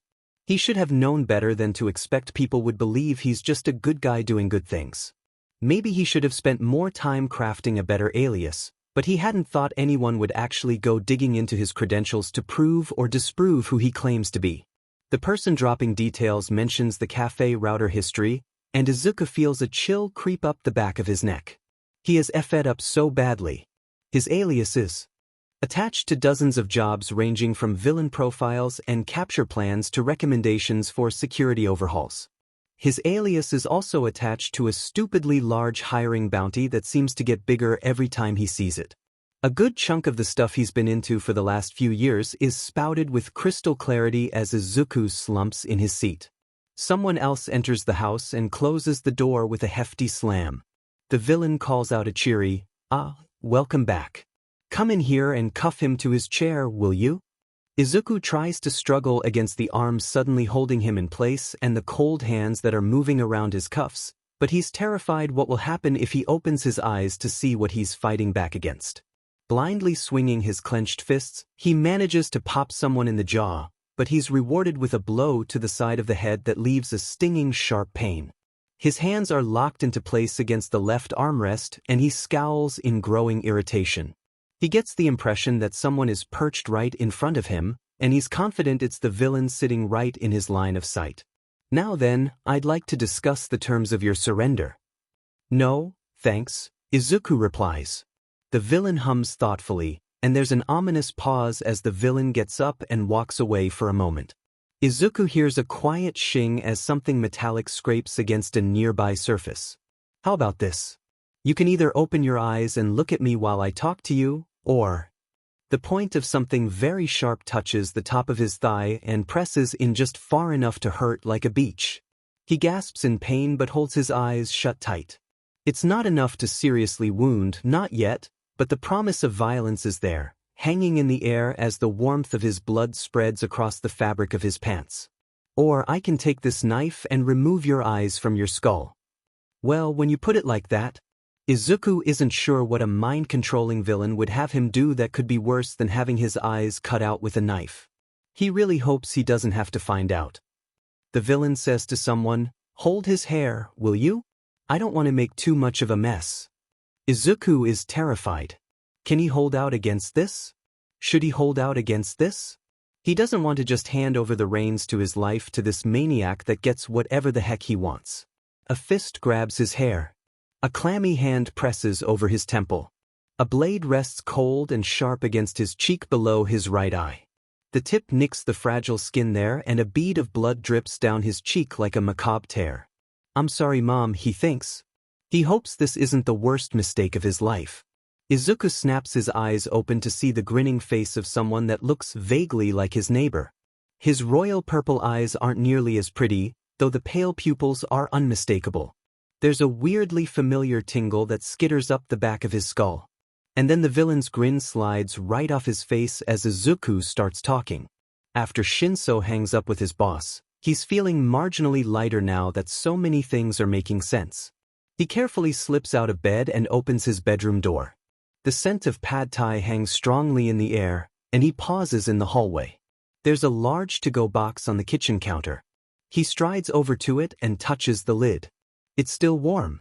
There's a vaguely unsettling sensation creeping up his throat as he calls out, "I hope you didn't expect me to eat all this by myself, Midori." He's not really expecting an answer. Midori has been in and out of his apartment since late last night. But he's dropped off food recently, so he shouldn't be far. He pulls out his phone and sends him a text. "I hope this humongous box isn't just for me. Bring enough for us both. Means you help me eat it. I have to watch my girlish figure." He watches for any notification that his messages have been read. 5 minutes go by. Nothing. "I think I tore one of my stitches. Please send help." No response. His messages remain unopened. It might actually be nothing, he thinks, his gaze flicking over to the balcony door. He slips outside and peeks around the corner to see if Midori is home. The lights are off. The bedroom window is open. His eyes narrow as he leans in through the window frame. The room is in shambles. What the F dash? Hitoshi does not panic. He moves quickly, with his heart in his throat, to slip in through the open window, taking in the sight of everything wrong. What? Midori's phone lights up on his nightstand, and Hitoshi rushes over to the illuminated device to see his message notifications pop up as a reminder that they've yet to be opened. His attention flicks around the room, looking for any other details he may have missed. Nothing else is disturbed. No signs of blood. The front door is still locked. Aside from the open window, no signs of forced entry. The pad thai was still warm. He had to have been here within the last 20 minutes. He hadn't heard anything. Was this going on while he was yelling at his boss over the phone? His phone pings a new message. He knows it can't possibly be Midori, but his heart leaps with anticipation anyways as he whips it out of his pocket. That car is on the move. It passed within 1 mile of your location. He stares down at the message, his mind racing. There is no way that in the short time he was distracted with a phone call that Midori was snatched straight out of his bedroom via the window. It's right next to his balcony door, and a very short distance from his own bedroom window. Any sounds of struggle would have been immediately obvious. Unless that cold case villain and the missing investigator. Unless they found their way here. Mind control quirks are ridiculously powerful. His expression darkens. A glance out of the window, a single meeting of eyes, and he'd be lost. Hitoshi rushes back to his apartment to prepare for the worst. Why the F would they want to take Midori? Revenge? Money? He drops a hand against his side with a grimace. There's a damp spot, and his fingers come away with a little smear of blood. He's already bleeding through the bandage and will probably have to get his injuries taken care of all over again after this mess is sorted out. Hopefully he'll have his friend back soon to help him with that. It takes 2 minutes of throwing open cabinets and doors before he finds where Midori stashed all of his gear. The bulletproof bodysuit is trash now, but the rest of his gear is mostly serviceable if a lot, blood-stained. It still reeks of smoke and gunpowder. The mask, he blinks down at the faceplate. It has seen better days. It works, but it won't collapse. He hooks it over his neck and loops his blood-stained capture weapon around his shoulders. He thinks as he glances at his macabre reflection in the mirror. He looks like some kind of psycho killer from a horror flick. He runs a hand through his hair with a deep sigh. If Midori saw him looking like this last night, he's surprised he hadn't run away at the first opportunity. Or did he? Is what he found in the bedroom some kind of ruse? Before he leaves his apartment to find his wayward, or missing and please not kidnapped or injured or worse, boyfriend, he puts the pad thai in the fridge. One way or another, he's going to drag that man back here so they can have dinner together. Shinso recognizes the address that his boss has sent over. The neighborhood is old. It was old even when he was a kid. He hasn't been to this part of the city in a long time. A decade at least. There are 2 old houses next door to each other that he'd hoped he'd never see again, filled with enough bad memories that they fueled his nightmares for years. He'd gotten out a long time ago and sworn he'd never come back, yet now he's walking back in. The house on the left is empty, as he'd expected it to be, but he had to check. The house on the right has a light on, probably the kitchen, and it glints dully through a gap in the boards covering what used to be the living room window. He wonders how they have any lights on at all. This section of the neighborhood looks especially bad. He circles around the side of the building, looking for any entrance besides the front door. The windows are all boarded. He can see through a tiny gap along the eastern wall into an aging and rotted bathroom, but he'll never be able to fit in that way. The front door it is. Its hinges have always ominously creaked, and tonight it's no different as he pushes the door open. There's no use attempting a silent approach, but he's wary as he slips inside. If he takes 5 steps to the left, he'll be standing in the light spilling through the kitchen entryway where he can see the shadow of someone standing. He takes 3 steps and stops near the wall to listen. I was wondering if he'd make an appearance, a familiar voice says from around the corner. If the hero makes any sudden movements, shoot the kid. I'm not a kid, another familiar voice grumbles with irritation. Shinso peeks around the edge of the open doorway and takes quick stock of the 4 people in the room. Midori is handcuffed to a chair in the middle of the room, scowling over at someone on the other end of the kitchen. He's bleeding in a few places, but otherwise looks mostly intact. The person he's glaring at has shockingly bright purple hair and is sitting at a desk, hands flying over the keyboard of Midori's laptop as they stare blankly at the screen. The missing investigator stands to one side with a similarly blank expression, a handgun pointed at Midori's face. The villain behind this mess is standing a foot behind them with his arms crossed. He smirks and says, "Come on in here and join the party, Hitoshi." Shinso's face twitches in irritation as he turns his attention to his angry neighbor and steps into sight. The villain cackles once he gets a good view of Shinso's blood-spattered costume. "Don't you look the part today? What have you been doing?" Shinso ignores him, looking over his friend's appearance with a critical gaze. He'd fully expected to walk in here and find everyone under control. To see Midori clear-eyed and grouchy about the circumstances is a little weird. The other two standing in the room are clearly afflicted, docile like puppets until their master pulls the strings. He doesn't believe his friend has done anything wrong, but he has to know for sure. He wants to hear him confirm it. And if he's just been caught in the crossfire of coincidence and bad luck, maybe he can keep him from seeing the inevitable violence that will break out in a moment once he has to start fighting to save his life. Midori glares up at him, and he wonders, briefly, if he is mad at the situation or at something he's done. He hopes there will be time, later, to ask. He glances at the others in the room, then meets those bright green eyes. Are you working with them? Don't answer that, the villain sneers down at him. Midori grits his teeth and rattles his wrists against the metal armrest, where both of his hands have been cuffed to one side. Does it look like I'm working with him? He replies, incensed. Shinso's quirk activates upon Midori's response, then slides right off as Midori continues to complain. That a-hole over there is breaking into all of my files, and I am not okay with this. He blinks in surprise. What the F dash? The villain glances at the investigator standing to the side. Hit him, he commands, and Shinso winces as the side of the weapon smacks against the back of Midori's head. He flinches forward away from the blow with a harsh exclamation of pain and hunches over to rub the side of his face against his cuffed hands. He eventually sits back up and grumbles irritably, "You guys are a bunch of JRKs. Couldn't have you falling under that little spell of his, just in case." The villain seems amused at Midori's reaction and flicks a casual glance in Shinso's direction. "Why are you here?" Shinso demands of the one in charge. "You swore you'd retired and that we'd never see you again." The villain scoffs, meeting Shinso's angry gaze. He can feel his quirk hypnotize sliding into his thoughts, but it takes no effort to shake his hold. "I was enjoying my retirement." Shinso's quirk activates at his response but can't get a grip on the villain's mind. Their abilities are too similar, and they've both had plenty of practice learning how to counter the catch. 5 years of bliss in a tropical paradise, minding my own business, he sighs dramatically. Imagine my surprise when someone, he glares down at Midori who's glowering at nothing in particular, cracked open that cold case and started asking questions. People too close to my circle of comfort started noticing. He throws his hands up in irritation and begins pacing a small path behind Midori. I couldn't have my retirement plans ruined by some bored analyst, so I made myself available to tie up any new loose ends.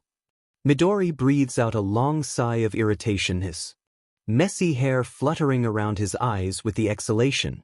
And the investigator that thought to arrest me practically walked into my hands. He stops with a grin, nodding at the blank-faced male that's once more staring at Shinso, waiting for him to make some kind of idiotic move that'll get Midori killed. Because some idiots fail to follow instructions, Midori grumbles, rolling his eyes. The villain continues to monologue, clearly enjoying his big reveal. And he has so much access to interesting cases that are in progress. It's too easy to just walk into someone's hideout and help myself to whatever they have. Money, weapons, technology? All for the taking. He looks incredibly proud of himself. And then I found this delightful little hacker with the last group that could get me into even more information. He waves a hand at the purple-haired person sitting blank-faced behind them. Best of all, I ended up spoiling one of your cases in the process, didn't I, nephew? He grins with delight. Midori's mouth falls open in surprise, and he scowls up at Shinso with clear disappointment. Is that why you're here? Your uncle beat you to the punch, and your employer wants to make sure they get a return on their investment. Shinso is taken aback. That's a really weird way to describe his assignment. The confusion on his face must be clear, but Midori narrows his eyes with suspicion and glances away. What the hell is he thinking? The most amusing part of all of this? This one dragged me out of retirement because he was trying to figure out who you are. I thought I'd hidden myself so well, cleaned my tracks and killed all the traces.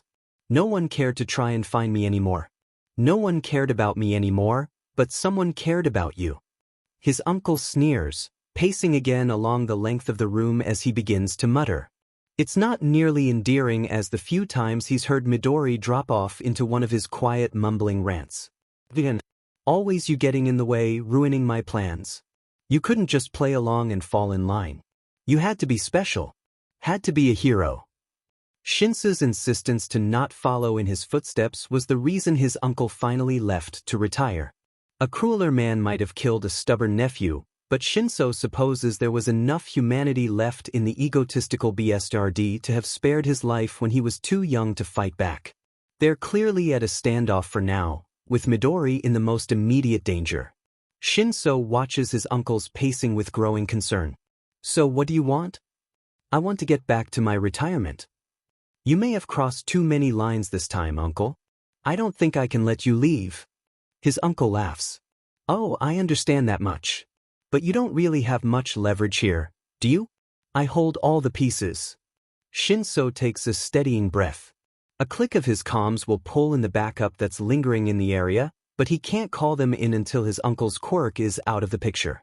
Regardless of retirement, though, this one has caused me troubles, and I think some recompense is in order. Did you know there's a bounty for his retainment that has tripled in value over the last year? Midori sighs and rolls his eyes. That retainment fee is only granted if you can get the person to sign a contract. The villain smirks. I don't think that'll be much of a problem. Right, because your quirk will make me do things whether I want to or not. Like it worked so well when you kidnapped me off the street. His uncle sneers down at the back of Midori's head, his fist raised with invisible warning. Don't hit him. It won't help anything, Shinso says, wondering how the hell he's going to get Midori out of the line of fire. Might shut his dead mouth for a minute. He hasn't shut up since he arrived. Midori's lips lift in vague amusement, but Shinso can suddenly tell he's only been paying partial attention. His hands are loosely clenched together as they twitch in their cuffs, and Shinso realizes Midori's hair is much more messy than he's gotten used to seeing. Where are his bobby pins? As soon as I couldn't catch him with my quirk, he started talking about it like I'm some kind of science project. Question after question, observations out the butt. Wouldn't shut up about it until you walked through the door. Shinso's eyebrows raise with disbelief. Midori turns pink. He slides a bored gaze to the investigator that's still staring him down. So, what's your plan then? You can't just order me around like one of these lackeys. And you clearly want to keep your little hostage for some kind of payout, though that makes zero sense if you're able to talk anyone into giving you whatever you want. He's of use to me whether I get a payout or not. He knows a lot of shit, and I'm willing to bet good money that there are a lot of people out there who'd like to get their hands on him or his work. He flicks his head over to the person clicking through Midori's computer. They're pulling up so much information too. So many files, everything so nicely documented. It's a veritable gold mine. Midori clenches his jaw with anger. And once he's taken care of, one way or another, I slide back into retirement and don't have to think about the one that interrupted my vacation plans. Shinso blinks. What the hell do you expect to happen? You think I'm going to just let you walk out of here? He's incredibly lucky that his uncle doesn't know how much he's willing to risk to keep Midori safe. All he knows is that he's at a bit of a stalemate if he wants to keep his winnings intact. His uncle tilts his head, considering. I was expecting to take off with a handful of new toys and money for my trouble. I have a ticket already chartered. He sighs, but he doesn't sound too troubled. I wasn't expecting to get my hands on this particular bounty, though, so my plans had to be changed. He pats the top of Midori's green hair. Now that you're here, throwing a wrench into my ideas once more dash. Shinso interrupts him. Maybe, if you'd like to avoid being caught by your estranged family members, you should stop using your old house as a hideout. His uncle purses his lips. Nephew, I can do whatever I'd well please, and most everyone cannot and will not tell me no. Until they do, Midori mutters. His uncle chooses to ignore the comment. Anyways, now that you're here, I have to adjust my plans. I'm willing to compromise, though, for expediency. You mean so you don't get your butt kicked? Midori mutters, and this time he gets the sharp strike of a knuckle to the back of the skull. Shinso doesn't like that his friend has gotten hurt, but his angry scowl is not as threatening as he probably thinks it is. He breathes out a soft chuckle. Okay, let's hear this compromise of yours. I'll give you back your little investigator so he can face the music for all the regulations he ignored. There are 2 computers and the gang's little hacker sitting right here, and the evidence I took from your failed bust is bagged in the closet with a pile of money and some other junk that I'd planned on taking but is of no use to me. You'll have a full recovery of those missing assets from your case. In exchange for... His uncle grins and puts a hand on the back of Midori's chair. I'll just take this one with me and you won't hear from me again. Shinso glances at Midori, wondering what he thinks of this mess. Midori isn't even paying attention anymore. He slowly leans forward in his chair as though to find a more comfortable position. The gun remains pointed 2 inches from his face, and his green eyes flick between the firearm and the investigator's blank expression as he watches for Shinso to make a move. Midori turns a meaningful glance in Shinso's direction and lifts an eyebrow expectantly. Shinso doesn't like what Midori's suggesting. What could he possibly expect him to do? If he makes a sudden movement, the gun that's pointing at his face will fire. Shinso pauses with realization. The gun will fire. With a little bit of a delay. He shifts his weight slightly, and the investigator follows his movements like an inebriated hawk. Midori's hands are free in the next moment, and he leans back to reach for the firearm with both hands, using his leverage to jerk the aim away from his face. Shinso hears a tiny click as Midori grips the gun, and in the next moment the slide of the firearm comes off in one smooth pull. Then he twists in his seat and throws the metal piece directly at his uncle's face, where it bounces off his forehead with enough force that he slaps a hand over the injury with a shout of pain. Shinso has no time to be impressed, lashing out with his capture weapon to loop around both his uncle and the investigator that's squeezing the trigger of a weapon that no longer works in his failed attempts to follow instructions. He yanks the binding cloth taut and rams the 2 men into each other, their heads colliding in an explosion of blood from one of their noses. The villain tries to choke out a command for the purple-haired hacker, but they're a bit too slow to get to their feet to do anything, and they aren't even armed. Midori rushes forward and grabs hold of their arm, gripping a wrist and elbow to yank at a nasty angle. Shinso hears an unsettling crunch as they cry out in surprise, then a muffled oomph as Midori pushes them to the floor and sits on their back. "Jer," he mutters more emphatically, his scowl still firmly in place. Shinso can't help but grin in barely repressed delight at the sudden and surprising end to their standoff. "How about you?" Midori asks, his tone unexpectedly snide as he glares up at him across the room. "Are you going to try and kidnap me next?" Hitoshi stares at him with furrowed brows. "I don't understand. I have no reason to kidnap you." "I heard you on the phone," he exclaims with a rising voice. "How much have they been paying you to hang around so much?" Hitoshi shrugs. "My normal paycheck." Midori gapes. "You just admit that you've been paid to dash." His words trail off with a choking sound. Hitoshi gets a sudden sinking impression that he's a moment away from ruining everything and lifts his hands in placation. "Hold on, I think there's been some kind of misunderstanding. You're a dash. An undercover hero assigned to your apartment building to find a mystery consultant," he supplies when his friend breaks off with a hitch in his voice. "I was going to say a B," Midori corrects with a sharp frown.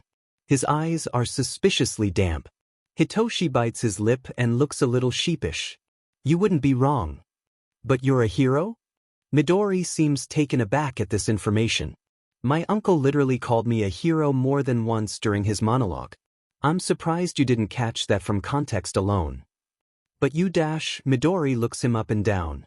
"But your dash," he waves in his general direction.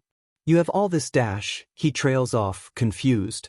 "I have an entire report on why you might be one of the bad guys," he mutters. "And I still don't even know what your quirk is." Hitoshi stares at him with a deadpan expression. "You thought I was a villain without even knowing my quirk?" "Well, yeah." The details painted a pretty grim picture. Midori narrows his eyes and looks pointedly at Hitoshi's wrecked costume before he continues, "And with what you're wearing." Hitoshi wants to laugh. This is an absolute first. Midori frowns with confusion. "I don't get it." His uncle shifts and groans, trying to push the limp weight of the investigator off of him. Hitoshi isn't too concerned, though, if the 2 he could have controlled aren't in much condition to do his bidding anymore. He fishes around in a utility pocket for a pair of quick cuffs, then spots Midori moving from the corner of his eye. After everything he's just witnessed, he's kind of curious what else might happen. Midori gets off the back of the hacker he's been squishing. They whimper at the movement and don't seem too inclined to go anywhere. His friend stalks over to his backpack that's been tossed in a far corner and unclips a tiny gray box. He leans over and touches his uncle's arm with the end of the device. There's a very loud bzzz as his uncle's entire body goes stiff, then he falls still with tiny twitches in his extremities. Midori unties the hacker's shoe and peels off a knee-high neon pink sock, then brings it back to his uncle and ties it around his face to cover his eyes. Honestly, the fact that they couldn't keep this guy in custody for more than a few hours is obnoxiously stupid. Does no one have any common sense? Hitoshi gives Midori a long look. I wonder if you care to explain how you got caught by them in the first place, especially if you have one of those shock boxes on you. Midori sniffs and looks away with a little frown, but Hitoshi thinks it looks an awful lot like a pout. I do not care to explain, thanks. He glances at his shoes and adds on in a mutter, it was definitely not because they opened a car door and nicely asked me to get in. Hitoshi closes his eyes and rolls his head backwards with a groan of disbelief. Of course. He uses the quick cuffs to secure his uncle as Midori watches him with a calculating gaze. I didn't know at first that his quirk couldn't catch me, but by then I needed a distraction to make my escape, he explains. Hitoshi looks over at him with a lifted eyebrow. Midori blushes as they make eye contact. And you are very distracting. Izuku has so many questions. Even being fully aware that the villain has a knife and is very upset with him doesn't do much to stem the tide that comes rolling out of his mouth. He probably would have been a bit more cautious, but it's either talk or laugh when he sees the sheer bafflement on the villain's face as he fails to succumb to hypnotize. Questions about its use, its range, its limitations, speculations on weaknesses or how to implement it in rescue scenarios, alternate applications and methods of employment come flying out of Izuku's mouth like a literary machine gun. The weird similarities to the villain he'd been trying to track down and the fascinating coincidences that led him to finding an obscure link in the middle of nowhere. Instead, sheet, oversharing again. He'd be surprised if the guy can understand half of what he's muttering about, but it doesn't stop. He just lets him ramble with his mouth slack, like he's unable to look away from a strange display at a museum of oddities. At some point in his diatribe, it becomes mindless recitation of facts related to historical usage of hypnosis alongside studies of theoretical application, because the rest of Izuku's thought process has shifted into coming up with a plan for escape. If this guy can't keep him under tight and easy control like his other two minions, then he has a very real chance to get away. Step cuffs. Step disarm and disable. Step run. He has tiny, pointy objects in his hair. The three in the room don't look very tough. And he can run for days. Well, miles, but close enough. The only problem is that the villain doesn't seem too interested in letting Izuku out of his sight anytime soon, and minion number 1 still has hold of his hair. Why? His plans shift again once the villain has minion number 2 go through his backpack and they find his laptop. Step panic. He has so much dangerous information stored on his hard drive. Company weaknesses. Hero weaknesses. Everything he's picked apart to put back together into meaningful, helpful analysis could easily be twisted and turned against everyone and everything that's ever held his interest. His muttering stream of consciousness is now directed at the hacker minion, as he verbally dissects their quirk and they can't even hear him. Tiny yellow sparks emit from the tip of their right pinky every time they hit the enter key on his laptop, and he's willing to bet they're using a technology interface to push commands through any safety measures the laptop has in place to keep people out. As soon as they start reciting his folder structure and document titles, he feels a swell of unbridled outrage. No one has ever gone through his stuff like this before. The front door creaks, and Izuku's muttering cuts off with wary apprehension. The villain holds up a finger, and the hacker trails off, though they continue to type and click at a feverish rate. Izuku is vaguely interested that his control extends to nonverbal commands, but he's having a hard time appreciating the finer details whilst raging about someone poking through his files and worrying about who else is coming. Minion number 1 finally lets go of his hair, only to sluggishly pull out his firearm and aim it at his face. Izuku is certain that this new threat should be worse, but he still breathes a tiny sigh of relief. He's not being held in one spot anymore, and it further reinforces his belief that minion physical reaction time to a given command is sheet. This whole evening has been something else, like a 2-hour montage of his most despised memories just remixed and summarized. Betrayal and loss of friendship, emotional pain from someone he thought he could trust, helpless against someone else he thought he could trust, an a-hole hurting him because he can, and another a-hole going through his treasured belongings. When this is all over, he's going to come on in here and join the party, Hitoshi. At the flash of achingly familiar violet in his peripheral, Izuku's irritated thoughts freeze frame, and eventually he drags his angry glare from the JRK poking around in his computer to the JRK that's just stepped around the corner in his blood-spattered outfit of menace. It looks even more intimidating when he's standing under his own power, his eyebrows lowered over violet eyes with clear irritation. The harsh slash of his scowling mouth is nearly parallel to the crooked, horrible gash across the face mask that's draped around his neck. It matches. Fitting. He looks vaguely murderous as their eyes meet. Izuku wants to throw his shoes at him and yell something fierce, but he grits his teeth and glares right back. And then Murasaki asks him a question. For all the questions Izuku loves throwing around, hearing one actually come out of that man's mouth makes a shiver dance up his spine.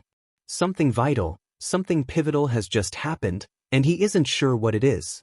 He's usually so calm, so collected. Is it emotional duress like worry and anger that makes him slip? Is Murasaki this angry because he'd vanished? He'd wanted to be wanted, but not like this.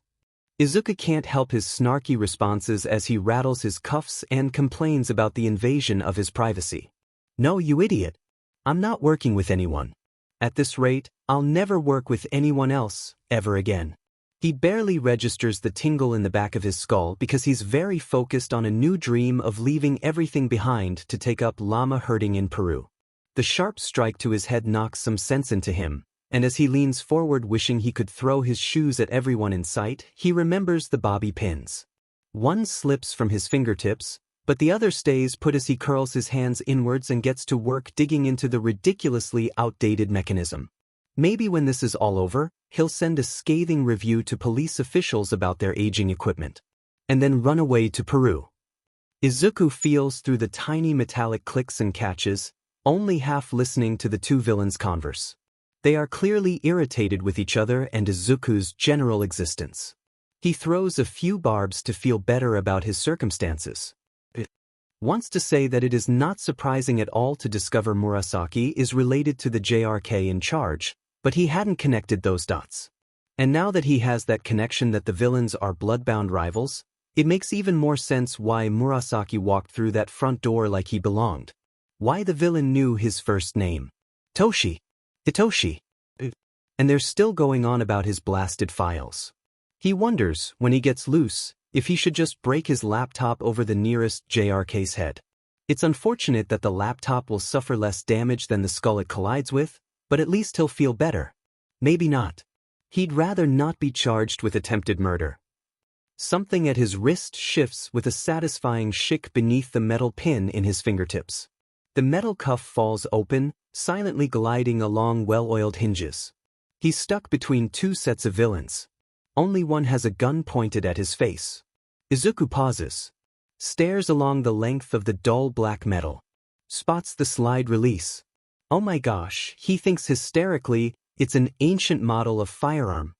His little idea of twist and hope for the best has morphed into something way better. There's only one thing he can do now, the plan. Cuffs. Disarm and disable. Murasaki is the distraction, and the enemy of my enemy might be willing to lend a hand. Llama herding. He'll figure out what to do with Murasaki after the immediate threat has been handled. Maybe his polite abetting the night before earned him some points he can cash in towards a head start. The gun comes apart laughably easy. The villain is so close he can't miss, although he is aiming for the eye and he misses. Pity. The hacker is a twig. Izuku isn't very strong or skilled, but he is more than a match for someone who doesn't eat their vegetables. The excited smile on Murasaki's face sends a thrill through Izuku until he remembers he's super shady and he's still angry at his betrayal. Izuku wants to believe he's a good guy. He wants to cry. He's vaguely terrified that he's just getting Sekiryu right back into his charm, that he'll gloss over the red flags, overlook all the weird circumstances, and fall right back into his orbit like a fool. This is not someone he can bring home to meet his mom. But he can't help look at this tall, violet-haired male and think, please kidnap me. I'll be good. I promise. Izuku can admit he has problems. So many problems. Is he going to continue to pretend to be his friend until he's no longer useful? Continue to be an ally, or a hero that's around because he's getting paid for it? Murasaki cuffs the villain and his minions. Izuku enjoys zapping the lead JRK and BLNDF him with a sock. He regrets not having something more nauseating on hand. A small group of heavily armed police officers arrive to gather the criminals. The criminal and his victims?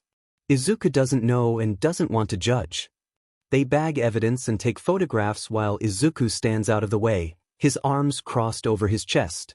Murasaki is kind enough to collect his laptop and backpack so that it doesn't end up going with the rest of the evidence, although he loops it over his own shoulder instead of returning it to Izuku. This is not helping restore his confidence. The paramedics disinfect and patch up his cuts, and then Murasaki allows them to check the injury along his side that has started bleeding again. Someone on the team has a healing quirk that works as well as stitches, so he's put back together with a swipe of a palm and firm reminders to take it easy for the next week. Too many police officers have strolled past with polite nods in Murasaki's direction, and the paramedics know him well enough to insist on checking for injuries. Izuku can safely believe he's telling the truth about being one of the good guys. But that doesn't mean he's actually a friend. Murasaki has a car come to pick them up. They both slip into the back seat. Izuku is silent for the drive and spends his time staring out of the window, wondering what the hell his life is coming to as he's passed around between villains and heroes like an asset. A tool. Just a thing to be used. He knows Murasaki is watching him, but he doesn't care to get lost in those stupid violet eyes again. He'd rather hang on to his irritation and shroud himself in it like a shield against the interrogation he knows is coming. He's mildly surprised when they pull up in front of the apartment building. Instead, Murasaki leads him into the elevator, and it's a silent ride up to the 6th floor. He could look at the reflective elevator doors and examine Murasaki's expression for clues, but instead he stares down at his shoes, confused and worried about what is going to happen now. His nerves are starting to creep up on him, and his palms are getting sweaty with anticipation. He surreptitiously rubs them down his pants, then stuffs them into his pockets. "Come on," Murasaki says, weariness in his voice as he walks toward his apartment and unlocks the door. Izuku assumes he has to follow him, but he's not sure if he's in some kind of custody. Murasaki closes and locks the apartment door behind him, sets Izuku's backpack down, then crouches to unlatch his boots. He flicks a gaze up at Izuku when he doesn't move to take off his own shoes, arching an eyebrow expectantly until he gets the hint. "Sorry," he mutters. He's feeling as awkward as the first day they'd met over a cup of sugar, maybe even worse. He toes off his shoes, nudges them into place, stands off to the side, feeling a little cold. The ginger cat comes trotting into the room, bright meows of greeting as it twines around Izuku's ankles and arches to rub the length of its body along his calf. "Traitor," Murasaki murmurs. Izuku fights back a grin of triumph. At least he has one thing. The cat likes him more. Murasaki drops his bloodied scarf and scary face mask on the couch with a long sigh, then saunters into the kitchen. He pulls out the to-go box of pad thai, sticks it in the microwave, sets out 2 plates and chopsticks. He turns to look back at Izuku, who is watching him with a weird mix of feelings. Confusion is at the top of the list. "Come sit down," he says. Somehow, this doesn't feel as much like a command as it does a request. Izuku hesitantly approaches and takes a seat by one of the plates. Murasaki puts the reheated food between them, then sits in the other spot. He fishes around in one of his inner pockets for a moment, then withdraws a thick plastic card. Sets it on the table and slides it toward Izuku. "My name is Shinso Hitoshi. Izuku stares down at the card. At the photograph of a younger Hitoshi. His name. His license identification number. His hero name. His quirk. He flicks his gaze up at the hero sitting across from him. At the noodles hanging out of his mouth as he chews. The tired marks below his violet eyes as he watches Izuku's reaction. Izuku reaches into his back pocket and withdraws his wallet. He pulls out his own identification card with the quirkless marker in the corner. He swallows around the lump in his throat. "My name," he starts, but his voice wavers a little. He is terrified that admitting who he is what he is could ruin any semblance of a pretend friendship they might have had going on here. But does that even matter? If Shinso is not really a friend, then why not get that out in the open now, tonight, and call it done before he can get his hopes up again? He swallows again and steels his resolve with a sigh. "My name is Midoriya Izuku. And I'm quirkless." He slides his card in Shinso's direction. He glances down at it once, his gaze flicking over the scratched surface, lingering on the bright red corner that's impossible to miss. "I hope that's not another alias of yours," Shinso murmurs before taking another bite. "No one in their right mind would pretend to be quirkless." Izuku scowls in response. "I figured as much," he replies after he finishes chewing. "You aren't eating," he adds. Izuku slumps in his chair. He's not feeling very hungry right now. He kind of wants to run back to his apartment and hide in a closet. Or go see his mom and let her hug him while he cries. But he picks up his chopsticks and takes a bite anyways, if only to get the hero to stop staring at him like he needs to be coddled. "I'm an underground pro hero, and I've been on assignment in this building for weeks, looking for a consultant using the falsified alias Twain Mirko." "And?" Izuku stares at him as he takes another bite. "And I have reason to believe you're that person," Shinso replies. And that's it really," Shinso says with a shrug.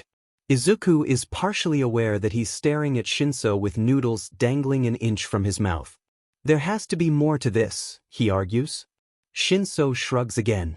"There was more to it, but there isn't any more." Izuku puts down his chopsticks. "I don't understand. My assignment was to find the person of interest. The end goal was to figure out if they're working with good intentions and need some additional security measures, or if they're working with bad intentions and need to be arrested. You've been leading me on for weeks, then, just to get more information out of me," Izuku accuses, his eyebrows furrowing as his irritation picks back up. Shinso's lips twitch as he fails to completely mask his amusement. "Not exactly," he admits. "The day you came by for the sugar, I immediately assumed you couldn't possibly be the person we were looking for." Izuku's mouth drops open, feeling sharp indignation at being dismissed, but then his brows furrow with the sudden realization of what that might mean. "You dash." Shinso quirks his lips and arches an eyebrow, leaning forward a little bit as though to encourage him to finish that thought out loud as soon as he can. "You've been hanging around, flirting, asking me on dates, while thinking I'm just some average guy? Midoriya, there is nothing average about you." Izuku narrows his eyes and leans over the table. "Do you realize how shady you've been this whole time?" Shinso shrinks back with a wince. "Yeah, about that dash. No, I mean really shady. I have been going out of my mind with paranoia about what this whole," he waves in Shinso's direction, "thing could actually mean. Sleepless nights, actually fleeing from my home twice in terror that my life might be in danger, scared as heck that the police were going to come knocking down your door, or mine." He stands and points an accusatory finger in Shinso's direction, "because you were one of the bad guys." His hand lifts to his messy hair, carding through the locks that have fallen into his eyes. "Why the heck couldn't you tell me all of this from the beginning? Or, I don't know, why did it have to be only now, after everything has already gone so badly?" Shinso stands and steps a little closer, his hands lifted in placation. "Midoriya, I meant to tell you. Several times. It kept getting pushed back." "You dash," Izuku grounds out, feeling his irritation flare for one final huzzah. "Do you realize how much trouble you could have saved both of us if you had just told me what you wanted? Even your name would have been enough. I could have figured out who you were and we could have had this fight way earlier and then I wouldn't have gone chasing some ridiculously vague clues in other parts of the country to open up all those stupid cans of worms and waste everyone's time and get kidnapped and dash. Shinso steps forward and presses a hand over Izuku's mouth, cutting off his panicked rambling. I am so mad at you, Izuku murmurs behind his palm, though it comes out muffled, sounding more like ah. The angry set of his eyes makes it clear enough what he means. Shinso removes his hand and smiles down at Izuku with his stupidly pretty mouth, those surreal violet eyes sparkling with warm affection. Midoriya, I want to kiss you, he announces, resting his palms on Izuku's upper arms. His heart skips a beat, and a curl of warm anticipation slides through his guts. Izuku's irritation slips out of reach. He swallows, staring up at the male that is very much in his space. This is hardly the time for dash. Shinso interrupts him with a sharp shake of his head and leans closer. You said I should tell you what I want and now I am. Midoriya, I want to kiss you. Nope. Not like this. Izuku tilts his head and narrows his eyes. It's Izuku, he clarifies, reaching up to grasp the loose collar of Shinso's costume in his fist. If they're going to kiss, he'll be dead if they're not on a first-name basis. And you need to ask me. Shinso falters for a moment, his expression guarded as he frowns. He hesitates. I don't think I understand. Izuku firms his stance. He wants a kiss, badly, but this man's going to work for it. You understand perfectly well, Hitoshi. Ask me. The taller male swallows nervously. Izuku, he starts, then closes his eyes to shudder. Izuku wonders if they've somehow crossed a line, but unless Hitoshi says something he'll never know for. Violet eyes flutter open and meet his gaze with newfound resolve. Izuku, can I kiss you? Yes, Izuku replies, rising up on his toes while yanking the taller male down by his collar to press their mouths together in a firm kiss. Hitoshi jerks back in surprise. But my quirk. I don't care. It's fine. Izuku impatiently cuts him off, threading his fingers into the hair at the back of Hitoshi's neck. He's about 2 seconds from climbing up the taller male to get back in range of his mouth. Hitoshi stares down at him for a moment in disbelief, his lips curling into a small smile as he searches Izuku's expression. Izuku tugs with a frown of impatience, wondering what the holdup is. It's fine, Hitoshi echoes, finally leaning down to claim his mouth with a soft sigh. And it's fine. Their first kiss is tender and sweet, a warm press of lips, the gentle slide of Hitoshi's mouth against Izuku's. He has to lean down for Izuku to reach, but he hangs on with fingers twined in the hair at the back of his neck. They tickle and tug as he sighs in happy bliss against Hitoshi's mouth. Hitoshi is not sure what to do with the hands on Izuku's shoulders, so he sweeps them down his back to loop around his waist and tugs him closer, pulling the shorter male in until they're pressed against each other. Izuku tilts his head back far enough for their lips to part, and gasps, Mura. Hitoshi swiftly presses their mouths together again to cut him off. He admonishes between little pecks. He can feel Izuku's hands nudging at his shoulders insistently, so he relents for a moment and pulls back an inch, looking down into dazed green eyes. Hitoshi, Izuku corrects himself, blinking up at him. He gives him one last lingering kiss before standing straight, relishing in the little sound of protest that Izuku makes. Not fair, he grumbles, clinging to Hitoshi's neck as they stand close together. He very reluctantly unwinds his arms and takes a step back. You sounded like you wanted to say something. He looks over Izuku's face and is pleased to see him pink-cheeked and completely frazzled. He wants to pull him right back into his arms. He says at last, glancing down at Hitoshi's chest. Your armor, he explains with a little wave of his hand. Hitoshi arches a brow and looks down at himself, then blanches at the sight of tools, utility pouches, and the protruding handles of 4 sheathed knives that can't be comfortable for a close embrace. He flicks his gaze back to Izuku's and smirks. I can take it all off, he drawls, running a hand up his side to feel out the first of the latches. Izuku turns crimson and squeaks, backing away with his hands up. No, that's all right. We should dash. He quickly looks around for an escape. Finish dinner. Hitoshi hums in amusement as Izuku drops back into his seat. He looks up at him nervously, twisting his fingers around his chopsticks. I do need to change out of this, he says, plucking at the edge of his filthy costume. He'd gotten ahead of himself by rushing straight to dinner and introductions, so they could continue on to the kisses. Izuku is in only marginally better condition, with smears of blood lingering in his hair and on his clothes. Finish eating before it gets cold again, Izuku murmurs, poking at his food while watching him. But sit here, he suggests, patting the spot adjacent to his. Hitoshi laughs and moves his plate over. The rest of dinner is filled with idle chatter and Izuku's blushes. Hitoshi doesn't think he'll ever get tired of seeing those. Izuku thinks of something as they're dishing out seconds and shrinks in on himself with a surge of embarrassment. I'm glad to know you're gainfully employed. As a hero and all that, he waves his hand. Because he laughs a little and rubs at the back of his neck as he rolls his eyes to look up at the ceiling. He sighs. I contacted a bunch of outreach programs to have them start canvassing our area. I thought you needed help. Hitoshi laughs aloud, looking at the prints in a pile by his coffee pot. I actually picked up a bunch of their brochures for you because I thought you needed help. Izuku's smile dims a little, but he's still in a good mood as he replies, sometimes I need a little help. Hitoshi nods. Me too. The tailless cat eventually meanders out of the cat room and sits to stare at the pair eating at the table.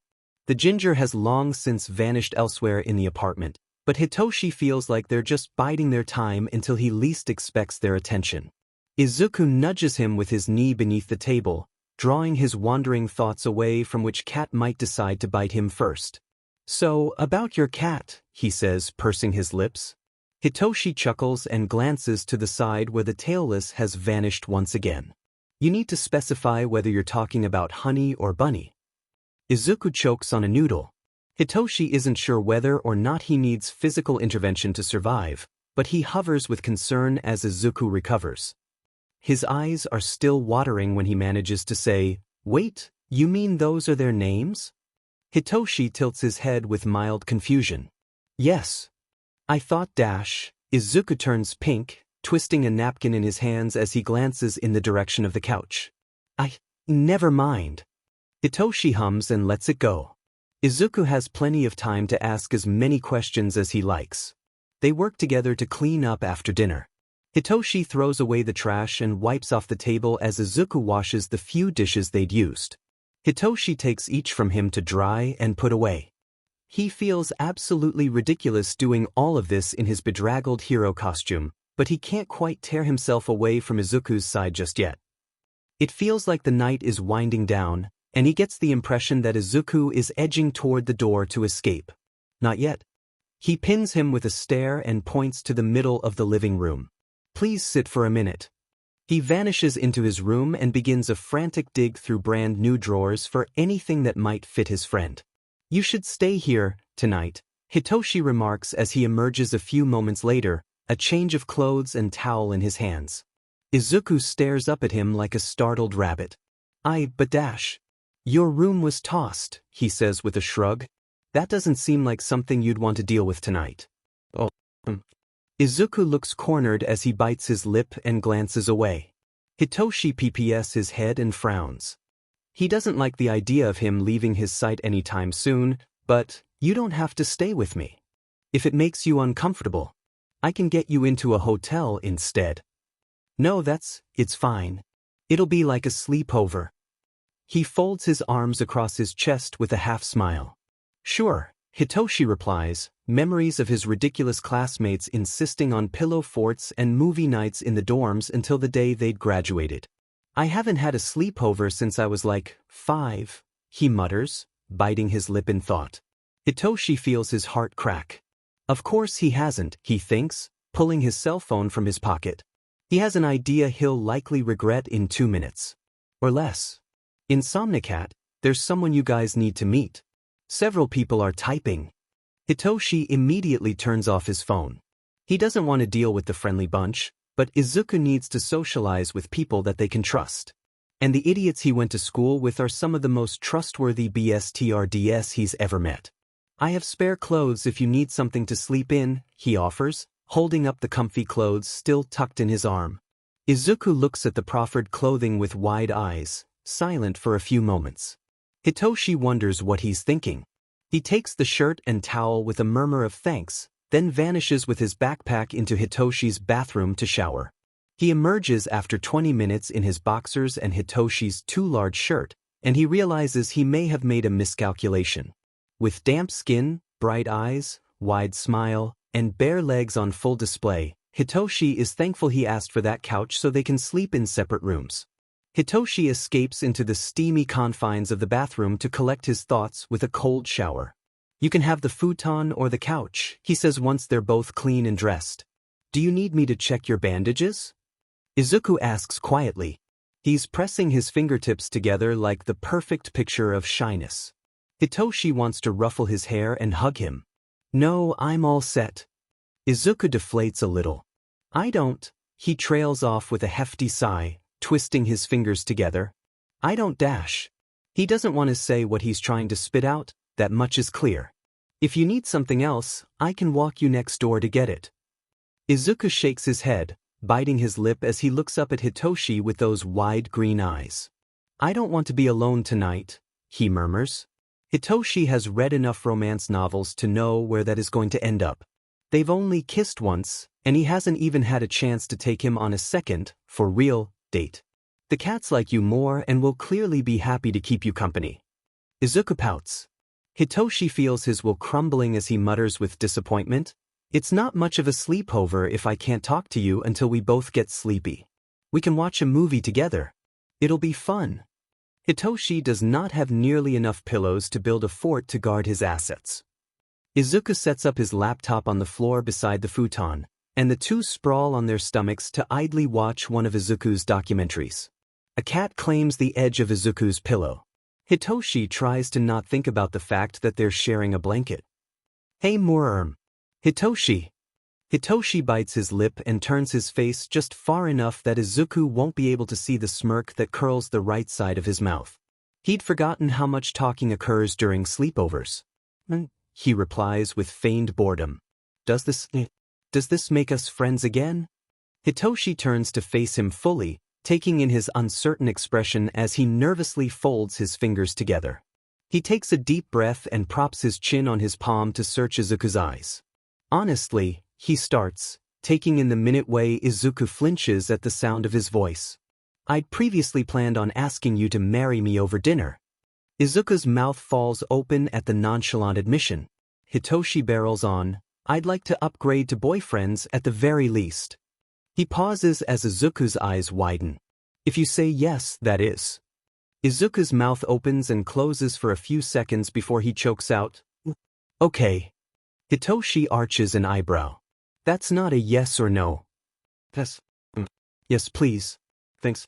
Yes. He laughs a bit and drops his face in his hands. Hitoshi can see the tips of his ears turning pink in the pale light from the laptop screen. He peeks out from between his fingers, but Hitoshi is pretending to not pay any more attention. Hitoshi? He whispers. Hitoshi likes the sound of his name coming from Izuku's lips. He hums in reply, sliding a glance to his left to see Izuku still watching him instead of the documentary. He smiles brightly behind a tuft of blanket.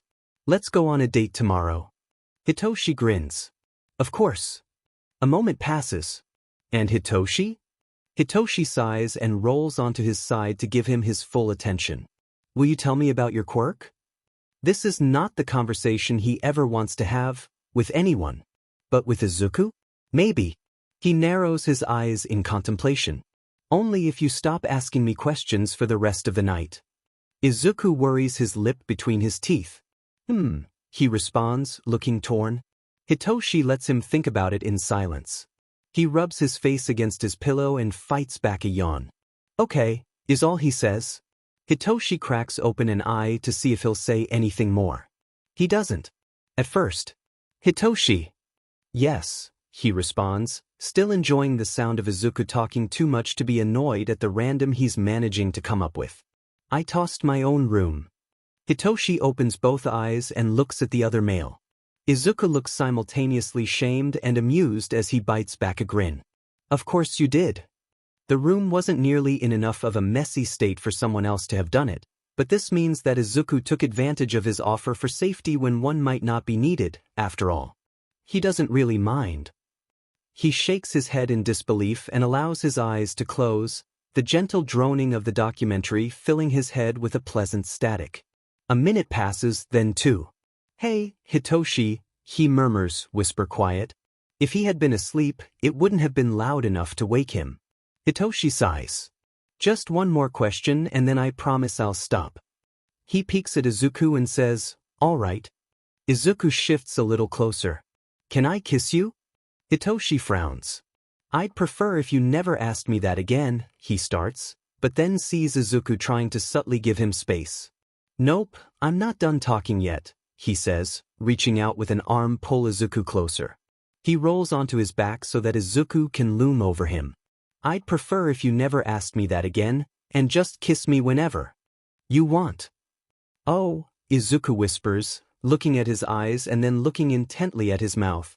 He likes the feel of Izuku's chest resting lightly against him, his arm in his grip, a leg tangled in the blankets over his own.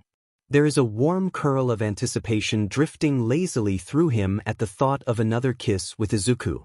Izuku leans close to gently press parted lips against his own. A warm tongue swipes across his bottom lip, and he opens his mouth invitingly, but is caught off guard when Izuku esques his lip into his mouth and bites. Their second kiss is nothing like the first. Izuku sighs with bliss at the taste of his boyfriend. This is exactly what he'd imagined. It's earthy and soft and he wants just a little bit more. He can't help gently sinking his teeth into that plush lower lip. Hitoshi esses in a startled breath and jars beneath him right as a sharp pain explodes through Izuku's nose. He pulls back with a gasp of surprise, a free hand cupping over his face as tears spring to his eyes from the sudden pain. The cats that had been lounging nearby scatter in opposite directions, one yowling in irritation at the disturbance. He hears the scrabble of claws against the flooring and a thump in the apartment as a furry body collides with something. He hears Hitoshi curse as Izuku rolls to the side and whines in misery. Sheet, I did not mean to do that. He blinks open one eye to peer up at his boyfriend, through the haze of tears. Let me see, he demands, tugging at Izuku's wrist. He allows his hand to be pulled from his face and sees Hitoshi's expression soften with relief. You're not bleeding. Tears spill from the edge of one eye as he tries to blink them away, feeling sheepish as Hitoshi looks him over with a rueful grin. I wasn't expecting you to, he trails off with pink dusting his cheeks. Something warm drips onto Izuku's cheek as he's wiping his tears away, and Hitoshi frowns at it, then feels around the bandaging on his forehead with questing fingers. Izuku follows the motion and spots the broken stitch and welling blood. He gasps and pushes Hitoshi back so they can sit up as he fusses over the reopened wound. Are you okay? Does it hurt? Let me see he demands, leaning closer to prod at the edges of the cut. He breathes out a short sigh of annoyance, then fishes out the first aid kit from where it still rests beside Hitoshi's nightstand. Hitoshi glares down at the little box as Izuku rummages within its contents. At this rate, I'm going to have to keep one of those on hand in every room of the house, he grumbles. Izuku flicks him a sharp look of suspicion as he withdraws the supplies he'll need. You planning on getting injured often? Hitoshi shrugs. It happens. Izuku rolls his eyes as he dabs at the edge to soak up some of the blood, then carefully replaces the bandaging. Thanks. Hitoshi leans close with a chuckle and pecks him gently on the mouth. Izuku's lips curl into a pleased, shy smile. I'm glad to help. He laments the step backward in affection, but maybe Hitoshi isn't ready for Izuku's level of curiosity. Maybe I should take it a bit slower. Maybe not. They both glance away, the warm moment from a few minutes before dissipating under rough embarrassment of Hitoshi's unexpected reaction. Izuku flops back down into his pillow and peeks up at Hitoshi with a little grin. Sorry, he mutters. Hitoshi shakes his head and gingerly eases back into his spot. It's fine, you just caught me off guard. I've been wanting to do that since the second day we met, Izuku admits quietly after pulling his edge of the blanket up to cover the lower half of his face. You've wanted to kiss me since then, he replies, squinting as he looks over what little he can see of Izuku's face. Izuku pauses and nibbles his lip as he considers his answer. He probably shouldn't confess that he'd been thinking of biting him so soon after meeting him. He hums. It's mostly true. They relax in silence, and eventually one of the cats ventures back into the room. Izuku feels a little bad about spooking them. We should get to sleep, Hitoshi murmurs as a furry head butts his chin. You're going to have to give a statement about what happened so we can press charges against the guy that nabbed you. The boss is going to want to chat at some point too. About the kidnapping? Izuku hopes they won't try to talk to him about his analysis work. That and how it relates to your work. Izuku tugs the blanket higher to cover his face and it muffles his response. I don't want to talk about my work. There's a short pause before Hitoshi speaks again. You hide what you do, but you're incredible. I don't understand how this has to be such a secret from the people you're helping. Izuku snorts in disbelief and squeezes his eyes shut. You couldn't understand even if I tried to explain, he mumbles, rolling over to face away from Hitoshi and his stupid not questions. There are too many reasons to hide it, even from the authorities. You saw what happened. One mistake by the people I should be able to trust turned me into a target. Warm fingers thread into the hairs at the back of his head, and Izuku flinches in surprise. The fingers still for a moment, then resume a gentle petting and he closes his eyes at the comforting gesture. We all make enemies when we stop people from doing harm, but being on your own makes it infinitely harder to stay safe. You need a support system. Friends you can trust. Allies at your side. A single person is so much more vulnerable. I can't trust anyone, Izuku whispers. That's not true, Hitoshi firmly replies. Izuku can feel his fingers grip into the hair at the back of his neck, tugging gently. It's a grounding sensation. He melts into his pillow with a quiet sigh.